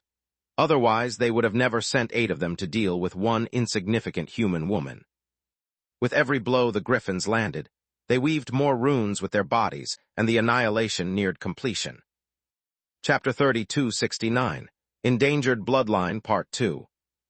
Kigan had ordered the Maw to prepare a decay bastion, but he didn't know if it would make it in time or if it would be enough to survive the annihilation. To defend the 2 women from 8 divine beasts, he had taken quite a beating. His bones had broken and mended several times already. He had ignited his life force over and over again to burn the incoming spells and heat the air enough to make it breathable for Camilla and Zinnia. His adamant-coated tail feathers whipped at the maces, taking the brunt of the damage and deflecting the incoming strikes. His wings flapped, releasing wave after wave of origin flames, yet it wasn't enough. Kigan's best means of attack, turning himself into a living mass of cursed elements, and of defense, becoming a living shadow, were useless. One would have killed Zinnia and Camilla, the other would have left them open to the relentless onslaught. What can I do? What can I gods, damn do? Kigan's loyalty to the master forbade him to abandon Zinnia, just like his bond with Xenagrosh made it unthinkable for him to let Camilla die. The annihilation faced the bastion to a standstill, the clashing anti-guardian spells illuminating the area for miles. Alas, the Griffins had chosen that place for the ambush exactly, because it was in the middle of nowhere and magically cloaked from prying eyes. To make matters worse, Kigan's double cores provided him much more mana than a bright violet core, but they were fallen cores nonetheless. They weren't awakened, nor could they awaken. Resisting the annihilation drained Kigan as much as cracking the bastion exhausted the Griffins, but they could use invigoration. Behind the safety of their anti-guardian spell, with every breath they took, the Griffins recovered their strength and poured more mana into the annihilation. Kigan resisted as long as he could, longer than anyone would have believed possible, but in the end he fell. The anti-guardian spell pierced through the depleted decay bastion and hit the Balor Phoenix in full. His body was turned into shreds, his flesh vaporized on contact with the 7 elemental pillars. Only a few feathers survived, riding the shockwave of the impact to safety. "Please stop," Zinnia cried. "We have done nothing to you, we don't even know you, why do you hate us so much?" The black feathers gathered, absorbing the surrounding world energy and feeding off any life form they found to fuel their regeneration, even bacteria. "Damn phoenixes and their absurd vitality," Zastav spat. "Fusing with an abomination made Kigan even more annoying, but nothing we can't deal with. As for your question, woman, we don't hate you. I don't know who you are, nor do I care. Yet know this. Even if my plan didn't require to leave no witnesses, I would kill you anyway for associating with a monster like the Bloodstained. First things first, though." He grabbed Camilla, discovering how powerful the spirit barrier imbued in the Voidfeather armor was. "I'm sorry, Lady Verhin, I really am." The Frost Griffin needed his full strength, and a bit of life maelstrom to crack the barrier protecting the 2 women. The other Griffins took care of stomping the life out of Kigan's feathers, and making sure with life vision they wouldn't miss any. "You have no fault in this, but you have to die. Since there's no hatred between us, I won't make you suffer." The emerald sphere fell apart, leaking mana. "Feel free to say your last words if you have any. I will remember them forever, and if I can, someday I'll pass them on to your family." Space. "It's a boy." Before the spirit barrier could break into emerald shards of light, a maw too big to be fully visible from so up close crashed into the Zastav the Griffin, sending him flying with but a nod of the muzzle. "My baby boy." The black dragon's head reached for the sky while his feet dug through solid rock like it was mud. A colossal clawed hand grabbed Camilla and Zinnia, enveloping them in an indestructible barrier. "Baby," the maw turned up and snatched the falling Griffin between its razor-sharp teeth. Boy, Zalstaff stood to his full height, and firmly planted his feet on the jaw while he grabbed the upper teeth with his hands. The griffin tensed his steel-like muscles and infused himself with all the life maelstrom he had left, but the maw closed anyway, cutting him asunder. Hard light constructs, adamant and spirit barriers, were all useless against Ligon's teeth as they ground Zalstaff into meat paste. Guardians usually reached 50 meters, 164 of height, but that was just a choice to optimize their power to their mass. In his fury, Ligon had grown to the point griffins were bite-sized. How dare you? The 7 surviving griffins were stiff as if time had frozen, but their twitching eyes and the wind ruffling the grass told a different story. How dare you threaten my baby boy? Dragon fear coursed through the divine beasts and anyone else who wasn't on Ligon's hand, turning them into helpless statues. What boy? Vihar, a female silver griffin, said. There is no boy. Verhin was rescued less than 2 days ago. You are wrong, Camilla caressed her womb. Our little one was conceived yesterday night, but Grandma confirmed us he is going to be a healthy boy. Yesterday? Vihar scoffed in amusement. That's no baby but a lump of... Ligon's roar of outrage made the ground quake and the sky rumble. No baby? He echoed as a longsword appeared in a burst of emerald flames. What gives you the right to decide the destiny of my blood? What gives you the right to taint his air with your breath? Once a divine beast was conceived, there was no possibility of miscarriage and no illness that could harm the unborn baby. Unless an external factor messed with the pregnancy, it would come to term. On top of that, Guardians could see through Mager's veil no differently than Voltak while he had been on death's door. Just by being close to Camilla, Ligon could feel the small life form growing. He could see what the baby would look like, picture the boy he would grow into, and the man he would become. In the eyes of Ligon, the griffins were threatening the baby he was holding in his arms, the boy to whom he was reading stories, and the young man to whom he would teach the mysteries of magic. They were threatening a person he loved and cared even though the Guardian had yet to meet him. It was the reason Ligon had conjured his personal weapon, Gift of Wrath, instead of the anti-Guardian weapon World Breaker. The father of all dragons used Gift of Wrath only against those he hated and was determined to kill. It's actually our blood, old lizard. Salark raised a containment field before the fury of the Lord of Wisdom upended the Griffin Kingdom. So leave something for me if you can. I know that holding back is hard, but put it like this. The longer they live, the longer they suffer. Chapter 30, 270 Blood-Stained, Part 1. Chapter 30, 270 Blood-Stained, Part 1. Salark hated the idea of sitting back and letting Ligon have all the fun, but he had done it for her in the past. It's only right that I return the favor, she thought as she sealed an area spanning 10 kilometers into an emerald dome. Fair enough, but I don't want either the child or the mother to hear or feel anything that might upset them. Are we clear, young sparrow? Ligon recalled his dragon fear, giving the griffins the opportunity to struggle for their lives. Crystal, Salark nodded. Vihar and the other griffins tried to warp away after deactivating their space-compressing array, but they couldn't get past the emerald barrier. To make matters worse, the quake below their feet grew more violent by the second, and white-hot magma gushed from the crevices. The sky offered them no haven either due to the brewing thunderstorms and the increasing number of tornadoes pulling at them from every side, threatening to swallow the divine beasts and tear them apart. Give everything you got. Vihar took point and conjured the spirit element for the Silverwing's annihilation. The 7 griffins poured every drop of silver lightning they had into the anti-Guardian spell, multiplying its might by 10 times, then 20, and reaching a might nearing 30 times the power of a regular annihilation.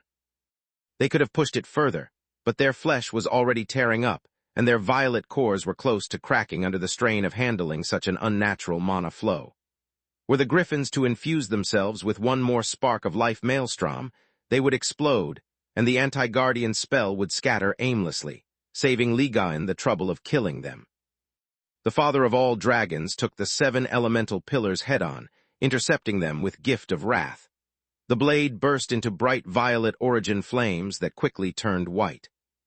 The annihilation smothered the primordial flames and cracked the Davros of the blade, a testament to Lakra Silverwing's genius and the sheer power of Tyrus' bloodline. Impressive! The Lord of Wisdom scoffed, replacing the white fire with his immortal flames. The emerald fire generated by his life force ate at the 7 pillars and spread back to their casters, eating at their mana like dry grass. The griffins poured their cores into the annihilation to repel the immortal flames until they had no mana left. The emerald fire broke through their defenses, melting their equipment into pools of bubbling adamant. Then it seeped under their feathers, burning their flesh and cauterizing their blood vessels. Bolts of lightning from the storm sent them into seizures, while thunderclaps burst their eardrums and swallowed their screams of agony. The tornadoes sucked in the magma and the helpless griffins. The air currents tore the divine beasts apart, while the heat burned them inside out. "Can you please stop?" Camilla couldn't see or hear anything from inside the barrier on Ligon's palm, but she could still imagine what was happening, and it scared her anyway. "Why do you really think they deserve mercy after what they did, knowing what they wanted to do to you and your child?" Ligon was furious, yet his voice was calm and soothing. Even if he wanted, every fiber of his being would rather turn itself upside down than threaten the woman carrying his blood. With each beat of her heart, the small life inside her grew, burning brighter in the Guardian's eyes. "No farming way." Camilla's voice oozed so much spite that there was none left for the rest of Maugr. "They can farm themselves to farming death in Salark's pits of agony until the end of times for what I care. I'm worried about Kigan. Please spare his life, Grandpa. He almost died for me. For us." She grabbed Ligon's gigantic thumb and turned her skin into dragon scales to let him know how much the Dark Phoenix's sacrifice meant for her. Fine, the father of all dragons couldn't say no to her, and he wouldn't fare any better for 9 more months, give or take. "I like your ideas, Featherling, both of them." A snap of Salark's fingers healed the griffins enough to ensure they would reach the pits of agony alive before warping them to the blood desert. "I have no time to waste with those scumbags, not when I have so much I can finally celebrate." She caressed Camilla's womb with motherly affection. "I'm a bit offended you thought me ungrateful, though." "What do you mean?" Camilla and Ligon asked in unison. Once the fury of the Lord of Wisdom abated, and so did the elements, a second smaller emerald dome became visible inside the sealed space. What was left of Kigan was barely the size of an adult man, and it would have been wiped out by the mere aftershock of the griffin's annihilation if not for Salark's protection. The mound of darkness struggled to escape, but to no avail. Even the shadows of the bugs were under the control of the Lord of War and rejected Kigan's touch. "Calm down. I'm not going to kill you, bloodstained." A wave of her hand dispelled both barriers. "What about your promise to kill me the next time we met, Mo Overlord?" Kigan half panted and half said. He was so weak even keeping a human form was more than his depleted life force could sustain. His wounds twitched in the attempt to close, but without mana and nutrients the best the Dark Phoenix could do was stem the bleeding. He had no mana left to convert into vitality with rebirth flames, and the world energy around him wasn't enough to rejuvenate him. Even though his body absorbed world energy as fast as it could, it was no different than putting a Band-Aid on a bullet hole. "It still stands, bloodstained." A cold expression appeared on Salark's face as her lips curled up in disgust. "You have killed your own siblings, my children. You have betrayed my nest and committed innumerable atrocities just to sustain the perversion you call life." The mother of all phoenixes stepped forward with her hands ablaze with white flames. "Rest assured, bloodstained, I will kill you. It won't be quick, and it won't be painless. You'll suffer everything you inflicted upon your brethren for as many years as your crimes prolonged your corrupted existence. Long before the time of your execution comes, you'll wish for the liberation of death, and I'll answer your pleadings with the same mercy you reserved for your victims." Camilla and Zinnia had never seen the pits of agony. They only knew of their existence. Salark didn't permit visiting them even to the members of her nest, considering it a cruel and scarring experience. Only criminals who were granted an opportunity for redemption would have a tour of the pits of agony. To show them what expected them were their pleas for mercy not followed by a drastic change in their ways. Yet the two women easily understood what Salark was referring to. They moved in front of Kigan to defend him, feeling responsible for his capture. They couldn't stop Salark's advance more than they could stop the sun from rising, or the wind from ruffling their clothes. Chapter 3271 Blood-Stained, Part 2. Chapter 3271 Blood-Stained, Part 2. One second the guardian was in front of Zinnia and Camilla, and the next she was past them like they were made of smoke. There was no need for magic or violence. Her existence and means were beyond what mortal minds could understand. And when that day comes, I'll kill you with my own hands. Salark grabbed Kigan by the neck without him offering any resistance. Even if he were still at his peak condition, the Dark Phoenix knew he was no match for the Overlord. She could blink farther than he could warp, walk faster than he could fly, and was stronger than his twin cores made him. Yet. It's over. I deserve everything Mother is going to do to me, the Dark Phoenix thought. I won't be there to see the Master's plans come to fruition, but I know he'll forgive me. I've fulfilled my duty and that's enough. It must be enough. The white flames engulfed Kigan from head to toe, and he gritted his teeth to withstand the agony. Yet there was none. The rebirth flames closed his wounds and restored his body. Kigan's mass returned to being that of a divine beast, and his life force was whole again. Yet that day is not today. After healing him, Salark took a few steps back to give him space. Today you are not the bloodstained. The lost son I know and hate would have run away at the first sign of danger. He would have brought shame to my name and nest like he has done since the day he betrayed us. When confronted with his crimes, Kigan Bloodstained would have screamed and struggled like the cornered rat he is. You, instead, have fought to protect these two women, and put your life on the line, even when you understood you had no chance of victory. I don't know if you did it because I made Camilla an honorary member of the nest, or because she's Lith's wife and Elijah's mother. I don't know if you simply did it because there's something between you and her sister. Honestly, I don't care. Usually being this close to a member of her nest was enough for Salark to read his mind, to share their thoughts and feelings. Kigan, however, was beyond her blood-imprint bloodline ability. Not only was he still part eldritch, and the Overlord's powers had no influence over the undead. Kigan was also part Balor, which messed up with her readings further. The two fallen bloodlines shrouded Kigan's phoenix blood like a thick mist. Salark could spot vague figures and hear muffled sounds, but that was it. It was the reason Ligaen still ignored Vaster's identity as the Master, even after meeting Zorath in person so often. Her eldritch nature devoured every smell and energy trace lingering on her body. That, and the influence of her troll core, limited what he could read through the dragon scales to her most surface-level feelings and immediate thoughts. Today you have acted like a proud member of my nest. Salark's gaze softened as she looked Kigan straight in the eyes. You have fought against impossible odds, defended one of my helpless hatchlings, and submitted to my judgment. Today you are Kigan the Dark Phoenix, and I am your mother. Today you made me proud, son. Kigan fell onto his knees, more wounded than from any blow even a guardian could inflict on him. Kigan clenched his chest to suppress his burning heart. He wanted to tell her how ashamed he was of his past actions.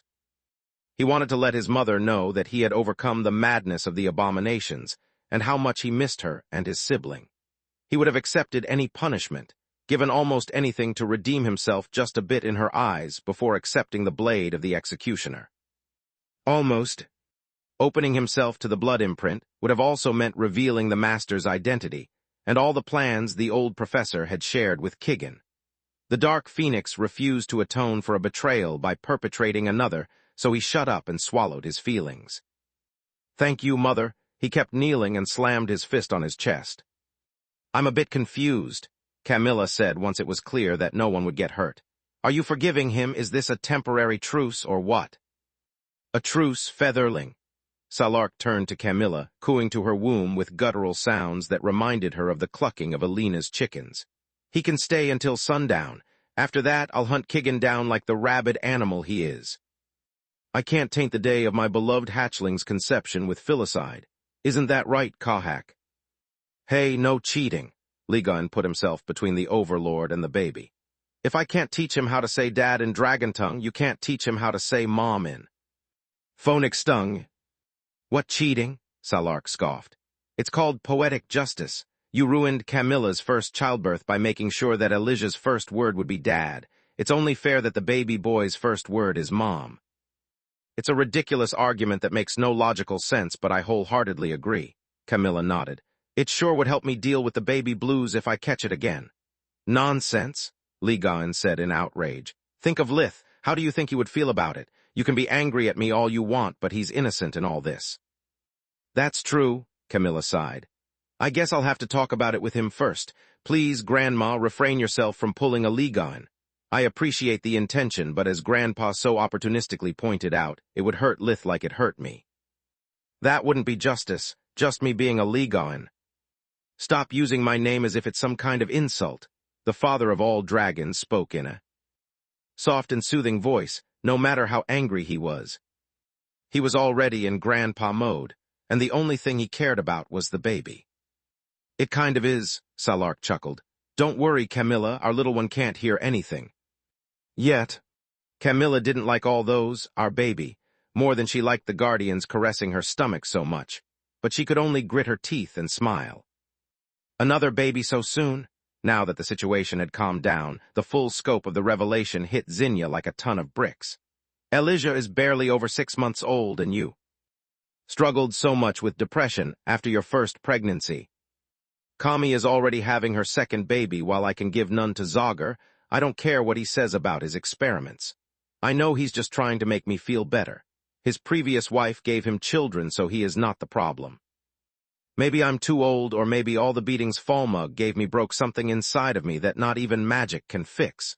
She inwardly added, fighting hard to hold back her tears. I know, Camilla sighed. We wanted to wait a bit longer, but we had no choice. You mean the Guardians wanted a baby boy so bad that they forced you and Lith to make one? Zinnia was flabbergasted and horrified. Chapter 3272 Untold Secrets, Part 1. Chapter 3272 Untold Secrets, Part 1. No, Camilla, Salark, and Ligon said, the first one in embarrassment and the other two in outrage. Just yesterday, Lith and I received a report warning me that the bounty on my head is still in place. Hence we assumed that as soon as the news of Lith going away with most of his allies spread, someone would try to kill me. It's the reason we mixed business and pleasure. That's a self-serving way to put it, to use an understatement.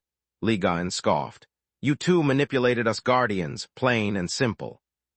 As much as it pains me to say this, I agree with the old lizard, Salark grunted.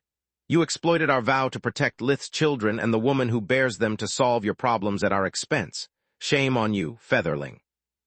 Couldn't you stop them? Zinnia tilted her head in confusion.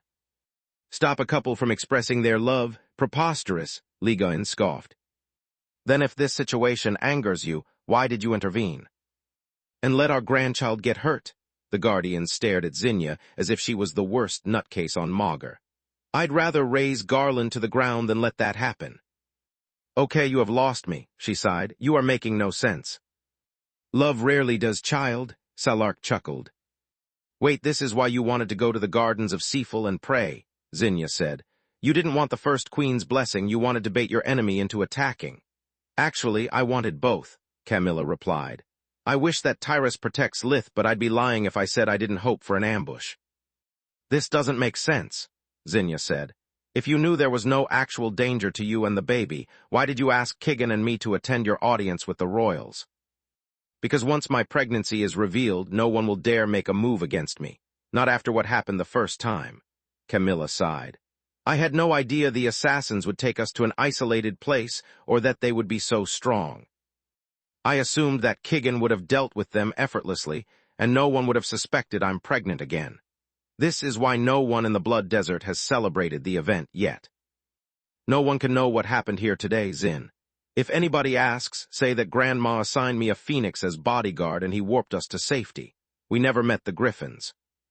The two women discussed for a while, agreeing on the details of the events that had allegedly unfolded and preparing answers for the most likely questions that would follow. Their explanation, there is no margin for mistakes, Zin, Camilla said after they got their stories straight. We need to hide the involvement of Kigan and the Guardians. As long as my pregnancy remains a secret, our enemies will keep considering me Lith's weak point. With a bit of luck, Meln might be the next to try and kill me.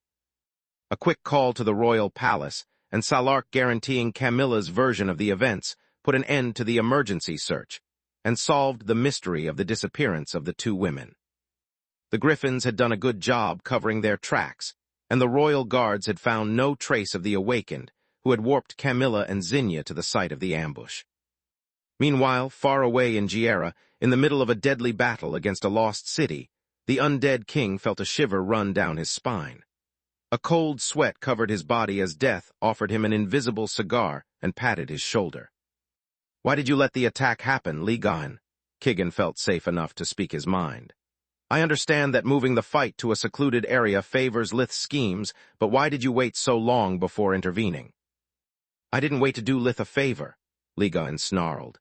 "I knew you were there and that Salark's Voidfeather armor would buy me a bit of time that I used to detect the smells and energy signatures lingering on those bastards. When we Guardians act, we are always through. Tyrus annihilated Verendi's awakened council the moment she learned the identity of the instigator, and my aim, too, was to understand the scope of the conspiracy. It took me a while to extract all the information I needed. The rest my songbird will extract from the Griffins with Tyrus' help after a prolonged stay in her pits of agony. Griffins don't share a bond as deep as phoenixes, but it's still hard for them to hide anything from their progenitor." "I see," Kigan nodded. "Can I take part in the celebrations?" "There's nothing to celebrate until Lith comes back." Camilla took her communicator amulet out to check that his rune was still on. "After that, it's not up to me. If your associates help Lith and rescue Solus, I have no objections," Ligan said. "I'd owe them as much." "Same," Salark nodded. "I understand you feel little joy now, Featherling, but since Zinnia knows about the baby already, I believe the rest of your family, too, deserves this new. Hope to shine some light on the darkness of this day." "You are right, Grandma. Please take me back to the Blood Desert," Camilla replied. "One murder attempt is more than enough for today." "Have you already thought about the name for the baby?" Zinnia asked. "No, we decided to make him yesterday night and conceived him soon after. The name was the last thing on our mind." On the one hand, Camilla felt guilty about the circumstances of her new pregnancy. On the other hand, she couldn't wait to hold her baby boy in her arms. "Elijah was named after Alina," Ligan pondered out loud. "It's only fair to follow the same tradition and name the boy after his grandfather. Also, if you pick a name that starts with an L, you'll honor both the grandfather and the father. 2 worms with 1 stone." "What a smartass," Salark slapped the back of his head. "Elijah was named after Alina, so the baby boy should be named after Roz, not you." "Yeah, right, you hypocrite," Ligan snarled. "We both know that Elijah is the name of one of the alter egos you used back when you were still trying to find the best approach to lead your people. You and Alina had your turn, now it's mine. I mean mine and Roz's, of course." Both Guardians turned to Camilla, expecting her to take their side. "I'll talk with Lith about it." It was the best she could say not to upset anyone. After all, they would protect her for the next 9 months, and the baby until he came of age. Camilla owed the Guardians her life and the safety of her children. A name was a silly price to pay for their help. Great thinking, Ligan puffed smoke out of his nostrils and his chest out with pride. The father should always be involved in all kinds of decisions involving a baby. Now if... "You'll excuse me, I have some vermin to catch." The father of all dragons flapped his wings and took flight. He wouldn't rest until everyone involved in the attempt on the life of the newest addition to the Verhin family was dead or a guest in Salark's pits of agony. Chapter 3273 Untold Secrets, Part 2. Chapter 3273 Untold Secrets, Part 2. "What a jackass," the Overlord sneered. "How dares he exploit your distress to further his agenda? He has no shame." Then she shamelessly warped everyone back to the Blood Desert to be the one to deliver the good news and start the celebrations while Ligan was absent. Lith's family was deeply worried about him and didn't take well hearing they had been kept in the dark about the baby boy. Learning the reason behind Camilla's second and sudden pregnancy was even worse. Yet all their sourness and gloom lasted only for a second before they started congratulating Camilla and arguing about the baby's name with petty reasonings worthy of the Guardians. Space.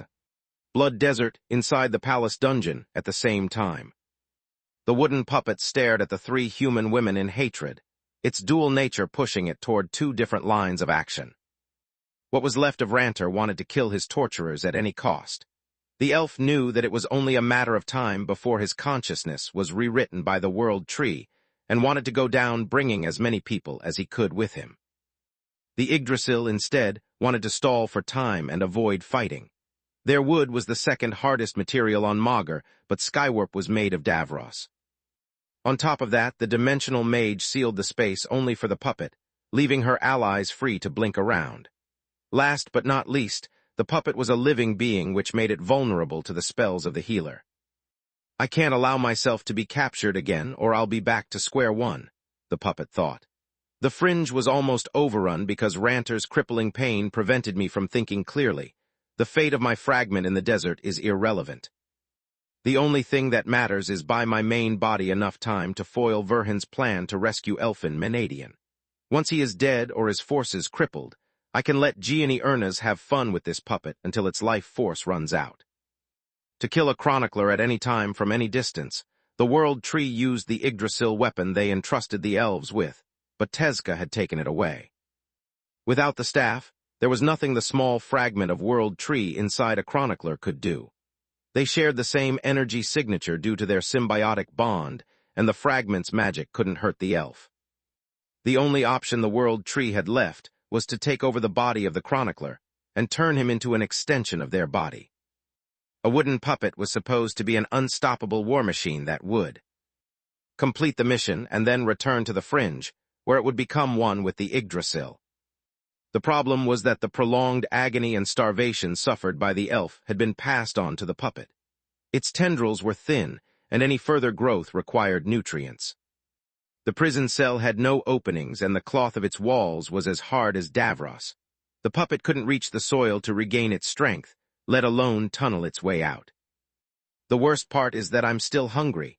The puppet had grown feeding on Ranter's remains, which wasn't much. Getting rid of Gianni's needles had relieved the World Tree from the pain of the torture, but due to the telepathic connection between the puppet and the main body, the Yggdrasil still experienced its hunger. Darkness fusion was useless against starvation, making it the only thorn in the Yggdrasil's side. "What do we do, Mom?" Freya asked via a mind link. "The right question is what we must not do, dear," Gianni replied. "No matter what happens, don't kill that thing. If it dies, all the work we have done until now will be for nothing.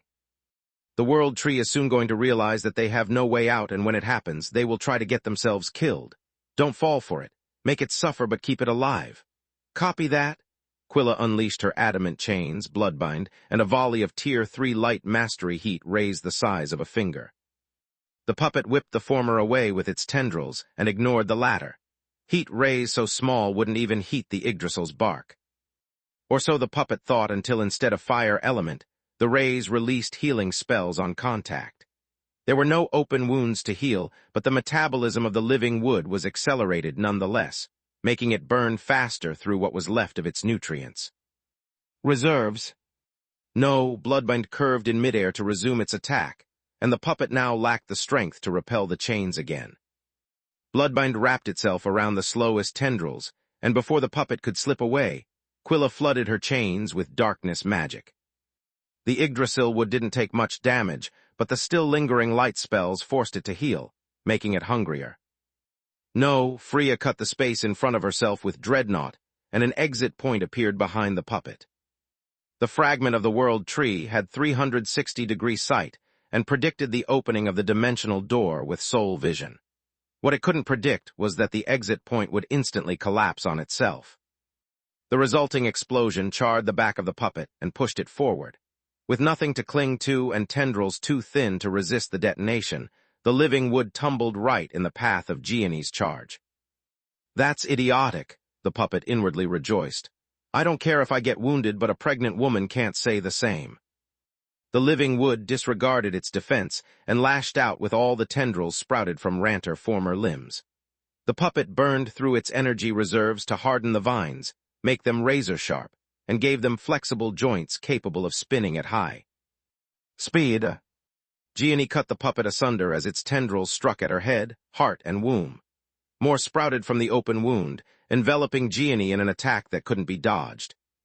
With blink, the dimensional door would carry along enough of the tendrils to reach her vital organs and deal nigh-lethal damage. The Yggdrasil's plan was to kill the baby and Gianni in one fell swoop to send her daughters into a murderous frenzy. Once they destroyed the puppet, the hunger would be gone as well, and the world tree in the fringe would be back to its full strength. Great was the Yggdrasil's surprise when each and every one of their strikes reached their mark, yet produced a choir of silvery clinks instead of spurts of blood. Gianni's day dress rearranged itself into its true form, the Myrock's royal fortress armor. Each of the 4 founding pillars' households had one bestowed upon their founder by the first king, Valorin. The armor shared most of the same properties of the royal fortress armor used to defend the royal palace, like being comprised of pure Davros and having the mass of an emperor beast. Yet the armor belonging to the 4 founding pillars of the kingdom had also been customized by Tyrus to best suit the beloved friends and teammates of Valorin the First. Chapter 3274 Sacrifice for Power, Part 1. Chapter 3274 Sacrifice for Power, Part 1. Agram Myrock's armor possessed such cloaking spells that no matter the form it took, it was impossible to distinguish it from common clothes. The cloaking means of the royal fortress armor Gianni wore had fooled even the world tree and escaped their soul vision. You must be really fucked up in the head to believe a woman at my stage of pregnancy would jump in the maw of danger without a plan. Gianni's excited voice betrayed the cruel smile hidden by her helm's visor. That's the first good news I received today. She grabbed both halves of the puppet and slammed them together, opening cracks that spread from the point of impact to the rest of its wooden body. Before the 2 sides of the puppet made contact, she injected a spark of life maelstrom and her best healing spell inside the wood. The cracks opened and closed in quick succession, while the newly sprouted tendrils tangled and fused with each other, restoring the puppet's original form. What? The world tree was flabbergasted. The silver lightning boosted both the spell and the puppet's metabolism, so that the innate healing process took place before the Yggdrasil could resist it. I just said that for someone holding more knowledge than anyone else on Magur. You are quite stupid. I love stupid people. They are the easiest enemies to deal with. Gianni tightened her hold on the puppet and pinned it to the ground.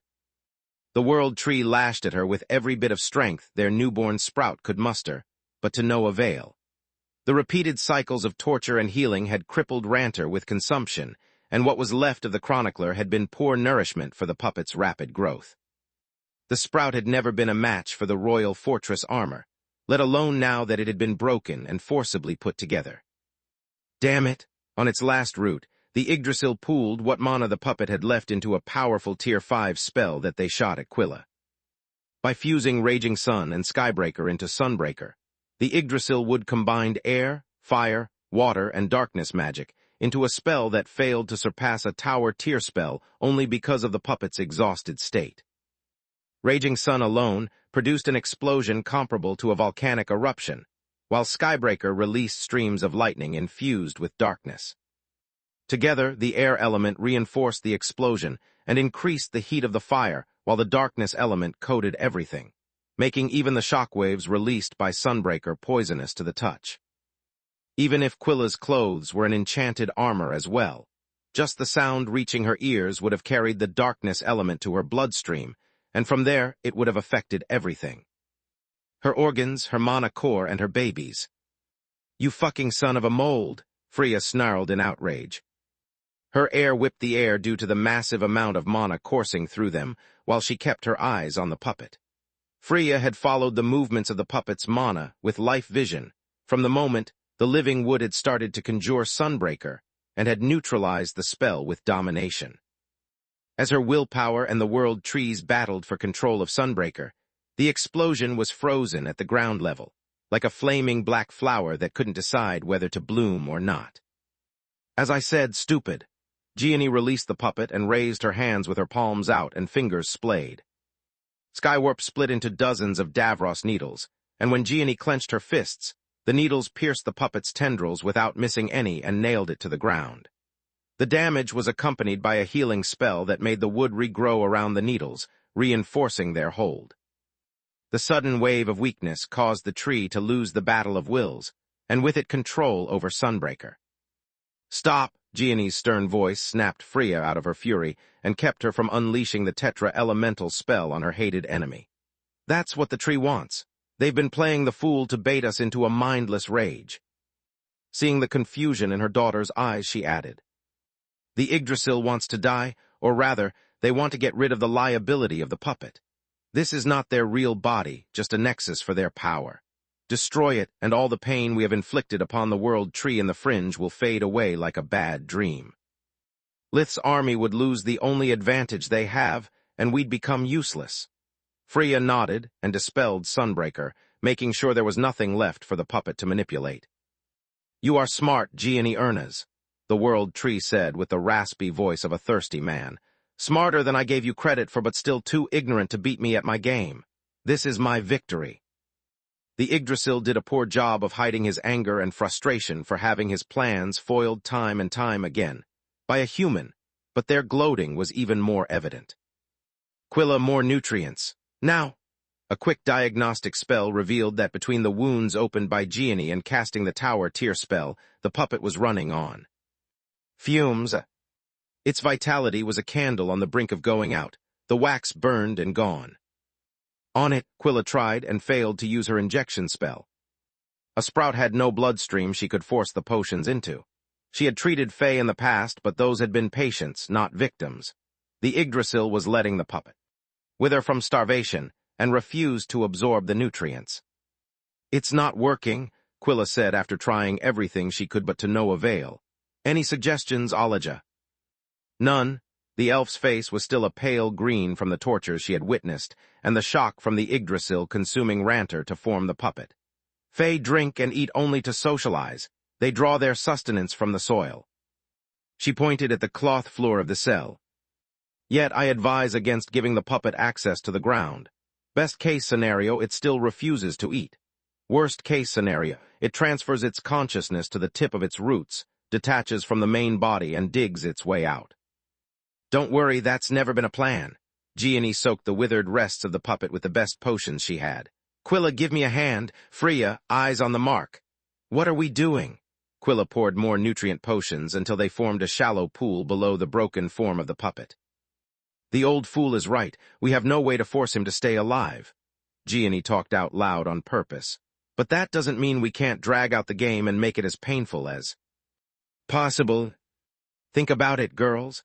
The puppet is still alive and is starving while surrounded by the most delicious food. It's enough for the world tree to lose focus for 1 second to let the survival instinct make them feed upon the potions. Sure, this thing doesn't feel pain anymore, but now the Yggdrasil has to resist both starvation and the impulse to feed. Chapter 3275 Sacrifice for Power, Part 2. Chapter 3275 Sacrifice for Power, Part 2. Gianni raised her visor to flash a soft smile at the puppet's bark. "This is going to screw with your focus, while this is going to make it last longer."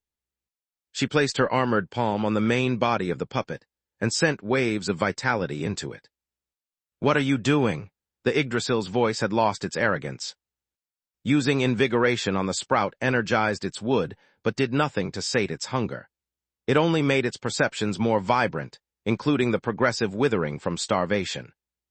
The worst part was that with all those nutrients right below the sprout, 1 sip would be enough to stop the hunger. 1 sip and the game would start anew. "Making sure there's no peaceful slipping into oblivion," Gianni replied. "You are a monster," Olaja and the Yggdrasil said in unison. "Thanks, dear," she giggled like a little girl. "Since you know so many things and we are stuck together for a while, why don't you start telling me something I don't know?" Space. Inside the Yggdrasil's fringe, at the same time as Ranter turned into a puppet. Free from the pain of Gianni's torture, the world tree found their focus again, and bet everything they had to fortify their position before something else happened. "That crazy Erna's woman and Rifa Menadian forced my hand. I need to win and to do it quickly," the Yggdrasil thought as all of their chroniclers turned into wooden puppets.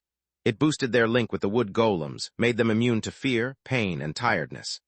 Now, even if one of the white cores found the elf hidden inside a golem, or if the divine beasts destroyed one with a Silverwing's annihilation, the elf wouldn't die. As long as one splinter of a puppet remained, the world tree could regenerate them. The fringe was full of fertile ground the golems could draw upon to endlessly restore their pilot. The chroniclers had gained the regenerative abilities of the Fae at the price of their free will, and in time, their life.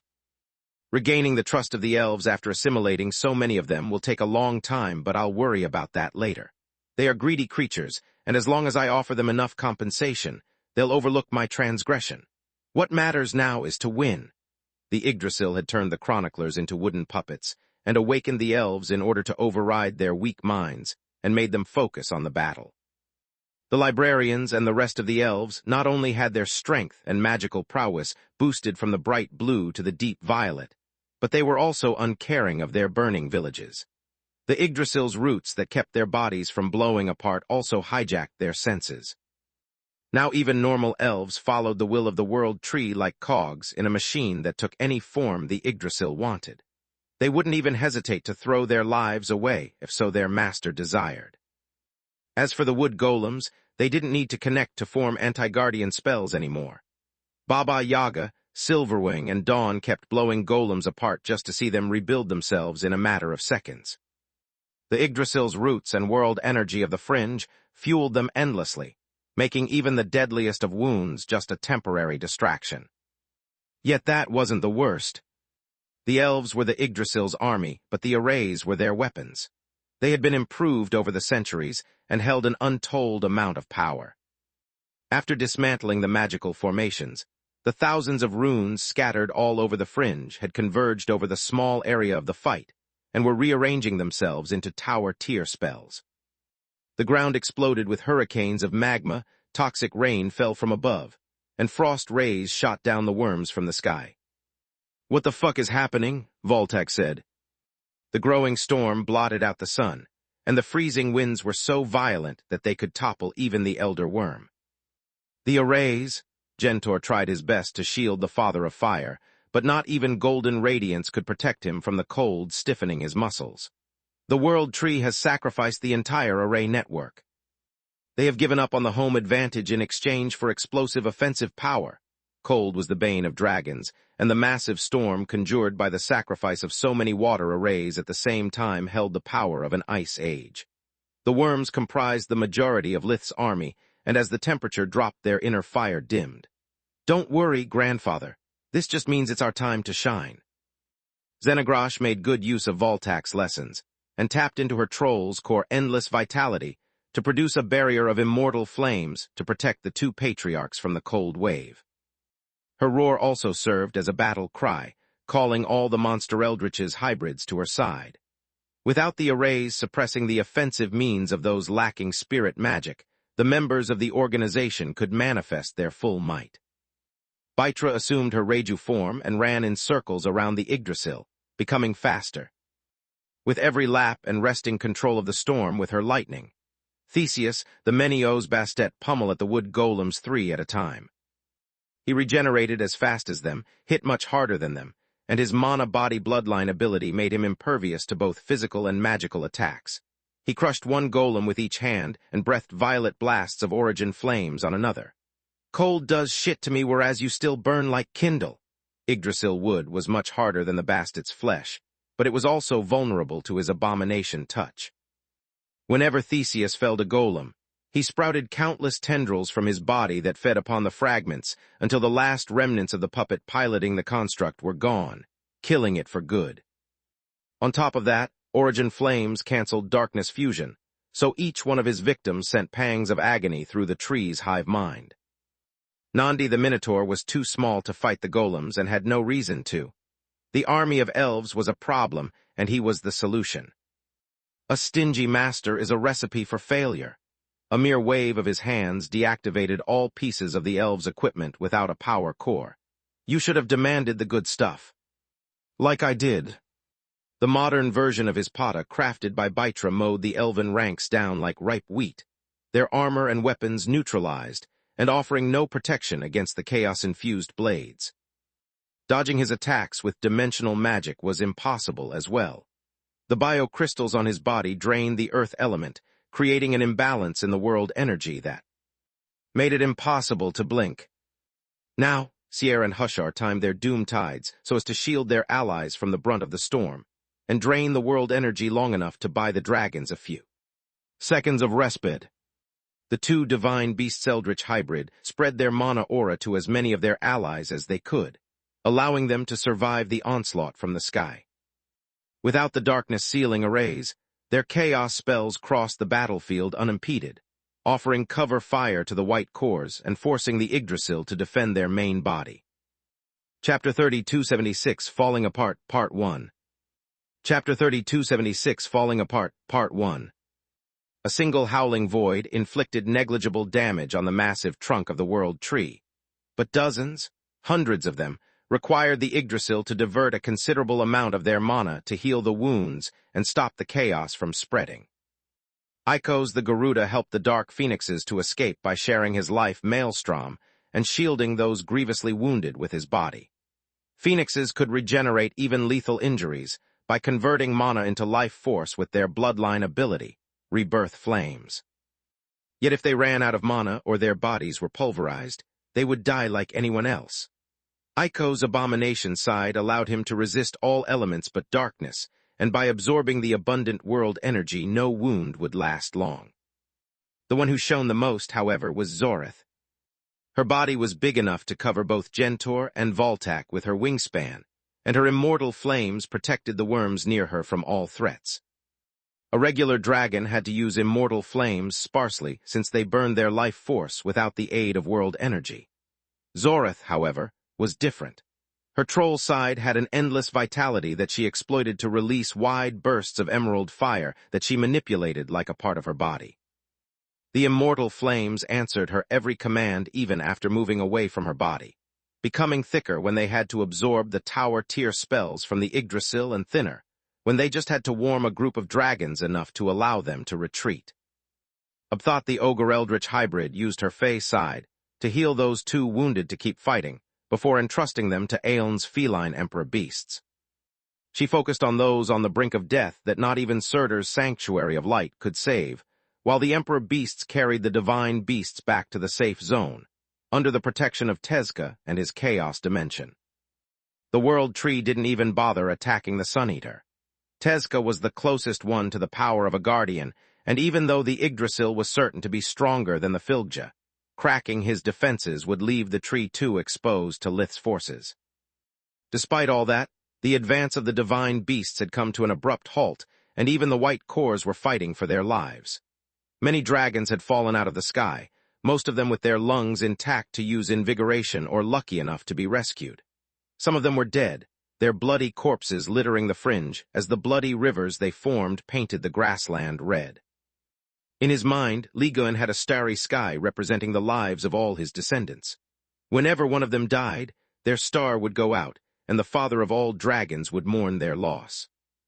The Phoenixes fared better only thanks to Rebirth Flames, while the Griffins, because they had been trained, since their infancy to save a good chunk of their life, Maelstrom for situations like that.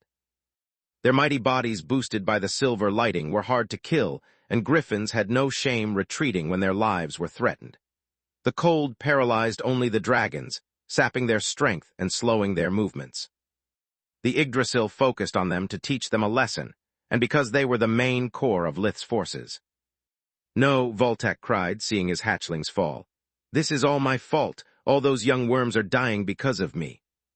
"This is not your fault, old friend."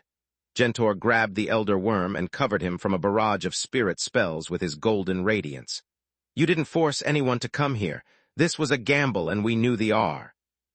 A colossal wooden axe cut one of Gentor's wings off and dug deep into his spine. The father of all golden dragons fell limp to the ground, his words scrambling into an agonizing throw. "You bastard!" Voltak charged forward, intercepting the second axe arm of a wood golem with his adamant claws, balefire, and kicking, the first axe out of the wound before it could reach Gentor's lung.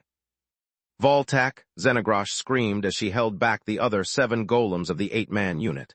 "Get to safety. There's nothing you can do here." She wanted to help him, but she couldn't risk the puppets casting a Silverwing's annihilation. The shadow dragon had to keep them scattered, and their attention focused on her, or the retreat would soon turn into a massacre. "I can't," the Father of Fire cried, feeling the sense of urgency rise inside of him. "Don't worry about me, we just have to hold out a bit longer." He blocked the axes with balefire, and head-butted the golem away enough to breathe a violent stream of origin flames. Even the most basic among the mystical flames was a deadly weapon in the hands of the elder fire worm. Voltac used the origin flames like feelers, recognizing the different mana currents originating from different sources by the way they burned. The Father of Fire identified the traces of the chronicler's energy signature and had the flames follow it back to the source until they reached the wooden puppet he had become. The flames concentrated their power on the former chronicler and ignored the rest of the construct, burning his remains to cinders. Without its pilot, the golem became a useless pile of Yggdrasil wood that Voltac threw to the liches. Thanks, old fossil, the undead fed upon the construct to reform their bodies and inflict pain on the world tree. Then they fearlessly charged against the violet-cored elves and the golems to protect Bloodhaven. No matter how bad the situation became, the liches would never leave the Red Mother behind. At least as long as their phylacteries were stored inside her tower. "We need to fall back," Orion said via the mind link while using the tower shield exclusive to the Urna's Royal Fortress armor, Honor Guard, to intercept a barrage of Tier 5 spirit spells. Honor Guard conjured and controlled dozens of elemental shields that its master could move around with his thoughts, and imbue them with life maelstrom from a distance. Orion had the elemental constructs converge around Honor Guard to form a divine beast-sized tower shield and cover those standing behind him. "Never," Lith screamed, looking at the short distance separating the strike team from the world tree. "If we go back now, we'll offer our back to the enemy and get slaughtered. Even if we survive, the Yggdrasil will shift their focus on our allies and kill so many of them that we'll lack the numbers for a second charge." "Lith is right, Orion." Vaster stood by his friend's side and conjured a decay bastion. "The tree is pouring millennia of accumulated energy into this attack. If our defenses falter even for 1 second, we are dead." The master shared via the When All Are One array the vision of his 6 auxiliary heads. Even with most of the onslaught focused on Lith and his group, the decoy and support teams were being blown away. The white cores were barely holding their ground under the barrage of tower tier spells born out of the shattered arrays, while the divine beast lost ground by the second. The moment the Yggdrasil shifted his focus, there would be no wounded, only casualties. Chapter 3277, Falling Apart Part 2. Chapter 3277, Falling Apart Part 2. Also, I'm afraid Lith is also wrong about the rest. I don't think we ever had the numbers for the first charge, Vaster said, expending most of his mana for the bastion and enduring the onslaught only thanks to 1 auxiliary head using invigoration. With the pain from Ranter gone, the world tree had regained their focus, and the chroniclers their full battle prowess. To make matters worse, with the Yggdrasil fragment taking over the chroniclers' bodies, the elves had become more dangerous than perfect undead. The puppets felt no fear, no pain, and had no vitals or weak points. To make matters worse, since they all now shared the same energy signature, they had become immune to the world tree's spells and each other's. An 8-man unit of wood golem charged at Lith's group while they were still. Weathering the magical onslaught, each one of them had conjured a decay bastion, and that saved their lives. The golems unleashed a Silverwing's annihilation that joined the tree's tower tier spells and shattered Honor Guard. Lith grunted, hurling from 2 of his serpentine heads a twin blast of true and frozen flames. The cursed fire knocked one of the golems off his feet and set it ablaze, but the construct was instantly replaced in the formation by the 8 golem. The cursed ice froze the ground, severing the connection between the tree's roots and the constructs. Without the endless supply of mana, the golem's power cores couldn't hold such powerful spells for long. Alas, the wooden puppets manipulating the golems were part of the world tree. They only had to sprout roots of their own to reach the nearest area unaffected by the frozen flames and restore the connection. 2 more of Lith's serpentine heads cast a chaos annihilation, and so did his allies. The 5 anti-guardian spells pierced through the Yggdrasil offense, reaching the 7 golems in an instant and vaporizing everything above the knees. Not even dozens of tons of masterfully enchanted Yggdrasil wood could withstand such firepower. But together with the golem's own annihilation, the impact weakened the offensive of Lith's group before it struck the world tree. The 5 anti-guardian spells made the massive trunk tremble and opened a hole in the bark. With the Yggdrasil's size and mass, however, the vibrations stopped after a few hundred meters, and the wound looked smaller than the nest dug by some big bird. The hole closed almost immediately, and the golems sprouted back from their feet, taking the necessary mass from the world tree. The Yggdrasil shrunk to compensate for the lost mass, but the change was so little that it wasn't noticeable. How the fuck is that possible? Tessa the Titania was flabbergasted. There's no way all 7 elves had hidden in the golem's legs. She followed the roots rebuilding the golems and found her answer. She was right, only 2 of the puppets had survived on their own. One was in the left knee of his golem, and the other was in the right foot. The other 5 were being regenerated by the 8th golem. Son of a mold, Tessa cursed. Don't ask me how, but the chroniclers have exchanged pieces of each other and can use them to resurrect their fallen allies. Impossible, Firwall replied. There's no such a thing as resurrection. Not even Fae or undead can be restored after being killed. She was right as well. The chroniclers would have died, but the puppets now shared enough of the world tree's energy signature to be capable of mixing their tissues without dying. Each puppet held just a splinter of their teammates, just enough to regenerate them from scratch. Let's kill them dead, then. Lith took point with Orion on his shoulder, ready to parry or inject the Tiamat with life maelstrom from the royal fortress armor if necessary. Lith carved a path open with Ragnar, K. Orion's anti-construct spells had been upgraded by Salark, allowing the angry blade to chop the golems asunder like firewood. The puppets countered by growing a second set of arms and shape-shifting the 4 upper limbs into axes the moment. Lith's group was surrounded. He snarled, chopping one axe off and burning another with origin flames. Orion took care of the other 2 with Honor Guard and Grimlock. The problem was that there were 8 golems and only 5 people under the effects of the When All Are One array. Scram, Tessa grew 2 extra arms as well, intercepting 2 axes and blocking the other 2 with her staff, Morning Dew. Firwall's 7 massive heads locked in combat with as many wooden limbs, injecting acid from her fangs. At the same time, she knocked a 3rd golem back with her mace, Dreamweaver. Look out, Vaster took care of the rest with a barrage of howling hunger.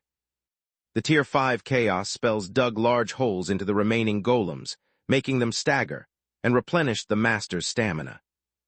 Damn if I hate being so small. His Dominator armor had just enough metal to cover Vaster's tall alter ego. There wasn't enough to reach the size of a magical beast, let alone that of a divine beast.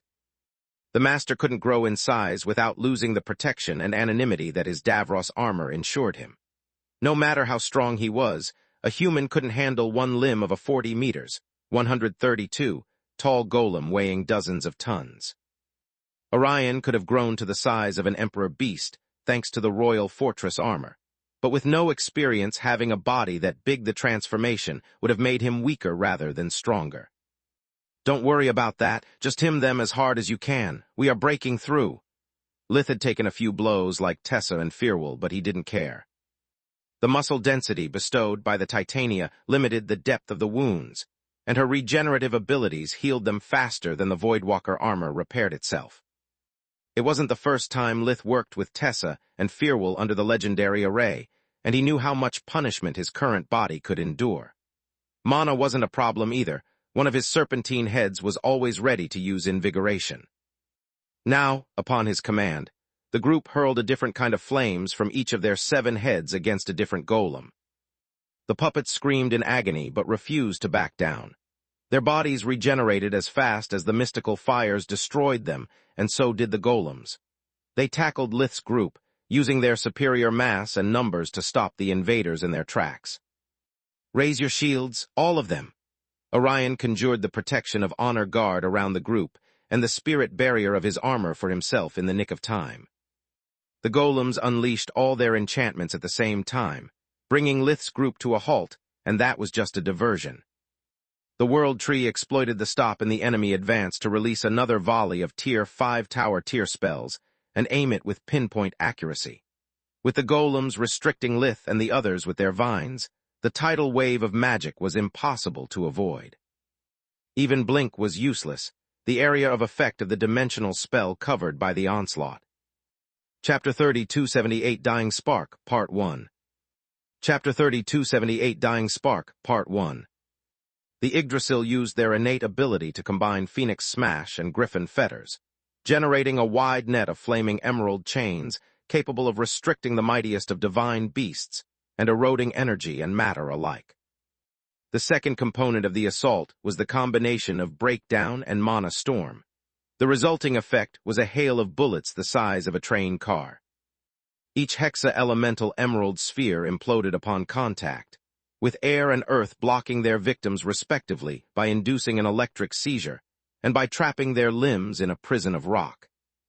Fire and water would alternate in pulses, causing a thermal shock that damaged the equipment and made the air unbreathable. Darkness and light destroyed and healed the bodies of their targets in a cycle that drained their stamina and nutrients. Worst of all, neither of the combined spells had any effect on the golems. They shared the World Tree's energy signature, and while the members of Lith's group were turned to shreds, the constructs had the time to rebuild their strength. When the dust settled, a gruesome show presented itself to the spectators.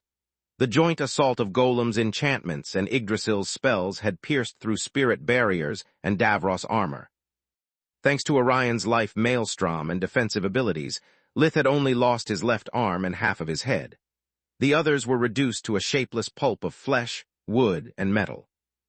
"We have to get out of here." Orion had suffered minor wounds and used his blade tier spell, Elemental Sonata, to push the flaming griffin fetters away while his allies regenerated. They shared the Titania's regenerating ability, so as long as there was fertile soil, they had everything they needed to recover. Yet healing from such grievous wounds would put a strain on their life forces, if they did it too often. "Let me help you." Lith used domination to share control of Orion's blade spell, while using the eyes of Menadian to find the weak spots of the fetters and the ears to follow the mana flow of the tree's spell, and use it as a conduit for Elemental Sonata. The blade spell pierced through the chain links and coursed through them, destroying griffin fetters from the inside. Even with Lith's guidance, Orion lacked the mana to destroy such a widespread net, so Lith reinforced Elemental Sonata with the hands. Their combined efforts tore the emerald chains apart and opened a huge gap in the tree's defenses. Without the sealing effects of griffin fetters, Abomination Touch drained the golems, forcing them to let go of their prey and allowing the group to blink forward. From a distance, Voltak sighed in relief just to grunt in despair a second later. Another 8-man unit of golems was charging at Lith from the front, while the regenerating golems gave chase from the back. The advantage of surprise is gone, and whatever Lith was doing to restrict the World Tree, it's not working anymore. The Father of Fire fought his way toward the strike team. The runes in the sky reassembled themselves to form a new hail of spells, as the Yggdrasil consumed another chunk of the shattered arrays, forcing Voltak to breathe a vast umbrella of primordial flames to weaken the attack. Even with the lessons he had imparted to Zorith, the Shadow Dragon wasn't strong enough to stop the golems and the spells at the same time. Even with Gentor's golden radiance neutralizing the spirit spells imbued in the elven arrows, there were hundreds of them. The elves had a deep violet core now, and with the guidance they received from the tree through the vines, the elves had already mastered their newfound abilities like invigoration and spirit magic. The mana of the spells inflicted little damage on the golden dragon, but their shockwaves ripped his scales off and carved his flesh. Just a bit further, Voltak coughed a small burst of emerald flames that spread in front of Gentor and intercepted the arrows, burning just enough of the mana they carried to make the volley explode at a safe distance. "I just need a bit more time." If conjuring primordial flames by himself put a great strain on what was left of Voltak's life force, producing the immortal flames almost made him faint. Yet he had no choice. Gentor was using invigoration to recover his strength and heal his wounds. If the volley were to hit him, they would interrupt his breathing technique and force him to retreat to the safe area. The World Tree shows no hesitation in killing our younger members, but they don't dare unleash their full power on Gentor and me. The Father of Fire hadn't missed how the attacks directed at him lacked any killing intent, with just enough power to pierce through his defenses. The death of any fire or golden dragon is on me and Voltak because they followed us, but if the Yggdrasil kills either of us, the brood would take it as an act of war. That wooden bastard is trying to kick Gentor out of the fringe and make me die of Origin Flame's abuse. It would be no different from dying of natural causes, and the brood wouldn't care either. The elder worm cursed the hypocrisy of his brethren and pushed forward. Lith needs our help. He shouted in the communication amulet to overcome the din of battle. The world tree has noticed him and is wearing him down. Tough luck, Silverspire's silver warrior trembled as another annihilation shook its foundations. He's against 2 units of golems. We are dealing with dozens of them. Lakra is right, Voltac. Bloodhaven kept regenerating, yet it always missed at least 1 limb. We are doing what we can. If we break our formation, the Yggdrasil will kill us in seconds, and Lith is going to be next. I was saving this for later, but I have no choice left. Baba Yaga was slowly getting cornered by the coordinated assault of the golem units. If only the world energy of the fringe answered my command as it does on the outside, the Yggdrasil would never manage to restrict me like this. 8 doors opened on the wooden surface of Bloodhaven, releasing the firstborns undead. Letting them come out of a single corridor would have meant offering an easy target. Dawn swooped in, unleashing another rising sun to give the undead the time to converge. The firstborn Banshee and Wendigo screamed together to generate a massive shockwave that froze everything in its wake and drained its energy. The golems were temporarily slowed down while the elves bled from their eyes, mouths, and ears. The first Blood Witch collected the elven essence, turning half of it into blood maelstrom to empower her allies, and the other half in blood spells that decimated the living. Fresh blood still contained traces of life force, and spirit magic and Essiza rekindled them both, turning the inert matter into pure energy. She used the blood to weave powerful Tier 5 spirit spells without expending an iota of the mana stored in her blood. Core, the firstborn mage slayer bathed in the enemy's onslaught, his misty body absorbing all elements but darkness that he dispatched with swift movements of his sword. Chapter 3279 Dying Spark Part 2 Chapter 3279 Dying Spark Part 2 If only I were bigger, I could stop everything by myself, he thought. With the exception of spirit and anti-guardian spells, of course, mage slayers couldn't feed on darkness element and all spells that carried them. Hex-elemental spirit and Silverwing spells were beyond mage slayers and would inflict on them more damage than the nourishment they brought. Still, Lormont could neutralize everything else, even arrays, and turn their power against their original caster. The firstborn Draugr opened a crater upon impact with the ground, draining the life out of it as its size grew to over 10 meters, 33 tall, quickly followed by the firstborn Grendel. The 2 undead were resistant to all kinds of damage and drew the arrows of the elves along with their blood, buying the other firstborns the time to converge on them. Keep attacking. Don't give them time to recover. Vladian stood in front of the Grendel as he assumed human form to cast the anti-guardian spell. Full red blood cores were more powerful than bright violet cores, so their spell was large and lasted enough to engulf a wood golem without leaving anything for it to regenerate from. What was left of the annihilation blew a second golem into smithereens, but it instantly started to reform. Good job, the Red Mother nodded. Keep it up like that. Killing the backup golem meant that their unit couldn't switch anymore. It was enough to wound one of them to keep the rest from casting anti-guardian spells and neutralize the only threat they posed to a mage tower. Alas, relieving the pressure on the decoy team didn't help Lith or Voltac one bit.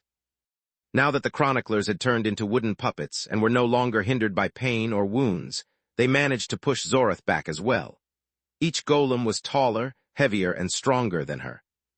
Her only remaining advantage was her twin cores, which didn't help much in a brawl, especially since her priority was protecting the Father of Fire. Chroniclers had bright violet cores, and with the aid of a wood golem, each one of them was stronger than a divine beast. The puppets attacked Xenogrosh from every side, uncaring of her chaos spells and sky piercer.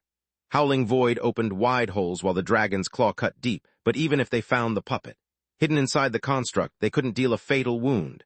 The golems focused on the attack, generating extra sets of limbs that turned into axes, spears, and shields. They had no qualms about killing the shadow dragon. Xenogrosh was an eldritch, and her death would anger solely the organization that the Yggdrasil already considered a mortal enemy. The other hybrids were too busy holding the line on their side of the battlefield to help Zorith. Gentor hated leaving Voltac's side, but he knew that if the shadow dragon fell, they would be forced to retreat to the safe area, and the tree would have more golems to send after Lith. When the next volley of tower tier spell rained from the sky, Gentor and the golden dragons he had left blinked in front of Xenagrosh and took the brunt of the attack. They were sent flying, but they were still alive, and their wounds could be healed if only they had the time to draw one breath of invigoration. If only. The worms coughed mouthfuls of blood. Their broken ribs had pierced their lungs and sealed their breathing technique. Voltak healed them while also activating his bloodline ability, Primal Spark. The former allowed the golden dragons to breathe, while the latter transformed the Tier 4 spells of his fire dragons into raging primordial flames that pushed the golems back and broke their formation. It also cost the Father of Fire another spark of his life force, making him dizzy and blurring his vision. Just a bit closer. Lith's group was almost within Voltak's spell's range. Only a few hundred meters separated the strike unit from the improvised reinforcements. I need to hold out just a bit longer. The Elder Worm felt his chest heavy, every breath harder to draw than the previous. He had plenty of mana left but couldn't focus enough to weave magical runes. Invigoration couldn't help his life force recover, only rest could. I have no time for that. There is almost no time left. Voltak had no idea what was about to happen, but the sense of urgency he had experienced since receiving the news of Solus, kidnapping, was getting worse by the second. Another volley of tower tier spells reached Xenagrosh's position, but this time there were no golden dragons to shield her, and the fire dragons were too worried for their elder to care for her. The first wave of spells cracked Zorith's bookworm armor. The second shattered it and ravaged her flesh. The third wave made short work of her primordial flames and blew her up like a gory firework. If not for her Chaos Bedoy's resistance to all elements and her Troll's side recovery abilities, she would have died. Still, her body needed a few seconds to reform itself, seconds she didn't have. One golem kept hacking at her remains, while the rest broke through and attacked the now defenseless worms. The colossal axes of the construct's severed arms, legs, and wings working their way toward the dragon's hearts. No, Gentor threw himself in front of his children and emptied his lungs in a desperate attempt to defend them with his origin flames. The golems ignored the attack and cut Gentor's stomach open like a fish before kicking him through a warp steps leading in front of the safe area. Even if he were to recover, the Patriarch of the Golden Dragons would never make it that far again, and his honor guard would already be dead. No, Voltak saw his children fall trying to protect him. He saw the golden dragons get cut into pieces like meat on a butcher's slab. He saw their life forces dwindling and did the only thing he could, praying it wasn't too late. He blinked everyone but himself to safety by exploiting the warp steps opened by the golems to banish Gentor. Blink had a short range, but once 2 points in space were connected by a warp, anyone could cross over. The maimed dragons were bleeding out from their amputated limbs. Voltak could only hope that Upthought could save them with her powers. Grandfather, no. Zorith had barely the time to regenerate her mouth when the warp gate closed. I've failed, Voltak cursed his old body, coughing out a mouthful of blood from the exertion of using so much mana at once. Everything I've done, all the pain I've endured, so far was for nothing. The puppet stared at the Elder Worm with soul vision and verified there was no trap or hidden array. The Father of Fire was on the verge of death. The cough shaking him was so violent he couldn't use his breathing technique, let alone origin flames. Even if they ignored Voltak and left him there, it was only a matter of minutes before he died. I can't risk a Patriarch being caught in the crossfire, the World Tree ordered. Secure the area and kick him out of here alive. Chapter 3280 Undefeated, Part 1. Chapter 3280 Undefeated, Part 1. What was left of the chroniclers hated the Father of Fire for bringing destruction to their home, and wanted to execute him for his crimes, but the will of their master was absolute. A puppet bent down and grabbed Voltak by the scruff of his neck. Then it activated the enchantments of its golem to open a warp gate near the safe area, but away from anyone who could use it to launch a counterattack. The Elder Worm's shadow rose, grabbing the golem back and piercing the others with its wings and tail. What? Only then did the Yggdrasil notice a black chain going from Lith's chest into the ground and plunging into Voltak's heart from below. Who is that? Before the world tree could complete the thought, 5 wood golems exploded from within. The demon of the darkness spread its body like a blanket, collecting the pieces of living wood before they could reassemble themselves. The reanimated soul took enough wood to make a 35 meters, 115, tall dragon statue to use as its physical body, and drained everything else to open 7 elemental eyes on its snout. The now demon of the fallen stomped its feet and called upon the earth and fire elements. The shockwaves generated deep fissures that reached deep into the ground while roiling magma rose from below. The two forces met halfway, allowing the lava to gush to the surface as burning pillars. The dead worm used its bloodline ability, Primal Spark, to ignite the lava into primordial flames. The violent eruption of mystical fire pushed the remaining 3 golems away, blinding their soul vision. It also smothered another salvo of Tier 5 spirit spells that the world tree had unleashed to deal with the unknown enemy. Not even the primordial flames were enough to stop the onslaught, but between its Yggdrasil wood body and the Titania's regenerative abilities, the demon survived. The world tree sent its roots to get rid of Voltac, but the dead worm intercepted them with wooden tendrils of its own. Abomination, touch drained some of the roots, and primordial flames turned those that the demon couldn't contain into ashes. "Get up, hatchling," it said while healing its wounds as fast as it could. "You put us into this situation, and I have no idea how to get out of it." One of the golems broke through the pillars of white magma and charged at the demon. The construct was taller, heavier, and its 4 limbs shapeshifted into long spears, giving it the reach advantage. The demon grabbed the first spear with the same ease, as if it was being politely handed over, and tugged at it with all of its strength. The momentum of the charging golem and the sudden pull sent the construct flying into the demon's embrace. The spears were useless at such close distance, so the puppet shapeshifted them into axes and maces. Before the transformation was complete, the dead worm roared its challenge, releasing a blast of primordial flames from its body. The white fire engulfed the golem, and Primal Spark ignited the life force of both the construct and the puppet piloting it against their will. The wooden dragon and the golem turned into a blazing pyre, but while the demon owned the flames, the construct was their victim. For a brief moment, the world tree experienced what being burned alive felt.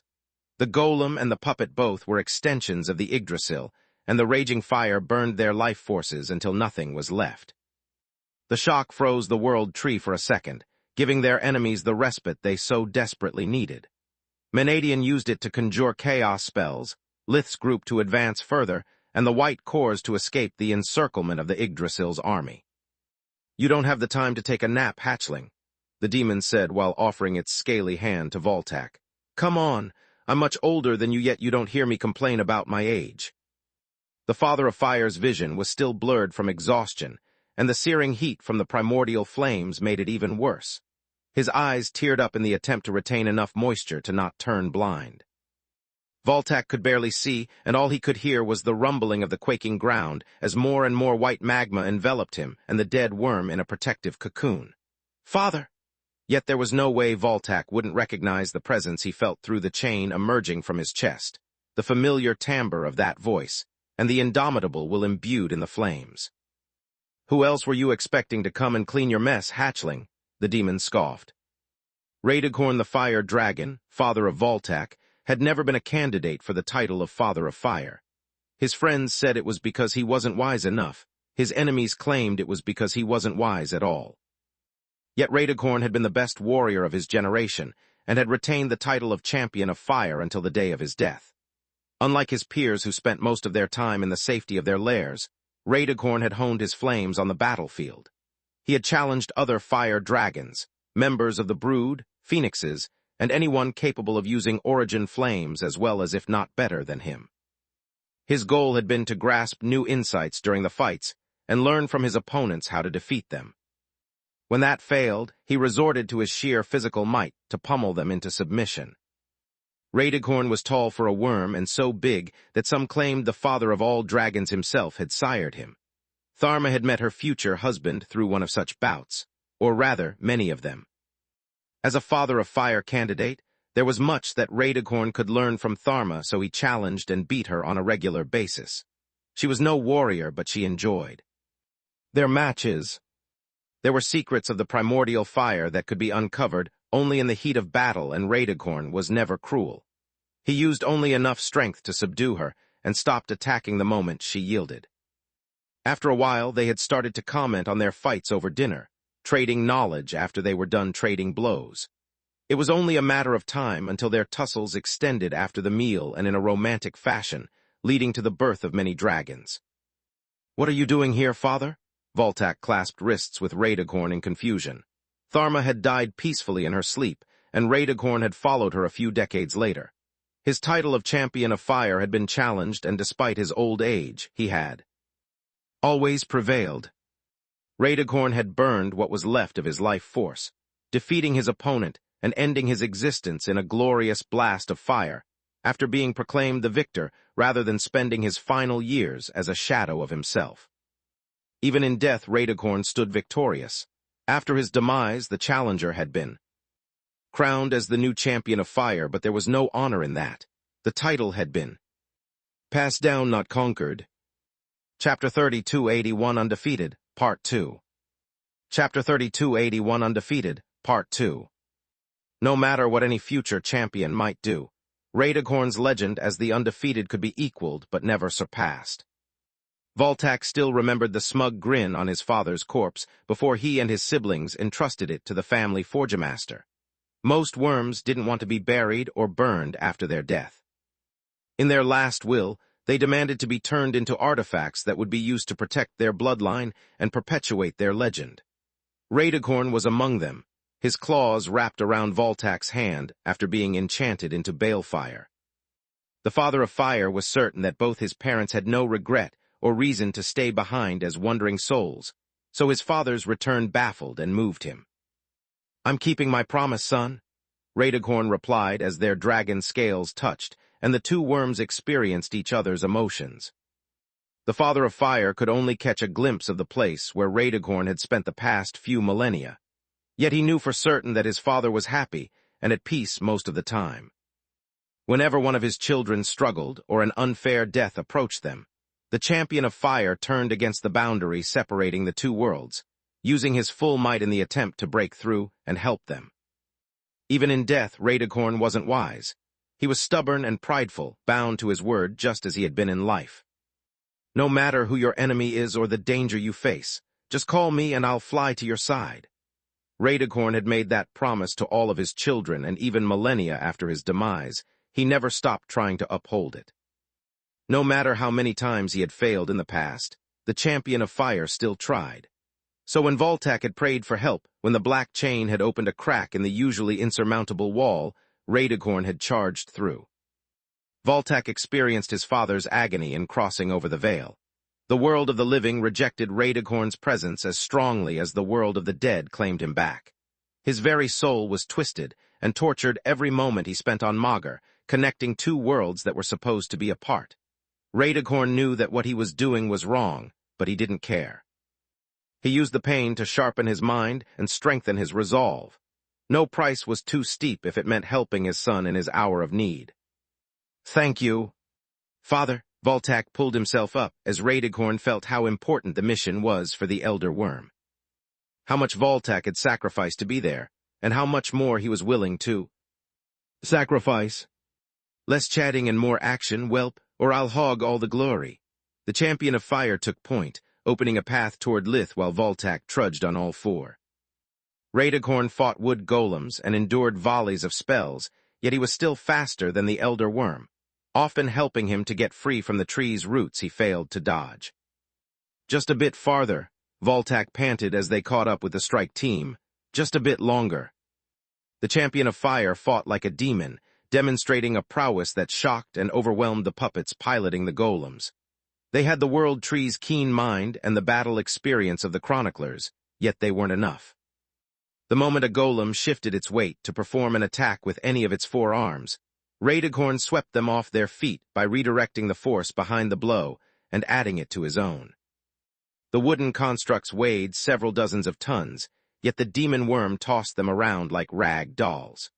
If a puppet started to weave Silvering's annihilation, Raedicorn would burn the mana tendrils connecting the 7 golems together.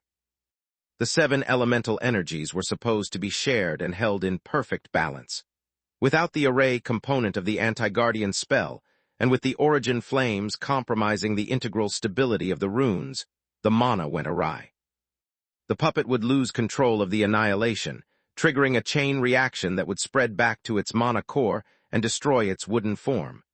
The same would happen to the other 6 golems, making their arms slump and opening a hole in the Yggdrasil's defensive line. None of the puppets died, but the regeneration process took them seconds. Precious seconds during which Raedighorn could advance unimpeded and without worrying about protecting Voltac. When that happened, the entire body of the Champion of Fire was set ablaze with origin flames. Each of his strikes was followed by an afterimage of mystical fire that doubled the damage and set the golems ablaze. The origin flames released by Raedighorn didn't spread like the world tree, like even a fire dragon would expect them to. They found the mana circulatory system of the golems and focused on it, burning through the mana veins like a fever. Once affected by the origin flames, all enchantments of a construct were sealed until the fire was smothered. The wood golems couldn't move or weave spells, while the puppets inside became blind and deaf. It wasn't a bloodline ability, but the result of Raedighorn millennia of fighting. He had learned how to feel the mana flow of his opponents and burn it, to make the fire into his shadow and, when necessary, his crutch. The Champion of Fire was alone against many, and with Voltac so weak, Raedighorn took more blows and spells in a few seconds than in most of his life. Even his Yggdrasil body, boosted by the Titania's regenerative abilities, couldn't keep up with his injuries. More often than not, one of his limbs was missing or his head severed. Every wound Raedighorn suffered exacerbated his agony, reminding him he wasn't welcome. The living, yet he endured and kept shielding his son with his body. His fire shadow, still attacked with limbs Raedighorn had yet to regrow fully. It enveloped the Champion of Fire not to let his enemies see how hurt he was and where their hits would be fatal, where the golems strike at them before Raedighorn's wooden body healed. One worm against an entire squadron? Impossible, the Yggdrasil thought. I have all the records of the Champion of Fire of the previous generations. He never had this kind of power or skill. And they were right. When he was alive, Raedighorn fought for his passion or survival. His goal back then was to discover new ways of using origin flames or just not to die. Here today he cared about neither. Raedighorn was fighting for Voltac, for the little whelp who needed his father's help. I'm already dead. I don't care about what happens to me. The only person I still care about is standing right behind me. The rest of Magur can burn. Even as a demon, Raedighorn had felt through the dragon scales how little life force Voltac had left. My boy is dying and I can't do anything to save him. Pain was Raedighorn's teacher and his spur. I won't let him spend his final moments in regret. I won't let my boy fail. I will stand by his side until the last moment and burn his enemies in a funeral pyre to accompany him in death. Chapter 3282 Made It Personal, Part 1. Chapter 3282 Made It Personal, Part 1. Blood Desert, Salark's Palace Dungeon. The constant cycles of damage and regeneration had thinned the Ranter puppet beyond saving. Many of its tendrils were completely withered, and Gianni could see with life vision that there was no vitality left in them. The black aura of death surrounding them was the first sign of the rot taking hold of the puppet. If I forced this thing to regenerate its tendrils, it would exhaust its life force faster than creating new ones. Gianni sighed, every sign she and Skywarp spotted confirming the sprout's terminal prognosis. There's nothing I can do to stall the game further. She had no idea whether it was due to Ranter's determination or the World Tree's order that the puppet had stubbornly refused to drink a single drop of the tonics. Either way, the enemy had earned her respect. As the remaining life force of the puppet faded, so did the hunger, not because Gianni was going easy on it out of pity, only because with its life the sprout of the World Tree was losing its sensitivity. The puppet had reached the numbness that preceded death, and its mind was drifting apart, away from its ruined body. This isn't good, she said to her daughters and Alaja.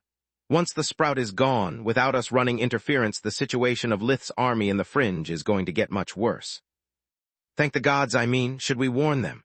Alaja was worried about Lith and Solus, but relieved that whatever was left of the poor elf would finally find peace. No, even if they actually answer their amulets, it would be a pointless distraction. Gianni shook her head as a silvery brilliance accumulated around her right hand. Lith and the others knew this eventuality could come, and they will notice it faster than we can tell them anyway. Then what are you doing, Mom? Quilla's life vision showed her that Gianni's royal fortress armor was brimming with power. After all this time spent together, I've grown attached to our friend, Lady Ernest said while displaying her soft, motherly smile that always preceded a death blow. I can't let him go out with a whimper. This final blast will create an opportunity for Lith and give him the signal my work here is done. Gianni sealed every joint and opening in the royal fortress armor and released an increasing stream of life maelstrom on the puppet. Its abilities and vitality increased tenfold, giving the sprout strength and clarity of mind back. What are you doing, woman? The world tree felt the hunger again, and somehow, even more acutely than before. You are the wisest being on Magus, you tell me. The beak of her visor curled up in a cruel grin, an impossibility that the Yggdrasil had no time to question. You are flooding me with life maelstrom. The puppet's abilities were multiplied by 20 folds, then 30, and then 40. The sprout turned its entire body in a bundle of razor-sharp vines that whipped all over the royal fortress armor. The weakened Yggdrasil wood couldn't withstand the strain from its renewed strength and speed, cracking with every movement it made. The impacts produced the silvery patter of heavy rain on metal, yet inflicted the Davros no damage. The whips shattered upon impact, incapable of bearing their own weight any longer. The puppet tried to slip away from Gianni, but the heavy armor and the countless Davros needles of Skywarp pinned it into place. You want to overload me with power until I explode, the world tree said, the intensity of the pain they experienced growing with the amount of silver lightning that coursed through its dying body. You want my sprout to die in the most horrible way possible. Correct. Gianni nodded, unleashing another burst of life maelstrom that enhanced the puppet's abilities and agony by 80 folds. The keener your mind and body become, the more vivid your death will be. Maybe I'm arrogant, but I bet that no one has ever suffered as much as you are about to, or at least not many. The puppet's body cracked and splintered as the withering Yggdrasil wood failed to contain the immense power of the life maelstrom. Its wounds opened faster than its enhanced metabolism could heal them, its mana core cracking due to the increasing pressure generated by the overloaded mana flow. Don't blame me, this is all you're doing, Gianni said. I don't care about Solus, this was just a job to me. A favor I was doing to a friend to get something I need in return. I didn't care if you attacked or tried to kill me. I knew the risks and brought the royal fortress armor as insurance. When you attacked my unborn child, my daughter, and my unborn grandchildren, however, you've made it personal and I always pay my debts. She could have waited and made the sprout's agony last longer, yet it would have taken Gianni more and more life maelstrom to inflict upon the puppet the same pain as its life force dwindled. More life maelstrom than the royal fortress armor stored. So she waited until the remaining vitality of the sprout reached the point of no return, and then released the life maelstrom she had left down to the last drop. The puppet's body and mana core became over 100 times stronger than normal. Incapable of withstanding such power, its body shattered upon its following spasm, and its mana core exploded. The silver lightning amplified the world tree's senses and their connection to the puppet as well. It was but the death of a single chronicler, but the Yggdrasil experienced it as if 100 of them had been burned alive at the same time. The world tree felt every wood fiber breaking, every strand of mana burning like poison. The death throes of the puppet made Olaja sob in despair, and Freya and Quilla fall to their knees while covering their ears. Once the silvery flash of life maelstrom faded, the four women were alone in the cell. Only Ranter clothes remained to prove that the elf had ever been there with them. What do we do now? Freya asked while Quilla comforted the traumatized elf. Now we wait, Gianni replied. Space. The world tree's fringe at the same time. What the fuck? Many of the invaders said at the same time as Gianni moved on to the final step of her plan. The ground below their feet shook with increasing violence, and the heavens screamed like someone was gutting them with a dull knife. The Yggdrasil's roots were spread throughout the fringe, creating an underground network comprised of multiple layers. As the world tree went into a seizure due to the ranter puppet's agony, their roots vibrated along with the trunk. The spasming roots created shockwaves akin to a quake powerful enough to throw even a divine beast off balance. The screams actually belonged to the Yggdrasil and all of its servants. The puppets and the now-awakened elves controlled by the world tree's vines experienced the same pain as the captured chroniclers and froze into place. Their mouths opened in an unending cry. Chapter 3283, Made It Personal Part 2. For a moment the glowing runes in the sky stood still, giving both the decoy and strike team respite from the onslaught of tower-tier spells. Move, with his opponents paralyzed and the cover fire interrupted. Lith unfolded his wings and traversed the final kilometers, separating him and his group from the world tree in the blink of an eye. Wait, you bastard! Raedighorn was still regenerating, and he couldn't afford the risk of sending Voltac alone. Sure, the golems were motionless, but there was no telling how long the phenomenon would last. Were the colossal constructs to recover while the Father of Fire was away from both Raedighorn and Lith, Voltac's personal mission would fail. Don't worry, Father, we can catch up with them again. The elder worm drew avid gulps of air, his lungs burning from the mere effort of keeping Raedighorn's fighting pace. Focus on recovering. Away from the ground and its nutrients, the regenerative powers he drew from the Titania would be useless, and the champion of fire would remain crippled while he chased after Lith flying. No, we can't. Lith's team and the two fire dragons had reached deep into the enemy lines. We need to keep moving, or the moment these things snap out of whatever is affecting them, we'll be surrounded and neutralized. Raedighorn carried Voltac on his back and ran on all fours as fast as he could. It was slower than flying, but much faster than walking. I also allowed the Father of Fire to catch his breath while the Champion of Fire rebuilt his strength. I can't believe we did it. Vaster raised his hand, and his teammates mirrored his movements, unleashing each a Tier 5 Chaos spell, Howling Hunger. The 5 spells struck the shivering world tree's trunk at the ground level and opened as many deep holes. I can't believe we failed to find a single fucking corridor even with a target this big, Tessa replied. The holes lead nowhere. The spells had struck some of the solid sections of the world tree, and there was only wood inside, no access to the internal network where Solus was trapped. This is Gianni's doing, Lith said while throwing a glance at the dozens of intact yet screaming wood golems just a few meters behind them. She must have been forced to kill the elf and made it count. The problem is that whatever she did is not going to last long. We need to find a passage and get to Solus, and we need to do it now. Space.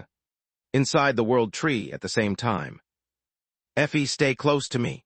Riffa spun the Fury in a circle, clearing the room of the puppets that had surrounded them and sending them to crash against the shutter sealing the corridor. Then she raised her left hand and released a Tier 3 Chaos spell, Howling Void, from each of her fingers. 5 black pillars as large as a small tree and as fast as a bullet struck the just-closed wall in a circular pattern. The first ruler of the flames grabbed spare parts by the waist and charged forward. The Fury of Menadian spun faster and faster in her free hand until she threw it at the damaged wooden shutter, blasting it off its hinges. Once on the other side, Riffa unfurled her wings again before asking, "Which way now?" There, Garmer recognized a corridor leading to the external layer, and from there straight to the Moon Elves' village. The tunnel was slanted, and a few details were deformed by the combination of spasms and defensive protocols of the Yggdrasil, but the librarian could still orient herself. All the elves working inside the world tree knew the emergency procedures like the back of their hand, and memorized the shortest routes to the exits. The Yggdrasil was in too much pain to improvise clever tricks, so every change of the space inside their trunk was by the book. A very complex and tortuous book that would have trapped Riffa and Elfin Menadian if not for Garmer's help. Just like the elves had never expected the world tree to resort to the Great Assimilation, the world tree would have never expected a librarian to guide their enemies through the maze of her own free will. "How far are we from the exit?" Solus asked. "Not much," the librarian replied. "The world tree is big, but not that big, and your mother is very fast. Please remember your promise to spare my people and save them if possible." "I will," Solus nodded. "And so will I," Menadian lied through her teeth. Spending over 700 years as a wandering soul had made her heart hard and bitter. Rifa had cursed herself and her weakness every day since she had died at Baitra's hands. Standing helpless and unheard while her daughter slowly withered and lost her memories in front of her just made things worse. The first ruler of the flames had regained a measure of peace after Lith had found solace. Menadian didn't know or trust him, but at least her daughter was no longer in mortal danger. On top of that, the only silver lining to Elfin's condition was that, without a body, no one could touch her. Over time, Rifa had gotten reassured that despite his many and disturbing character flaws, Lith loved and cared for Elfin. Yet every time their bond was broken, Menadian fell back into her private hell of rage and fury.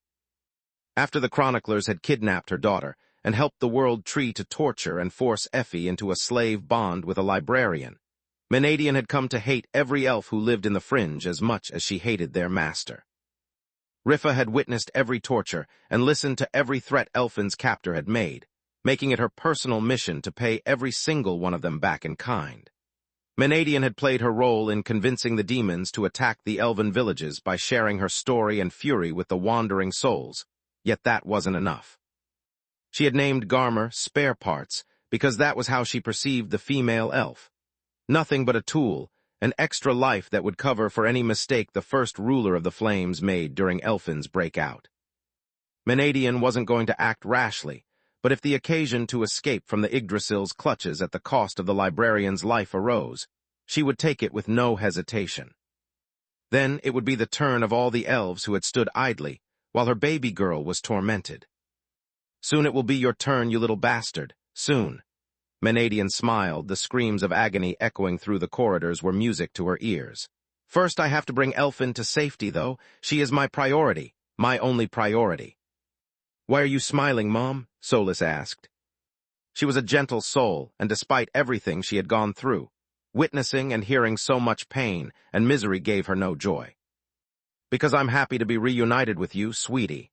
Menadian wasn't lying, but she wasn't telling the whole truth either. Can you take out the full set, Effie, just to be safe? Chapter 3284, Long Overdue, Part 1.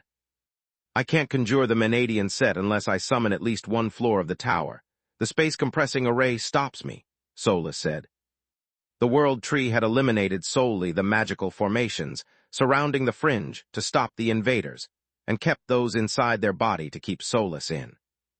Also, I told you already that I go by Solas now, Mom, and I'll appreciate it if you started to use it. I know, but that's not your name, Effie, Menadian replied with ill-concealed disappointment. I know that conjuring the tower will take a toll on your host, but if you don't do it now, I doubt you'll have a second chance. You are right, Mom. The sound of that word made Menadian feel like she still had a heart and it was pounding in her chest. But please, call me Solas, okay? Sure thing, sweetie. Rifa's condition as a demon made her go from the verge of tears to a fit of murderous frenzy in 2 seconds. On the one hand, just being able to interact with Solas again, to be more than a passive spectator in her daughter's life, moved Rifa beyond what words could express. On the other hand, however, there was no time for kindness. Menadian had to repress all of her gentle feelings and let out the fury that possessed her for over 700 years. The two opposites clashed, both demanding their long-overdue release. I'm sorry, Garmer, Solas said while conjuring the smaller version of the tower she could. She knew how much suffering it would inflict upon the elf, yet she didn't ask the librarian's permission before doing it. Truth be told, Solas remembered Garmer's name after hearing it once. She called her host Spare Parts because she was angry and traumatized, and because she didn't want to form any long-term attachment to the elf. Now that Solas was about to hurt Garmer, Solas wanted to treat her with a modicum of respect. Sorry for W gods below. The energy the stone ring needed to displace enough mass for a building the size of an outhouse made the librarian feel like her mana was being squeezed out of her core with a vice. Garmer became as pale as a ghost, and she panted heavily as her body suffered the effects of mana abuse. Don't be a wimp, Menadian snarled at the librarian.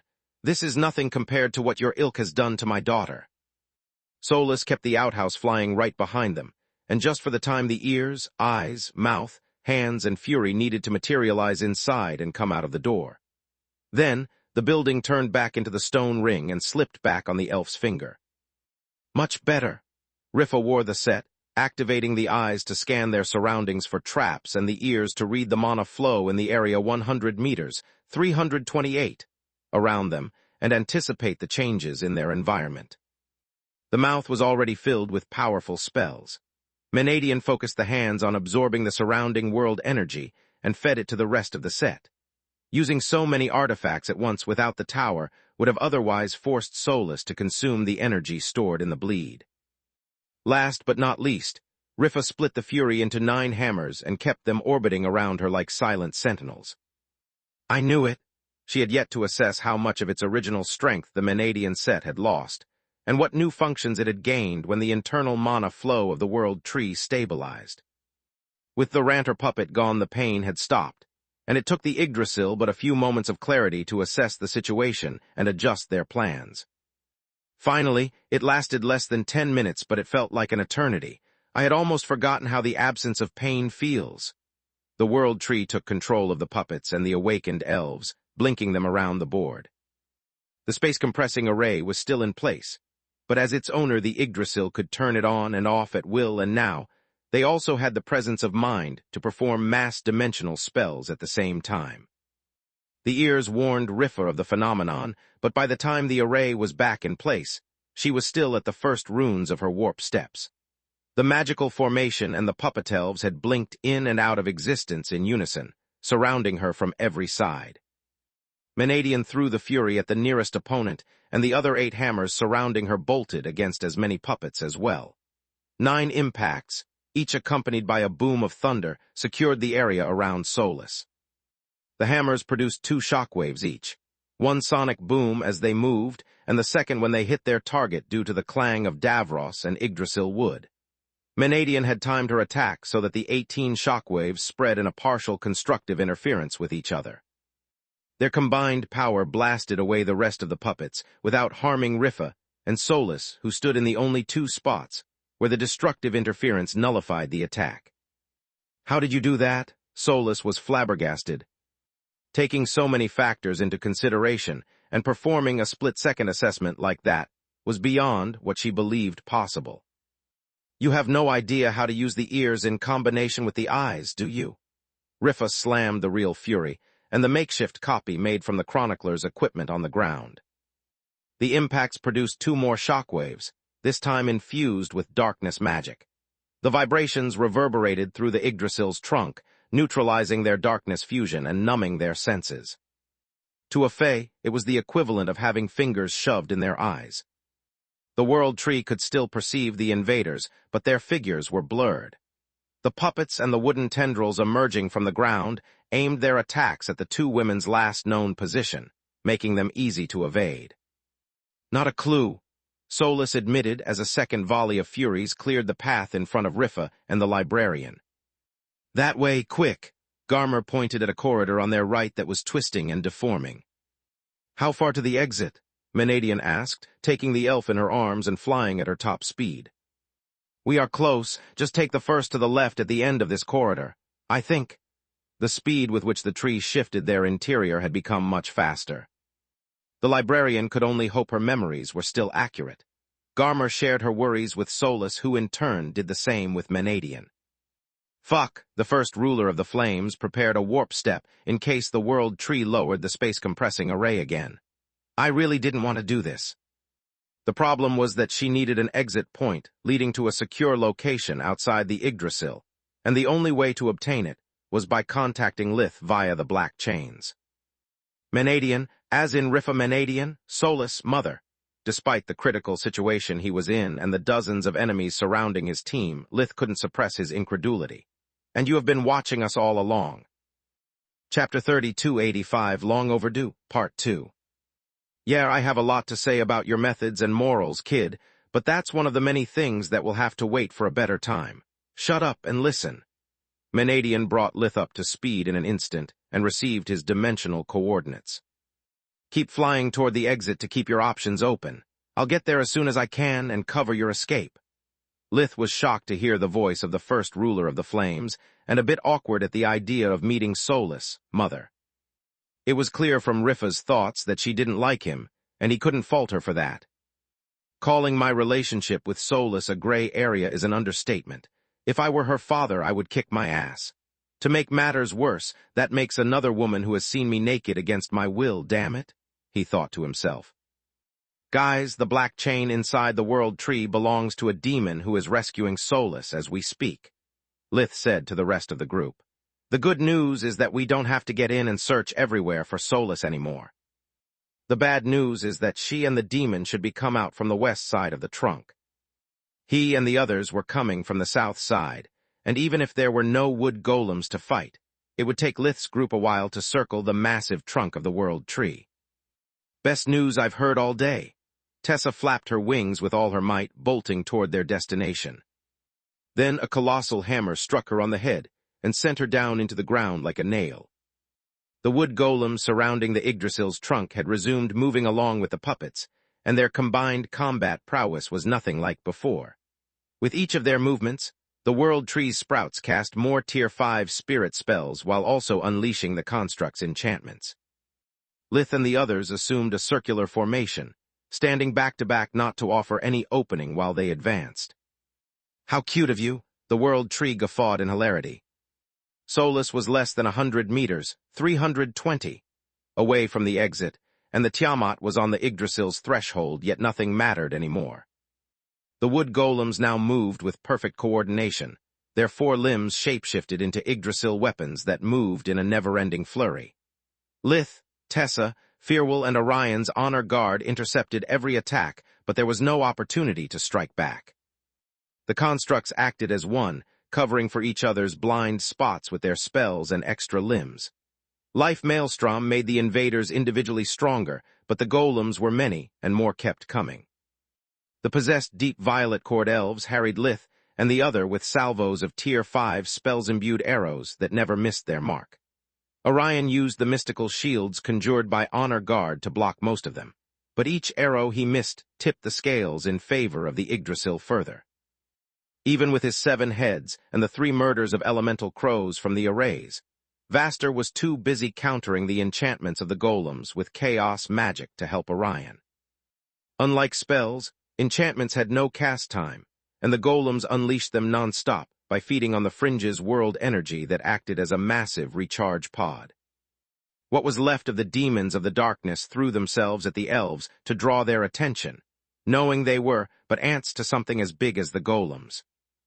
Without the ability to conjure anti-guardian spells and their limited combat experience against opponents possessing the knowledge of the world tree, the best the demons could do was act as meat shields. Were the golems always this strong? Even with repeated uses of invigoration, the master could barely keep up. The puppets could use fake and true magic on top of body casting from the safety of the golems inside.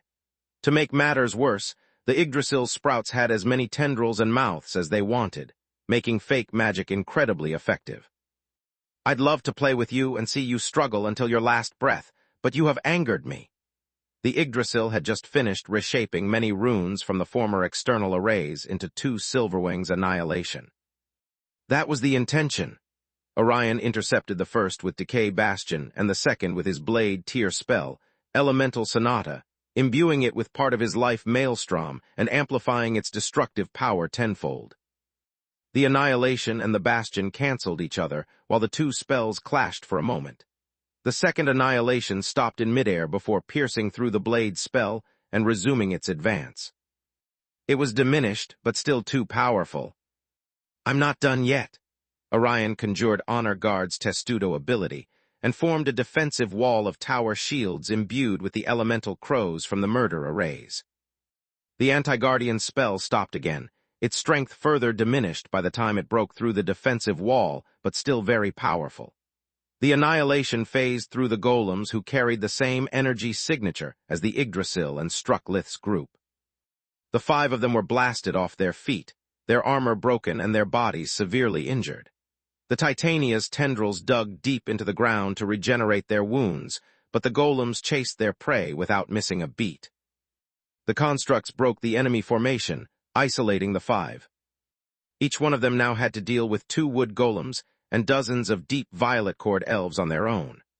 Colossal axes and maces struck Lith's still wounded body, damaging it faster than even the legendary when all our one array could heal. Lith grunted, ignoring the pain with darkness fusion, and took a deep breath that he released in the form of a burst of void flames from all over his body, until a hammer blow to his back squeezed the air out of his lungs, until a volley of spell-imbued arrows turned his face into a pincushion before detonating in unison, exposing his broken skull to sunlight, until the Yggdrasil unleashed another salvo of tower tier spells that tore him apart.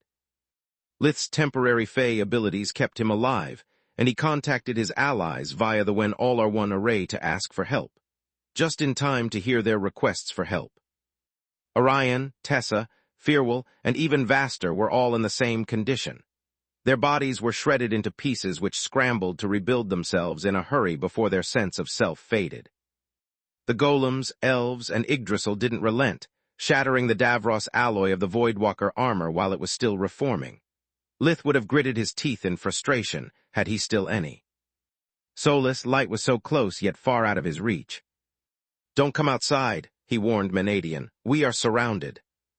"So are we." The voice of the first ruler of the flames sounded desperate. Whatever was happening inside the tree, the situation couldn't be much better. If only we were a bit stronger. On death's door, Lith cursed his weakness.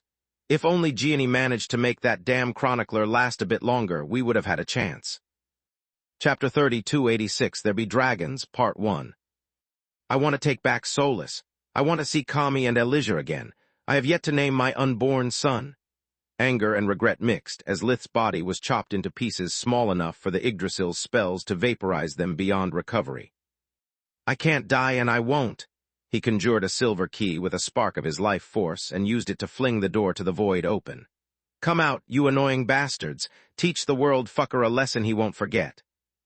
For the first time since Lith had discovered the power of the blue flames, he didn't fight it. He surrendered to the invasion of the parasitic souls completely in order to achieve victory. If I have to die, I might as well risk everything. If it means saving Solus and getting to see my family again, even for just one more minute, it will be worth it. Space. Blood Desert, Salark's palace. This doesn't look good. The Overlord looked at the horizon, feeling a massive disturbance in Maugre's world energy. Agreed, Ligon sighed. Do you think this is the choice Maugre talked about? I don't know, Salark shook her head. If it is, however, our featherling chose poorly. Space. The remaining bits of the Tiamat and his allies turned into void demon dragons. The vitality of the abomination took over the life forces of the five connected by the When All Are One array.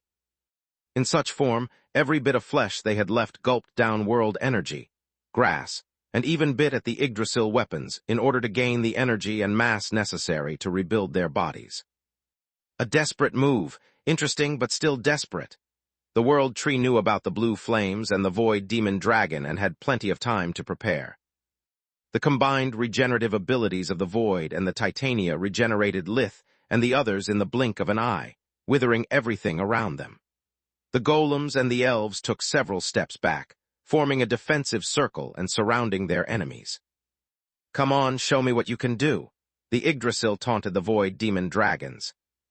The parasitic souls flooded Lith and the others, screaming their pain inside their hosts' minds and breaking their focus. Don't try to control them, it would be a waste of time. Just follow my lead.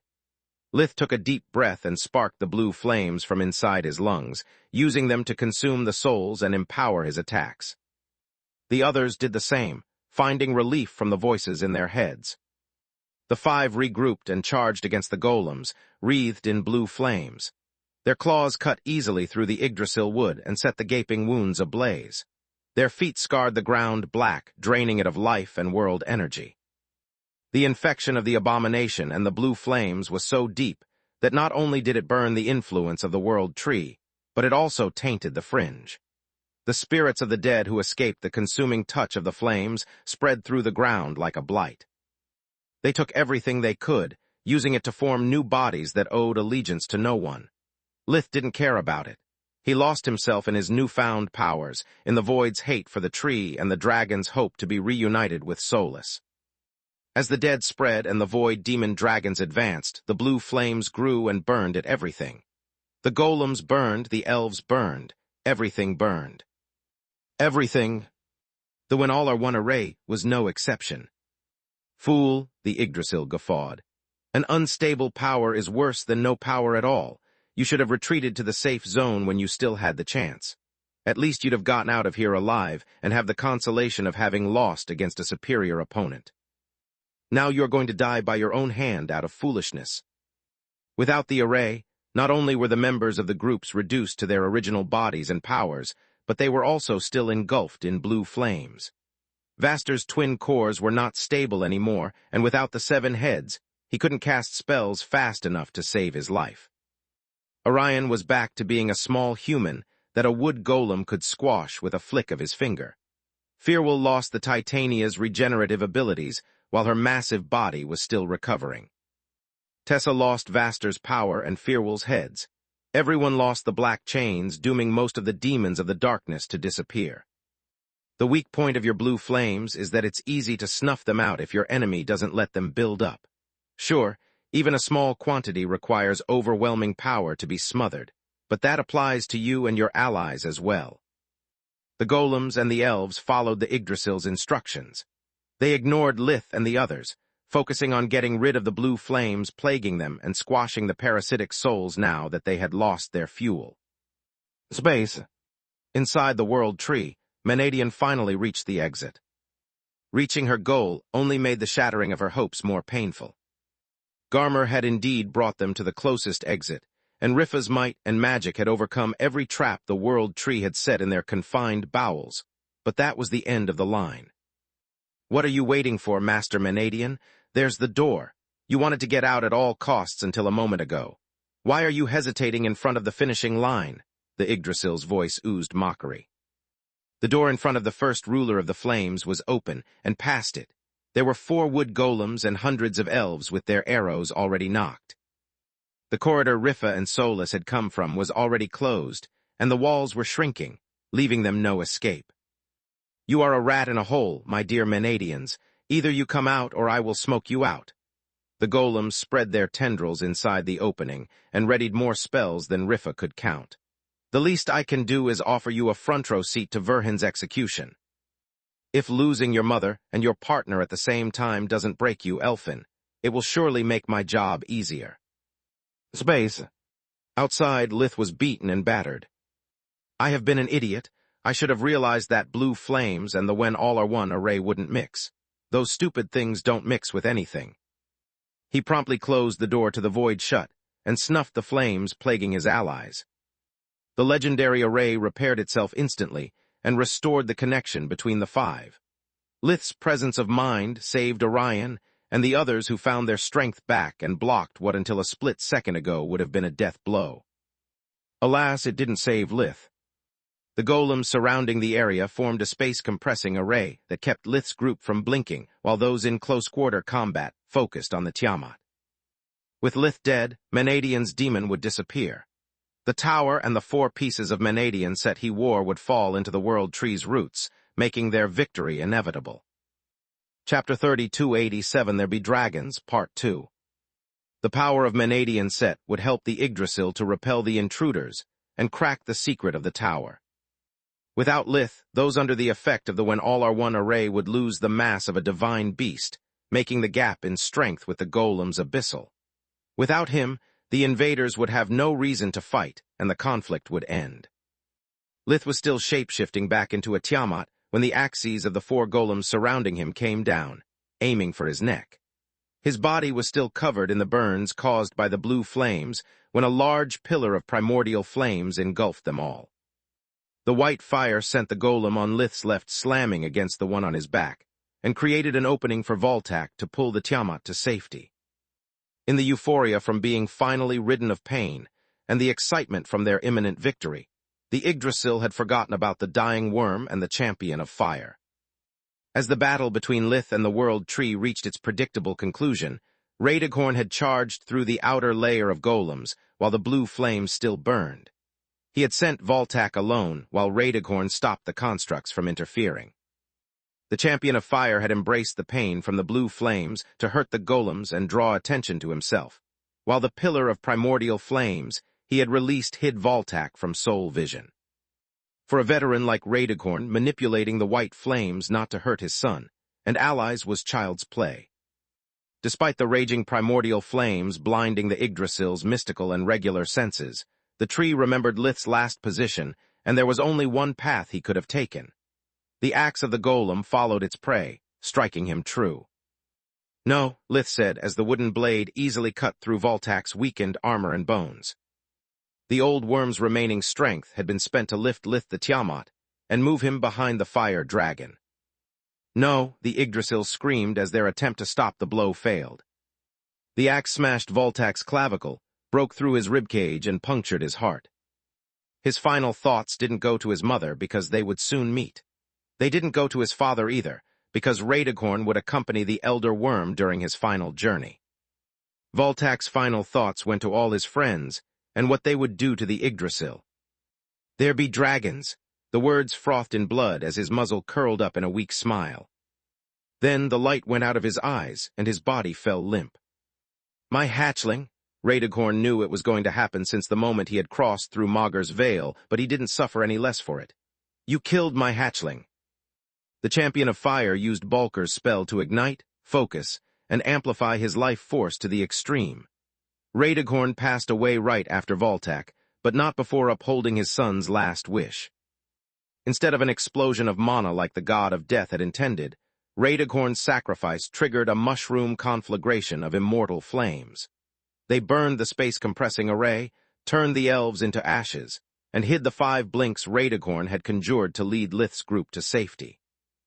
The emerald flames swirled and burned long enough to give Lith's group the time to recover. They burned so violently that the World Tree had to consume part of their accumulated power to keep the golems from being destroyed. The Yggdrasil knew that soon they would need them down to the last one. Space. Blood Desert, Salark's palace. In Ligon's mind, there was a starry sky only he could see. It represented the bond with his bloodline, and each time a dragon was born, a new star would shine its light. Each time a dragon died, one star would fade. Voltak's light disappeared suddenly from Ligon's mind. It didn't wane or weaken, it simply went out like it had never been there. It could only mean that he had been murdered, which made the pain of the loss even greater. Space. In the same way, Voltak's communication runes suddenly disappeared from Quashal's amulet, triggering its alarm. "Voltak, you old fool!" The father of all ice dragons felt something inside of him freeze and die like not even his breath could. There was no need to call someone to know what had happened. Ligon's pain spread through the brood like a death knell. His grief was their own, and he wouldn't grieve a death by old age. The coldness inside Quashal was replaced by a burning anger that rose like magma building up before an eruption. Someone had to pay for the death of the brood brother of the father of all ice dragons, or he would never find peace again. "The World Tree has stolen from one of us." Quashal pushed the rune that opened a channel with all of his children at once. "The World Tree has killed one of us. They have killed my friend, and I'll have blood for brood." "Blood for brood," the ice dragons chanted before their holograms disappeared in rapid succession. It was the only answer Quashal needed. It wasn't time for speeches, but for war. Only those unwilling to follow the patriarch in battle would not hang up. The rest would leave their lair and converge toward the enemy. As the father of all ice dragons collected his amulet and warped to the nearest gate, not a single hologram remained. Space. The wars in Verendi ended that day.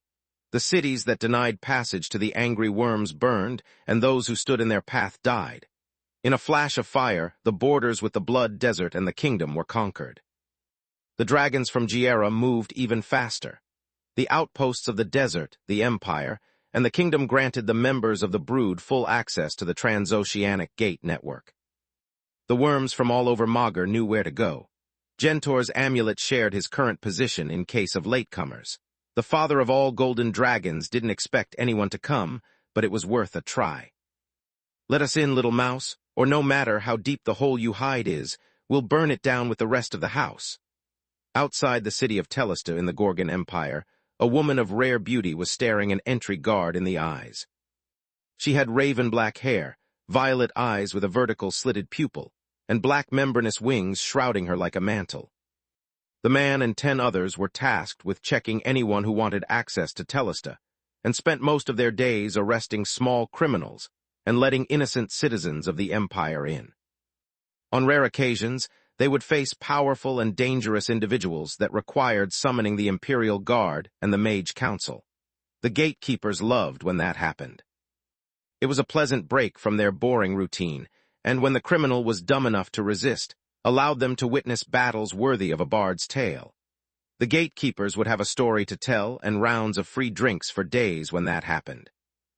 Today, however, none of the soldiers felt excited at the idea of a fight breaking out. Chapter 3288, There Be Dragons, Part 3. Not only did the woman, Ananta, spread a vicious aura that seemed to rip the souls of the city guards to shreds, but the mother of all black dragons wasn't alone. Behind her stood a sea of snarling worms covered by obsidian scales consisting of all of her brood but the younglings. The flapping of the black dragon's wings caused a storm that had triggered the antinatural calamity arrays protecting Telesta, and rumbling violet flames roared from their open mouths. The soldiers doubted the Imperial Guard could slow the greed of worms down, let alone stop it. "One moment, please," the soldier said with a raspy voice as he pushed the red alert button on his communicator. Even the lowliest of soldiers had the chance to report important events to the highest authority of the Empire, but it came with a price. If it was a joke, no matter if drunken or caused by any state of euphoria, the sentence was high treason. If the reported news were not deemed relevant or important enough, there would be sanctions. A demotion at best, a dishonorable discharge, or military prison at worst. The soldier was expecting the hologram of a 2-star mage general to appear, but when he found himself facing the Magic Empress, he yelped like a child caught with the hand in the cookie jar. "Speak," Milia Jennings stared at the poor man with pity, and at the dragon matriarch with mild amusement. They request entrance to Telesta. They don't have IDs." "Let them in," Milia cut him short. "Let anyone who can prove their belonging to the brood in until further notice. Am I clear?" "Crystal," the soldier swallowed a stone-hard lump of saliva. "Is this proof enough?" Ananta roared. Darkness and fire erupted from her body, expanding at breakneck speed. The black flaming wave enveloped the city walls for kilometers before Milia could reply. "I meant the wings on your back. No need for theatrics." "Good girl," the mother of all black dragons smiled, revealing a row of fanged teeth. "Now send us to our hatchling." "We don't have any," the soldier replied in a panic. "No citizen of Telesta would kidnap a baby dragon. I've never seen even a dragon egg." "She means Supreme Magus Verhen." Milia was secretly proud of her guards. None of them had fallen to his knees, soiled himself, or begged for mercy. They stood on duty, scared witless, but they all stood in the face of the brood. Fear made every one of the dragon's words sound like a threat to them, yet they reacted by protecting the city instead of themselves. Free access to the Warp Gate network is granted to all members of the brood as well. A snap of Milia's fingers and pillars of light emerged from the buildings of Telesta, hosting a Warp Gate. The branch of the Mage Council, the local army headquarters, and all the households with a private gate were now visible from the sky. The destination coordinates are already fixed. "All of them?" Ananta pointed at the lights in the sky in approval. "All of them?" the Empress nodded. "There's many of you, and I know you are in a rush. I supposed you want to get there before the battle is over." "Well thought, hatchling." The mother of all black dragons gave the Empress a small bow. "Onward." The greed of dragons roared, their fury too loud even for the city arrays. The citizens of Telesta fell to their knees while clenching their ears in pain. The worms shrunk their form to the size of a human and bolted inside the city. All around Garland, similar scenes were taking place in many cities of the kingdom, the Empire, and the Blood Desert. Everyone who owed Voltac a debt of gratitude had been robbed of the opportunity to pay him back. They could only exact revenge in his name, or live the rest of their lives in shame. All those who loved him moved even faster, their only wish to repay the murderer of the Elder Worm with fire and blood. "Space." "Voltac, no." Lith tried to move forward, but Fearwell blocked him. "He's already dead, and you need to heal." The Hydra used one of her heads to recover with invigoration and prompted him to do the same. "We need to at least recover his corpse." Lith inwardly cursed but followed her advice. I won't leave him here to become fertilizer for the tree. It's useless, child. Tessa grabbed Lith by the shoulder and dragged him back as the group retreated toward the chaos dimension. We've tried and failed. We've used every spell, every trick, every dirty move we could think of, and we still failed. We have to leave now. Otherwise more people will die for nothing and Voltak's sacrifice will be in vain. He traded his life for yours. The least you can do is not throw his gift away like a fool. You owe him that much. We were so close. Solus is there, I can see her. Lith pointed at the tunnel in the world tree's bark.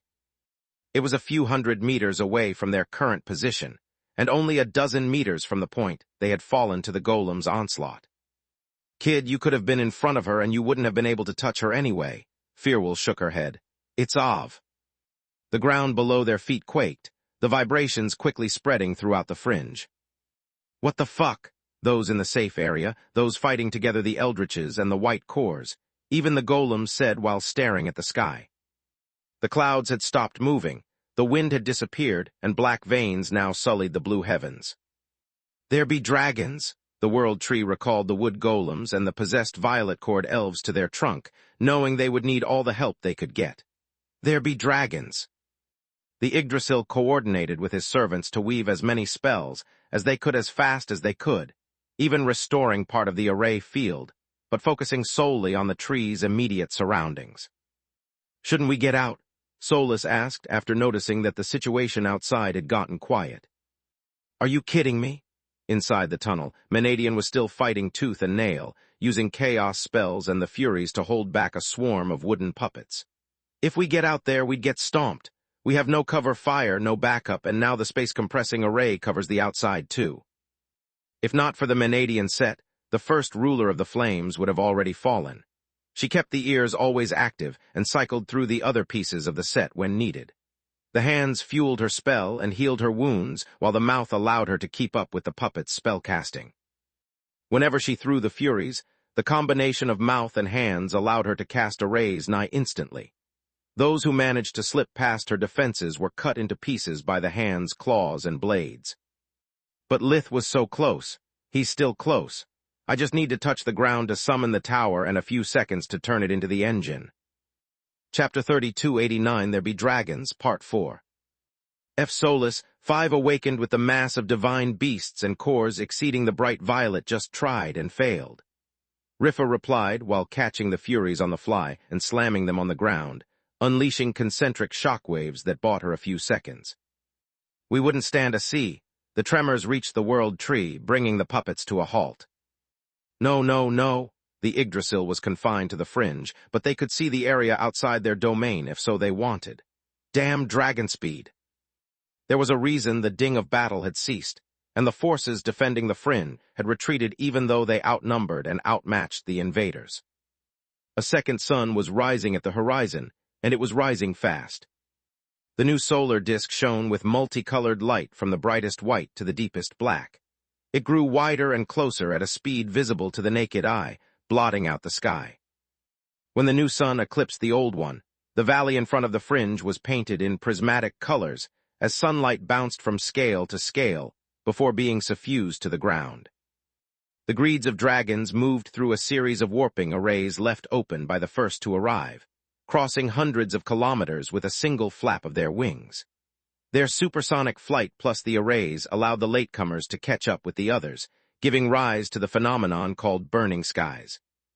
The dragons on the front weaved more warping arrays leading as far as they could see. They let the others in first so that fresh dragons would take charge while they recovered their strength with invigoration. With the 3 great countries opening their respective gate networks, it took a dragon from Verendi, Giera, and any part of Garland but 1 step to reach the borders with Chalel. From there, Dragonspeed did the rest. Just a handful of seconds had passed since Radighorn's flames had died, but ruin was already knocking on the world tree's door. The incoming dragons didn't care about Solus, the Ears, or Lith. They had come to avenge the Father of Fire and watch the Yggdrasil burn. The greeds of dragons wouldn't leave until the fringe was turned into ashes or the spark of the last of them went out. Space. What do you want to do, son? Radighorn asked. The Tiamat is still alive and we are still here. We can go back if you want. We can still fight. The champion of fire clenched his fist, releasing violet flames from his hand, white ones from his mouth, and emerald flames from his heart. You would do that for me, father?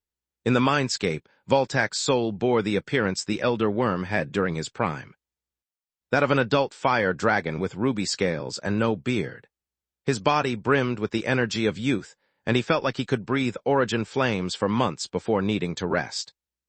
What a stupid question, Raedighorn snorted. I came back to help you and I'm not leaving until you are done. This is your fight, whelp, and it will end only on your terms. Two sets of black chains coiled around the fire worms, offering them power and another chance on the battlefield. It's over, Dad. Voltak slapped the chain clinging to him and it shattered into sparks of black light. I'm done. Are you sure? Raedighorn moved his eyes from his son to his chain. The hatchling is still not done. His princess still needs rescue. Together we can help him. No, we can't. Voltak shook his head. If our brethren see us, if they see me, the fire of their revenge would go out. They could just drag Lith outside to safety to keep me undead, or maybe even attack him for desecrating my soul with his weird necromantic powers. If I'm gone instead, they can only blame the world tree. A touch of dragon scales will tell them that Lith's grief is no lesser than theirs, that he didn't want me to die. That will make them oath brothers. As Voltak talked, Raedighorn nodded for him to continue. Besides, I bet that Mom is already pissed off at us big time. I've refused to meet her for months now, and you stood her up to come here. It's better not to make her worry longer. Mom must be worried sick. You've thought of everything, child. Raedighorn patted Voltak's shoulder as he laughed. Damn, you are much smarter than me. Let's go then, you first. If Tharma is busy babying you, she won't pay attention to me. By the time she is done stuffing you with food, and you two catching up, most of her fury will be spent. The two worms slowly faded through Mager's veil toward the beyond. What if after all that Mom is still angry? Voltak chuckled. Don't worry about me, whelp, the champion of fire tutted. I've learned how to tune her out and nod long before you were born. Space. The incoming wave of dragons shrunk their size to that of a bird to quickly pass through the chaos dimension. They charged past the safety of Tezca's spells and spread out far away enough not to hinder those behind them before reverting to their full height. The temperature of the fringe rose with every worm who stepped in, bringing their fire with them. Daylight paled in front of the radiance released by hundreds and hundreds of dragons brimming with power and spells. Voltak, Quashal refused to believe his communication amulet until he entered the fringe, and his eyes spotted the Father of Fire's corpse drenched in a pool of his own blood. You fool! You idiot! How dare you leave me alone? He's dead, he's really dead. Urslak, father of all the storm dragons, could barely contain his fury. Our brother is dead. Make the Yggdrasil's screams be Voltak's dirge, my children. Ananta's roar joined the others. Send the Yggdrasil and their precious elves to accompany our fallen brother in his final journey. Kill them all. The dragon patriarchs and matriarchs took point, followed by their honor guards. Thunderous clouds and violent winds accompanied the storm dragons as their aura spread through the fringe. Dreadwing shifted the origin flames of the black dragons from darkness and back, allowing them to penetrate any barrier. The ice dragons robbed the heat of everything they touched and added it to their inner fire, keeping themselves warm. Their origin flames left frostbite on their victims instead of burns and made the hardest of steel as brittle as glass. Yet none of that worried the world tree. No kind of origin flames was more dangerous than the fire dragon's primal spark, and despite their powerful bloodline abilities, the newcomers lacked the defense of the golden dragons. It would take but one well-placed spell to kill a dragon, one tower-tier spell to kill a patriarch, and one anti-guardian spell not blocked by a bastion to decimate their greeds. As long as the world energy was under the Yggdrasil's control, breathing techniques, bloodline abilities, and elemental spells had their efficiency halved. Even after the world energy entered the body of a divine beast, the will of the world tree remained. Chapter 3290 Apex, Part 1. Due to the influence of the world tree over the world energy, mana organs could only process it with extreme difficulty. It even resisted the pull from the mana cores when awakened used their breathing technique, and the attempts to mix world energy with pure mana to conjure any form of magic. Only spirit magic was immune to such effects, but it was mana expensive and recovering with invigoration took longer than usual. Those near Nandi and Lith didn't suffer from the Yggdrasil's influence. The world energy surrounding them was purified respectively by the biocrystals and the apprentice hands, but they numbered too few to matter. The arrival of more greeds of fresh worms just prolonged the time the world tree would need to get rid of the pests swarming their dominion. Yet that only applied as long as the world energy was under the Yggdrasil's control. With each dragon that flew through the chaos dimension unimpeded, Magur felt the tipping of the scales of the battle. The world tree didn't suffer from pain and hunger anymore, and their troops coordinated to cast dozens of anti-guardian spells at the same time flawlessly. Yet on the other side, there were enough divine beasts to counter each annihilation with a bastion, providing cover for the 7 beast units behind them to launch a counteroffensive. The number of spells employed by both sides increased by the second, and the power unleashed inched closer to that of 2 guardians with each dragon joining the fray. The cracks in the sky widened, spreading further and further as if the heavens were just a reflection on a huge mirror and someone was throwing stones at it. Don't falter.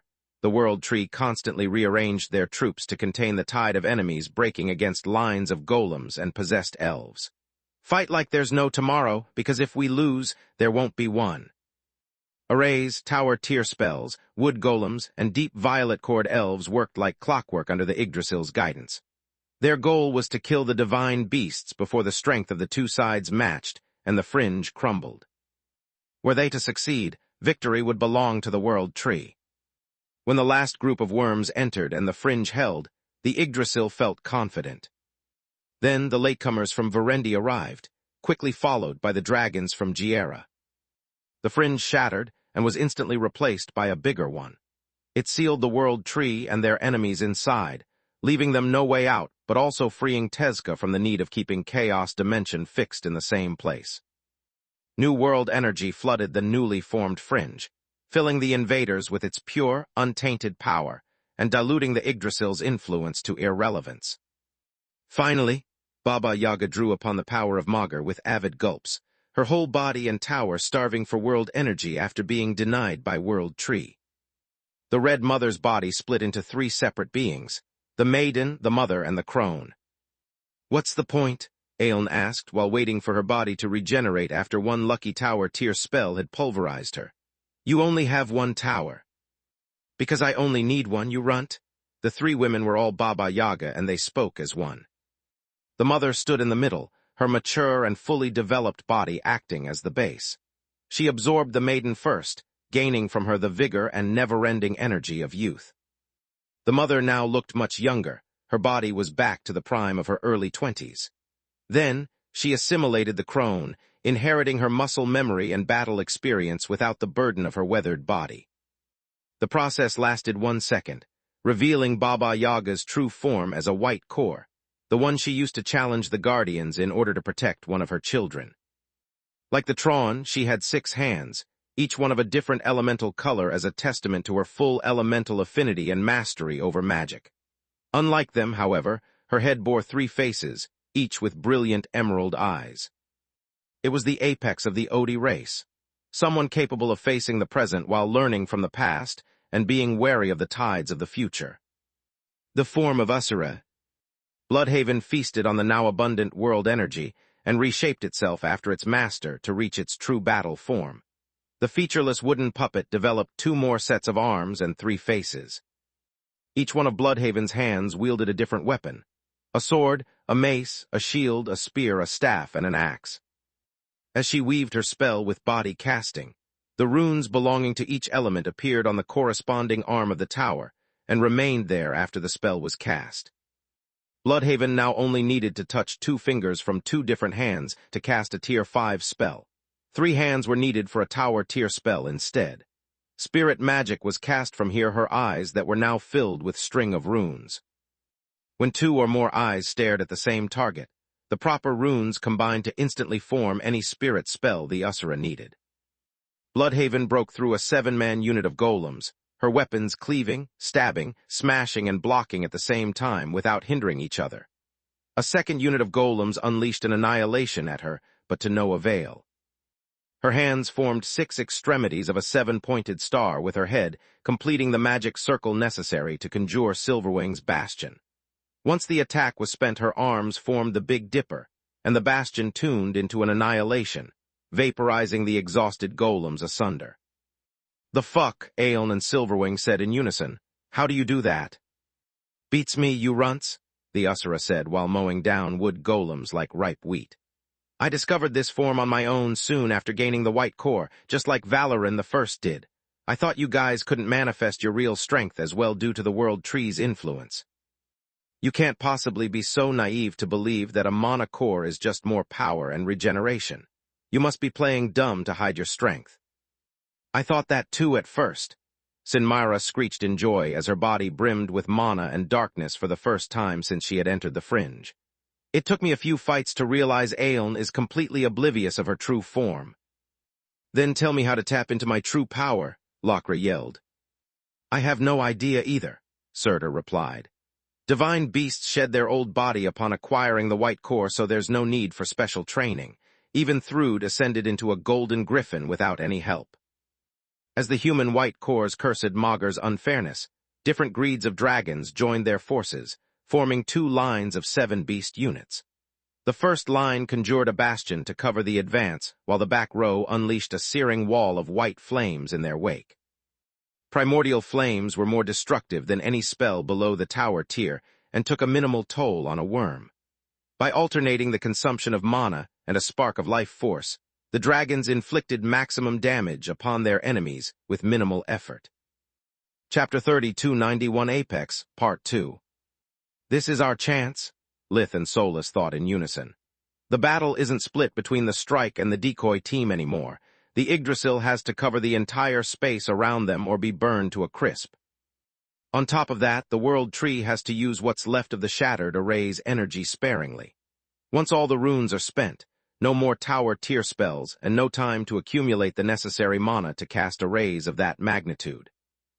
With the old Fringe gone and waves of pure world energy filling the new one, the divine beasts and eldritches felt like a huge weight had been lifted from their shoulders. Their powers were back to their full strength, and the Fringe nourished them past their limits. The newcomers' greeds of dragons coordinated with the fire and golden dragons and attacked the World Tree from every side. They all shared the wrath for Voltak's death, and became more enraged every time another worm fell into battle. To deal with the flaming onslaught, the Yggdrasil rearranged their forces to cover the perimeter of their main body, forming advanced, middle, and rear lines of wood golems and elves. Even though keeping Solus from escaping was still a priority, survival topped that. The number of divine beasts now matched that of the golems, and if a formation were to crumble, there would be no time to rearrange the others before it was too late.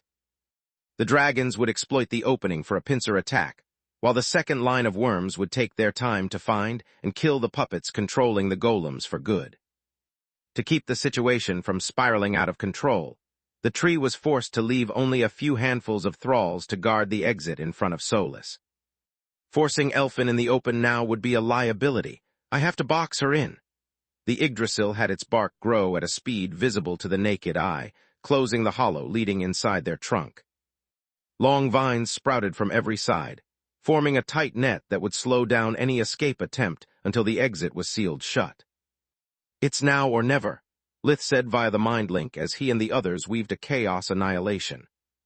Without the need to keep the world energy free from the will of the World Tree, Lith could focus the full power of the hands to enhance the strength of his allies, and use whatever was left to cast another ruin. Weaving a blade spell required a lot of focus that he didn't have during a life-or-death battle, but even in its sealed state, the mouth of Menadian could do that for him. "We need to distract the golems if we want to give Solus a chance to escape," Vaster said. "Release suppressive fire according to my instructions." The Master was the one with the most experience in using and coordinating anti-guardian spells. After all, it took 7 Violet Cord awakened to cast a single annihilation, whereas the Eldritch hybrids could do it on their own. The group charged forward while unleashing 5 chaos annihilations aimed at the space between the wood golems. If they dodged it, their formation would crumble.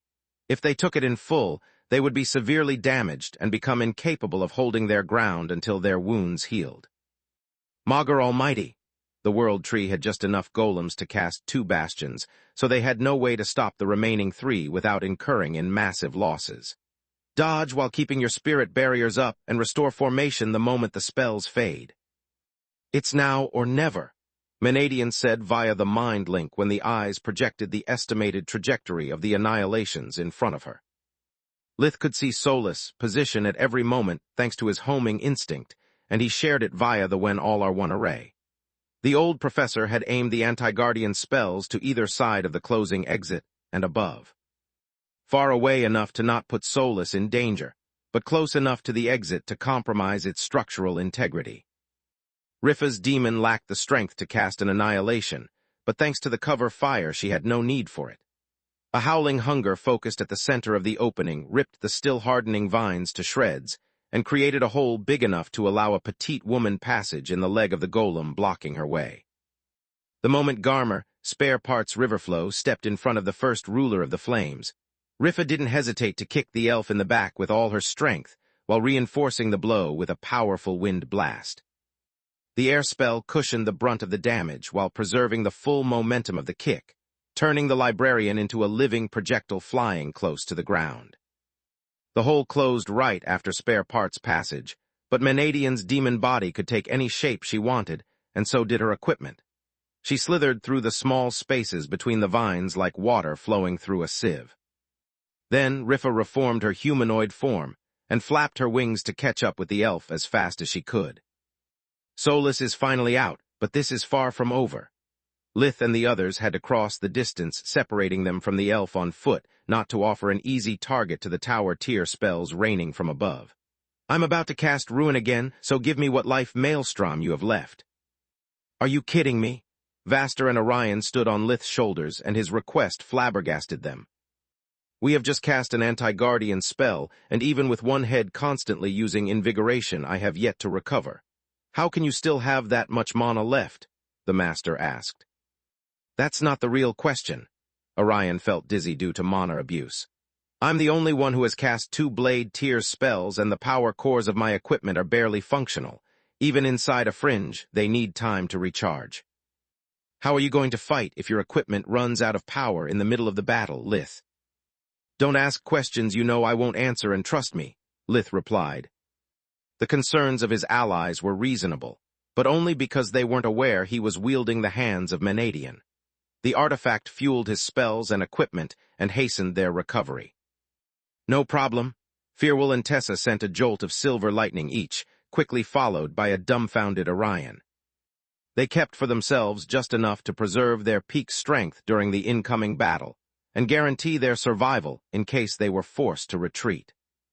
Touch the ground now, Solus ordered Garmer, and the elf complied. She brushed the grass on the fly, dropping Solus' ring. The tower started to take form below the ground, and the librarian felt her body brimming with new power. This is amazing. She received information about the various floors of the tower, and their abilities became her on the moment they manifested. We can do this, we really can. Shut up, you are going to jinx it, Rifa replied, well aware of how quickly and easily the situation might turn against them again. Chapter 30-292, Desperate Gamble, Part 1. Even without the corruption left by the bleed, the tower had full access to the world energy of the fringe. It empowered not only the elf, but also the Menadian set Rifa. Worth, the first ruler of the flames, didn't have to worry about putting strain on Solus' life force anymore, and could push the various pieces of the set to the limits of their current form. Menadian activated the Fury's flight ability of her hammers, clearing spare parts flying path from the deep violet cord elves. She used the mouth to cast spells non-stop, and the hands to fuel them, drawing attention away from the escaping librarian. I can't manifest the prime engine without revealing the tower's existence, Solus inwardly cursed. Yet don't worry, Garmer, I'm right by your side every step of the way. Powerful space-compressing arrays encompassed the area near the World Tree and kept Solus from tower warping. She could only dig her way through the ground with earth magic and keep the tower as close as possible to the elf. Their lives were intertwined, and what happened to one of them would reflect upon the other. The silver lining of that situation was that, thanks to the corruption spread by the bleed, at close range, the tower exerted absolute control over the world energy. It made soulless and spare parts akin to dimensional mages, and allowed them to manipulate the flow of Magus' breath to their advantage, just as the world tree had done until a few seconds ago. Step 1. Solus activated the defensive protocols of the tower to conjure the anvil of Menadian around the librarian's body. The enchanted stone armor fused with spare parts equipment, boosting her physical abilities and further increasing her speed. Step 2. From below the ground, the tower kept growing in size and turning into its battle form. What about Step 3? The elf asked, feeling the prime engine moving just a few meters below her, humming with power. That's for when we get out of the space compressing array, Solus replied. Keep moving and help me weave a few spells. At the same time, Rifa covered their backs, fighting like a god of war. She now had a body superior to the one she had in life and bloodline abilities that complemented it to perfection. On top of that, with the master set fueled by the tower, she could tap into its true potential. Thanks to the ears, Menadian perceived every attack and spell before they even started. Awakened and true mages relied on fusion magic while fighting, generating a mana flow through their bodies that the ears could track. Rifa dodged physical attacks with minimal movements and dominated the enemy's spells, turning them against each other. The artifact made it easy for her to find the focus points of mana and willpower even amid the chaos of battle. The attention of the world tree was too scattered all over the fringe to resist Rifa's influence. Turning the chroniclers into puppets ensured their obedience, but it also left the Yggdrasil to control his now mindless drones one by one. Menadian, instead, could focus on the most powerful spells of the bunch and imbue them with the extra mana coming from the hands. In its unsealed form, the mouth kept active the runes of the spells it stored once they were cast. When weaving new spells, Rifa used those runes to shorten her cast time by half. She harried golems and elves ahead of Solus' path, drawing attention to herself and punishing those who dared ignore the ruler of the flames with a Davros hammer to the head. Don't fall for Menadian's provocations.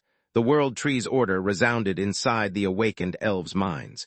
She's just a diversion. Stop the traitor Garmer riverflow at all costs. Lith and Solus closed the distance separating them by the second, with the Tiamat's group nearing the space-compressing array, and the librarian attempting to escape its boundaries. We are running out of mana, Tessa warned the others. Even with one of her extra heads constantly using invigoration, Chaos Annihilation consumed a lot of energy. Keeping it active for more than one instant cost several times more due to the stress the anti-guardian spell put on its caster's body.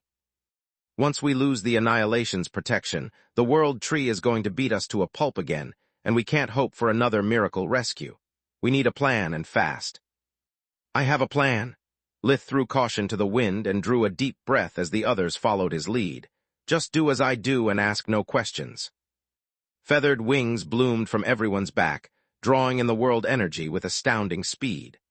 The colored feathers split the world energy into its single components and turned them into their corresponding cursed element. Then they reassembled the 6 cursed elements together and added a spark of the Tiamat's life force, generating dread flames. I really didn't want to share this, especially with Vaster, but at this point, I have no choice left. Lith thought in a corner of his mind to ensure that no one would hear it. This is perfection. The master had no such care. He experienced with his body, with his very life force and mana core, how the perfect balance between cursed elements was supposed to feel, how life and death could harmonize with each other and coexist peacefully. Not just chaos and decay, but also zero, cinder, corruption, and choke. They didn't fight over Lith's life force, quite the contrary. They protected it. The spark of life force was what allowed them to interact with each other without returning to their natural state. Not quite, Lith replied. Clench your teeth, this is going to hurt. The 5 people under the When All Are One array had 7 heads each, and all of them hurled a jet stream of dread flames. 35 laser-like silvery comets streaked through the air, destroying everything in their path. One hit was enough to blast a wood golem into splinters and short-circuit its enchantments, preventing it from regenerating. While the blue flames craved wanton destruction and aimed to spread from one victim to another, dread flames moved with purpose and struck like a surgical tool. They would focus on their target and unleash their power until there was nothing left. The blazing silvery comets pierced through the incoming volley of tower-tier spells, knocked down golems, and disrupted the elven magical formations, opening a path out of the Yggdrasil's array field for Solus. What an amazing power! Why didn't we use your dread flames sooner? Orion suddenly fell on his knees, coughing his lungs out. He felt like his whole body had been cut to pieces and sewn back together with a rusty needle by a drunken tailor. If Orion and Vaster weren't standing on Lith's shoulder, they would have stumbled and curled on the ground in fetal position. Tessa and Firwolf fared no better, forcing the Tiamat to lift them from their waists and carry them like luggage. "Is that enough as an answer?" Lith replied, managing to endure the pain and push forward only thanks to the power of the apprentice Menadian set. Chapter 3293 Desperate Gamble, Part 2. I never got to practice dread flames because they take an immense toll on my life force. Lith said, I was planning on doing it with Voltak's help, but there was an accident that forced him to rest. After Kami rescued me and my life forces merged to perfection. Controlling the dread flames is easier, but that was just 2 days ago, and I spent most of them planning this God's damned raid. I knew how to release and control one burst of dread flames, but I never attempted 7 of them at the same time. It was a dangerous gamble, but there was no other choice, and it paid off. He pointed at Solus' incoming light. There was nothing the World Tree could do to stop her, and they knew it. I have lost all my chroniclers, many of my libraries have been burned down by Verhin's demons, and I've drawn the animosity of most of Ligoin's brood. I haven't sacrificed so much, and suffered like a dog just to lose everything. The Yggdrasil was backed into it. Cornered. With Solus getting close to Lith, and his golems losing ground to the worms, due to the tree's lack of focus, the situation had gotten desperate. I hate gambling because fate is a fickle mistress, but at least this way I still have a chance at victory. There were only 3 8-man units of golems near the World Tree's trunk, and many of the constructs were down. The burning pieces of their bodies were scattered on the ground, incapable of regenerating themselves, until the World Tree managed to smother the dread flames consuming them. Yet there were still enough golems to cast a Silverwing's Annihilation and aim it at Garmer. Please, like I didn't see this happen from a kilometer away. Solus conjured the bastion she kept at the ready, shielding the elf. Then a second annihilation came from across the battlefield from a rear unit. The other 7 golems were distant, and attacking meant leaving themselves open to a counterattack, but the Yggdrasil was willing to risk it. Mage Tower here, baby? Solus grunted, conjuring the second bastion she had prepared. Controlling 2 anti-guardian spells at the same time while bonded to a bright blue-cord host took a toll on Solus, but with the heart floors and spare parts help, she managed. Charmer's mana was depleted so fast that she lost control of her flight spell, tumbling on the ground for a couple of seconds before the tower restored enough of her strength to take off again. Warn me the next time you pull a stunt like that. I almost broke my neck in the fall. How was I supposed to know I'd need to conjure shit? Solus used the data she received from the ears to partially overlap the 2 bastions by harmonizing their mana flows. The affected area surpassed the hardness of a single bastion and made up for the librarian's bright blue core. Yet it wasn't enough to stop the 3rd annihilation that the World Tree conjured on their own from the runes of the shattered arrays. Tower tier spells consumed a lot of energy, and anti-guardian spells required over 3 times as much. It was the reason the Yggdrasil had not used them until that moment. The World Tree had accumulated enormous amounts of mana through centuries of preparations and stored it in the form of arrays. But if used recklessly, even that much mana would run out sooner rather than later. When that happened, the Yggdrasil would no longer have a might on par with a guardian. Not without the full control over the world energy of the Fringe and no array network to enact their will. At that point, the World Tree would be reduced to a very big, very sturdy tree with droves of fanatical followers, and a penchant for knowledge. The battle with the dragons was far from won, and the Suncator now led the charge, which was all more the reason to risk it. The combined strength of the annihilation struck soulless bastions, breaking through her defenses almost instantly. It still bought Rifa enough time to put herself in front of the incoming onslaught and unleash all of her spells and hammers. The Furies broke, and the mana of the first ruler of the flames was overpowered, buying Solus but a fraction of a second. Menadian consumed her own body, detonating most of the power Lith had granted her with Balker's spell to shield her daughter. If I use it all, I'll be forced to move on, and even if Effie survives, I won't be able to help her. I'll keep just enough to revive myself, she thought. The self-destruction spell compressed her life force and mana to the extreme, but the explosion never happened. Rifa's figure was swallowed by the annihilations, and her last-ditch effort snuffed out like a candle on a birthday cake. As the Menadian set reformed inside the tower, it took Solus a split second to realize what was going to happen.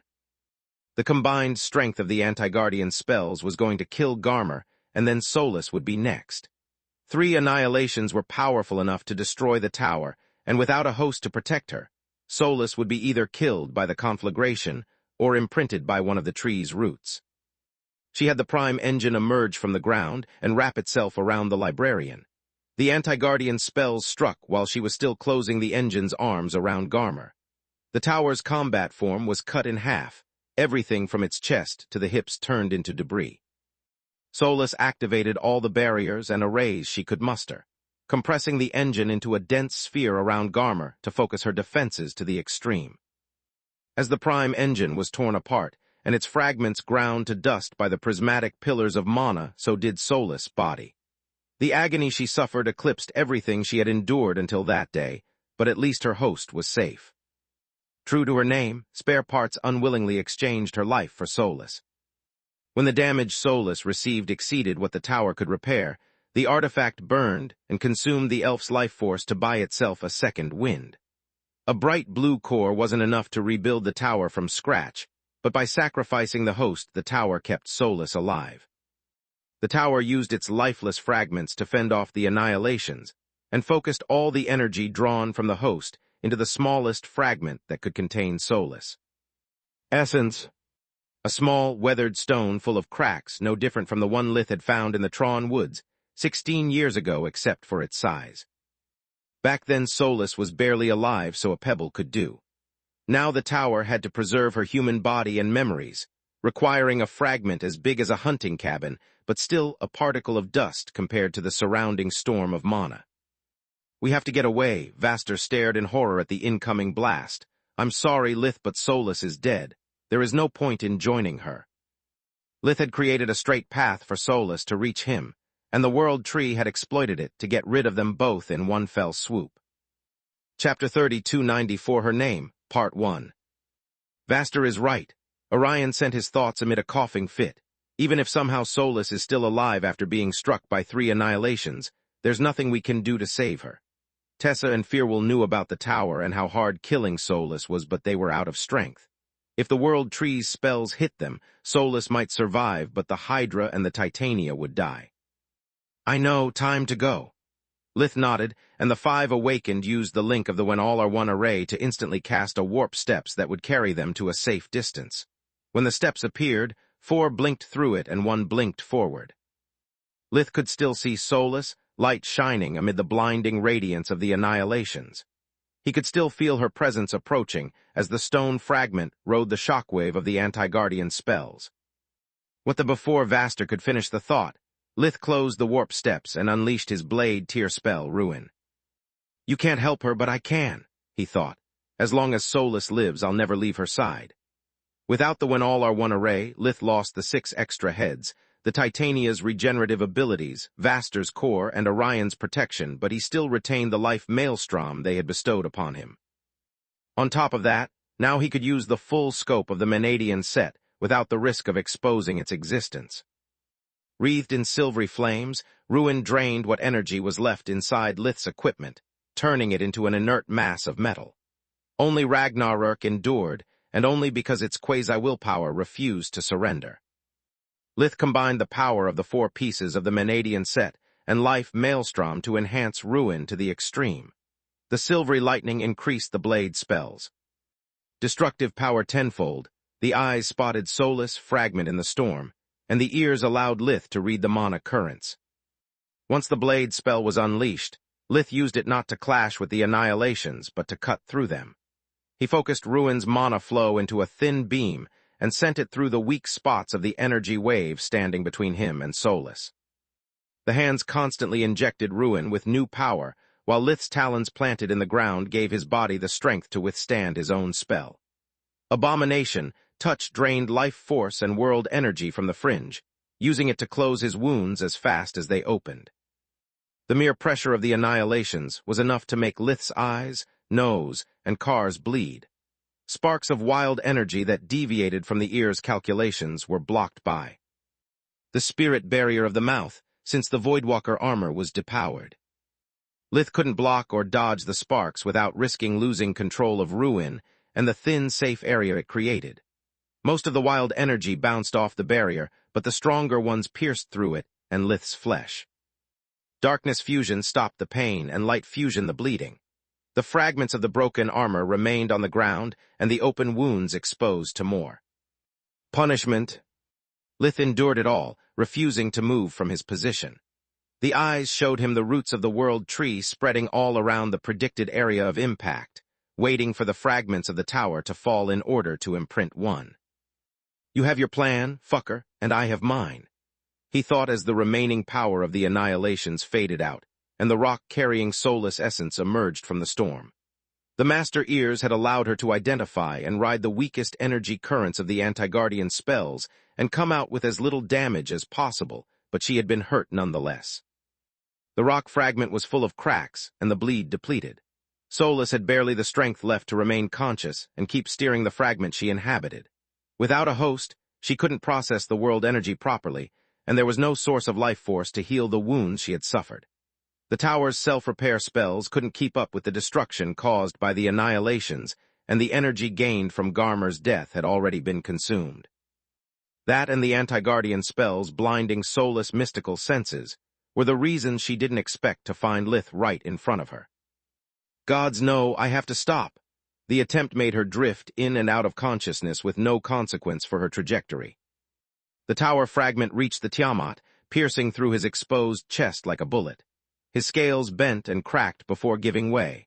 The rough edges of the stone cut through his skin and shattered his ribs before rupturing his left lung. Then the stone bullet punctured Lith's heart and finally stopped. A fountain of blood several meters high gushed out of the hole in his chest, and the Tiamat's knees bent as his eyes rolled back. Meanwhile, the World Tree used their breathing technique, root cause, to give sentience to every flower and blade of grass, and use them as their eyes and ears. As soon as a tower fragment touched the ground, the Yggdrasil detected its exact position. The nearest root to the point of impact emerged from below and wrapped itself around the stone debris, injecting it with a spark of the World Tree's mana. The imprint process started and failed. Another energy signature had already claimed Menadian's tower. The last beat of Lith's heart had also carried a spark of his mana and life force, imprinting the stone fragment. As soon as their bond had been restored, a mind fusion had filled the gap in their shared mind since the moment they had been separated. They witnessed each other's pain and hardships. They felt guilty for leaving the other alone in their moment of need. They also felt anger toward the one who had separated them, forcing them to struggle alone against what they would have easily overcome together. Among the many horrible memories of solace, imprisonment, one struck Lith the hardest. It regarded the torture she had endured after her second failed escape attempt. Back then, the World Tree had forced the name Elfin Menadian upon her. To Lith, it was as if the Yggdrasil had spat upon the 17 years they had spent together. As if the tree had desecrated every good and bad moment the two of them had shared. Her name, Lith's knees were still bent, and his body leaned backward from the impact, yet he was still standing. It was as though gravity itself refused to touch him. The gushing blood turned into stone and went back where it belonged. The tower fragment reshaped itself into a beating heart while collecting the real heart's fragments and sewing them together at its core. Soulless, the Tiamat straightened himself up and unfurled his wings, digging his talons deep into the ground as what looked like a sandstorm enveloped him. A bright violet aura surged from his body, reaching for the sky in a light pillar that called forth lightning. They have once again fused, but that's of little consequence. The World Tree thought as soul vision showed them Lith's life force and mana increase by the second. Chapter 30, 295 Her Name, Part 2. They are both on their last leg, and their bond allows me not to hold my punches anymore. Maybe their touching reunion made Verhan forget that the tower's priority is preserving Elfin's life, but I haven't. I've killed 3 of her hosts already. Maybe the 4th time is the charm. With a mere thought, the Yggdrasil collected several runes among those scattered in the sky and assembled them into another annihilation. It was overkill, but the World Tree wanted to end the conflict before more of his golems would be destroyed. With Verhan dead and Elfin under their command, the battle would finally end. Also, the Yggdrasil couldn't risk another person imprinting the tower before them again. The aura of the creature born from the fusion between Lith and Solus was still rising. Its body was still growing in size when the anti-guardian spell arrived. Golden scales emerged between the black ones, covering the red skin below. Another set of arms, ending with lither fingers and entirely covered in golden scales, sprouted from the fusion's sides as its chest became wider and bigger. By the time the annihilation arrived, 2 more sets of wings had just gently sprouted on the creature's back. The annihilation slowed down as soon as it entered the range of the tower's aura, the speed of the anti-guardian spell dropping as if it was moving underwater.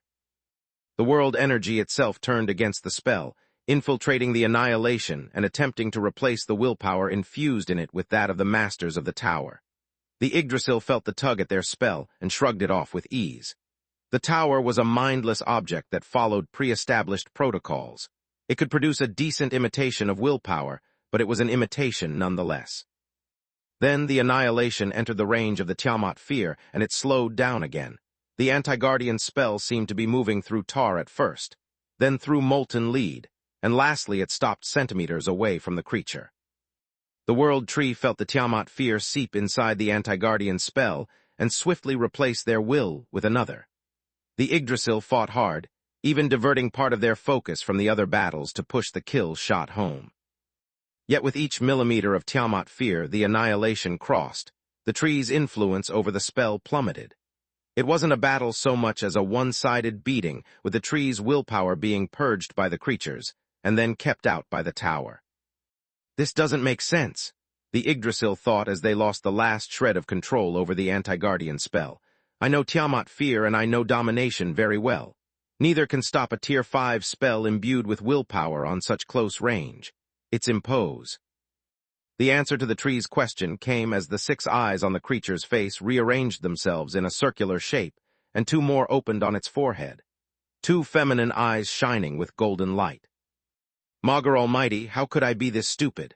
How could I forget that this is nothing like the forced bond with my librarians? There's not just 2 of them now, they've become 1. 2 people could still argue, and would still try to accomplish the same task each their own way. They could work together, but that didn't mean they would work twice as good or as fast. To achieve that, 2 people should set the I aside and only think and act as a we. Something Lith and Solus had done for 16 years, and that the fusion turned from unity of intent to unity of soul, mind, and body. The World Tree's first and biggest mistake was to use the annihilation against Lith and Solus. Under normal circumstances, there was no way they could overpower the will of 7 awakened. Even with the help of the tower and the ears of Menadian, they could have it best. Blocked the annihilation with a bastion, or contained its damage. Now, however, the anti-guardian spell carried a single willpower. The runes scattered in the sky after the destruction of the permanent arrays allowed the Yggdrasil to cast spells beyond their level, but the will they carried belonged solely to the World Tree. With the combined powers of the tower, the Menadian set, and the Tiamat Fear, it was easy for Lith's and Solus, perfectly aligned will to dominate the annihilation. The eyes spotted the spell's focus points, the ears the fastest mana pathways for the hands and the fear to flood them, and Lith and Solus did the rest. A flick of the creature's wrist sent the anti-guardian spell attacking an 8-man unit of golems from behind. It broke their formation and shattered their bodies, dispelling the Silverwing's bastion they had conjured to defend against a blast of primordial flames. The white fire struck weak splinters instead of powerful golems and burned them into cinders. The pain from the fiery death of 8 puppets spread to the World Tree and the rest of their forces, tipping the scale of the battle further. "What is that?" Vaster asked as the creature born from the fusion now bore 8 wings and 4 arms. Since when can Lith do that? Orion saw what he assumed to still be the Tiamat grow to 35 meters, 115, then 40, 130, and then some more. I have no clue, Firwell lied through her teeth. It must be a bloodline ability triggered by the near-death experience. Tessa followed, suit setting the groundwork for the cover story they would later need. They knew of the fusion only from the bits of soulless life that she shared via mind links. After Silverwing's attempt to separate her from Lith, Solus played it close to the vest so Tessa and Firwell had only a vague idea of the fusion's capabilities. The one thing the two awakened knew was that they couldn't allow anyone to suspect it even existed. The creature's jaw split, revealing a second maw underneath that roared with a pitch higher than the first. I don't know why Verhin has yet to move, but I can't miss this opportunity. Even though magic is off the table, I can still kill him with physical attacks. After what had happened to the Annihilation, the World Tree was afraid of casting new spells. Consuming more of the remaining power of the arrays just for it to be used against their forces was a loss the tree couldn't afford. Whatever they become when fused, they are still a violet core with a body slightly bigger than a regular divine beast. The Yggdrasil thought, not aware of what had happened during Lith's and Solus' last fusion against the living legacies. I need to strike before the tower reforms. Until that moment, their union strengthens their domination, but does little else and leaves them without their precious equipment. The Voidwalker armor had become too small to cover the hybrid's body, leaving most of it exposed. The tower was absorbing the world energy avidly to rebuild itself, but it suffered critical damage, and its fragments were scattered over a wide area. Ragnarök was still in the creature's black-scaled right hand, but the blade looked like a short sword, and its power core was still exhausted. Chapter 30, 296 Rising Core, Part 1. An 8-man unit of wood golems charged at the hybrid from the front, while another moved from the back, each construct reshaping its 4 arms into axes. A horizontal swing of Ragnarök pruned the several extended limbs, while 9 tower-sized hammers knocked down as many golems. Stone gloves with blades coming out of them covered the hybrid's free hands. The creature used the blades to defend themselves while they drew a deep breath and released a barrage of primordial flames from their body so violent that it pushed the golems several dozens of meters back, making their feet dig meters-deep trenches in the ground. Some of the axes reached their mark and opened deep wounds on the hybrid's body, but they healed at a speed visible to the naked eye.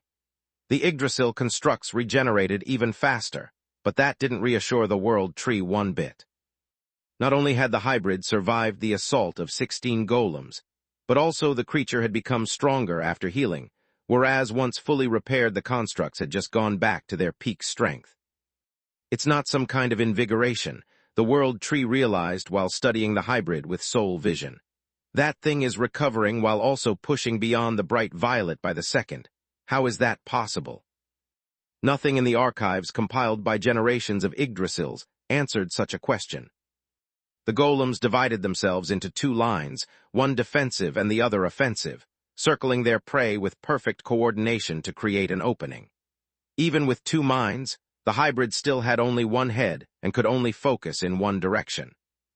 Bolts of lightning emerged from the creature's body, reaching the fringes of the violet aura emanating from the hybrid before dissipating. The World Tree sighed in relief when soul vision confirmed to them it wasn't life maelstrom just to choke on that thought.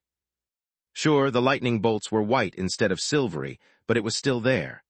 Deep white streaks covered the parts of the violet aura where the lightning had struck. On top of that, the edges of the hybrid's aura now flared white with growing intensity. When the golems launched their second assault, a second jolt of white energy crossed the creature's aura, going from their body to the white-hot edges. Another white burst, replaced part of the bright violet, and the hybrid's strength surged of another notch. The creature spun on itself in a whirlwind of blades and hammers, sending the golems reeling back from the impacts. The bone spike on the end of the hybrid's tail was covered in razor-sharp stone and had joined the onslaught. The constructs had suffered more damage during the new clash, whereas the creature had come out unscathed. Even worse, before the golems could get back to their feet, a third stream of lightning painted most of the hybrid's aura deep white, making both factions stop for a second to stare at the scene. How could Lith reach the white during the battle? Gentor the gold dragon thought, and he wasn't the only one. Even if he did, why did his body develop faster than his aura? Where is the pillar that is supposed to come with the enlightenment? What's going on? Menadian's demon body had suddenly reformed itself and had already gained its third eye. Where is my set of armaments, and why are we still Great Mother Almighty? The disappearance of the Menadian set didn't worry her as much as the fact that even after escaping the range of the space-compressing array's Solus, showed no intention of retreating. "We're not running away, world fucker," the hybrid said with two voices that sounded like the grinding of stones. "We're not going to give you the time to plot against us again. This ends now." The ground of the fringe shook, and the sky rumbled as the creature roared in fury. A fourth jolt of lightning turned their aura fully deep white, and the sandstorm around them intensified. Lith's mana and life force mended soulless wounds, regenerating the floors of the tower where her vital essence was stored. From there, the world energy entered the tower and reconnected the artifact with its debris. As the tower rebuilt itself, it shared part of its power with Lith to protect him and make him stronger. This in turn hastened Soulless' healing process and left the tower more energy to repair its floors. First, those destroyed by the world tree, and then those eroded during the centuries spent without a host. The energy flowed from Lith to Soulless, from Soulless to the tower, and from the tower to Lith in an endless cycle. It wasn't the first time it happened, but never before the being resulting from the fusion of the tower and its masters had access to the complete Menadian set, let alone unlocked. The hands drew massive amounts of world energy that the ears channeled through the mana pathways of the tower without wasting one iota of it. At the same time, the mouth weaved the collected energy into forgemastering repair arrays. The tower was no awakened and had no access to invigoration, but the combined effect of the three pieces of Menadian set produced the next best thing. The black and silver of the Voidwalker armor mixed with the white and gold of the tower, forming a thick full suit of armor that covered the hybrid from horn to toe talon. So this is the anvil of Menadian. Lith recognized the armor from Soulless memories, the sixth hidden piece of Menadian set. More like the sum of the other five, Fury included. Remember how in the past my stone form resembled one arm protector and then split into two? She asked, and Lith nodded. It must have happened because the tower retained a few runes of the anvil but missed the full blueprint. Which we have now. Lith completed the phrase for her. It would be a fine addition, but who needs an anvil when you can have the engine? The tower reshaped itself around its masters as it took its battle form, creating an enchanted exoskeleton. It still had all the powers of the prime engine and the complete, unlocked Menadian set, making the armored form of the hybrid reach 50 meters, 164, of height. Grow as much as you want. The world tree weaved several tower tier spells to avoid them being dominated and had the 2 units of golems prepare anti-guardian spells. It's just one more tower and I can deal with it like I'm doing with the rest. Except the Yggdrasil didn't. Before they could finish the thought, the hybrid enveloped the sword in their black-scaled right hand and the hammer in their golden-scaled left hand into 2 spheres of light. As the creature brought the spheres together, the eyes studied the 2 weapons, the ears their mana flow, the mouth conjured the necessary spells, and the hands fueled them. The combined effects of the workshop, the library, the factory, and the heart adapted the enchantments of the tower meant to adjust the size of the fury for the prime engine. To Ragnarök, gold-veined white marble, and parts of the materials stored on the various floors of the tower coated double edge, expanding it into an almost exact replica of the angry blade that suited the armored hybrid's size. Chapter 30-297 Rising Core, Part 2. Almost because even though the second layer still used Ragnarök as a base, it also had a slot for the Fury and the ability to reproduce its enchantments on a bigger scale.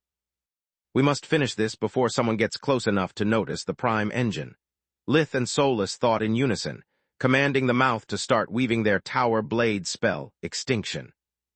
The 8 golems on the front lines joined their arms and turned them into heavy Yggdrasil shields as they charged forward. The other 8 in the back line shape-shifted their hands into spiked mace and advanced behind the cover of the shield bearers.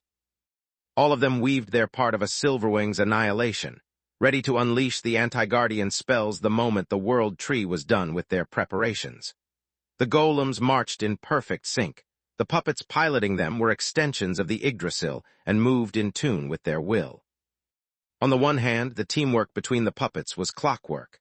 On the other hand, even though 7 of them were required to cast an anti-guardian spell, the willpower imbued in it would belong solely to the world tree, and if cast alone it would have been easily dominated again. It was the reason the Yggdrasil couldn't conjure the annihilations until they were done preparing adequate cover fire. Unfortunately for the tree, the hybrid wasn't willing to wait that long. The hybrid bolted toward the golems standing between them and the world tree, conjuring a copy of Ragnarök in each of their free hands. The first performed a vertical slash that severed the joints where the shields locked together, creating a path inside the enemy formation. The second and third blades lunged respectively at the left elbow and the right foot of the shield-bearing golems, where their puppets were supposed to be safe. The black crystals on the angry blades' fullers lit up, releasing a pulse of darkness magic that withered the Yggdrasil's sprouts and killed them instantly. With 2 members of the 8-man unit dead, not only were the golems now incapable of conjuring anti-guardian spells, but also there was a hole in their previously flawless formation. The constructs had no defense from attacks coming from the opening, their sides and backs exposed. The hybrid exploited the hole they had just created viciously and moved their arms in a whirlwind. Lith and Solus were surrounded, but none of the enemy weapons were aimed at them, an issue that the world tree was already in the process of correcting. The hybrid stabbed 4 more golems and killed the sprouts piloting them, leaving only 2 members of the 8-man unit alive. The survivors were on the opposite side of the formation, too far away to coordinate their efforts and too close to escape. The hybrid threw 2 copies of Ragnarök that shapeshifted into Furies in midair. The flying hammers powered by the hybrid's strength plus the prime engine sent the golems flying off the ground, their feet away from the power line of the Yggdrasil's roots, and more importantly, disconnecting the sprouts from the tree's mind. As long as they were on the ground, the Yggdrasil could move them like their limbs, since the roots transmitted the sprouts' perceptions to the tree, and the trees will into the sprouts instantly. In the split second the Yggdrasil needed to conjure a mind link and regain control of their thralls, the hybrid threw the other 2 copies of Ragnarök, and this time the blades stayed that way. They pierced the right scapula of one of the surviving golems and the left side of the other, nailing the sprouts hidden inside the constructs, and killing them with a surgical pulse of darkness element from the blade's black crystals. 8 sprouts killed in a heartbeat and as many golems neutralized. The Yggdrasil had no plausible explanation for the hybrid's feat and no time to find one. The silver lining is that Verhin fell for my trap. After he killed the first 6 sprouts so quickly, I assumed the remaining 2 would fare no better and diverting my focus on them would be a waste of energy. He didn't disconnect me from my minions. I simply sacrificed 2 pawns to kill the enemy's king. The 8-man unit of golems behind the hybrid blinked and surrounded Lith and Solus while they were still disarmed. The hammers were still flying away and the swords killing the sprouts. The constructs had their arms already raised and their hands shifted in the form of spiked maces. Their wooden bodies surged with the accumulated energy of their power cores, ready to unleash the enchantments the tree had prepared for the ambush. 4 more copies of Ragnarök appeared in the hybrid's hands, and another emerged from their roaring maw along with a burst of dread flames. Each of the 4 copies of the angry blade found its mark, killing 1 sprout each. The original, instead, followed in the wake of the silvery fire. The pillar of dread flames knocked the golem off its feet and burned its accumulated mana like gasoline. The construct's enchantments imploded, opening deep cracks in the Yggdrasil wood that the silver fire used to reach deeper inside the golem. The dread flames wreathed Ragnarök without harming it as the blade pierced through the damaged wood to reach the sprout. The 7 remaining golems managed to unleash their attacks, both physical and magical, before the pulse of darkness magic killed 4 of them, yet they hit only air. The hybrid had already escaped the encirclement by jumping in the wake of Ragnarök, passing right between 2 golems before they could understand what was happening. Even in their fused form and with the help of the prime engine, Lith and Solus couldn't rely on the eyes to find the Yggdrasil's sprouts, and the world tree knew it. The massive mana of the golem's power cores, the cloaking enchantments, and the aura of the Yggdrasil wood were more than enough to blind any mystical sense, soul vision included. The eyes could still read the surface-level runes and decipher a spell once it was released, but that was it. The ears, however, had no such problems. The ancient artifact had been lost to time and had never escaped the hands of its rightful owner, except that in very recent times. Even the World Tree had no idea how the ears worked and hadn't bothered to research the artifact. The heir of the First Awakened had just assumed that soon they would own Menadian's tower and the updated full master set. There was no point in studying the enchantments of the apprentice ears, especially considering such magic was outdated for over 700 years. On top of that, even if the tree did study the ears, it would have done them no good without the unlock code. As for Lith and Solus, they had no idea how the ears worked either. At least until Rifa Menadian had used it in combination with the eyes while breaking Solus out of the tree's domain. Until the tower had taken full form, recovered the Menadian set, and stored all the data collected about Menadian's battle techniques in the library. Chapter 3298 Full Might Part 1. Lith and Solus mimicked the first ruler of the flames to the best of their collective abilities, using the eyes to distinguish the mana flow of the sprouts from that of the World Tree. The former still bore a trace of the chronicler's energy signature, while the latter was identical to the Yggdrasil's. It took the eyes but a glance to achieve that, and then the ears allowed Lith and Solus to follow that mana back to the sprouts, no matter where they were hidden. Yet due to the tremendous hardness of the thick, enchanted Yggdrasil wood of the golems, not even double edges Davros alloy would have been enough to pierce so deep, if not for one detail that had gone unnoticed amid the chaos of battle. One detail that became apparent the moment the hybrid stood alone. The thundering storm inside the aura of the fusion between Lith and Solus was not over. The edges of their aura now flared of a clear white, drawing bolts of energy from their cores. Where the lightning streaked, the dull white turned white and brought the hybrid closer to the white core level. Such a vision was enough to slow down the raging war in the fringe. Claws still struck, mystical flames burned, wooden weapons chopped flesh, and spells rained from the sky, but curiosity restrained the frenzy of both factions enough to slow the tempo of the battle of one beat. First what, second the fuck? Aelin, the maker of all liches, expressed the sentiment of the majority of those witnessing the phenomenon as she unleashed her prized mirror magic spell, Mirror Hexagram, to conjure 6 pillars of cursed elements at once. With the world energy of the fringe, free from the influence of the Yggdrasil, the bright white cord lick wasn't limited to spirit spells anymore. What is that thing? It can't be an evolution because there was no pillar, and it can't be Verhin's secret power because why the fuck didn't he use it earlier if he had it? Even if somehow he grasped the secret of the white core right here and now, his development speed makes no sense. It took me millennia to reach the white, then years to study my condition, and even longer to adapt my breathing technique to provide my core the massive amounts of world energy it needed to further the changes in my body. Even assuming that Verhin has a legacy that allows him to skip all of that, it takes months to go from the dull white to the white, and that if you practice accumulation obsessively like a lick, not one damn minute. I don't care how much talent an individual can have, this is ridiculous. The rest of the white cores shared her objections, even those who knew about Solus' real nature. The broken form of Menadian fared slightly better as she rebuilt her shadow body from scratch, and only because she had never left her daughter's side and witnessed all the past fusions. What in the gods' name have I done? Rifa thought. How far into forbidden magic have I pushed myself, and what's going to happen to Effie once they go past the bright white? What if the fusion becomes permanent like it happens for living legacies?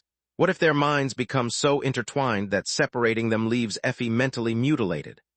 Only Baba Yaga, the inventor of the horseman technology, could fully grasp what was happening. The perfect fusion between host, horseman, and steed. The Usura clenched her 6 hands in excitement, moving the gaze of the future face on her daughter, Dawn. Watch and learn, child. I gave you all the tools you need to achieve the same, but reaching that state is up to you. To you and your deranged sister. The Red Mother bitterly sent the message to her horseman via a mind link, reminding Dawn how much was at stake, no matter how the fight in the fringe would end. I know, Mother. Dawn shared such information with Akala, who, despite his shock, saved his questions about Solus for later. I promise that we won't let you down. Akala and I will achieve the perfect fusion before night and use it to rescue our brother. I appreciate the sentiment, but time will tell. Baba Yaga sighed, never stopping her relentless attack. Mager's wrath, I need to win this and do it fast. The World Tree had no time for musing, not after 2 units of golems had been massacred. 2 anti-guardian spells have just been permanently removed from the board, limiting my options. I have only so many sprouts, and making more won't do me any good. To weave Silverwing's spells takes 7 bright violet cores. The sprouts had 1 only because they inherited the Chronicler's mana cores. Without a host, every sprout I generate would draw its power from me, making it a zero-sum game. I must kill Verhin before his reinforcements reach him. From the moment the World Tree's fringe had collapsed, the situation had grown direr by the second, but the Yggdrasil had kept their main focus on killing Lith, knowing that the moment they got their roots on the tower, the battle would end. With no more chroniclers, the Yggdrasil was free to imprint the stone ring, and soulless telepathic means were nothing compared to the trees. With the power of the full Menadian set, and the ability to cast tower-tier spells without consuming the accumulated energy of the arrays, the Yggdrasil was certain of their victory. Now, however, the World Tree didn't feel so confident anymore. Without the need to hold Chaos Dimension in a fixed position, Tezca the Sun-Eater advanced with great strides, covering hundreds of meters with a few steps. His endless night cut the space in its wake, cleaving wood golems asunder like they were made of cardboard. The world energy inside the boundaries of Chaos Dimension obeyed Tezca's will, bending space and gravity so that any non-spirit spell wandered aimlessly without ever reaching its target.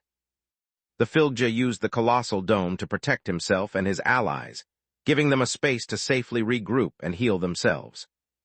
Our rivalry is coming to an end, withered fool, the Sun-Eater laughed, his sword freezing space in its wake and his spells defying the known laws of dimensional magic. 0 gates intercepted energy and matter, depriving them of heat at the molecular level. Everything that passed through the spinning blue fissures landed on the other side as a frozen block. Living beings died, while the trapped spells exploded the moment they started to shrug the cursed element off. The conflagrations took place far away from their intended targets, and the only damage they caused was that to the landscape. Everything near Endless Night's blade would freeze in place, be it the wind, sunlight, or a golem who had just dodged a thrust. The dimensional distortion surrounding the blade locked its victims in place for just a split second, but it was enough. Tezca's allies shot the fish before they jumped out of the barrel while the Sun-Eater kept advancing. Most of his attacks had no specific target, striking at the heart of the enemy formations whether there was someone there or not. Chapter 30, 299, Full Might, Part 2. Fuck, numbers offered no protection against Tezca, only disadvantages. If I stick my golems close, I can use anti-guardian spells to injure the Sun-Eater, yet if I do that, Tezca needs just one wide arc of his blade to stop them all. If I order the golems to spread out, Tezca can't freeze more than one at a time, but then an entire 8-man unit can't even touch his fur. The tree was stuck in a lose-lose situation against the Filgja, which only got worse as Tezca rescued the almost dead worms and nursed them back to health. Burn the Yggdrasil, my old and new children. Burn them to the ground. Ananta, the mother of all black dragons, roared as she raised the corpses spread throughout the battlefield as lesser undead. Dead elves and worms stood up, uncaring of sunlight, and threw themselves at the enemy lines. The possessed elves found themselves fighting against their neighbors, friends, and family. Not only was it hard for the elves to strike at the monsters wearing familiar faces, but the shock was also so intense that it weakened the tree's grip over their minds. As for the undead dragons, they had no origin flames or spells aside from darkness magic, but the worms still had the mighty body of divine beasts. Divine beasts whose strength was further enhanced, who suffered the cold no longer, and could be endlessly reborn unless their corpses were ground to dust. For Voltek, Quashal joined the now-healed Gentor and Urslak, the father of all storm dragons. Let's teach these weeds never to mess with the brood again, brothers. For Voltek, Urgek the fire dragon, now in charge after the father of fire's death, joined the assault, and so did the rest of his brood. Primal Spark turned every fire into origin flames that the dragons combined into primordial flames.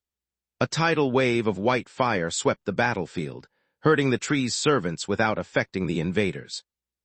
The ice dragon's frozen horizon spread a cold aura that, instead of lowering the temperature, affected the mana inside the bodies and equipment of their enemies. With the mana flow and fusion magic impeded, elves and golems found themselves stuttering. Frozen Horizon inflicted no damage. It clotted the usually seamless flow of mana.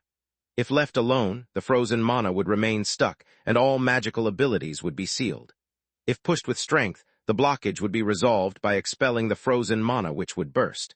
Fusion magic would go from inactive to 10 times stronger for the brief time the mana clot released its power, then go back to normal and stop again at the next clot. The same would happen to spells and artifacts, greatly hindering awakened and true mages. Magic and fights at high levels were all about finesse and control. Being incapable of predicting how fast you would move or the strength you would put in your next step could easily have disastrous consequences. Spells would come out stronger or weaker than expected, if not at all until it was too late for them to be of any use. Quashal's bloodline was not the strongest amongst the brood, but one that few dared cross. The very crystals on an ice dragon's body weren't made of ice, but of solid mana. The golden dragons shielded their allies from long-range spells, thanks to their scales made impervious by their golden radiance bloodline ability, while the storm dragons reminded the world tree of the meaning of their name. As their aura spread, Skyfair conjured black clouds that blotted out the sky. Urslak's bloodline had the ability to inject a spark of their life force not only in the air like the rest of the worms, but also in the water dispersed in it, bringing it to heal. The Skyfair bloodline ability could instantly create thunderclouds, which in turn produced storms of natural lightning. Their destructive power was leagues above any form of magical lightning, and no array could stop them. It was just rarefied water infused with the storm dragon's life force and the fury of nature. Urslak and his brood couldn't control the thunderclouds, but the sparks of their life forces allowed the worms to nudge the storm in the right direction and guide the bolts of lightning to specific targets. Lightning never strikes the same spot twice is a false statement for humans, and folly for someone made of wood, murderer. The father of all storm dragons bellowed as bursts of lightning and booms of thunder robbed his allies of sight and hearing. The same happened to Urslak's enemies, but they were also struck by streams of electricity that brought golems to their knees and blasted the elves off their feet. As per its name, Skyfair set its target ablaze, and with origin flames at that. Without the influence of the world tree tainting the world energy, and with the Yggdrasil distracted by the fusion between Lith and Solus, the hail of spells had relented enough for Ligain's brood to bring their full might to bear. "Push forward," Baba Yaga yelled. "With each enemy we kill, with every golem we destroy, the battle turns in our favor. The Yggdrasil's firepower is limited by those. Accursed runes in the sky, ours is eternal." The movement of each of her 6 arms conjured countless elemental spells. The touch of her fingers was enough to unleash Tier 5 spells, while by positioning her hands, she could instantly switch from one magical formation to another. Every hand acted as a focus and a point of a 7-pointed star, with her tri-faced head closing the circle. She could turn an elemental sealing array she had just used to block a volley of spells into a Silverwing's annihilation, and then into a bastion to protect herself or her children. Under the aegis of the Usura, the firstborn undead focused solely on attacking. They fought like demons, burning every bit of their strength until they were forced to retreat inside Bloodhaven. There, one breath of invigoration would restore the firstborn's mana, and the white prism embedded in their chests turned the light element in the life force they had consumed, allowing them to resume their onslaught. "Well, shit, I feel close to irrelevance," Aelin cursed from Bloodhaven's doorstep, staying close enough to her phylactery to obtain its endless supply of mana, and shamelessly exploiting Baba Yaga's protection under the pretense of helping the firstborns to get in and out. "It's hard to compare to a mage tower," Surtur roared as his breath of light pinned his enemies to the ground and shielded his children with countless hard light constructs. His attack was powerful and versatile, changing according to the enemy and adapting to any situation. "Especially if you have no idea how to trigger your real form," Sinmara laughed in Aelin's face as she activated her unique ability, Echo of Darkness. The shadows surrounding the white-cored phoenix, even those of the golems and the elves, came to life and turned into a copy of Sinmara. Each one of the shadow phoenixes unleashed a different Tier 5 spirit spell at point-blank range upon those who carried them, making the attack impossible to avoid. A few tried to blink away, but no one can get rid of his own shadow. The Echo of Darkness followed its victims, and so did its spells. Chapter 30, 300 Unique Fusion, Part 1.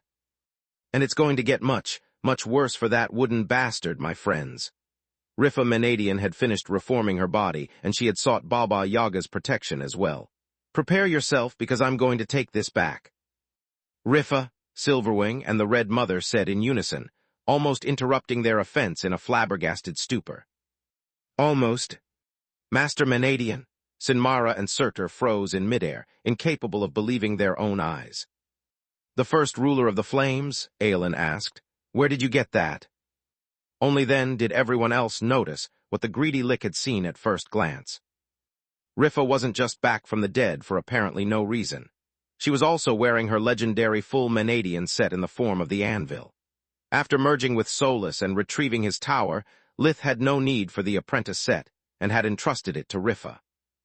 It shrouded Menadian from head to toe, hiding her nature as a demon. Menadian, hearing that voice and seeing the old fury in the grip of her late mentor, made Baitra stumble and then trip. At her supersonic speed, it resulted in a ruinous fall that turned the Reiju into an armored meat projectile that dug through mud and rock for hundreds of meters before stopping.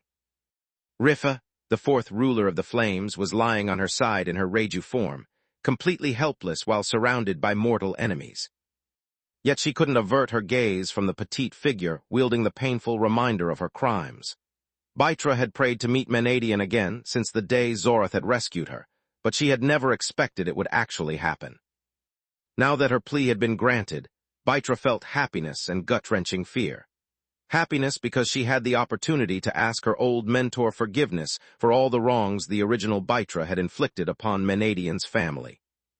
Fear because Baitra knew it was unlikely she would receive it, and was willing to accept any punishment Rifa deemed appropriate. What the fuck is happening? Xenagrosh didn't like the situation one bit.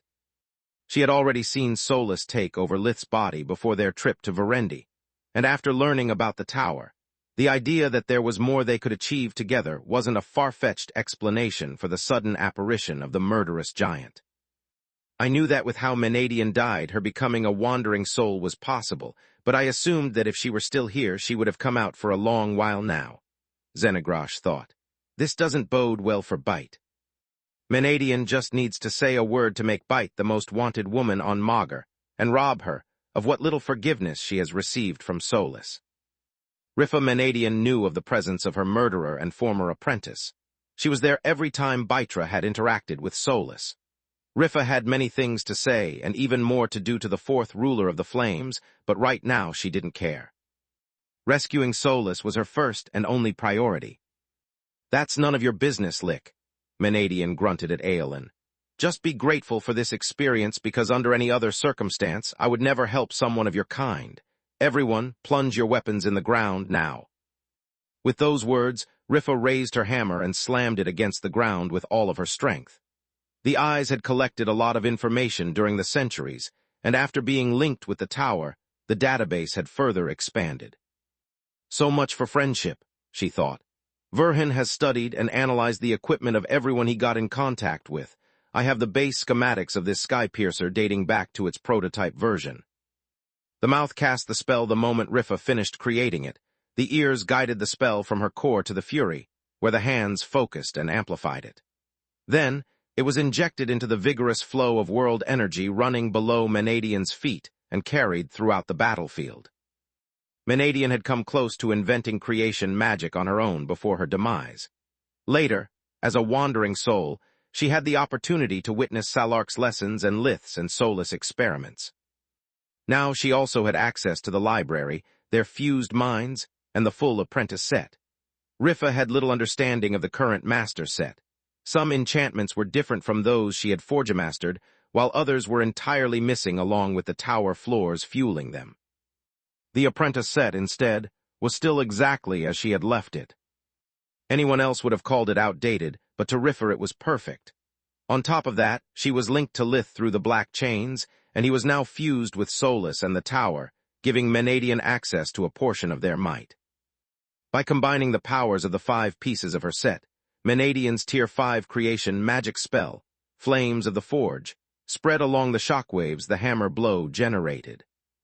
It reached all those fighting under Lith's banner, who had heeded the words of the first ruler of the flames.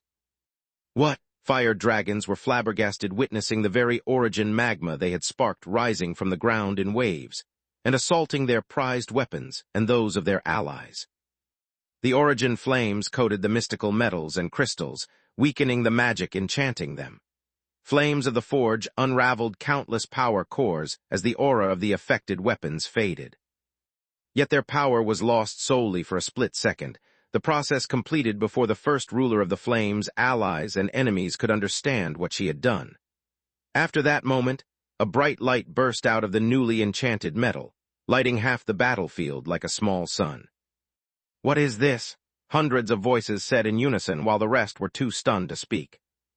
Suddenly, many among Lith's allies could feel the flow of mana going from their cores and into their equipment, running freely from one to another in a symphony of rising energy. Menadian didn't have the ingredients or the time to craft blade weapons.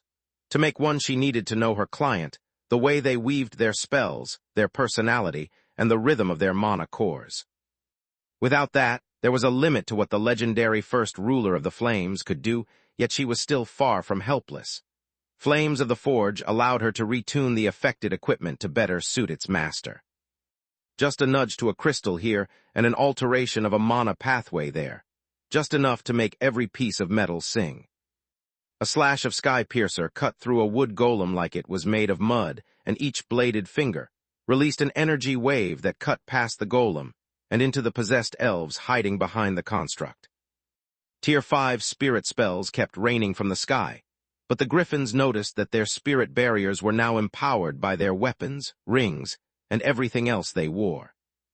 The burden was shared, and so was the mana reserve each power core possessed. When one of Lith's allies attacked, the energy flow of their equipment was focused on the weapon.